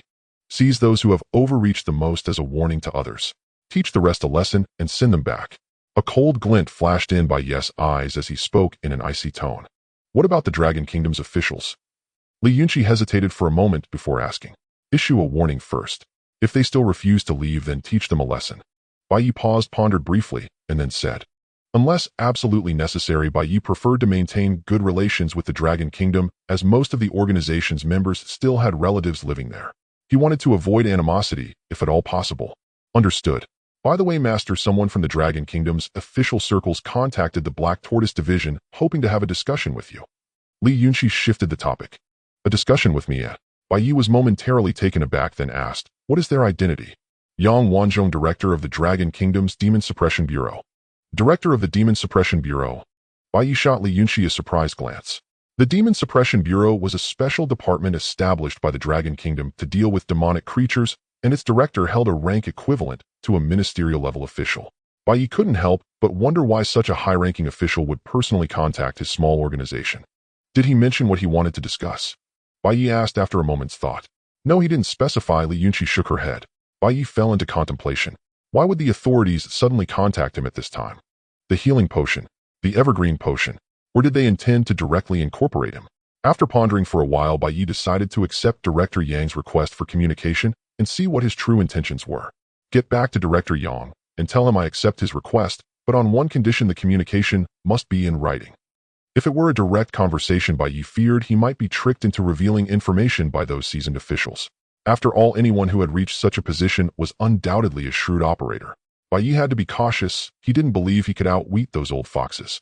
"All right, I'll convey this requirement to them when we return." Li Yunxi nodded, then continued, "Besides the Dragon Kingdom's officials, the United States and several major conglomerates have also expressed a desire to meet with you. Turn them all down." Bai Ye replied without a second thought. Li Yunxi nodded, "Understood."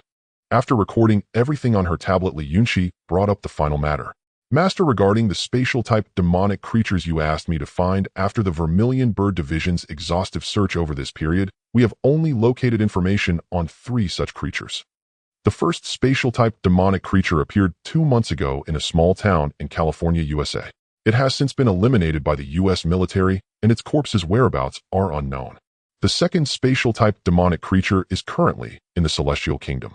Due to its buffalo-like appearance and immense stature, the locals have revered it as a sacred cow and are actively offering human sacrifices to it. Perhaps because it is wealth, it has not caused widespread destruction. However, every 3 days the creature appears to consume the humans sacrificed to it. As she spoke, Li Yunxi's expression turned somewhat peculiar. To be honest, when she first gathered this information, she was baffled by the Celestial Kingdom's actions. She had heard of their eccentricities, but this exceeded her expectations. Upon hearing this news, Bai Ye was also taken aback. Hasn't the Celestial Kingdom's government intervened? He asked in confusion. The sacrifices were chosen by the Celestial Kingdom's government itself, reportedly from the lowest Dalit caste. Bai Ye, what level of strength does that spatial-type demonic creature possess? After a brief silence, Bai Ye asked. Li Yunxi replied, based on its size and the traces of its previous attacks, it should be above the 4th mark, likely a 5th mark demonic creature. A 5th mark spatial-type demonic creature. Bai Ye's gaze sharpened as he gently tapped his fingers on the desk, calculating the odds of victory in his mind. After a long moment, Bai Ye cast aside his thoughts and looked at Li Yunxi. Next, Li Yunxi then spoke. Information on the final spatial-type demonic creature comes from Nanqingyun Province in the Dragon Kingdom. According to the sole survivor, while gathering mushrooms in the mountains with his companions, they stumbled into a strange space. Inside, they saw a bizarre tree covered in slender vines. When the tree noticed them, it swiftly lashed out with its vines. He described the vines as being able to traverse space, instantly appearing before them and piercing the others like skewers. Because he was near the exit and reacted quickly, he barely managed to escape with his life. An alternate space with space-traversing vines. This was the first time Bai Ye had heard of a plant-type demonic creature. Didn't the Dragon Kingdom's Demon Suppression Bureau deal with it? Bai Ye continued. 3 teams were sent in, but none returned. Finally, the Bureau prepared to demolish the area with explosives, only to find the entrance had vanished. It escaped. No, the Bureau can still detect the spatial entrance, but it's sealed shut. They can't get in and can only guard the outside. Aside from the one that had already perished, 2 spatial-type magical beasts remained, one in the Tianju Kingdom and the other in the Dragon Kingdom. The one in Tianju Kingdom was likely around the 5th mark, while Bai Ye found it difficult to gauge the one in the Dragon Kingdom. Not only were the relevant records scarce, but the mere ability to carve out an independent dimensional space was enough to fill Bai Ye with a sense of dread.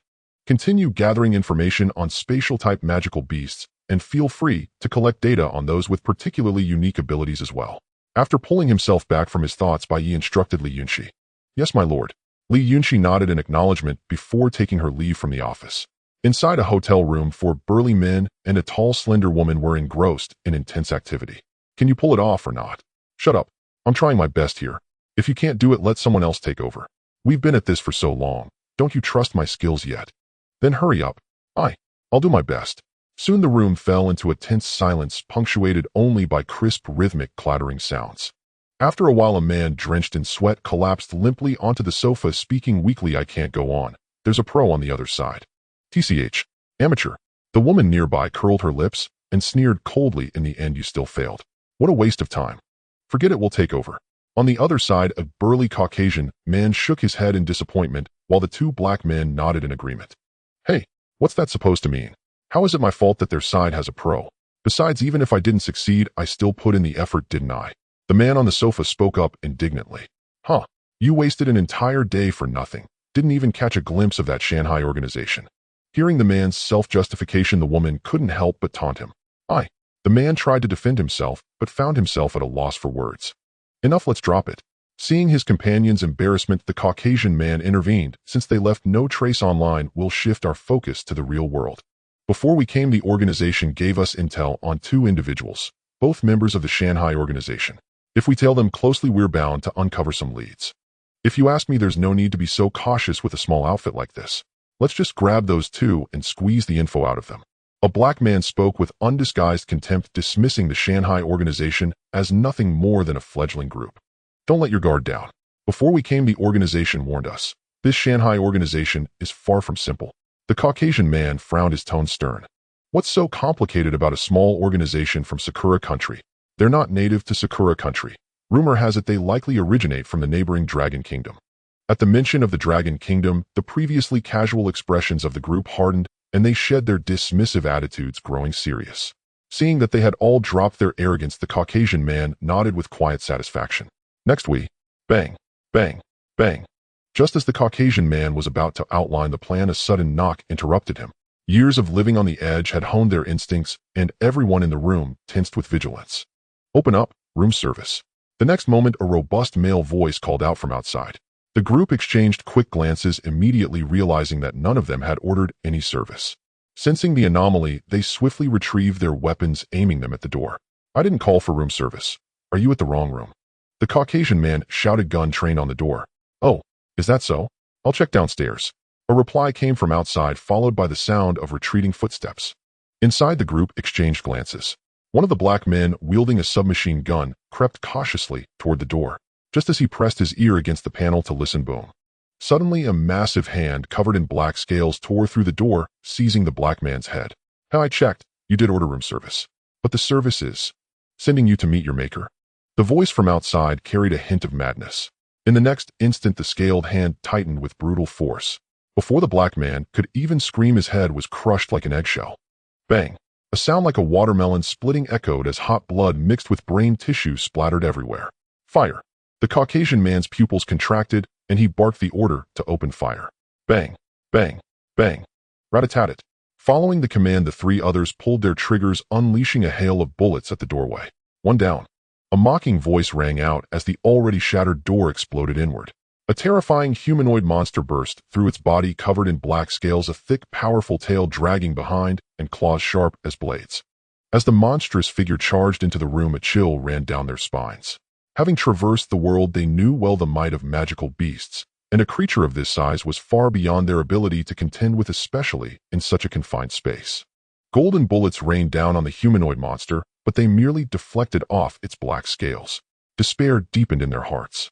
1, 2, 3, 4. Perfect, all of you are here. The monster's gaze swept over them, a sinister grin spreading across its face. It can talk. Demon. It's a demon. Find a way to escape. The realization that the creature could speak human language shattered their composure, plunging them into sheer terror. Escape. If you escape, what about my mission? The monster let out a cruel laugh, then lunged toward them with blinding speed. No. Save me. No. Amidst a chorus of terrified screams, the room descended into chaos. A minute later, silence reclaimed the room. The humanoid monster stood alone in a pool of blood, one hand gripping a woman's head. Beside it lay 4 headless corpses, still and lifeless. With a thud, the humanoid monster casually dropped the woman's head onto the floor, then grabbed a bedsheet to wipe its hands. It then strode out of the room and into the adjacent one. A flash of black light later, the creature transformed into a burly, naked man. He approached the bed and deftly dressed himself in the clothes laid out there. What a hassle. I wonder how much longer the Azure Dragon Division will take to develop stretch-resistant clothing. Having to undress every time I transform is such a pain. Lou Daney grumbled incessantly as he put on his clothes. Once dressed, he nonchalantly exited the hotel. The moment he stepped outside, a fleet of police cars raced toward the scene. Move it, move it. The police cars screeched to a halt, and officers stormed into the hotel with guns drawn, while others swiftly cordoned off the area. Lou Daney paid them no mind. He walked straight to the parking lot and climbed into a van. Captain, the driver greeted him as he got in. Let's head back. Lou Daney nodded slightly. Yes, Captain. Soon the van pulled out of the hotel parking lot and drove away. Meanwhile, in various cities across Sakura Country, a series of bloody massacres unfolded simultaneously. The victims all shared one trait: they were foreigners who had recently arrived. Inside the hotel, a team of officers cautiously ascended to the floor where gunshots had been reported. They crept down the corridor toward a room at the end with its door wide open. Well, not exactly open. The door was simply missing. As they reached the doorway and took in the scene, a chilling dread seized them. Soon the corridor echoed with the sounds of retching. Sergeant, did a human do this? A pale young officer asked his senior in a trembling voice. This isn't our jurisdiction. Let's go. The veteran officer suppressed his unease and urged them to leave. Are we just walking away? The young officer looked puzzled. What else? Think you're the masked knight. The veteran shot him a look as if he were an idiot. I mean, shouldn't we go in and check for evidence, collect the bodies? The young officer scratched his head. Specialized teams will handle that. And if anyone asks you about this, you say nothing. Understand? The veteran's tone turned grave. Got it. Seeing his mentor's serious expression, the young officer nodded repeatedly. Soon all officers vacated the hotel. Not long after, a team in special gear arrived. A day later, news spread that intelligence operatives from top global organizations, Hand of God Temple Faceless, had been brutally slaughtered in Sakura country. Simultaneously, intelligence personnel from major nations and large organizations received various warnings. Everyone knew it was the work of the recently emerged Shanghai organization. Yet by unspoken agreement, no one spoke up or pointed fingers. Because alongside the news, a video circulated widely pushed by Shanghai. It showed a terrifying demon over 20 meters tall. As countless viewers trembled in fear, a figure appeared behind the monster. With a single swing of a long blade, the creature was decapitated. The video ended there. Countless viewers fell into silence. With their resources verifying the video's authenticity was trivial, and that very fact deepened their silence. The footage had been altered, no one could discern the figure's face. But one thing was certain, it was a real person.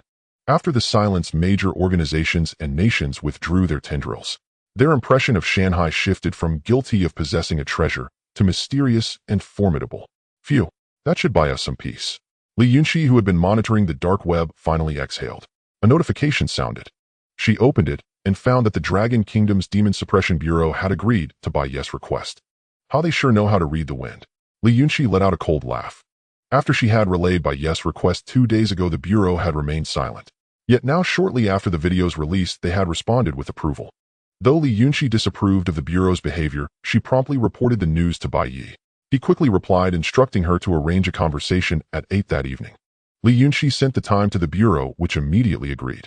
By 8, Bai Ye was already at the Vermilion Bird Division, awaiting the discussion. At the appointed hour, Li Yunxi sent a special link.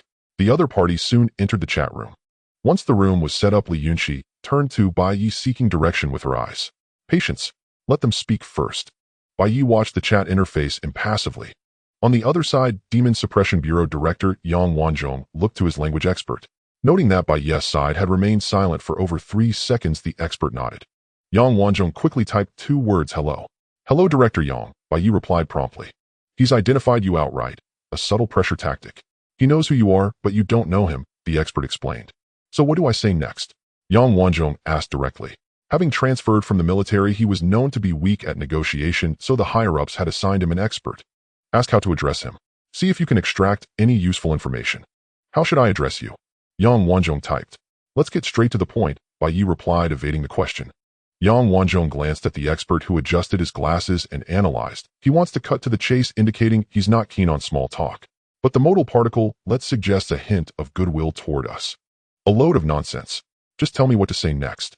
Yang Wanzhong shot the expert a disdainful look and urged him on. You. Upon hearing Yang Wanzhong's words, the expert's expression shifted, and he glared at Yang Wanzhong indignantly. What you? You're here to assist me, not to spout nonsense.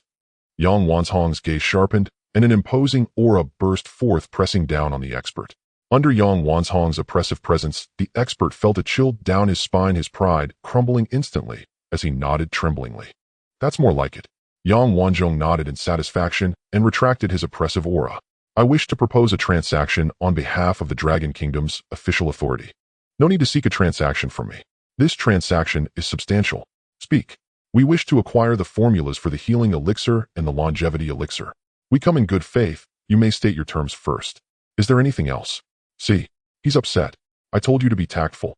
The expert beside him, eyeing Bai Ye's reply, spoke to Yang Wanzhong with a hint of schadenfreude. Yang Wanzhong's face darkened as he cast a cold glare at the expert. The expert instantly wiped away his smugness and silently lowered his head. Come here. Yang Wanzhong stood up expressionlessly and addressed the expert beside him. Huh. The expert was taken aback, but quickly realized Yang Wanzhong intended to make him the scapegoat. Moi. Yang Wanzhong's gaze intensified as he stared at him in silence. Fine. The expert shuddered, quickly stood up, and took Yang Wanzhong's seat. True to his title, the expert swiftly defused Bai Ye's anger with an apology. Seeing the expert's competence, Yang Wanzhong allowed him to continue the conversation. After some negotiation, the expert secured half the quota for the healing elixir and the longevity elixir. Finally asked him if he has any difficulties, we can offer some assistance. Once the transaction was complete, Yang Wanzhong finally spoke. The expert promptly sent the message. On the other side, Bai Ye, reading the message on his computer, quickly grasped the underlying implication. If he accepted the Dragon Kingdom's help, the Shanghai organization would be branded with their label. Decline it directly. Bai Ye decided without hesitation. Understood. Li Yunxi quickly began typing. Thank you, but we require no assistance. On the other side, it's clear the other party not only has strength, but also ambition. Watching the declined message, the expert instinctively analyzed. Did I need you to tell me that? Yang Wanzhong shot a glare at the expert and retorted bluntly. The expert glanced at Yang Wanzhong, then quickly averted his gaze and fell silent. Tell him he can contact me anytime if there are difficulties. Yang Wanzhong instructed. The expert complied and began typing the message. On the other side, after glancing at the message, Bai Ye had Li Yunxi in the chat. I knew they had to contact the master for a reason. It's the formulas for the healing elixir and the longevity elixir. After closing the chat room, Li Yunxi spoke indignantly. By now everyone in the Shanghai organization knew that the healing elixir and the longevity elixir were the organization's cash cows. Limb regeneration and longevity. Who wouldn't covet such mythical technology? Bai Ye remained indifferent, for countless people worldwide desired these formulas. Yet even if he published them, no one could replicate the elixirs. For their main ingredient was the primordial source. By the way, Master, our people discovered a very peculiar village today. Oh, what village? Bai Ye asked curiously. Li Yunxi then located a video on the computer and played it. The footage was shot from a hillside, capturing the strange village at the foot of the slope. In the video, a small village housed about 30 households, with the eerie phenomenon centered on the villagers themselves. Under the blazing sun, the villagers stood motionless on the ridges like lifeless scarecrows. Li Yunxi then opened another video of the same village and location, but now at dusk. In the video, as the sun set, the scarecrow-like villagers seemed to come alive, moving like zombies, all heading toward a house in the village center. Upon reaching the house, the villagers lined up orderly and entered one by one. After a while, each emerged and the next person went in. After the video, there were several photos. One showed a close-up of a middle-aged man, his eyes vacant and lifeless, his face pale as paper with a purple crystal embedded in his forehead. The following photos captured other villagers, all strikingly similar. Hollow eyes, pallid complexions, and a purple crystal on each forehead. Clearly, the villagers' odd behavior was linked to the purple crystals on their foreheads. What do you think? After watching the videos and photos, Bai Ye asked Li Yunxi thoughtfully. A demon, and it's likely in the house at the village center. Li Yunxi stated decisively. I'm asking about your assessment of this demon's ability. Bai Ye added. Ability? Li Yunxi pondered for a moment before replying. Based on the villagers, it seems related to mind control. But from its habit of staying in the house, its combat prowess is likely weak, though this is just my speculation. Sharing Li Yunxi's view, Bai Ye also believed the demon in the house possessed mind control abilities. However, its reclusive behavior made Bai Ye suspect it had some defect, or was pursuing a specific goal. Master, should we send someone to investigate? Li Yunxi asked after a moment. No need. Since it stays in the house, isn't that a perfect coordinate? Bai Ye said with a light chuckle. Li Yunxi paused, then caught on a relaxed smile spreading across her face. I understand, Master. He'll notify the White Tiger Division to handle it tomorrow. Tell them not to conserve ammunition. People are more important than money. Bai Ye nodded in reminder. All right, I'll pass that along. Li Yunxi nodded with a smile. Also compile a detailed dossier on the spatial demon from the Tianzhu Kingdom and send it to me. As he was leaving, Bai Ye instructed Li Yunxi. Understood. Take care, Master. In Dagong Village, a small hamlet nestled in a valley. As the morning sun began to rise, the villagers mechanically emerged from their homes, slowly making their way to the open fields, greeted by the first rays of sunlight. If not for the fact that these people stood motionless in the face of the sun, resembling the living dead, all of this might seem quite ordinary. On the hillside to the left of Dagong Village, a group of mysterious individuals wearing white tiger masks looked down upon the village from above. Captain, when do we begin? A team member approached Lin Feng and inquired. Lin Feng stared intently at the house in the center of the village below, paused for a moment. Prepare to act. With Lin Feng's command, the surrounding team members swiftly retrieved weapons from the arsenal behind them, including heavy firepower such as grenade launchers and RPGs. Soon the weapons were ready, and as Lin Feng's hand fell sharply, a series of shells flew rapidly toward the house at the center of the village. Seemingly sensing the danger, the villagers who had been standing motionless on the ridge lifted their heads to the sky simultaneously before the shells arrived. Upon seeing the rushing shells, the villagers instantly ran toward the center of the village as if their lives depended on it. But how could human speed possibly outrun a shell? Before these villagers could run far, the shells accurately struck the house at the center of the village. Boom, boom, boom. Immediately following, a series of explosions erupted, engulfing the house in the village center in flames and smoke. At the same time, all the fleeing villagers suddenly quickened their pace, even falling down and crawling with their limbs. as if there was something ahead that was more important than their lives. Continue firing. Use up all the shells we brought. Lin Feng, watching the villagers still running below, narrowed his eyes and issued another command. Before departing, the Zhuke division had sent detailed information about the village to Lin Feng, noting that these villagers were all under the control of a monster. If the monster perished, the villagers might perish along with it. Now that the villagers were running faster than ever, it indicated that the monster was still alive. But what about those people below? At this moment, a team member hesitated, looking at the villagers getting closer to the village center. People? What people? Lin Feng's gaze sharpened as he coldly retorted to the questioning team member. Faced with Lin Feng's cold retort and the attention of his teammates, the questioning team member felt a chill in his heart and quickly replied, "Sorry, Captain. I must have misseen. There are only monsters below." After saying this, he swiftly raised the rocket launcher in his hands and decisively fired at the house below. In the following moments, shells rained down in a carpet-bombing manner on the house at the village center, and the villagers seemed oblivious, rushing towards the center of the explosions one after another. Only when the last shell detonated in the thick smoke did Lin Feng's team finally set down their scorched rocket launchers. That should have taken care of them. Looking at the scorched earth below, a team member instinctively swallowed hard and remarked, "Who knows? According to the Qinglong division, these monsters aren't carbon-based organisms, so it's hard to say for sure.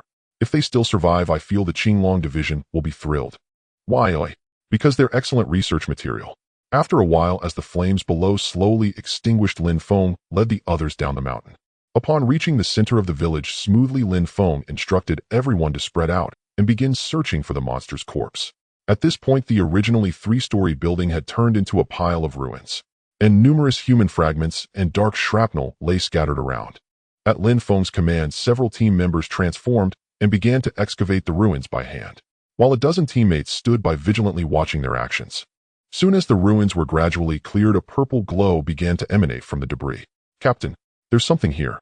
Seeing this, the excavating team member shouted loudly.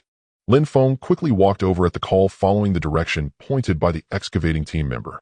And indeed, in the gap of the ruins, Lin Feng spotted a gleam of purple resembling a piece of purple crystal. "Continue digging." Seeing this, Lin Feng instructed the teammates beside him. Quickly, as the building debris was cleared bit by bit, a purple crystal the size of a small car emerged. This purple crystal was translucent and appeared as if it had been naturally formed, radiating a noble and enchanting glow under the sunlight. "So beautiful. I want to have it. How wonderful it would be if it were mine." As the surrounding team members gazed at the purple crystal, their eyes gradually became entranced, their lips moving as they murmured something, and they began to unconsciously draw closer to the purple crystal. Even Lin Feng and the excavating team member who were closest were not spared. The excavating team member was the first to approach the purple crystal due to his proximity. As the excavating team member slowly walked up to the purple crystal, it began to shift like liquid, and soon a peculiar worm made of purple crystal appeared in the spot where the purple crystal had been. When the purple crystal worm fully took form, it raised its two sharp front claws and thrust them into the chest of the excavating team member before him.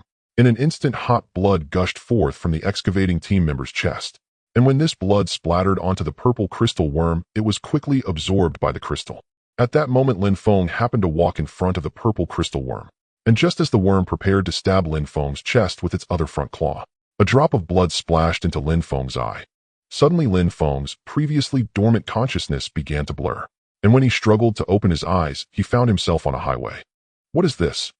Lin Feng gazed at the familiar highway before him. Memories long buried began to resurface. As memories surged forth, Lin Feng quickly turned to look at the roadside behind him. Indeed, under a crooked streetlight, a car with a dented front was billowing smoke. At that moment, Lin Feng felt a slight tremble in his body. He wanted to step forward to confirm, but hesitated in fear. And just as Lin Feng was in doubt, a familiar figure began to slowly approach the car. "It's it." This figure was one Lin Feng could never forget. It was the one that had ambushed his vehicle and destroyed everything. Watching the monster's movements before him, Lin Feng understood its intentions. "I will not allow this to happen before my eyes again." Lin Feng's gaze fixed intently on the monster ahead, his eyes filled with bloodthirsty killing intent. In the ruins, the crystalline insect's forelimb was already pressing against Lin Feng's chest, mere moments away from piercing his flesh. As the crystalline insect exerted force, its forelimb drove into Lin Feng's chest like a spear, yet it encountered an insurmountable resistance almost immediately. Lin Feng gripped the crystalline insect's forelimb with one hand as his form began to shift rapidly. White bone armor swiftly covered his entire body, with jagged bone spurs emerging from his joints. Simultaneously, the bone spurs on his arms elongated and transformed into a pair of razor-sharp bone blades. Die! Lin Feng's eyes turned bloodshot, brimming with savage, killing intent as a terrifying pressure radiated from his being. From Lin Feng's perspective, he instantly charged toward the demonic beast in his memory after completing his transformation. In reality, he likewise launched a ferocious assault on the crystalline insect before him.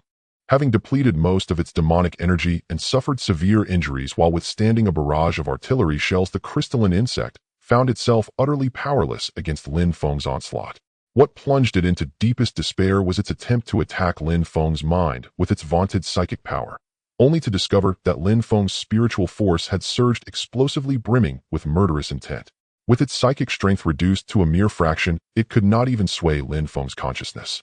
Thus, the crystalline insect became little more than an outlet for Lin Feng's fury, enduring his frenzied blows with no means to fight back. As cracks began to appear on the crystalline insect's body, the surrounding team members quickly regained consciousness.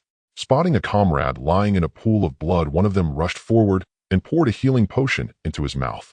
Checking the excavator's breath, the rescuer finally sighed in relief, still alive. Hearing this, the other team members breathed easier as well. With their comrade out of danger, everyone's attention turned to Lin Feng ahead. "Something's off with the captain," one murmured. Another agreed, "His mood seems strange. I've never seen the captain this unhinged." Watching Lin Feng's bloodshot manic expression, a flicker of fear crept into the team members' hearts. "Should we help? I feel like I'd just get beaten up too. Maybe we should wait a bit." "Sounds reasonable." The sight of Lin Feng's frenzy made even those who wanted to assist hesitate. Die. Die. Just die. In Lin Feng's perspective, he was astride a demonic beast, striking it relentlessly. The creature seemed utterly defenseless, enduring his blows until its head was hacked into pulp. Only then did Lin Feng cease his assault. Catching his breath, Lin Feng stared at the demonic beast's corpse in a daze. Countless nights he had dreamed of reducing this creature to mincemeat. Now that it was done, he let out a bitter, self-mocking laugh. Lin Feng approached the nearby car step by step, each stride filling him with growing trepidation. Reaching the passenger door, he slowly bent down, pressing close to the window to peer inside. In the passenger seat, a woman with flowing hair and a gentle demeanor lay unconscious, slumped against the backrest.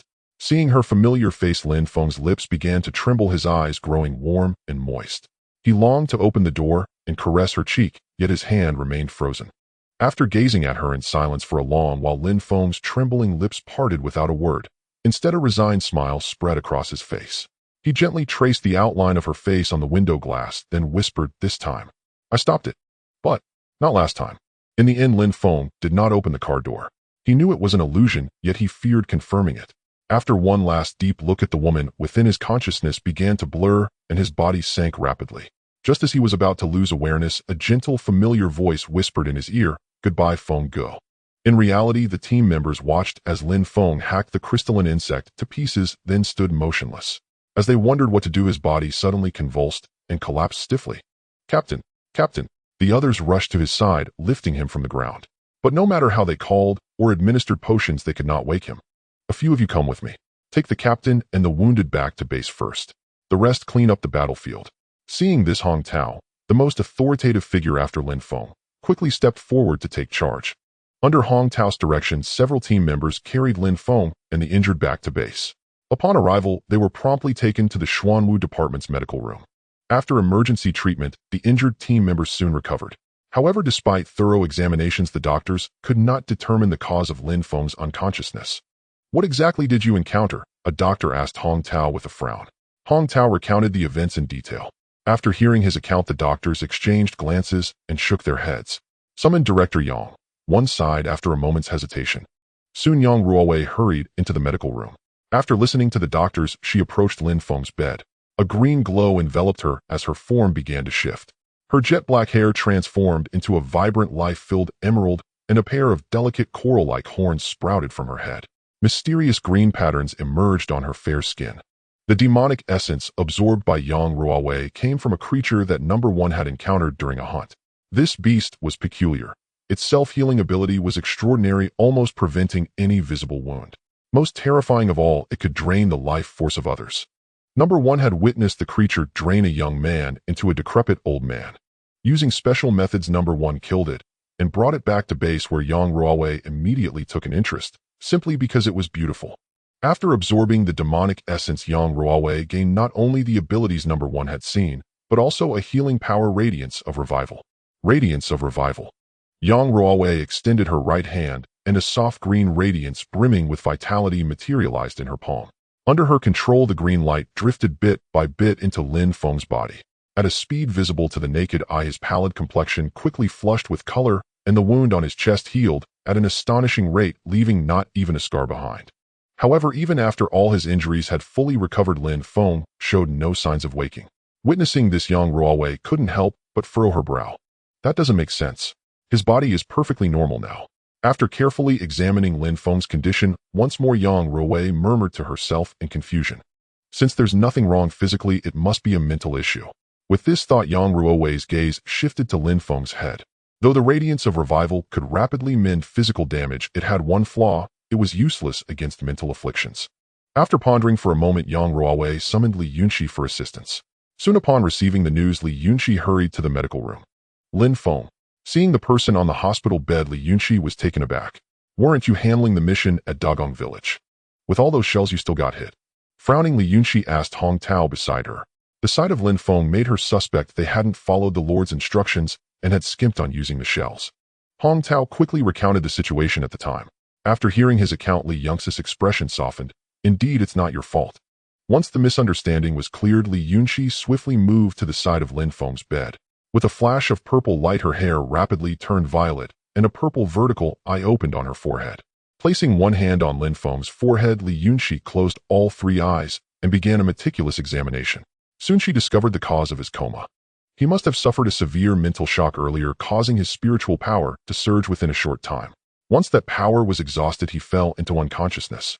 Li Yunxi withdrew her right hand and explained softly. What should we do now? Hong Tao asked anxiously, full of concern. His condition is due to spiritual power depletion. Our organization currently lacks medications or techniques to restore such power. Li Yunxi shook her head helplessly. Does that mean the captain is? Hong Tao's eyes reddened instantly as he stared incredulously at Lin Feng on the bed. The nearby team members, also with tearful eyes, bowed their heads in sorrow. Seeing their reactions, Li Yunxi's eyes flashed with exasperation. Can you let me finish? She took a deep breath and said helplessly. Huh? Hong Tao looked at her in confusion. Our organization indeed has no means to restore spiritual power, but with his recovery ability, he'll revive on his own after resting for 2 days. So your captain just needs 2 more days of sleep. He's not dying, understand? After speaking, Li Yunxi couldn't help but roll her eyes at Hong Tao and the others. So, the captain is fine? Hong Tao asked, somewhat dazed after hearing her explanation. Li Yunxi nodded with a hint of irritation. Then we cried too soon. One of the team members beside Hong Tao said awkwardly. This time, all the doctors present nodded in unison. Your captain is truly fortunate to have teammates like you. Suddenly, an unidentified voice chimed in. The moment those words fell, everyone around burst into uncontrollable laughter, proving that human joys and sorrows are far from shared. Amidst the general merriment, Hong Tao and his team were so embarrassed they wished they could crawl into a hole.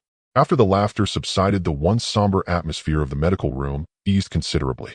Once it was confirmed that Lin Feng was out of danger, everyone quickly dispersed and returned to their posts. Leaving the medical room, Li Yunxi went straight to Bai Ye's office and reported Lin Feng's condition. So the monster at Dagong Village possesses mental-based abilities. After listening to her report, Bai Ye said thoughtfully. Most likely. Li Yunxi nodded in agreement. Let me know once the monster's corpse is brought back. After a moment's thought, Bai Ye instructed. Yes, my lord. Li Yunxi acknowledged. Soon citing work, she left Bai Ye's office. I hope it doesn't disappoint me. After she left, Bai Ye murmured to himself. In terms of offense, he already possessed immense strength, spatial compression, and magical weapons that could harness spatial power. For speed, his spatial translocation was more than sufficient. However, in defense, while Bai Ye boasted a robust physique, rapid healing, and spatial barriers, these only protected against physical harm. Mental defense had always been his weakness. Thus, aside from seeking spatial-type monsters, mental-type ones were also his top priority. Time quickly passed to the afternoon. Upon receiving Li Yunxi's notification, Bai Ye soon arrived at the Azure Dragon Division. My lord. Greetings, my lord. Welcome, my lord. Seeing Bai Ye enter the Azure Dragon Division, every passing staff member stopped respectfully and called out. Bai Ye nodded in acknowledgement to each greeting. Though he had never mandated such formalities, everyone in the Shanghai organization tacitly adhered to this practice. Soon Bai Ye arrived at Fong Chen's private laboratory. Upon entering, he found Fong Chen examining a pile of purple crystals. "My lord." Seeing Bai Ye, Fong Chen quickly set down his work and greeted respectfully. "I've told you not to be so formal," Bai Ye said helplessly. Fong Chen didn't respond but smiled and asked, "I assume you're here for this monster, my lord." "Yes, Li Yunxi mentioned it might possess mental abilities." Bai Ye nodded, eyeing the purple crystals on the lab table. "Very well, please follow me, my lord." With that, Fong Chen picked up the purple crystals and led the way to the laboratory storage room. Inside the storage room, the entire corpse of the purple crystal insect lay. After setting down the crystals, Fong Chen stepped aside. Bai Ye raised his right hand, and soon faint purple threads emerged from the insect's corpse, swiftly converging into his palm. After extracting the essence of the amethyst crystal bug, Bai Ye intended to leave, but Fong Chen called out to stop him. Fong Chen took an ink-black crystal from a safe and handed it to Bai Ye, saying, "Master, this is the crystal you brought back from the spatial rift last time. I studied this crystal with others, but found nothing. However, if there is anything peculiar, it is that the spatial energy within this crystal is extremely stable, somewhat like the bone in number one's possession." Bai Ye took the ink-black crystal, pondering Fong Chen's words thoughtfully. Since bringing it back, Bai Ye had also examined it carefully, but found nothing, so he had simply tossed it to Fong Chen for study. Now, hearing Fong Chen's words, a spark of an idea ignited in Bai Ye's mind. Bone void storage. A spatial skill Bai Ye used to create storage spaces. In theory, with suitable materials, Bai Ye could forge storage spaces like an artificer in fantasy novels. However, after the spatial beast died, its bones lost their vitality and could no longer be used to create storage spaces. Using his own bones felt repulsive to Bai Ye, so he had never attempted it. Now Fong Chen's words suddenly reminded Bai Ye perhaps he could try using this crystal imbued with spatial power. No sooner said than done. To avoid waste, Bai Ye first cut off a fingernail-sized piece of the ink-black crystal and then began using bone void storage to carve out a storage space within it. As Bai Ye slowly expanded an independent space within the ink-black crystal, using spatial power to his hopeful gaze, the crystal did not shatter like other materials before, and the storage space within stabilized successfully. "It works." Bai Ye's eyes lit up at the sight, and he continued without pause, enlarging the space within. Nearby, Fong Chen watched Bai Ye's focused expression, not daring to disturb him, standing quietly by. Due to material limitations, the fingernail-sized ink-black crystal could only sustain a storage space of about 150 cubic meters. Expanding it further would cause the crystal to fail. "Here, try infusing it with magic energy." Bai Ye casually tossed the ink-black crystal to Fong Chen as if discarding a worthless stone. Caught off guard, Fong Chen fumbled to catch the ink-black crystal, then attempted to channel his inner magic energy into it. "This is a storage space." Fong Chen gazed at the ink-black crystal in his hands, as if it were a precious treasure, his voice brimming with surprise and excitement. In the entire Shanghai organization, aside from Bai Ye, only number one possessed a storage space. Who knew how long Fong Chen and the others had coveted number one's bone? Had it not been for their shared affiliation, Fong Chen and the others would have already seized it. After the initial excitement, Fong Chen looked at Bai Ye with eager eyes and tentatively spoke, "Master, could this be possible?" Bai Ye understood Fong Chen's thoughts perfectly and waved his hand casually. "There's plenty of raw material here. Eventually, every department head will get one. He'll leave the rest in the Xuanwu division, some for stock and the rest for everyone to redeem with points." Points were an internal currency introduced by the Xuanwu division, typically earned by completing tasks or contributing to the organization. "Thank you, Master." Fong Chen quickly expressed his gratitude. Having confirmed his idea, Bai Ye left the laboratory with the remaining ink-black crystals, while Fong Chen remained immersed in the novelty of possessing a storage space. With this, who cares about number one's old bone? Gazing at the ink-black crystal now, like a glittering gem, Fong Chen couldn't help but feel disdain for number one's bone. Back in his office, Bai Ye first cut all the ink-black crystals into 3 sizes. The smallest, slightly smaller than a fingernail, could sustain a storage space of 100 cubic meters, the medium size could hold about 500 cubic meters, and the largest could accommodate roughly 1,000 cubic meters. After carving storage spaces into all the crystals, night had fallen. Glancing at the sky outside, Bai Ye decided to have the Xuanwu division retrieve them the next day.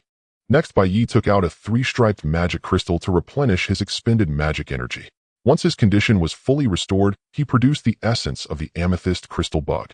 "I hope this doesn't disappoint me." Bai Ye looked at the purple essence in his hand, then swallowed it in one gulp. Soon after, a faint purple light emanated from within Bai Ye's body. Just as he braced himself for the excruciating pain of fusion, a massive surge of spiritual force erupted instantly, knocking him unconscious. After an unknown span of time, Bai Ye felt as if he had drifted into a void space. There he watched countless unfamiliar scenes flash rapidly before his eyes, all presented from a first-person perspective as if they were someone else's memories. Calming himself, Bai Ye randomly selected a scene. The next moment, darkness enveloped him, and when he opened his eyes again, he found himself in a strange and unfamiliar world. The sky here was a dark crimson devoid of sun or stars, with only 3 mottled crescent moons hanging high above. The ground all around was barren, covered with bare rocks and swirling dust. Not a blade of grass was in sight, and even trees were scarce. Bai Ye tried to control the perspective, but to no avail. He couldn't even exit. It felt as though he was merely a spectator seeing through another's eyes. Since resistance was futile, he decided to go with the flow. Thus, Bai Ye patiently watched the first-person footage. By now he had a hunch, if he wasn't mistaken, this must be the memory of the amethyst crystal bug. The next morning, as the rising sun cast its golden rays, Bai Ye, who had lain on the ground all night, suddenly opened his eyes. Stretching his body, he rubbed his temples to soothe a slight headache. Apocalypse. Invasion. New home. Bai Ye summarized the memory fragments he had obtained, grasping the truth behind the monster invasion. The world the monsters once inhabited had been ravaged by a century-long war, leaving its ecology withered and all life extinguished. Deprived of a livable environment, their race teetered on the brink of extinction. To sustain their kind, countless powerful monsters collaborated with spatial beasts to tear through space, searching for coordinates to a new home. Unfortunately, Blue Star became one of their targets. However, due to its great distance, constructing spatial passages and opening rifts proved immensely difficult.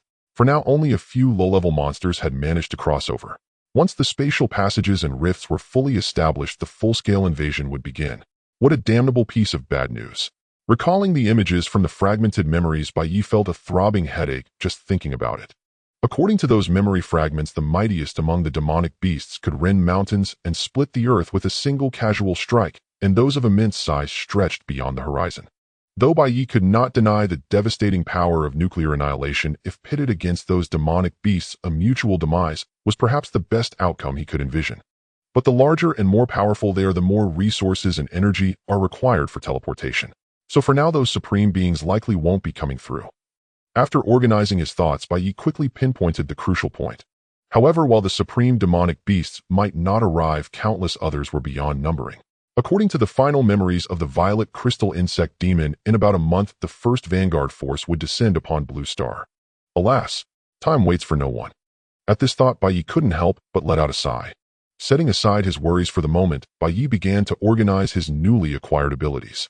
After absorbing the essence of the violet crystal insect demon, he had gained 3 skills. The first skill he named the violet crystal seed. This was the ability the violet crystal insect demon used to control the villagers.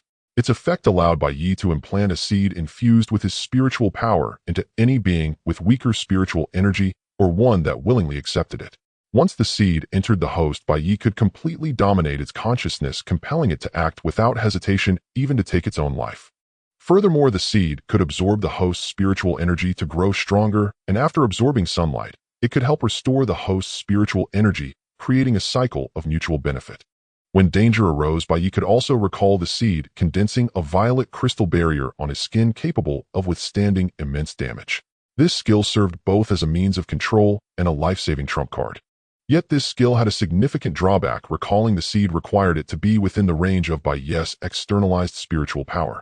With his current spiritual strength, he could only extend it about 15 meters. This was precisely why when Lin Feng and the others bombarded the violet crystal insect demon, the controlled villagers desperately rushed back.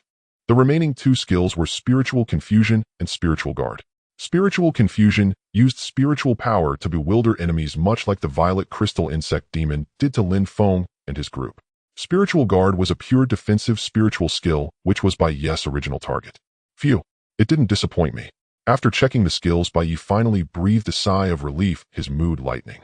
He entered the restroom for a shower, then summoned the 4 department heads to his office. Take a seat. As they arrived one by one, Bai Ye casually gestured for them to sit.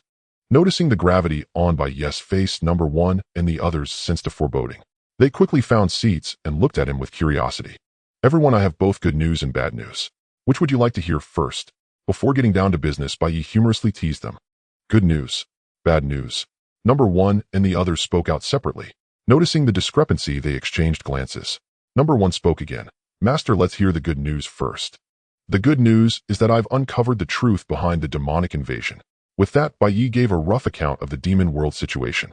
When they heard that even nuclear annihilation posed no threat to the supreme demonic beasts, Number 1 and the others were overcome with confusion and fear.